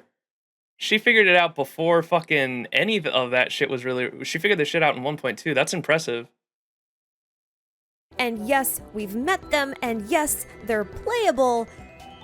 It's if you read the Bailu. codex. Wait, don't click off the video just yet. I know that Bailu is a Vidyadhara, so it makes zero sense if she's the Foxian of the High Cloud Quintet, but I promised you this was gonna get weird, so just stick with me, hear me out. I promise this will make sense. It'll be weird, but it'll make sense, okay? We'll get through this together. Okay. So, Bailu is the next High Elder of the Luofu Vidyadhara, and apparently, before her, every Luofu Vidyadhara High Elder was one of Don Hung's incarnations. But not this time, because Don Hung was exiled for the crimes of Don Feng. So that's oddity number 1. Now, oddity number 2 is when Jing Yuan regularly visits Bailu every year, even though there's nothing wrong with him and they have no apparent connection outside of doctor and patient. Now, he always brings with him very specific treats and gifts, like he knows what she likes, and he just makes small talk asking, how she is, if she's been eating, and then he tells her all about his expeditions to other worlds that he's been on. And Bailu really, really likes those stories because she has a serious case of wanderlust, similar to a Foxian, of all things. And that's probably why she keeps trying to escape her confinement chamber. And this whole thing, when you read about it in Jing Yuan's character stories, is just so weird because it reads like he knows her, but she doesn't remember him. Like they were close friends once, and he even asks her about her dreams. Like those matter to him for some reason, and why should they? See, Vidyadhara High Elders are the only Vidyadharas that are supposed to dream of their previous lives due to some special artifacts that are passed down from High Elder to High Elder. But Bailu has never once dreamed of her past lives, and that in itself is extremely unusual, so oddity number 3. But I need to amend that statement, actually, because she doesn't actually dream until you finish her companion mission and she boards the Astral Express, because somehow doing so triggers a dream of another life for her. One where she was traveling the sky, going anywhere she wants to go, and she's so happy, but then she still wakes up crying. Oh. And how coincidental would it be if we just happened to know the name of a Foxian traveler with a connection to the Nameless that were aboard the Astral Express? Oh hey, ding ding ding, looks like we've got a winner here. This is Bai Hung, a Foxian traveler, and as far as I know, this is the only reference to her by name in the game as of version 1.2. I'm very impressed that anyone was able to put all this together in 1.2. Now, coincidentally, the Chinese character used for Bai in both Bai Hung and Bai Lu are exactly the same. So, oddity number 5. So, assuming I'm not completely insane, how could Bai Hung, a Foxian, turn into Bai Lu? Yeah, she'll explain it here. She was reincarnated due to the, chat was explaining it to me when we did the Jing Liu questline. What happened was, how after the Foxian died, that was part of the High Five quintet. I keep fucking up the name. After the Foxian died, Don Fang and Old Blade, whatever his name was, Old Blade and Old Don Hung, which was Don Feng, tried to use the power of both the Don Feng called upon the power of the dragon Long, and then they had Blade use the flesh. Blade used the flesh of the Emanator of Abundance that they killed in that very battle, and they tried to use both of those things together to revive their fallen comrade. The result was an abomination, and that's why that was Dun Feng's sin, essentially, because he gave up his own what would you call that, the reincarnation of the bloodline that he had within him. He put that into their fallen comrade, and then along with the abundance, the flesh of the Emanator of Abundance backfired on Blade, creating Blade into this abundance monstrosity. And even though he came to his story is really tragic because he came to the XianZhou Luofu, the XianZhou in general, because he knew the XianZhou Alliance was hunting down the denizens of abundance and all that.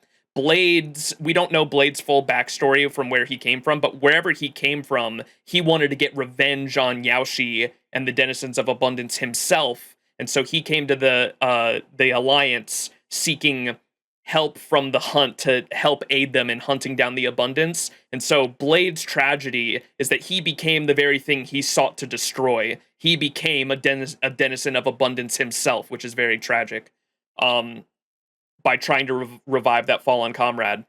And because of what Don Feng was trying to do by using the power of Long to revive his fallen Foxian friend, it created a monstrosity, and when they killed the monstrosity, Bailu popped out. And so Bailu has the blood of their fallen Foxine friend, like, within her. It is basically her reincarnated, is how I understand it. Hopefully I explained that all right here, but the video will probably explain it better right here. Lu a Vidyadhara? And the answer to that is Danfeng. He did it, or he's connected to it somehow. I don't know how he did it, but there's a few possibilities for how he could have achieved it. The most straightforward one is that he simply just has that kind of a power natively. It's suggested in a few places that he can perform feats of revival. I'm not really sure the extent of this or what it entails, but the only thing we can really confirm for certain is that he does have really powerful healing abilities. And if Bailu is any indication of the healing capabilities of a Vidyadhara High Elder, then he likely had the capability to revive the deceased, since, she has a revive mechanic in her kit. Irregardless of this hypothetical ability, though, the bodies of the Vidyadharas are used as ingredients in multiple experimental drugs used to alter lifespans. The first is the draught of Draconic Surge created by the disciples of Sanctus Medicus. This drug uses Vidyadhara bone marrow to restore one's mind after it has been corrupted by Mara. And the more sinister instance of using Vidyadhara body parts comes from a rogue experiment. In the shredded notes of Scholar Bernini, he removed some of the fluid from one of the Vidyadhara eggs and injected it into himself. Hey, yo. This completely reverted his aging process, all the way back to infancy. And then it seems to have forced him to dissolve into an embryonic fluid, which couldn't exist outside of an egg, so let's just say he's not around anymore to tell us the results of his experiment. So, the Vidyadhara definitely have methods, and we know Danfeng's crimes were sedition, since he incited a rebellion, and stealing immortality for someone other than himself. So he has to be responsible for reviving someone or making someone immortal and therefore preventing their death. Now, I personally think he did it for Bai Heng, and by giving her some of his flesh, I guess, he would have turned her into Bailu by putting her through a forced reincarnation. Yep. Am I completely insane? Who knows? I'll let you decide. This was before we even had the Jing Liu questline, by the way. Jing Liu's questline and that whole ending for the Luofu came in 1.4. So the fact that she figured all this out in 1.2 is very impressive to me. And I'm sure others did too. Like, some of you in chat might have figured it out back in 1.2 as well if you're a lore nerd, but like, the fact that anyone figured this out in 1.2 is impressive to me. Either way, we're going to move on with the assumption that I am right about at least half of this, and that we're going to now use this information to talk about what really happened and answer the question at the start of this video: why are these friends fighting each other all of a sudden? While the exact details are neither confirmed nor implied with any clarity, there are a few things I'm pretty darn sure about, and it starts with the destruction of Jing Liu's ship, the Sangxiang. Now, if you recall, this ship was destroyed by the world-devouring planet Rahu, but this planet was once home to an emanator of abundance known as Shuhu, who revived the planet and made it that way. While on the hunt for Phantalia, Jing Yuan mentions that he witnessed something called the Shuhu upheaval period aboard the Luofu, implying that this event must have happened in the Vidyadhara Palace area on the Luofu. Now, we know that the Intelligentsia Guild joined the Second Abundance Wars in the year 5749 and defeated Shuhu aboard the XianZhou Luofu after Shuhu attacked it. Based on this minimal information, I think it's incredibly likely that Shuhu was eventually sealed in the roots of the arbor aboard the Luofu and remained dormant there for hundreds of years. It's very likely that the High Cloud Quintet were involved in several battles here, actually, some of them involving Shuhu and some of them maybe not. Now, eventually, the Vidyadhara would have had to give up their palace to imprison the arbor itself completely, and Danfeng would have likely led the operation. Now, given how much the Vidyadhara sacrificed for the XianZhou, I think it's reasonable to assume that there may be some resentment among their number, perhaps enough to lead to a bit of a power struggle later down the line, which would explain the act of sedition that Danfeng was accused of in light of all of this.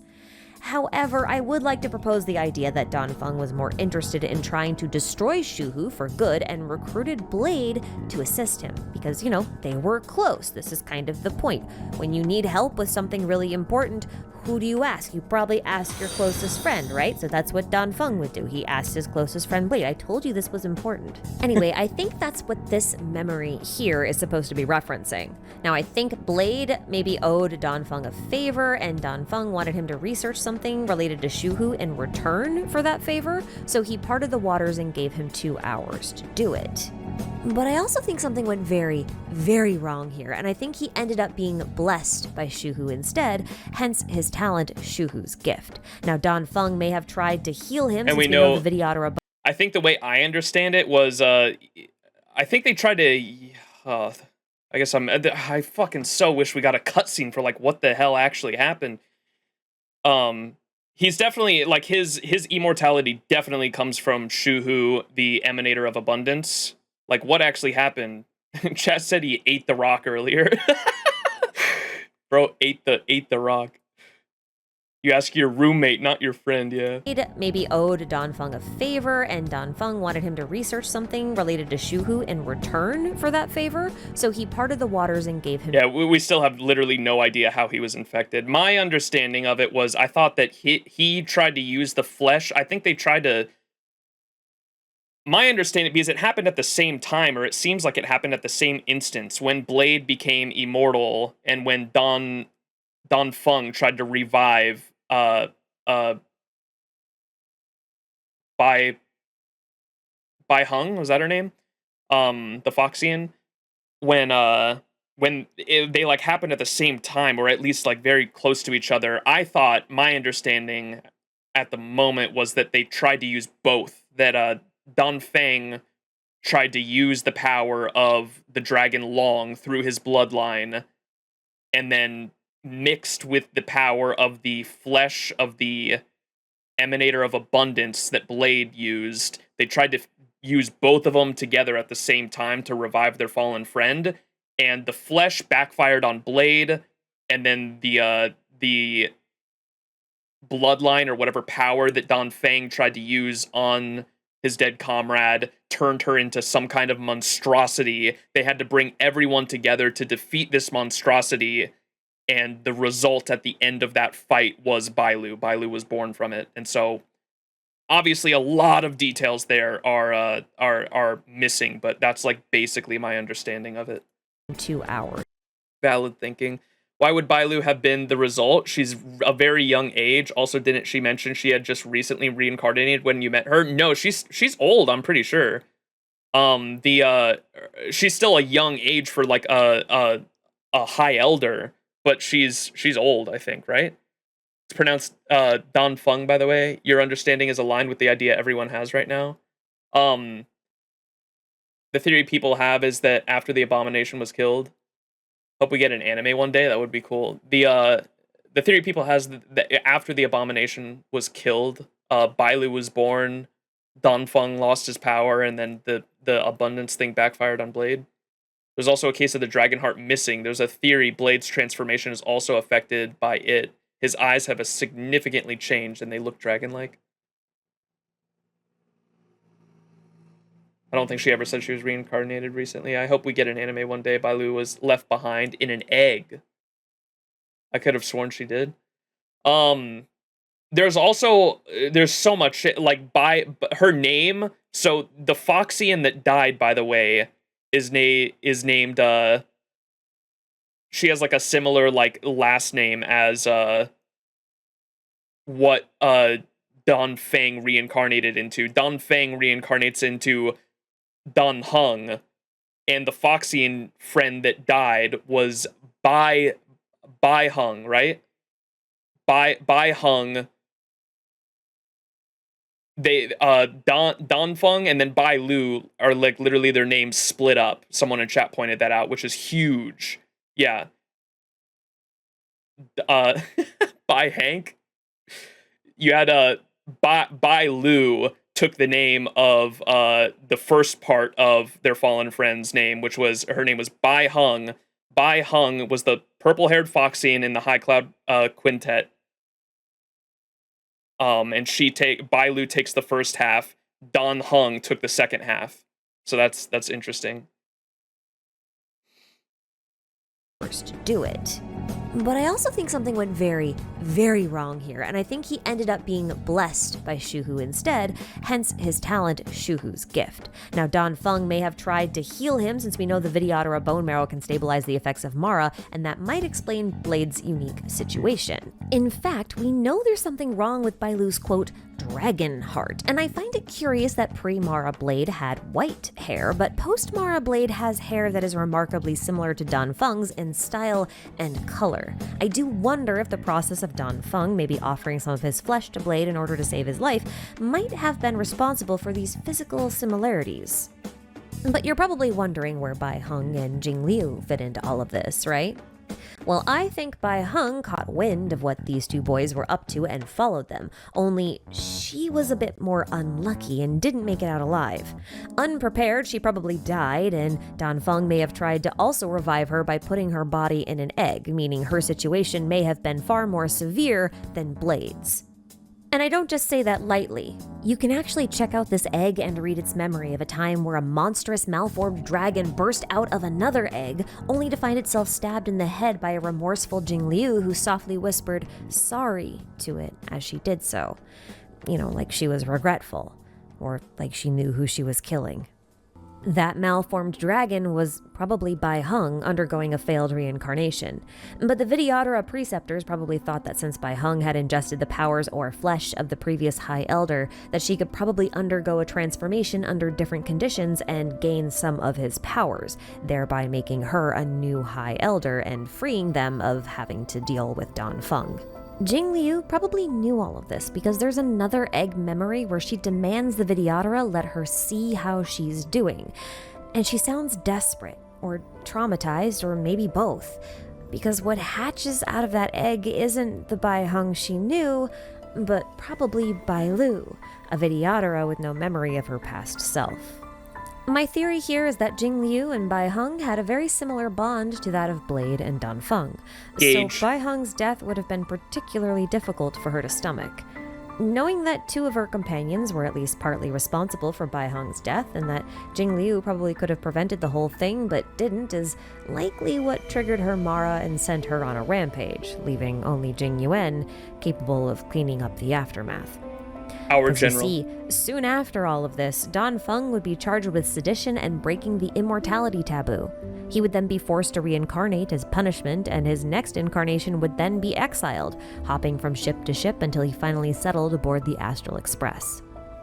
Blade was probably quietly smuggled off the XianZhou, maybe by Jing Yuan, where he woke up on another planet entirely, confused, alone, and somehow unable to die. And maybe things would have just ended there as a tragic story of the fall of some XianZhou heroes, but Jing Liu was not killed by Jing Yuan. Instead, she escaped with vengeance, likely on her mind. Because you see, I think she wants justice for what happened to Bai Heng.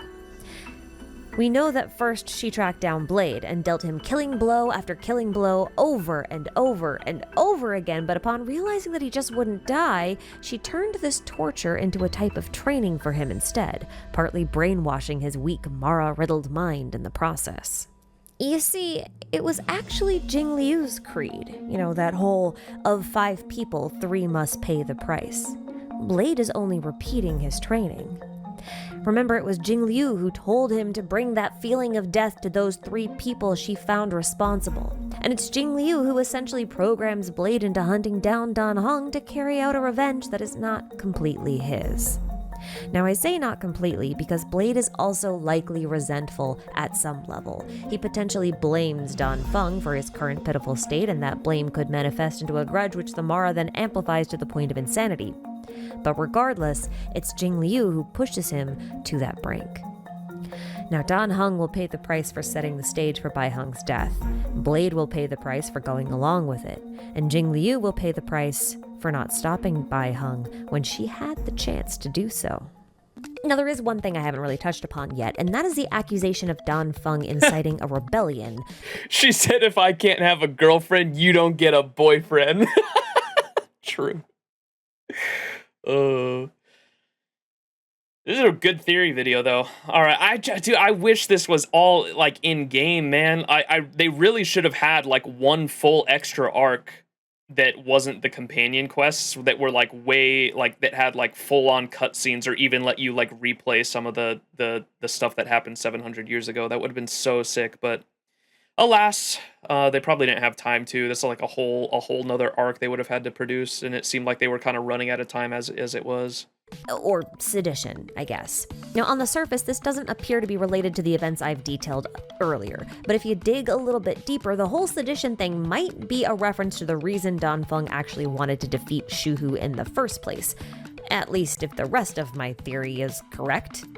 This undestroyed letter is a correspondence that takes place after Bailu has hatched and Danfeng has been imprisoned. One correspondent mentions researching something very risky that could change the fate of countless people, but if it's successful, it could free them from a predicament spanning millennia. Now, I'm not sure if the Vidyadhara are the them in this letter or if it's the XianZhou people in general, but this research involves cuttings from the arbor and the creation of the Bloomborn Scion. And I don't know what those are, but it sounds like they might be people born from arbor blossoms. This might mean that they are trying to research a cure for the Mara, and it could also mean that there's some type of exploitation going on in regards to Vidyadhara land, since that's where the samples have been coming from. And then we have a page from the Alchemy Commission's official gazette where it's mentioned that Danfeng stood up for Vidyadhara affairs, which to me implies that their race as a whole was either being exploited or mistreated, and that it was likely going unaddressed. Add to this the fact that there was political unrest between the Vidyadhara Preceptor Council and the High Elder Danfeng to the point where some of them have even voiced the desire to usurp his authority. And, you know, there are just a multitude of factors that could have led Danfeng to at least incite a protest of all things. But I think it's very possible that Danfeng actually wanted to reclaim the Vidyadhara Palace and perhaps made a proposal to defeat Shuhu so that they could move back into their homeland. This proposal would have been extremely risky and very dangerous, so no doubt it was rejected, but if Danfeng went through with it anyway, or tried to, and it went very, very wrong, I could see how that could be construed as an act of sedition. But hey, what do I know? I mean, we have such vague information to work with as it is. Any theory is valid at this point. We're just gonna have to wait and see. I've had one heck of a time trying to piece together all these little bits of information, so I hope at the very least you have found all of this entertaining. However, I will leave you with one more fun little observation while the credits roll. Now, if you watched my last video on the Mara Struck, you know that the Aeon Lan was a XianZhou native that was willingly possessed by a fire alien known as a Heliobi before they... Really? Well, I didn't know all this. Okay, that's something I missed. So we do have the origins of Lan. Is that in the simulated universe, maybe? ...of information, so I hope at the very least you have found all of this entertaining. However, What is this channel called? This is a very good lore channel. I've watched some of her other videos. Ashikai? Am I saying that right? Very, very popular channel for Honkai Star Rail lore specifically. I think she has some other Zenless Zone Zero videos I was going to watch as well. If you actually read the official sins of the XianZhou, the only crime he would have been charged with was forcing immortality on an unwilling. Okay. Popular for Hoyo lore. Does Genshin too? Nice. I will leave you with one more fun little observation while the credits roll.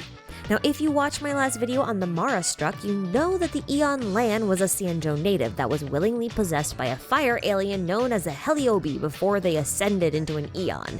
Now, it turns out Heliobi have two very distinct features: their propensity to possess the bodies of others, and taking the physical form of a large teal or bluish-green flame. That should sound pretty familiar, because that's literally what That is what Phantalia is. Phantalia is one of those that ascended to be a emanator of destruction, specifically. Phantalia is, and specifically what she was trying to do at the roots was not only was she trying to destroy the XianZhou Luofu, but in destroying the XianZhou Luofu, she was also trying to give herself a body because she is a Heliobi, thus she does not have a body. And so in that final boss fight, what you are fighting is literally Phantalia's like dream body. She's like literally creating this body from abundance to possess.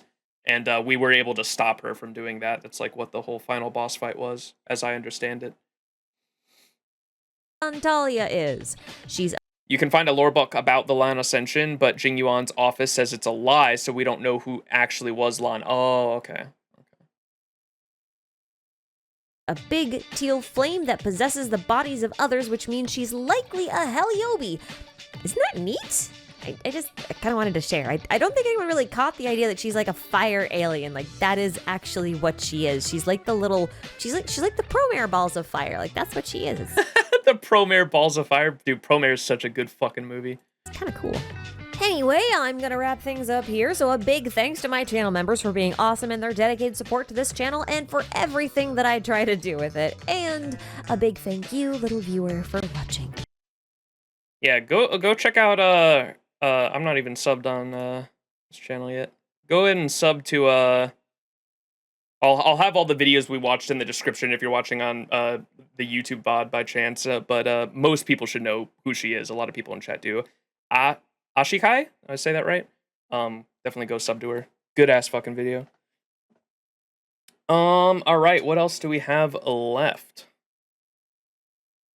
Oh yeah, the Kafka responses. Y'all ready for this shit?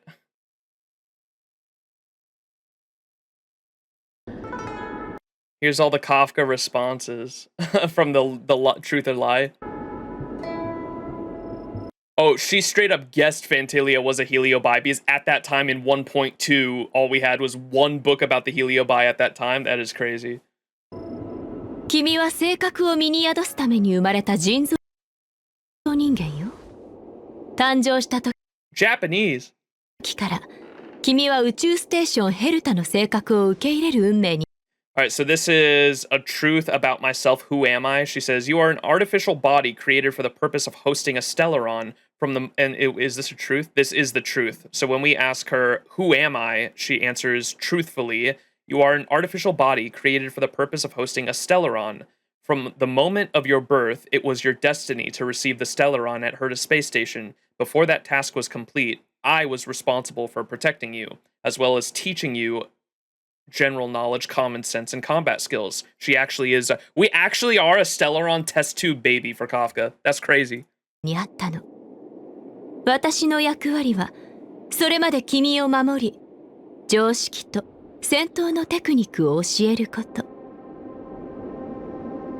君が覚えていないのは、ヘルタ計画を実行。And the reason you don't remember is that I wiped your memory before the operation at the Herta Space Station. こうする前に、私が忘れさせたからよ。何を言ってても、ちゃんと考えがあるように聞こえる。So, wait, am I understanding this right? Bai Hung perished and both Blade and Danfeng played a part in reviving her. That's how like we said, none of the detail, we don't have any of the details, Tripod Scorpion. It's just the leading fan theory currently that Bailu is the reincarnation of that Foxian because of what Blade and Danheng did. And it backfired on, like, everyone in the process, essentially. Our mom really said lobotomy go burr. They should have given us the option to call her mommy here. Oh, man. 本当なのか嘘なのかわからない。君はある。And then if we ask her the same question about myself, who am I? If she lies, she says, at first you were a being accidentally created by an Eon, with a body but no soul. Elio guided me to you, and you were given a soul. ライオンが偶然作り出した生命で、肉体はあったけど魂を持っていなかった。エリオが私を君のもとへと導き、君に魂を与えたの。それ以外に君の過去に関して語ることは何もない。There's nothing to say about your past. You only remember me because I was the one with you when your soul was born. 私に見覚えがあるのも当然よ。君の魂が生まれた時、私はそばにいたんだもの。話はそれぐらいかしら。That's all there is to it.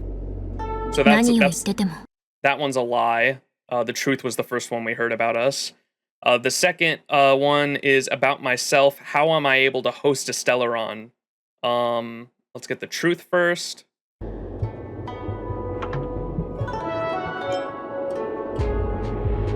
君は性格をその身に収容するために作られたんだから当然。We were created for that purpose, yeah, because we're, like she said, we are an artificial human. We were created for the purpose of hosting a Stellaron. Your body has been transformed by the power of an Eon. You are immune to the Stellaron contamination. 君の体は Okay, wait, so she says back here, the lie is pretty similar to the truth then right here. You were a being accidentally created by an Eon with a body but no soul. Elio guided me to you to give you a soul. That's a lie, but it's close to the truth because right here, the truth is, your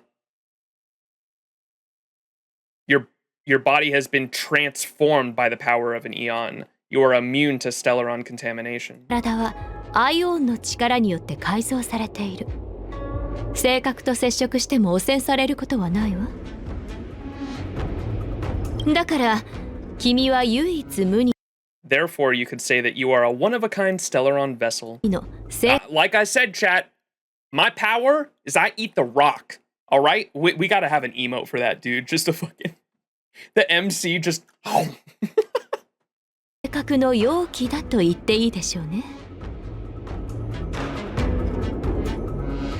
何を言っ The problem is which Eon transformed us for sure. Terminus sounds about right, but wrong at the same time. I wonder if it was destruction. Just because that was the first Eon that glared at us, and when we're born, we're also the path of destruction. That could just be because it's the Stellaron, and the common the leading theory right now is that the Stellarons are placed on planets by Nanook, the destruction, right? I say leading theory because I don't know if that's 100% correct or if that was just Welt tells us that at the beginning of the game. I don't know if Welt means that as 100% fact or if that's just the universe's like leading theory currently is that the Stellarons are placed on planets by Nanook just because they attract the followers of Nanook specifically to like destroy it. But I don't know if the Stellarons might not be 100% Nanook. I don't know. Just throwing that out there. Where was I going with that? I wonder if it was Nanook himself that may have had a hand with us, just because in that opening scene when we jump in front of the dragon or whatever, that first boss fight, and like take the hit for March, we get visions of everything we're about to experience on Eurilo 6, right? And then at the very end, Nanook like literally gazes down at us, which is kind of weird. I thought that cutscene was really interesting. I don't know. Let's move on. So that was the truth about us. An Eon transformed our body so we could host a Stellaron, it sounds like. Machiavelli, maybe. We are Machiavelli reincarnated. Confirmed. The Stellaron... Okay, so this is the lie. Same question. 加えられているの。ヘルタは性格を収容してから、それに対して多くの研究を行ったわ。君 Nanook makes the least sense considering an immediate reaction to the Trailblazer. I was only thinking that because it'd be a crazy plot twist. How crazy of a plot twist would it be down the line if like we were some master plan by like Elio and some, because Kafka tells us that they're trying to destroy Nanook specifically, and like Elio and the Stellaron hunters specifically are going after Nanook, and they want to bring him down eventually. But it'd be a crazy plot twist if later on, like, Elio was pulling the strings the whole time to just, like, ensure destruction. I don't know. It'd be a crazy plot twist down the line. What is that emote? Is aha. Transforming a body. It's abundance. Aha is the most active amongst the Eons. Some of the stuff he did is terrifying. Oh yeah, I don't doubt it. When you have the time, there's an interesting book from 1.0 talking about the Stellarons in an allegorical way. Okay.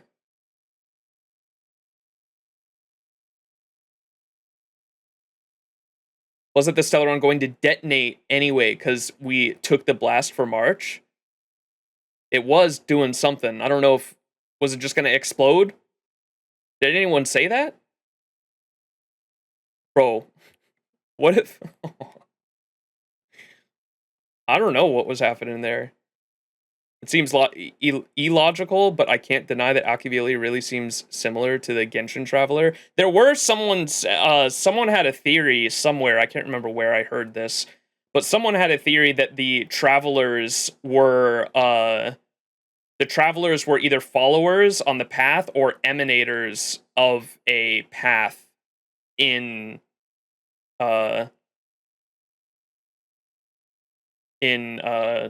Star Rail. I can't remember what path they said though.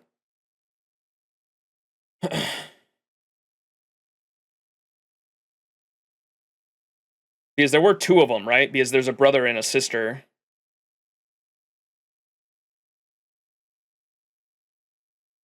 Emanators losing that fast? Nah, fire them.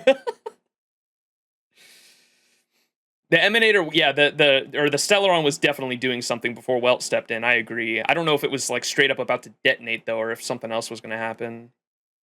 Unless it was said somewhere that I don't remember. Then someone said it was going to detonate. Welt bonked us. 身の中にある性格は宇宙で唯一人類に汚染をもたらさない性格なの。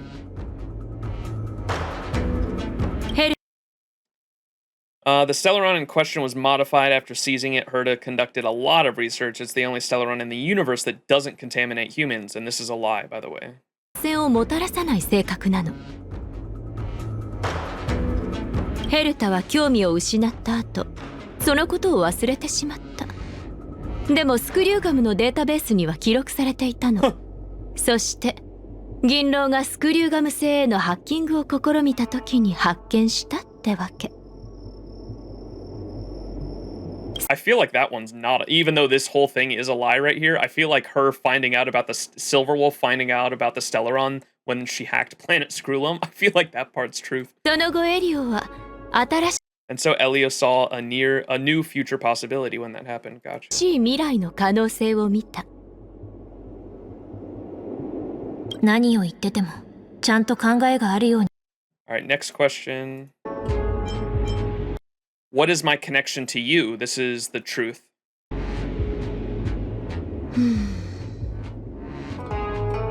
ある日、エリオが私に君を引き渡した。エリオはもし彼が見た可能性に従えば、最終的に君が私を、私が君を変えることができると言ったわ。So this is truth for what is my connection to you, Kafka. One day, Elio handed you over to me. He said that if things continued to transpire according to the future possibility he foresaw, you would eventually change me, and I would change you. 言い換えれば、In other words, you and I are each other's destiny. 私と君はお互いの運命ってところね。何を言っててもちゃんと。And then this is the lie for what is my connection to you. 遺伝子の面から言えば、君は私の。Oh, okay, this is when she said you are made up of all the Stellaron hunters, I remember. You're made up, a quarter of us is made up of Kafka, Silverwolf, Blady, and Sam. And I still haven't met Sam. My current theories on who Sam is either the Power Ranger or the cat. It's like my current theories on who Sam is, but we haven't met Sam yet. And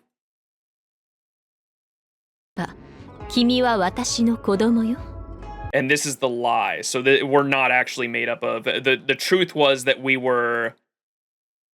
Who am I? We're an artificial body for the purpose of hosting the Stellaron. The lie is that we're made up of a quarter of the DNA of each one of the Stellaron hunters.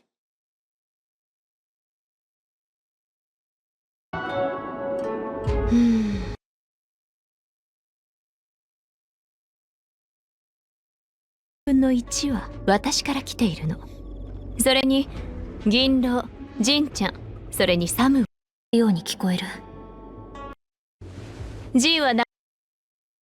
trying not to look over at chat right now because last time we mentioned Last time we mentioned the Power Ranger, someone in chat mentioned something. 知らないわ。 I don't know, Blady didn't tell me. He said he doesn't know either. ジンは何も教えてくれないし、彼自身も知らないって言っていた。 That's the truth? Oh, I guess it is, because I mean, he doesn't have any memories. 目覚めた時に彼は何も覚えていなかったらしいの。その後ある女性が彼を見つけ。That's Jing Liu.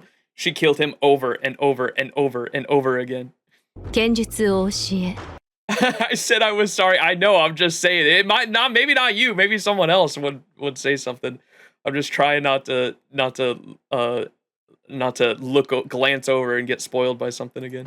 そして殺した。耐えられなくなるまで何度も何度もね。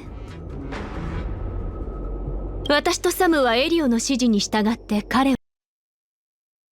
So this is still the truth about him. Elio ordered Sam and me to find Blady and return to him. It is the Power Ranger. This just tells me right here, because we read, oh, I love piecing together lore like this. When we read Blade's relic set, it said that he eventually met a woman in glasses and a giant soldier in armor. That's the Power Ranger. So Sam has to be the Power Ranger. Elio ordered Sam and me to find Blady and return with him. It's that's who that is. So then originally when I was saying the cat has to be Elio, Elio is the cat for sure, dude. Oh, that's so funny. According to Elio, Blady's swordplay and immortality have important uses. Huh. を見つけ連れ帰った。エリオによれば彼の剣術と不死の体には重要。 Interesting. Specifically, the swordplay and immortality have important uses. His swordplay kind of came in clutch for reviving Imbibitor Lune or whatever at the XianZhou Luofu arc, in that cutscene where he activated Imbibitor Lune, right? But his immortality, I don't think that's really come into play in the main story yet, so it's going to be interesting to see where that does. 重要な用途があるらしいの。私が知ってるのはそれだけよ。何を言っててもちゃんと考えが。 Alright, and then the lie for who is Blade? 彼は長命種で、以前は泉州の剣手だったらしいわ。He's a long life species. Apparently, he has a sword champion of the XianZhou at one point. Wait, I thought this was a lie, bro. 獣王氏が彼を処刑しようとしたときに、優秀号。 Okay, this is a lie, though. The Ten Lords Commission planned to execute him, but he managed to escape the shackling prison. He was severely injured. He forgot nearly everything. から逃げ出したそうよ。けど重傷を負ったせいで多くのことを忘れてしまった。私とサムはエリオの指示に従って彼を見つけ、連れか。 Wait, what? She tells the truth in some of these. Elio ordered Sam and me to find Blady and return with him. She literally said that in the truth as well. According to Elio, Blade's swordplay and immortality have important uses. She literally said that in the truth version. This is the lie version. エリオによれば、彼の剣術と不死の体には重要な用途があるらしいの。私が知ってるのはそれだけよ。 Wacky.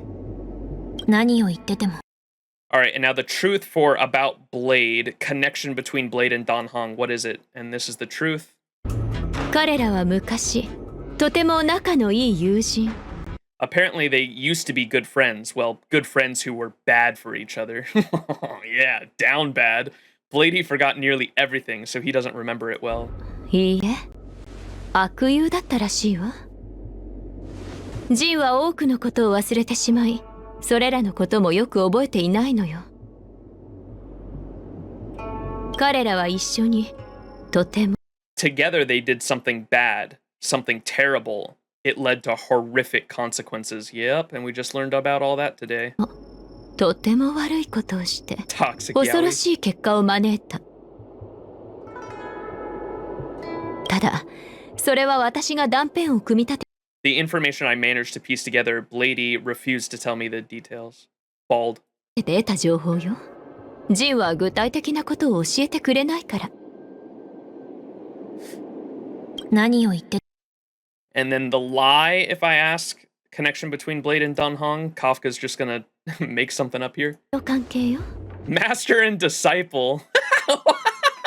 Bro. 炭鉱君は前世では彼の弟子だったの。はるか昔、ジンの弟子数人が手を組んで彼を殺した。Master and disciple, Blady said that Dunhong's previous life, Dunhong was his apprentice. A long time ago, several of Blady's apprentices joined forces to kill him. ジンは復活し、多くのことを忘れてしまったけど。That's the most obvious lie ever. After his revival, Blady had forgotten nearly everything, but he remembered the night his apprentices killed him. He's been searching the whole universe for those who took his life. 弟子たちが彼を殺した夜のことは覚えていた。だから、全宇宙で自分を殺したものを探しているのよ。彼らに血であがなってもらうためにね。To make them pay in blood. 何を言ってても。Remember when I said this was only going to be like a 6-hour long stream, bro? We're fucking 9 hours in. God damn it. All right, and then truth, when we ask Kafka, who are you? 以前の私はかつて Devil Hunter. だったわ。私は正確 Actual Makima, bro. What the fuck? によって汚染された星。Might as well go for 12. Makima question mark? Yeah, dude. What the hell? I grew up on a planet contaminated by a Stellaron. プテルゲス5の新バビロンで育ったの。そこの人類は恐怖を知らない。その概念がそもそも存在しないのよ。人は恐怖を感じないと欲望と快感に支配され。When people don't feel fear, they are dominated by desire and pleasure. They become devils. When Elio found me, I was in the middle of a mission, and the conditions he offered me caught my interest. 悪魔になる。任務をこなしていた私をエリオが見つけて、そして私は彼が提示した条件にとても興味を持ったの。何を言ってても。And that was the truth. And then if we ask her, who are you, when she lies, she says this. She says the Night of Beauty. I remember calling that out as a lie when we got this. 私はかつて準備の騎士だった。I'm a Night of Beauty. 私たちは準備のアイオンであるイドリラを崇拝し、 For 手 a に握った Drilla. 剣でその美貌を守ると誓ってた。Truly a man of beauty. でもある日イドリラは突然消え、その行方は誰にもわからなくなったの。Any thoughts on her JP dub? I wasn't really going to comment on it, but I think I don't know. The English dub, I kind of don't like how she has she almost sounds like a dramatic like high schooler at times, but I do really like when there's a certain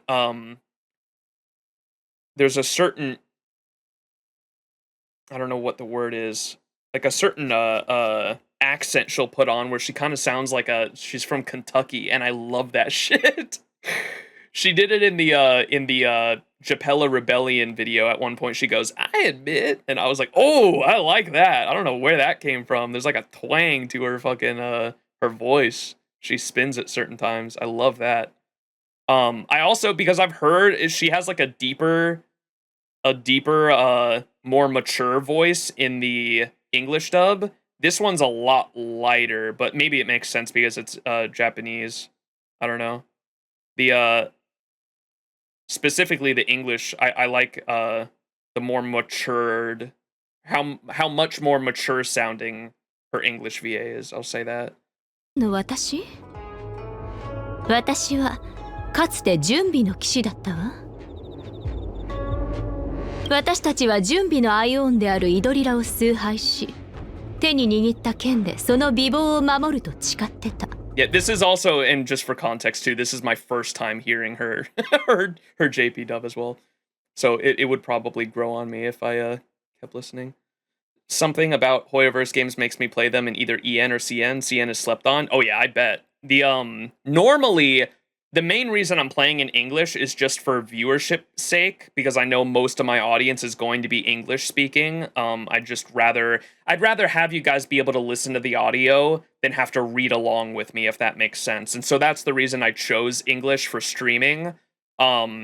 But I am definitely someone who typically enjoys either listening or reading, however you want to say it, listening to the audio done by the native language it was produced in. And so Hoyo, based in China, I would definitely probably, if I was playing this on my own, I'd have it in Chinese dub.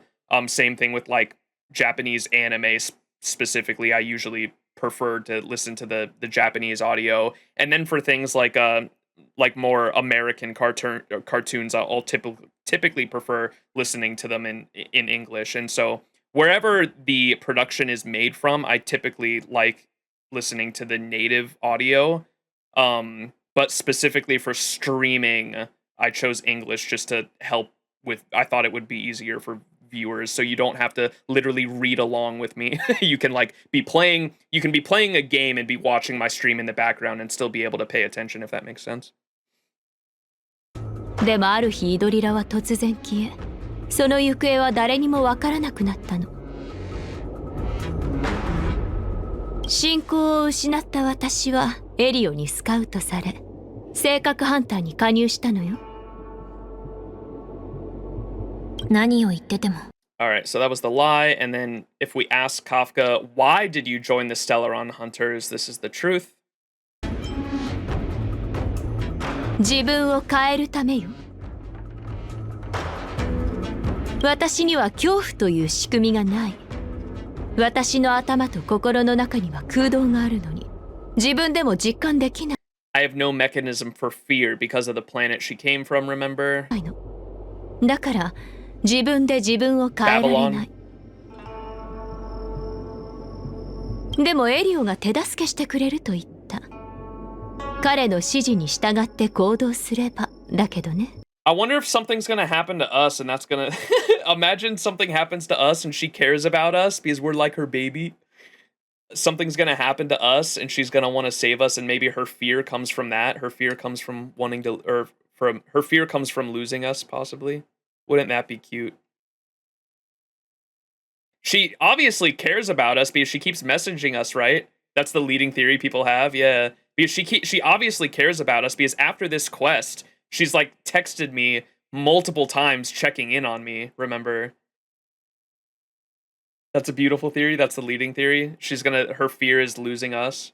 And like we're gonna be in some kind of very dangerous scenario, and she's gonna like go out of her way to try to save us because she has the fear of losing us.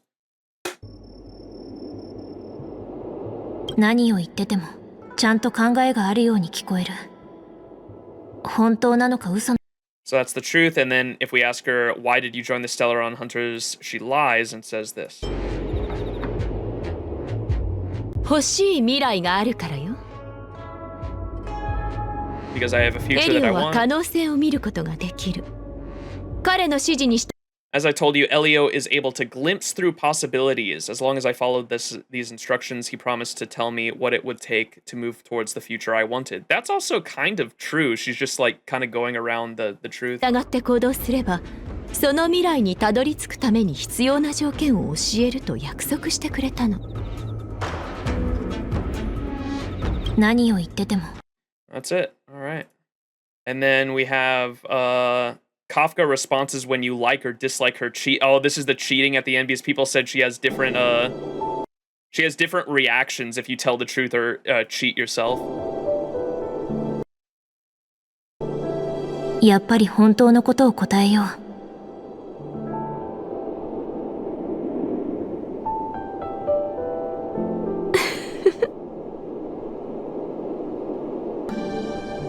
That was the reaction for the truth saying I like you. Oh my. I lost. If we lie and say I like you. Oh, she knows. Oh, that's so, oh, my heart. If we say the truth, I think you're pretty good.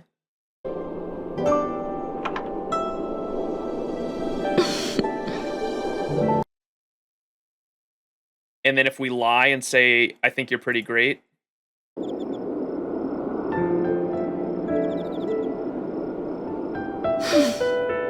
Damn, she knows. What the fuck? That's crazy. She read us like a book, bro. If we say the truth, I don't care about you.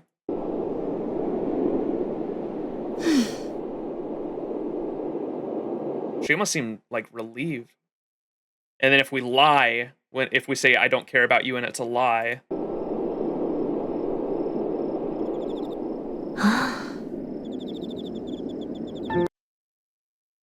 If we say the truth, I dislike you.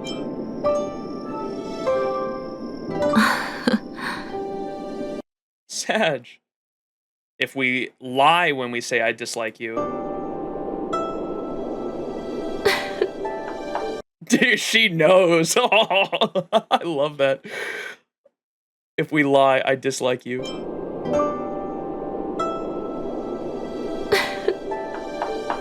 That's crazy. If we say the truth, I hate you. Aw. If we lie when we say I hate you.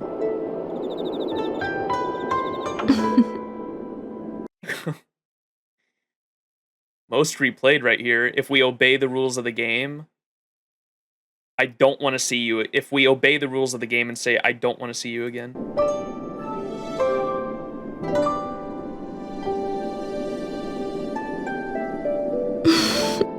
And that was, I want to see you again. I don't want to see you again, but we're obeying the rules of the game. So this was like lying, but she knows the truth.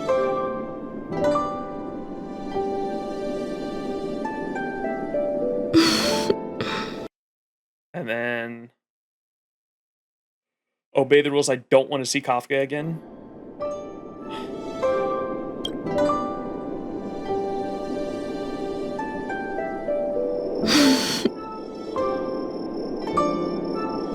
And then the last one, if we ignore the rules / cheating.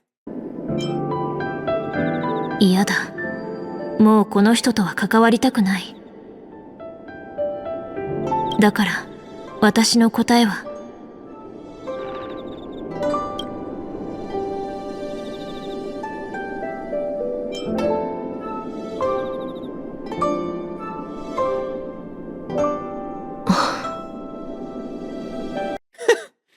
Huh. Very informative video, yeah. I just listened to fucking Kafka just moaning basically the whole time. Truly one of the videos of all time. Crazy. All right, I think that was everything we had. Yeah. We might do, I had this simulated universe swarm disaster thing because we might have a stream before Penacony just going over doing like a big lore video on simulated universe and just kind of having, you know, I think someone in chat earlier said we'll call the stream the simulated universe backseats max stream, because I was just going to have you guys help me understand all the mechanics of the later simulated universe expansions like Swarm Disaster and Golden Gears, because holy shit did they add so many mechanics, and I was like, I do not want to read all this shit. I'm just going to have chat literally can backseat me the whole stream and just tell me like what's the best thing to run, because I do not want to read all this shit.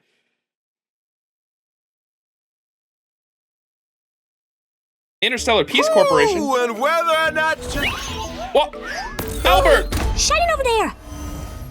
Madam Herta? Can someone turn the lights on? Of course! We only turn them off to flaunt the communing device. Huh? What happened to the broadcast? Madam Herta, is this your office? Welcome! We're having some technical abnormalities, but nevertheless, I'm your buddy Albert. Today, Madam Herta and I will be introducing Simulated Universe, the Swarm Disaster. A big update to the Simulated Universe. That's right! My communications with Trailblazers often focus on the simulated universe, which is about to get DLC, a lot of new curios and events, and most importantly, the brand new audience dice gameplay, all of which will bring more unknowns to the journey of exploration. Ooh, I'm getting envious already. Long-term updates to the simulated universe? I'd love to give those a spin. Madam Herder? She turned off. For this. Let's go with the safest sounding option. Wait, you motherfucker, actually a dialogue option. Madam Herder? Delighted and willing to dive into the experience immediately. Not entirely willing, but still going to give it a try. Unwilling, but the choice is out of my hands. They don't pay me enough for this. Let's go with the safest sounding option. Wait a second. Madam Herder, was that even a choice? Nope. Now what's happening? Calm down. You're in a special version of the simulated universe. What? It's a version designed especially for you. No need to thank me. Your choice tells me that you're an... Boss, I don't think we can clear Swarm Disaster in one stream. I know, we're not going to clear it in one stream. I understand it is an insane investment. What I was saying is that we'll just simply stream it until I understand it. Surely that won't take more than 12 hours, right? Right? I just want to understand the mechanics mainly of like Swarm Disaster and like what the best like curios and stuff are, what the best like different the paths to go in, and like what would be the best for different situations. What are some different situations I might run into where I need to make certain choices that I might not know how to make in my own time. That's basically what I want the stream to be, just teaching me the ropes of these later simulated universe expansions. 10-year stream incoming? Oh no. You might get a few runs done. Just give up. I still don't even know. Oh no, enthusiastic individual. Today, you'll be testing this special version for our Trailblazers. Not if I find the fire exit first. What's with these dice on the past selection screen? Those are audience dice. They bring additional... Oh my god. Albert is literally me when I went through these pages. Oh my god. I saw this shit and I was like, what the fuck? Blessings with every roll. We'll be testing this special version for our Trailblazers. Not if I find the fire exit first. What's with these dice on the past selection screen? Those are audience dice. They bring additional path blessings with every roll. Choose wisely. Each face of the dice brings a unique blessing. Simulated Universe developers. You're welcome. It was me, Scroolum Runmay, and Steven. Didn't even break a sweat. First plane, unless I'm mistaken, this is connected to the Swarm Disaster. Correct! You'll be continuously exploring 3 planes of different stages of the disaster, encountering stories along the way. You might just be able to piece together how the disaster swept across the universe. Within each plane, each tile you see corresponds to a room. Completing a room mission allows you to activate the communing device and roll the audience die, thereby obtaining a blessing that corresponds to your...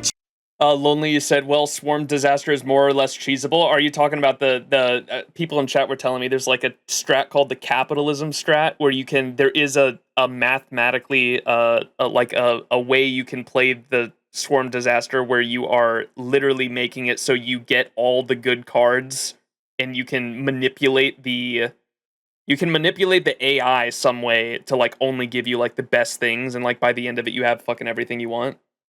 Oh, is that Golden Gears? Oh, that's only Golden Gears. Okay. What's the Swarm Disaster way to make it, or what's the cheesable way? Or maybe we can save that for the stream. Maybe I shouldn't even ask that right now. Chosen path and the face of the die. For example, the blessing you obtained greatly increases the damage you deal to enemies. All enemies? Starting from now? Don't get ahead of yourself. The blessing only applies to the room you choose. Also, you can only move forwards. The tiles you leave behind... You've already fucking lost me, Herda. Holy fucking shit. Yeah, you're explaining everything to me right now, and it's going in one ear and out the other, dude. I am so fucking lost when it comes to... There's so much shit. Corresponds to your chosen path and the face of the die. For example, the blessing you obtained greatly increases the damage you deal to it. You roll the dice, you get a blessing right here, and then the blessing only counts for one move, and you get another dice roll in the next room. I get that. Enemies. enemies. Starting from now? Don't get ahead of yourself. The blessing only applies to the room you choose. Also, you can only move forwards. The tiles you leave behind will fade away. So, is there a way to skip to the last tile? Some of the audience dice do hold that ability. Wait a second. This is just TV from XianZhou. No wonder I don't like it.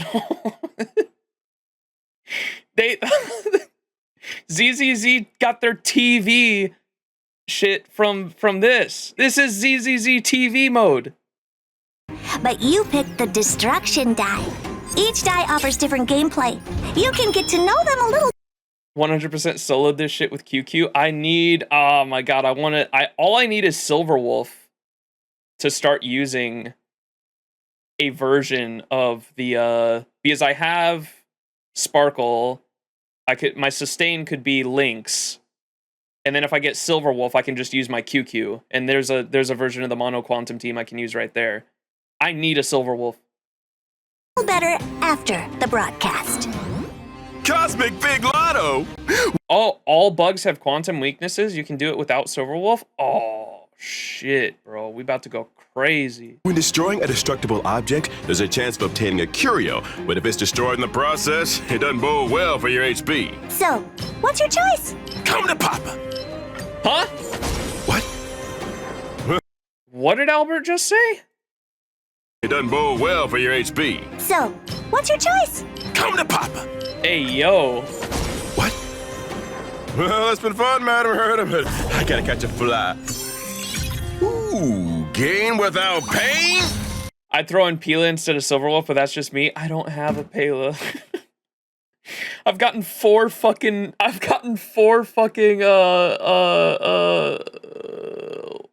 what's handsome man's name? Gallagher. I've gotten 4 Gallaghers and not a single Pela. Yeah. Oh my god. There's a bunch of 4-star characters from the permanent banner I don't have yet, and I've gotten 4 Gallaghers. Manifester like you did with Gallagher. Huh? Quite the recovery. That's beginner's luck for you. You seem like a good research subject. Oh. Boss domain? Looks like I can inflict a weakness on the final boss. Still, I'd rather avoid the decaying shadow altogether. You're a quick learner. Interested in becoming my full-time tester for new projects? Full board? Generous compensation? It'd be an honor, Madam Herda, but my program needs me. Second plane. Oh. Wait, look how sad she got. Oh, this is so cute. I love how the chibis look. Program needs me. Look, she's so sad. Second plane. Piece of cake. What's this? Remember what I said about new curios and events? I remember. What's this? Big lotto distributor? Fool me once, shame on. Huh? Pre-repair service? Gimme! Cosmic Big Lotto Repair! Interastral Big Lotto? Destruction results in complete loss of energy and skill points? Now that's a risk I'm willing to take.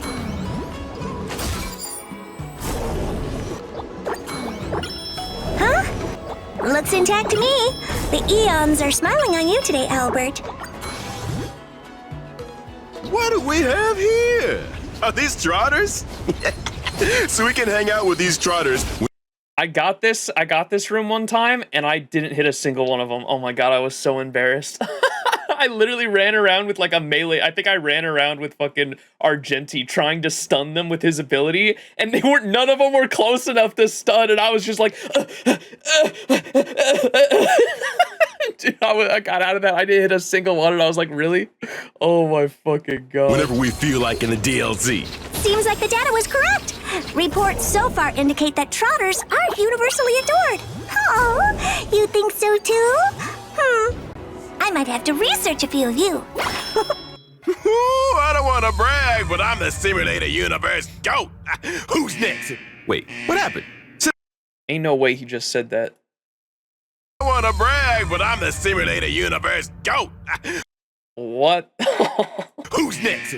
Wait, what happened? System down. You need to finish the 3 planes before the countdown ends, or the remaining monsters get a lot stronger. God, why didn't you say so? Because of all those blessings and curios you obtained through the lotto ticket. Not to mention your beginner's luck. You'll probably be fine. My favorite. You see? Nothing to worry about for now. All I gotta do is keep rolling like a champ. Enjoy the ride while it lasts, but don't get too cocky.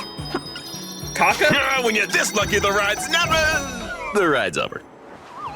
Told you. What am I gonna do? When you're this lucky, the ride's never...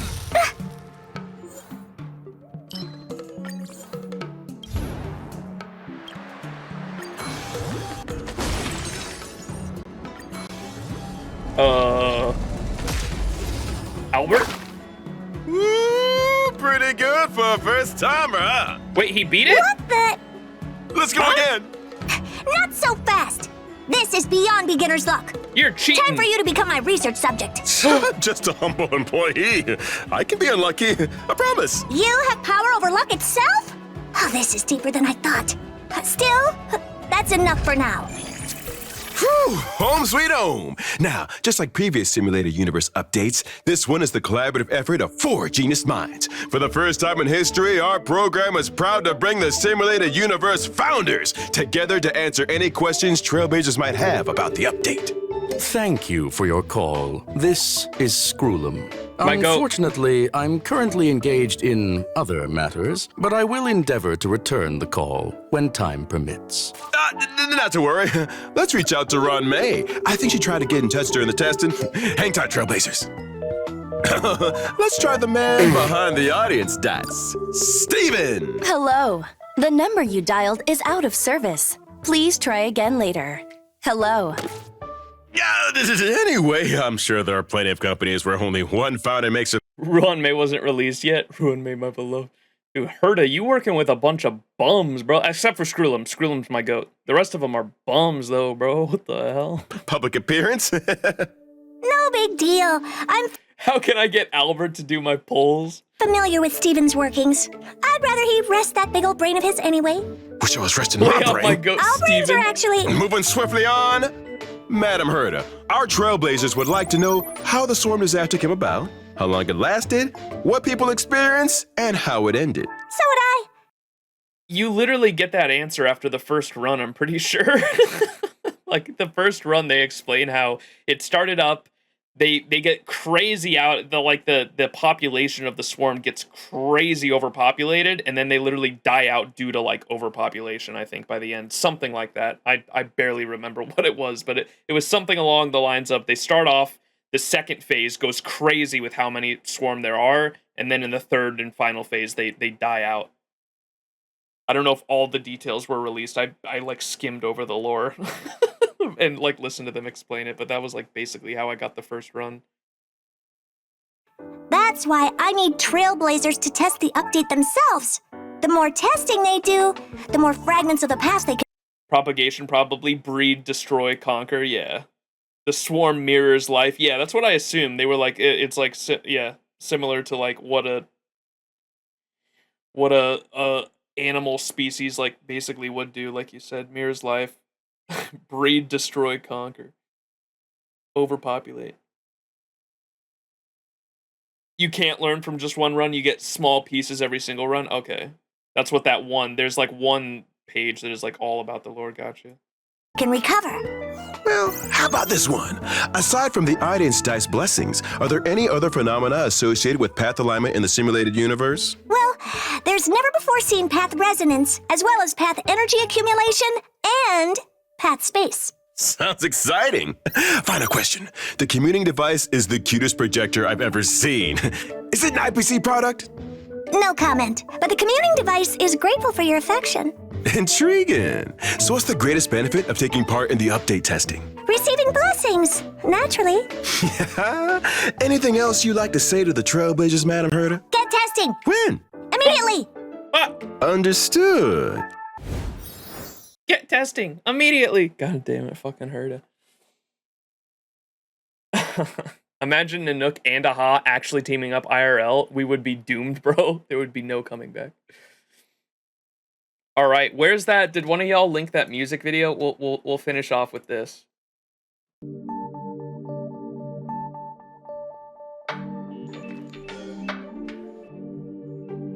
This will be the last thing we do this stream. I look at the rewards and I want to play, and then I play it and don't want to play it. This was the concert on release. Gotcha. This was the 1.0 concert.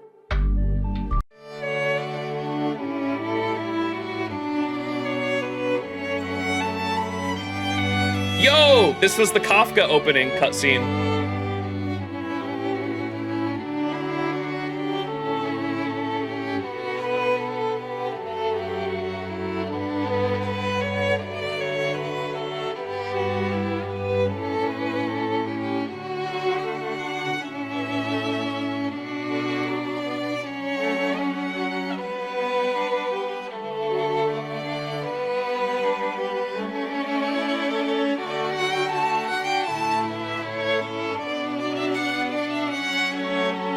Bro's actually Kafka.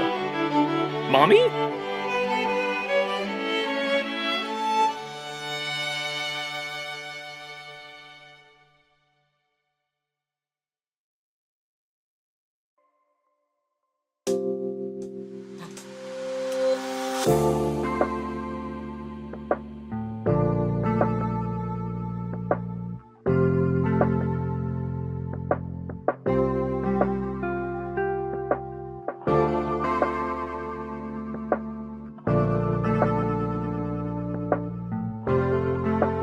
Hey, yo!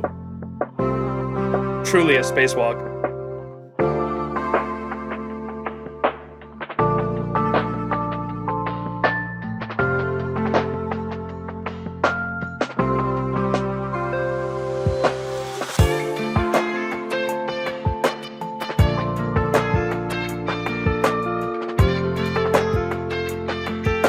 Who's that astronaut, chat?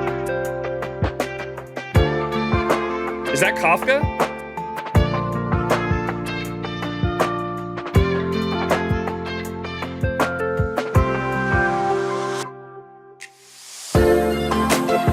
Hey, yo, he jamming.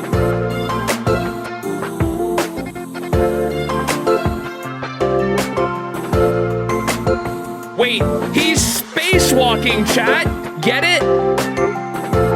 Spacewalk. Ain't no way.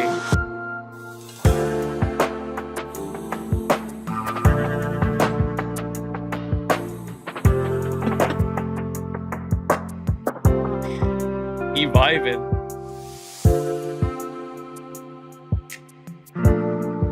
Bro's going into the atmosphere. He's gonna burn up.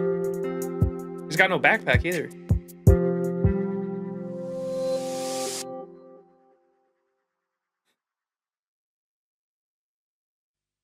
The way to celebrate.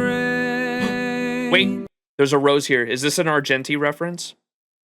I'll be wait, it's he's a cowboy too. This is a Boot Hill Argenti.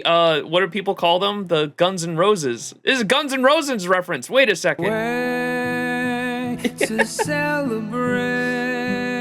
He is a Night of Beauty. I'll be waiting. Can't believe they actually went to the moon to film this. The day to celebrate.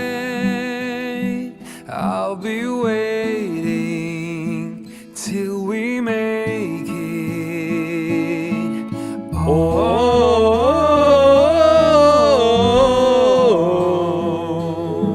We will see. Come with me, take the journey.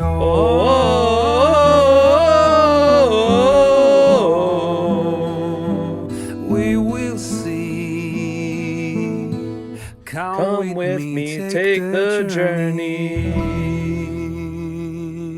Get it, Max? Thank you. Thank you very much.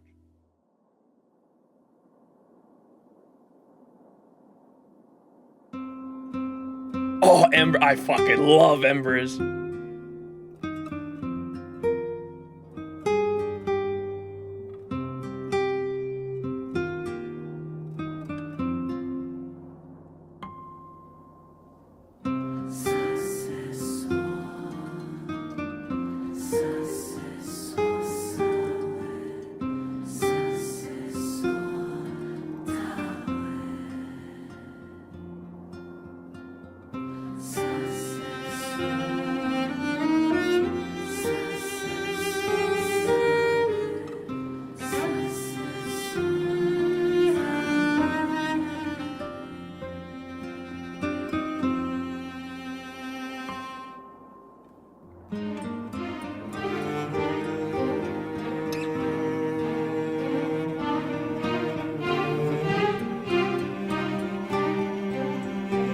The people murmuring as the flames have yet to catch. Yeah.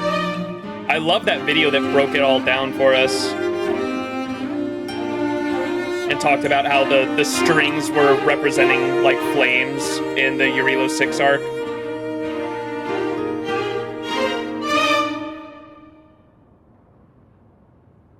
Oh, they're on that rooftop.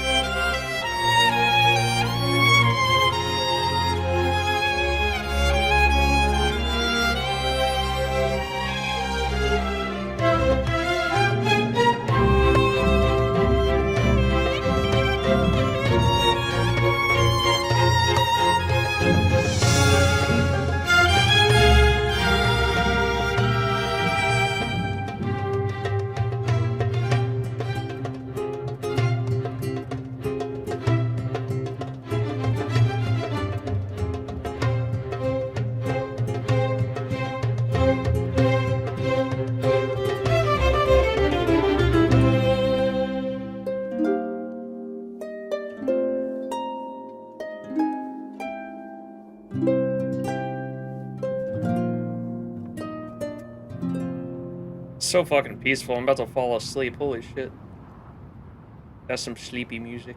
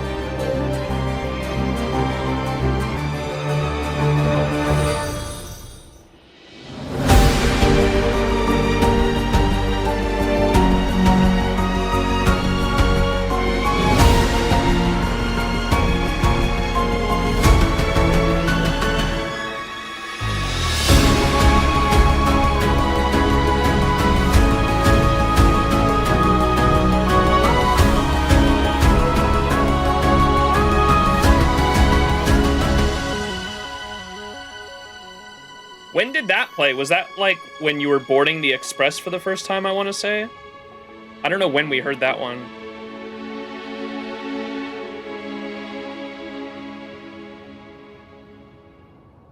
Engine of Creation, was it?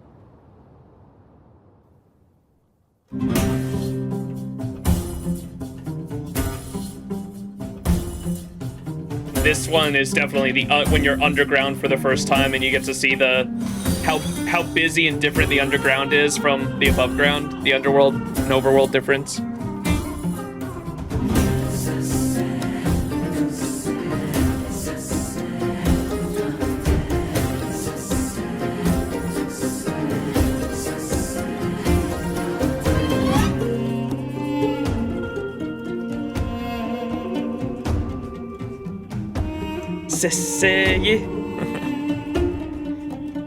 You can definitely tell the vocals are There's so much S's in the composition vocals for Irilo 6.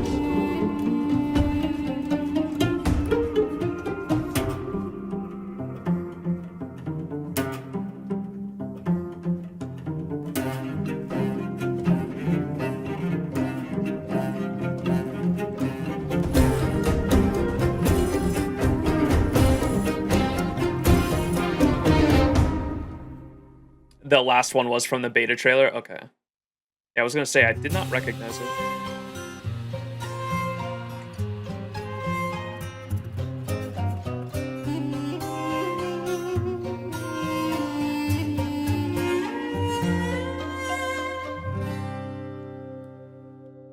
The Natasha ad. You got this shit burned into your brain, huh?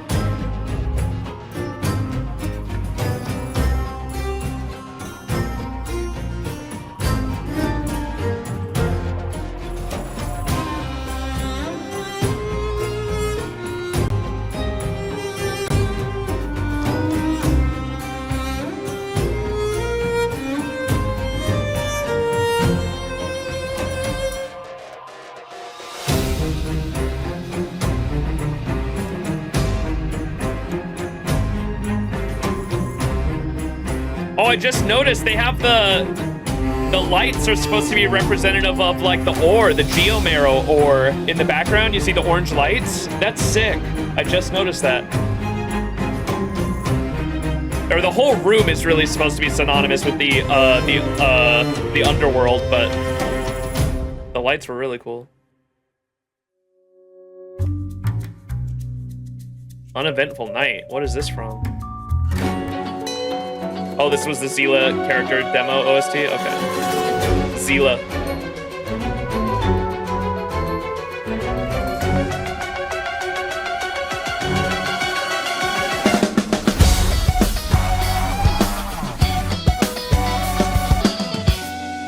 You guys got a lot of nerve.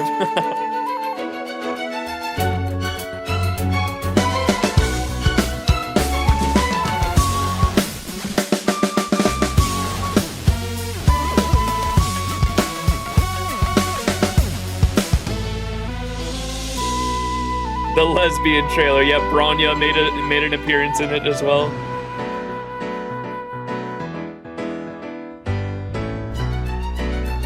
And that's where she comes in with that piano for sure, right?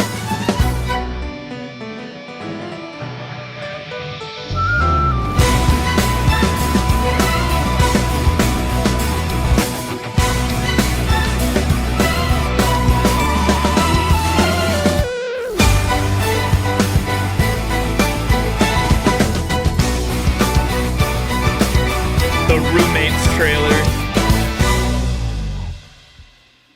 Nice. Banger. What city is this again? Oh shit. Biting wind, hearts will never bleed. Shanghai, thank you. Out of grief, in their restless dreams, they try so hard to pulses flutter and sting within this bleakness.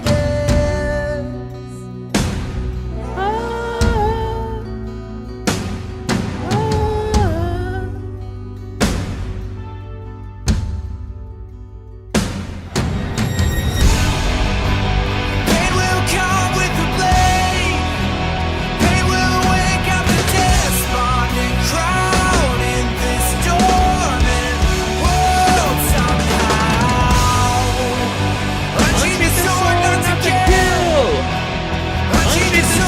To rend those clouds above the ground.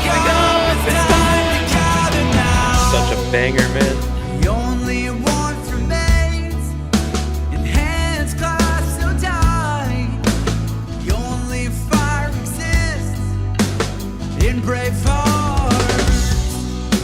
Seasons that refuse to change over the years will find their way back on track.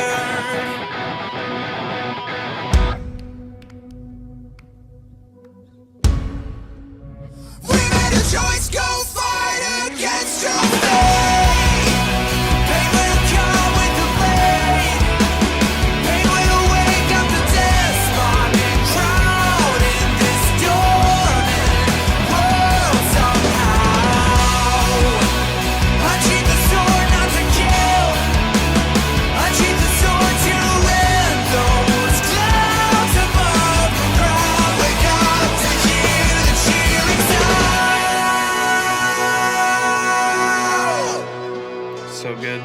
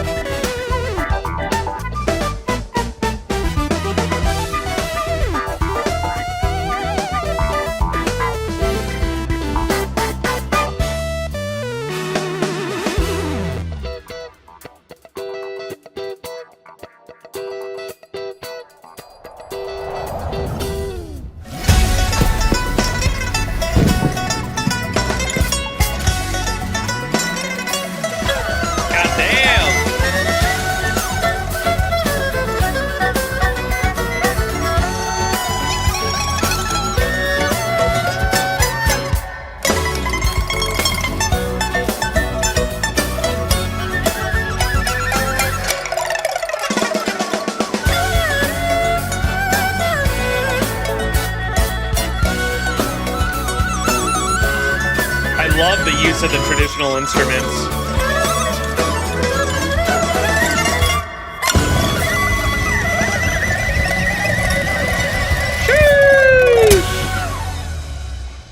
Crazy.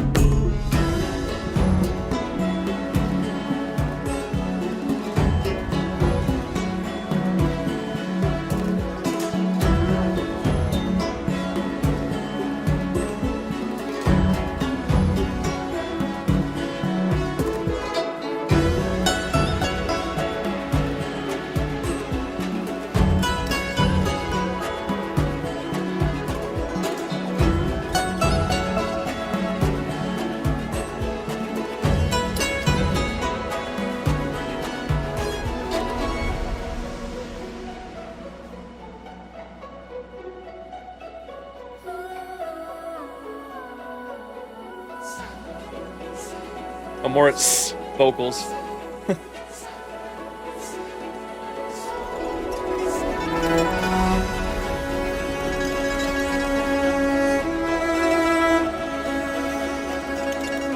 God, this arena is insane.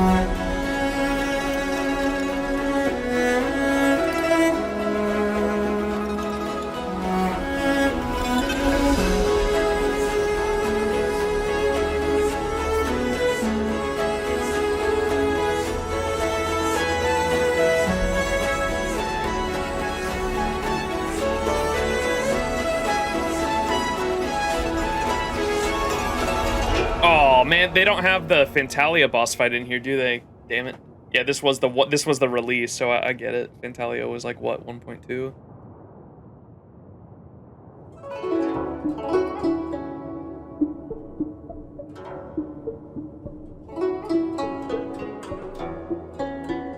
Yeah. It'll be in the anniversary concert? Okay. I have to wait.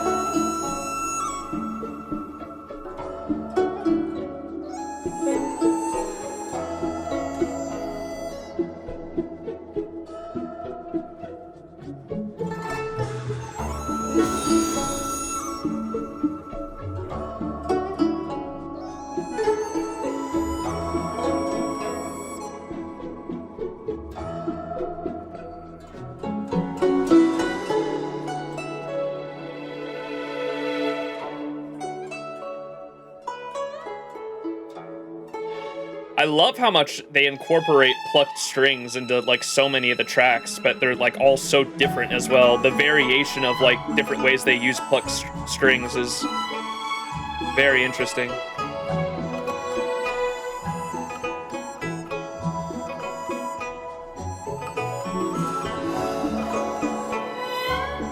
Look, they even pluck the violin, like that's crazy. They're plucking all the strings, bro.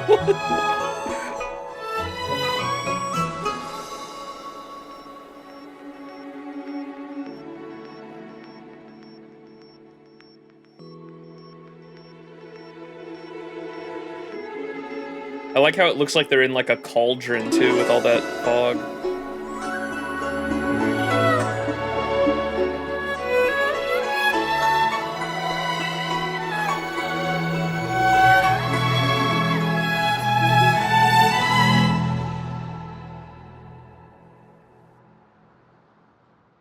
XianZhou songs are so good.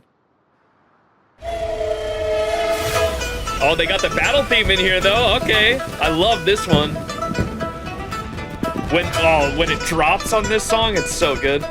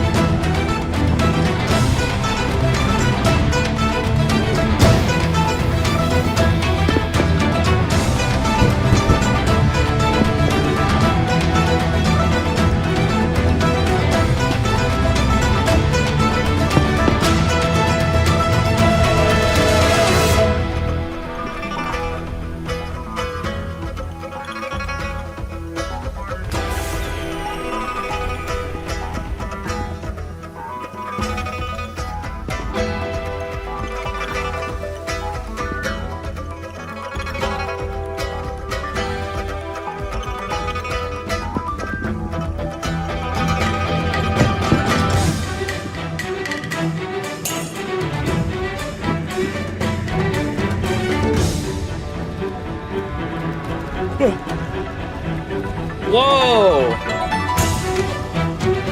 They're like on a screen.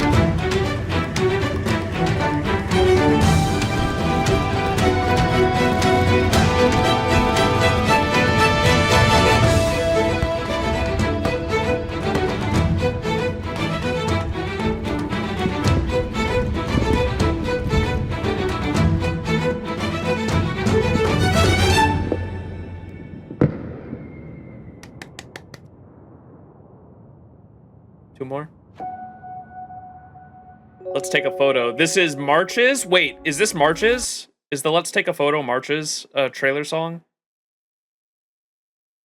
March character demo. This one's copyrighted. I straight up got copyrighted by this one, which is weird because everyone has told me that this shouldn't be copyrighted because all of Hoyo's music isn't copyrighted. I think it might be someone like pretending. Like I have noticed an uptick in that in like the past couple of years. Like some people will pose as the copyright holder and copyright strike other stuff, but when we watched the March trailer, this song got copyrighted, and so I imagine it's probably someone pretending to be Hoyo doing it, but yeah. I'm gonna skip over that because of that, unfortunately. Here's Interstellar Journey, though, the last one.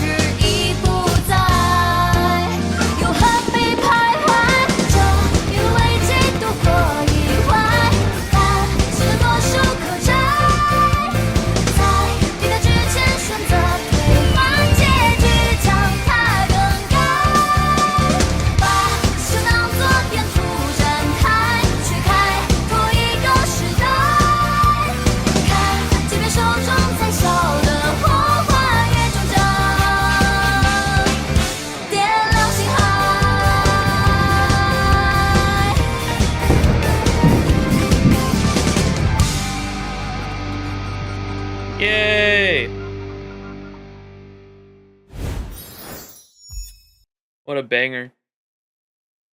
Some of the songs have alternate language versions, by the way. I noticed that.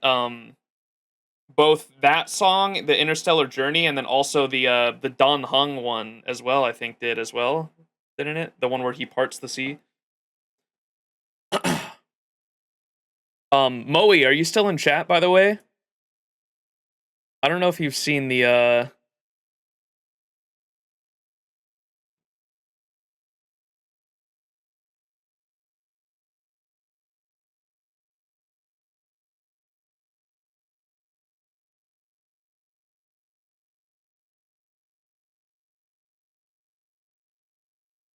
Where's Moe? Mod check? Mod check? We got Rob no Serval song? Wait, you're right. What the hell?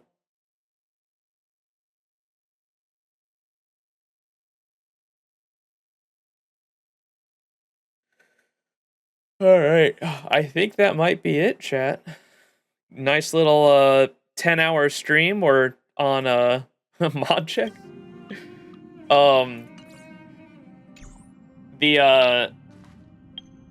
What was I gonna say? I'll be cutting the other, like the beginning of the other streams where we had the internet problems on Friday, into this one, and so this will be a little longer than 10 hours. But the VOD time on this stream currently is 10 hours and 14 minutes.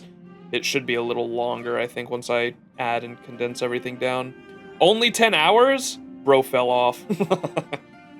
Technically still 12 hours overall? Yeah, who knows? Maybe it'll be 12 hours overall, and I'll have to cut out a little more once I add because the first stream we did, I think, was about 2 hours long, so it might end up being a 12-hour YouTube VOD. Quick stall for 2 more hours? No, I definitely can't do that, because I've got to add the VOD from Friday onto this one. So I definitely can't do that. But thanks for hanging, everyone. The stuff we have left to do... Next stream, we'll probably be doing the, let's go to my messages. We'll be doing this one, the Mr. Xian, this, and maybe the other event too. Maybe we'll knock out 2 events in one stream. Well, I don't know how long this one takes. This, which event is this? Is this in the event tab?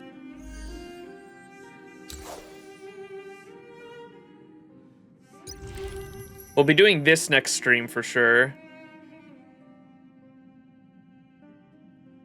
Tales of Fantastic? Oh, this one right here. Is this one long? How long is Tales of Fantastic? We'll find out. 1 to 2 hours? Oh, okay. Maybe we'll combine 2 events into one. We'll do the Tales of the Fantastic and the Aram Alley quest in one, because I know Aram Alley can last anywhere between 3 to 5 hours, depending on how much I'm reading and slacking off, but if Tales of Fantastic is about 1 or 2 hours, maybe we can start off with that and then do the Aram Alley one on the back half of that one and make that one stream. And then after that, we'll be doing the Eurilo 6 mission, which is missions... This one, Future Market, we'll be doing Future Market after that. That will have its own dedicated stream along with all the Eurilo 6 stuff, so I have to do the Moles Blue quest that I have. We'll probably start off with that. And then,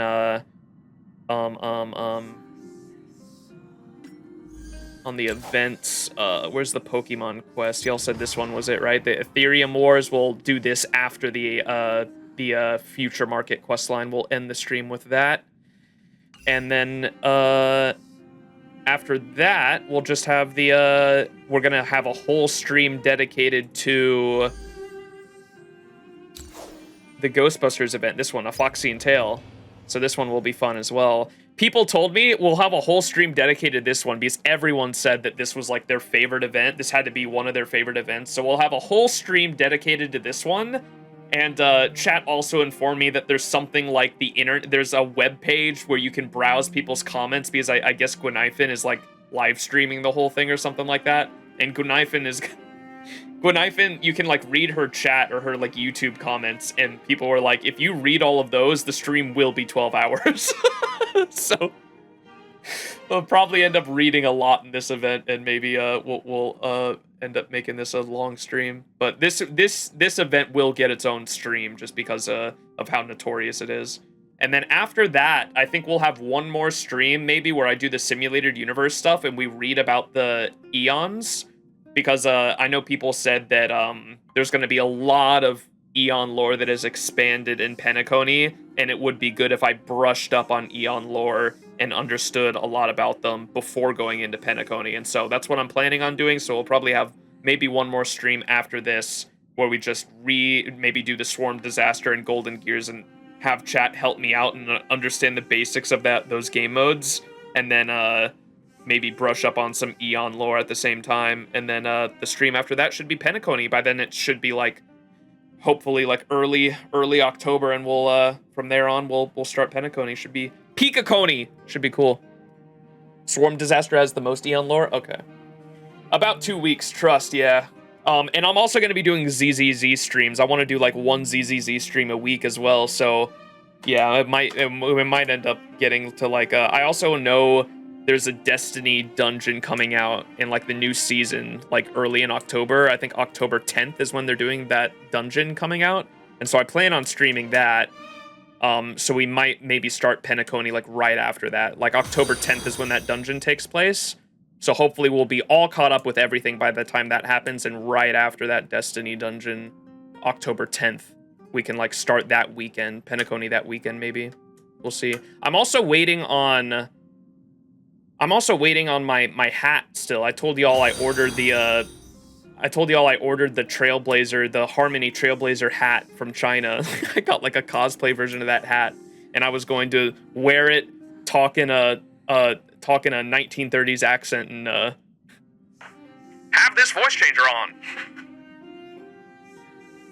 and just do that for a bit here and there. I probably won't have it on the whole time because that shit's gonna get annoying, but do that for a bit, and have like a black and white filter. That'd be fun. But I'm still waiting for that hat to arrive too. It should have arrived by already, but it's still not here, so I'm waiting on it. Who knows when that's gonna get here, but that's the plan. We will see. Do a MJ moonwalk with it? Oh my god. You can do that when voicing the NPCs too? Oh my god, that's a good idea. That is a good idea. Well, howdy there, stranger. I gotta come up with some old 1930s slang. Aha! Cast his gaze upon you.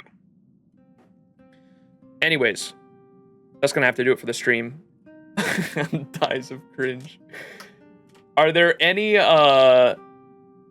let's try to find a newer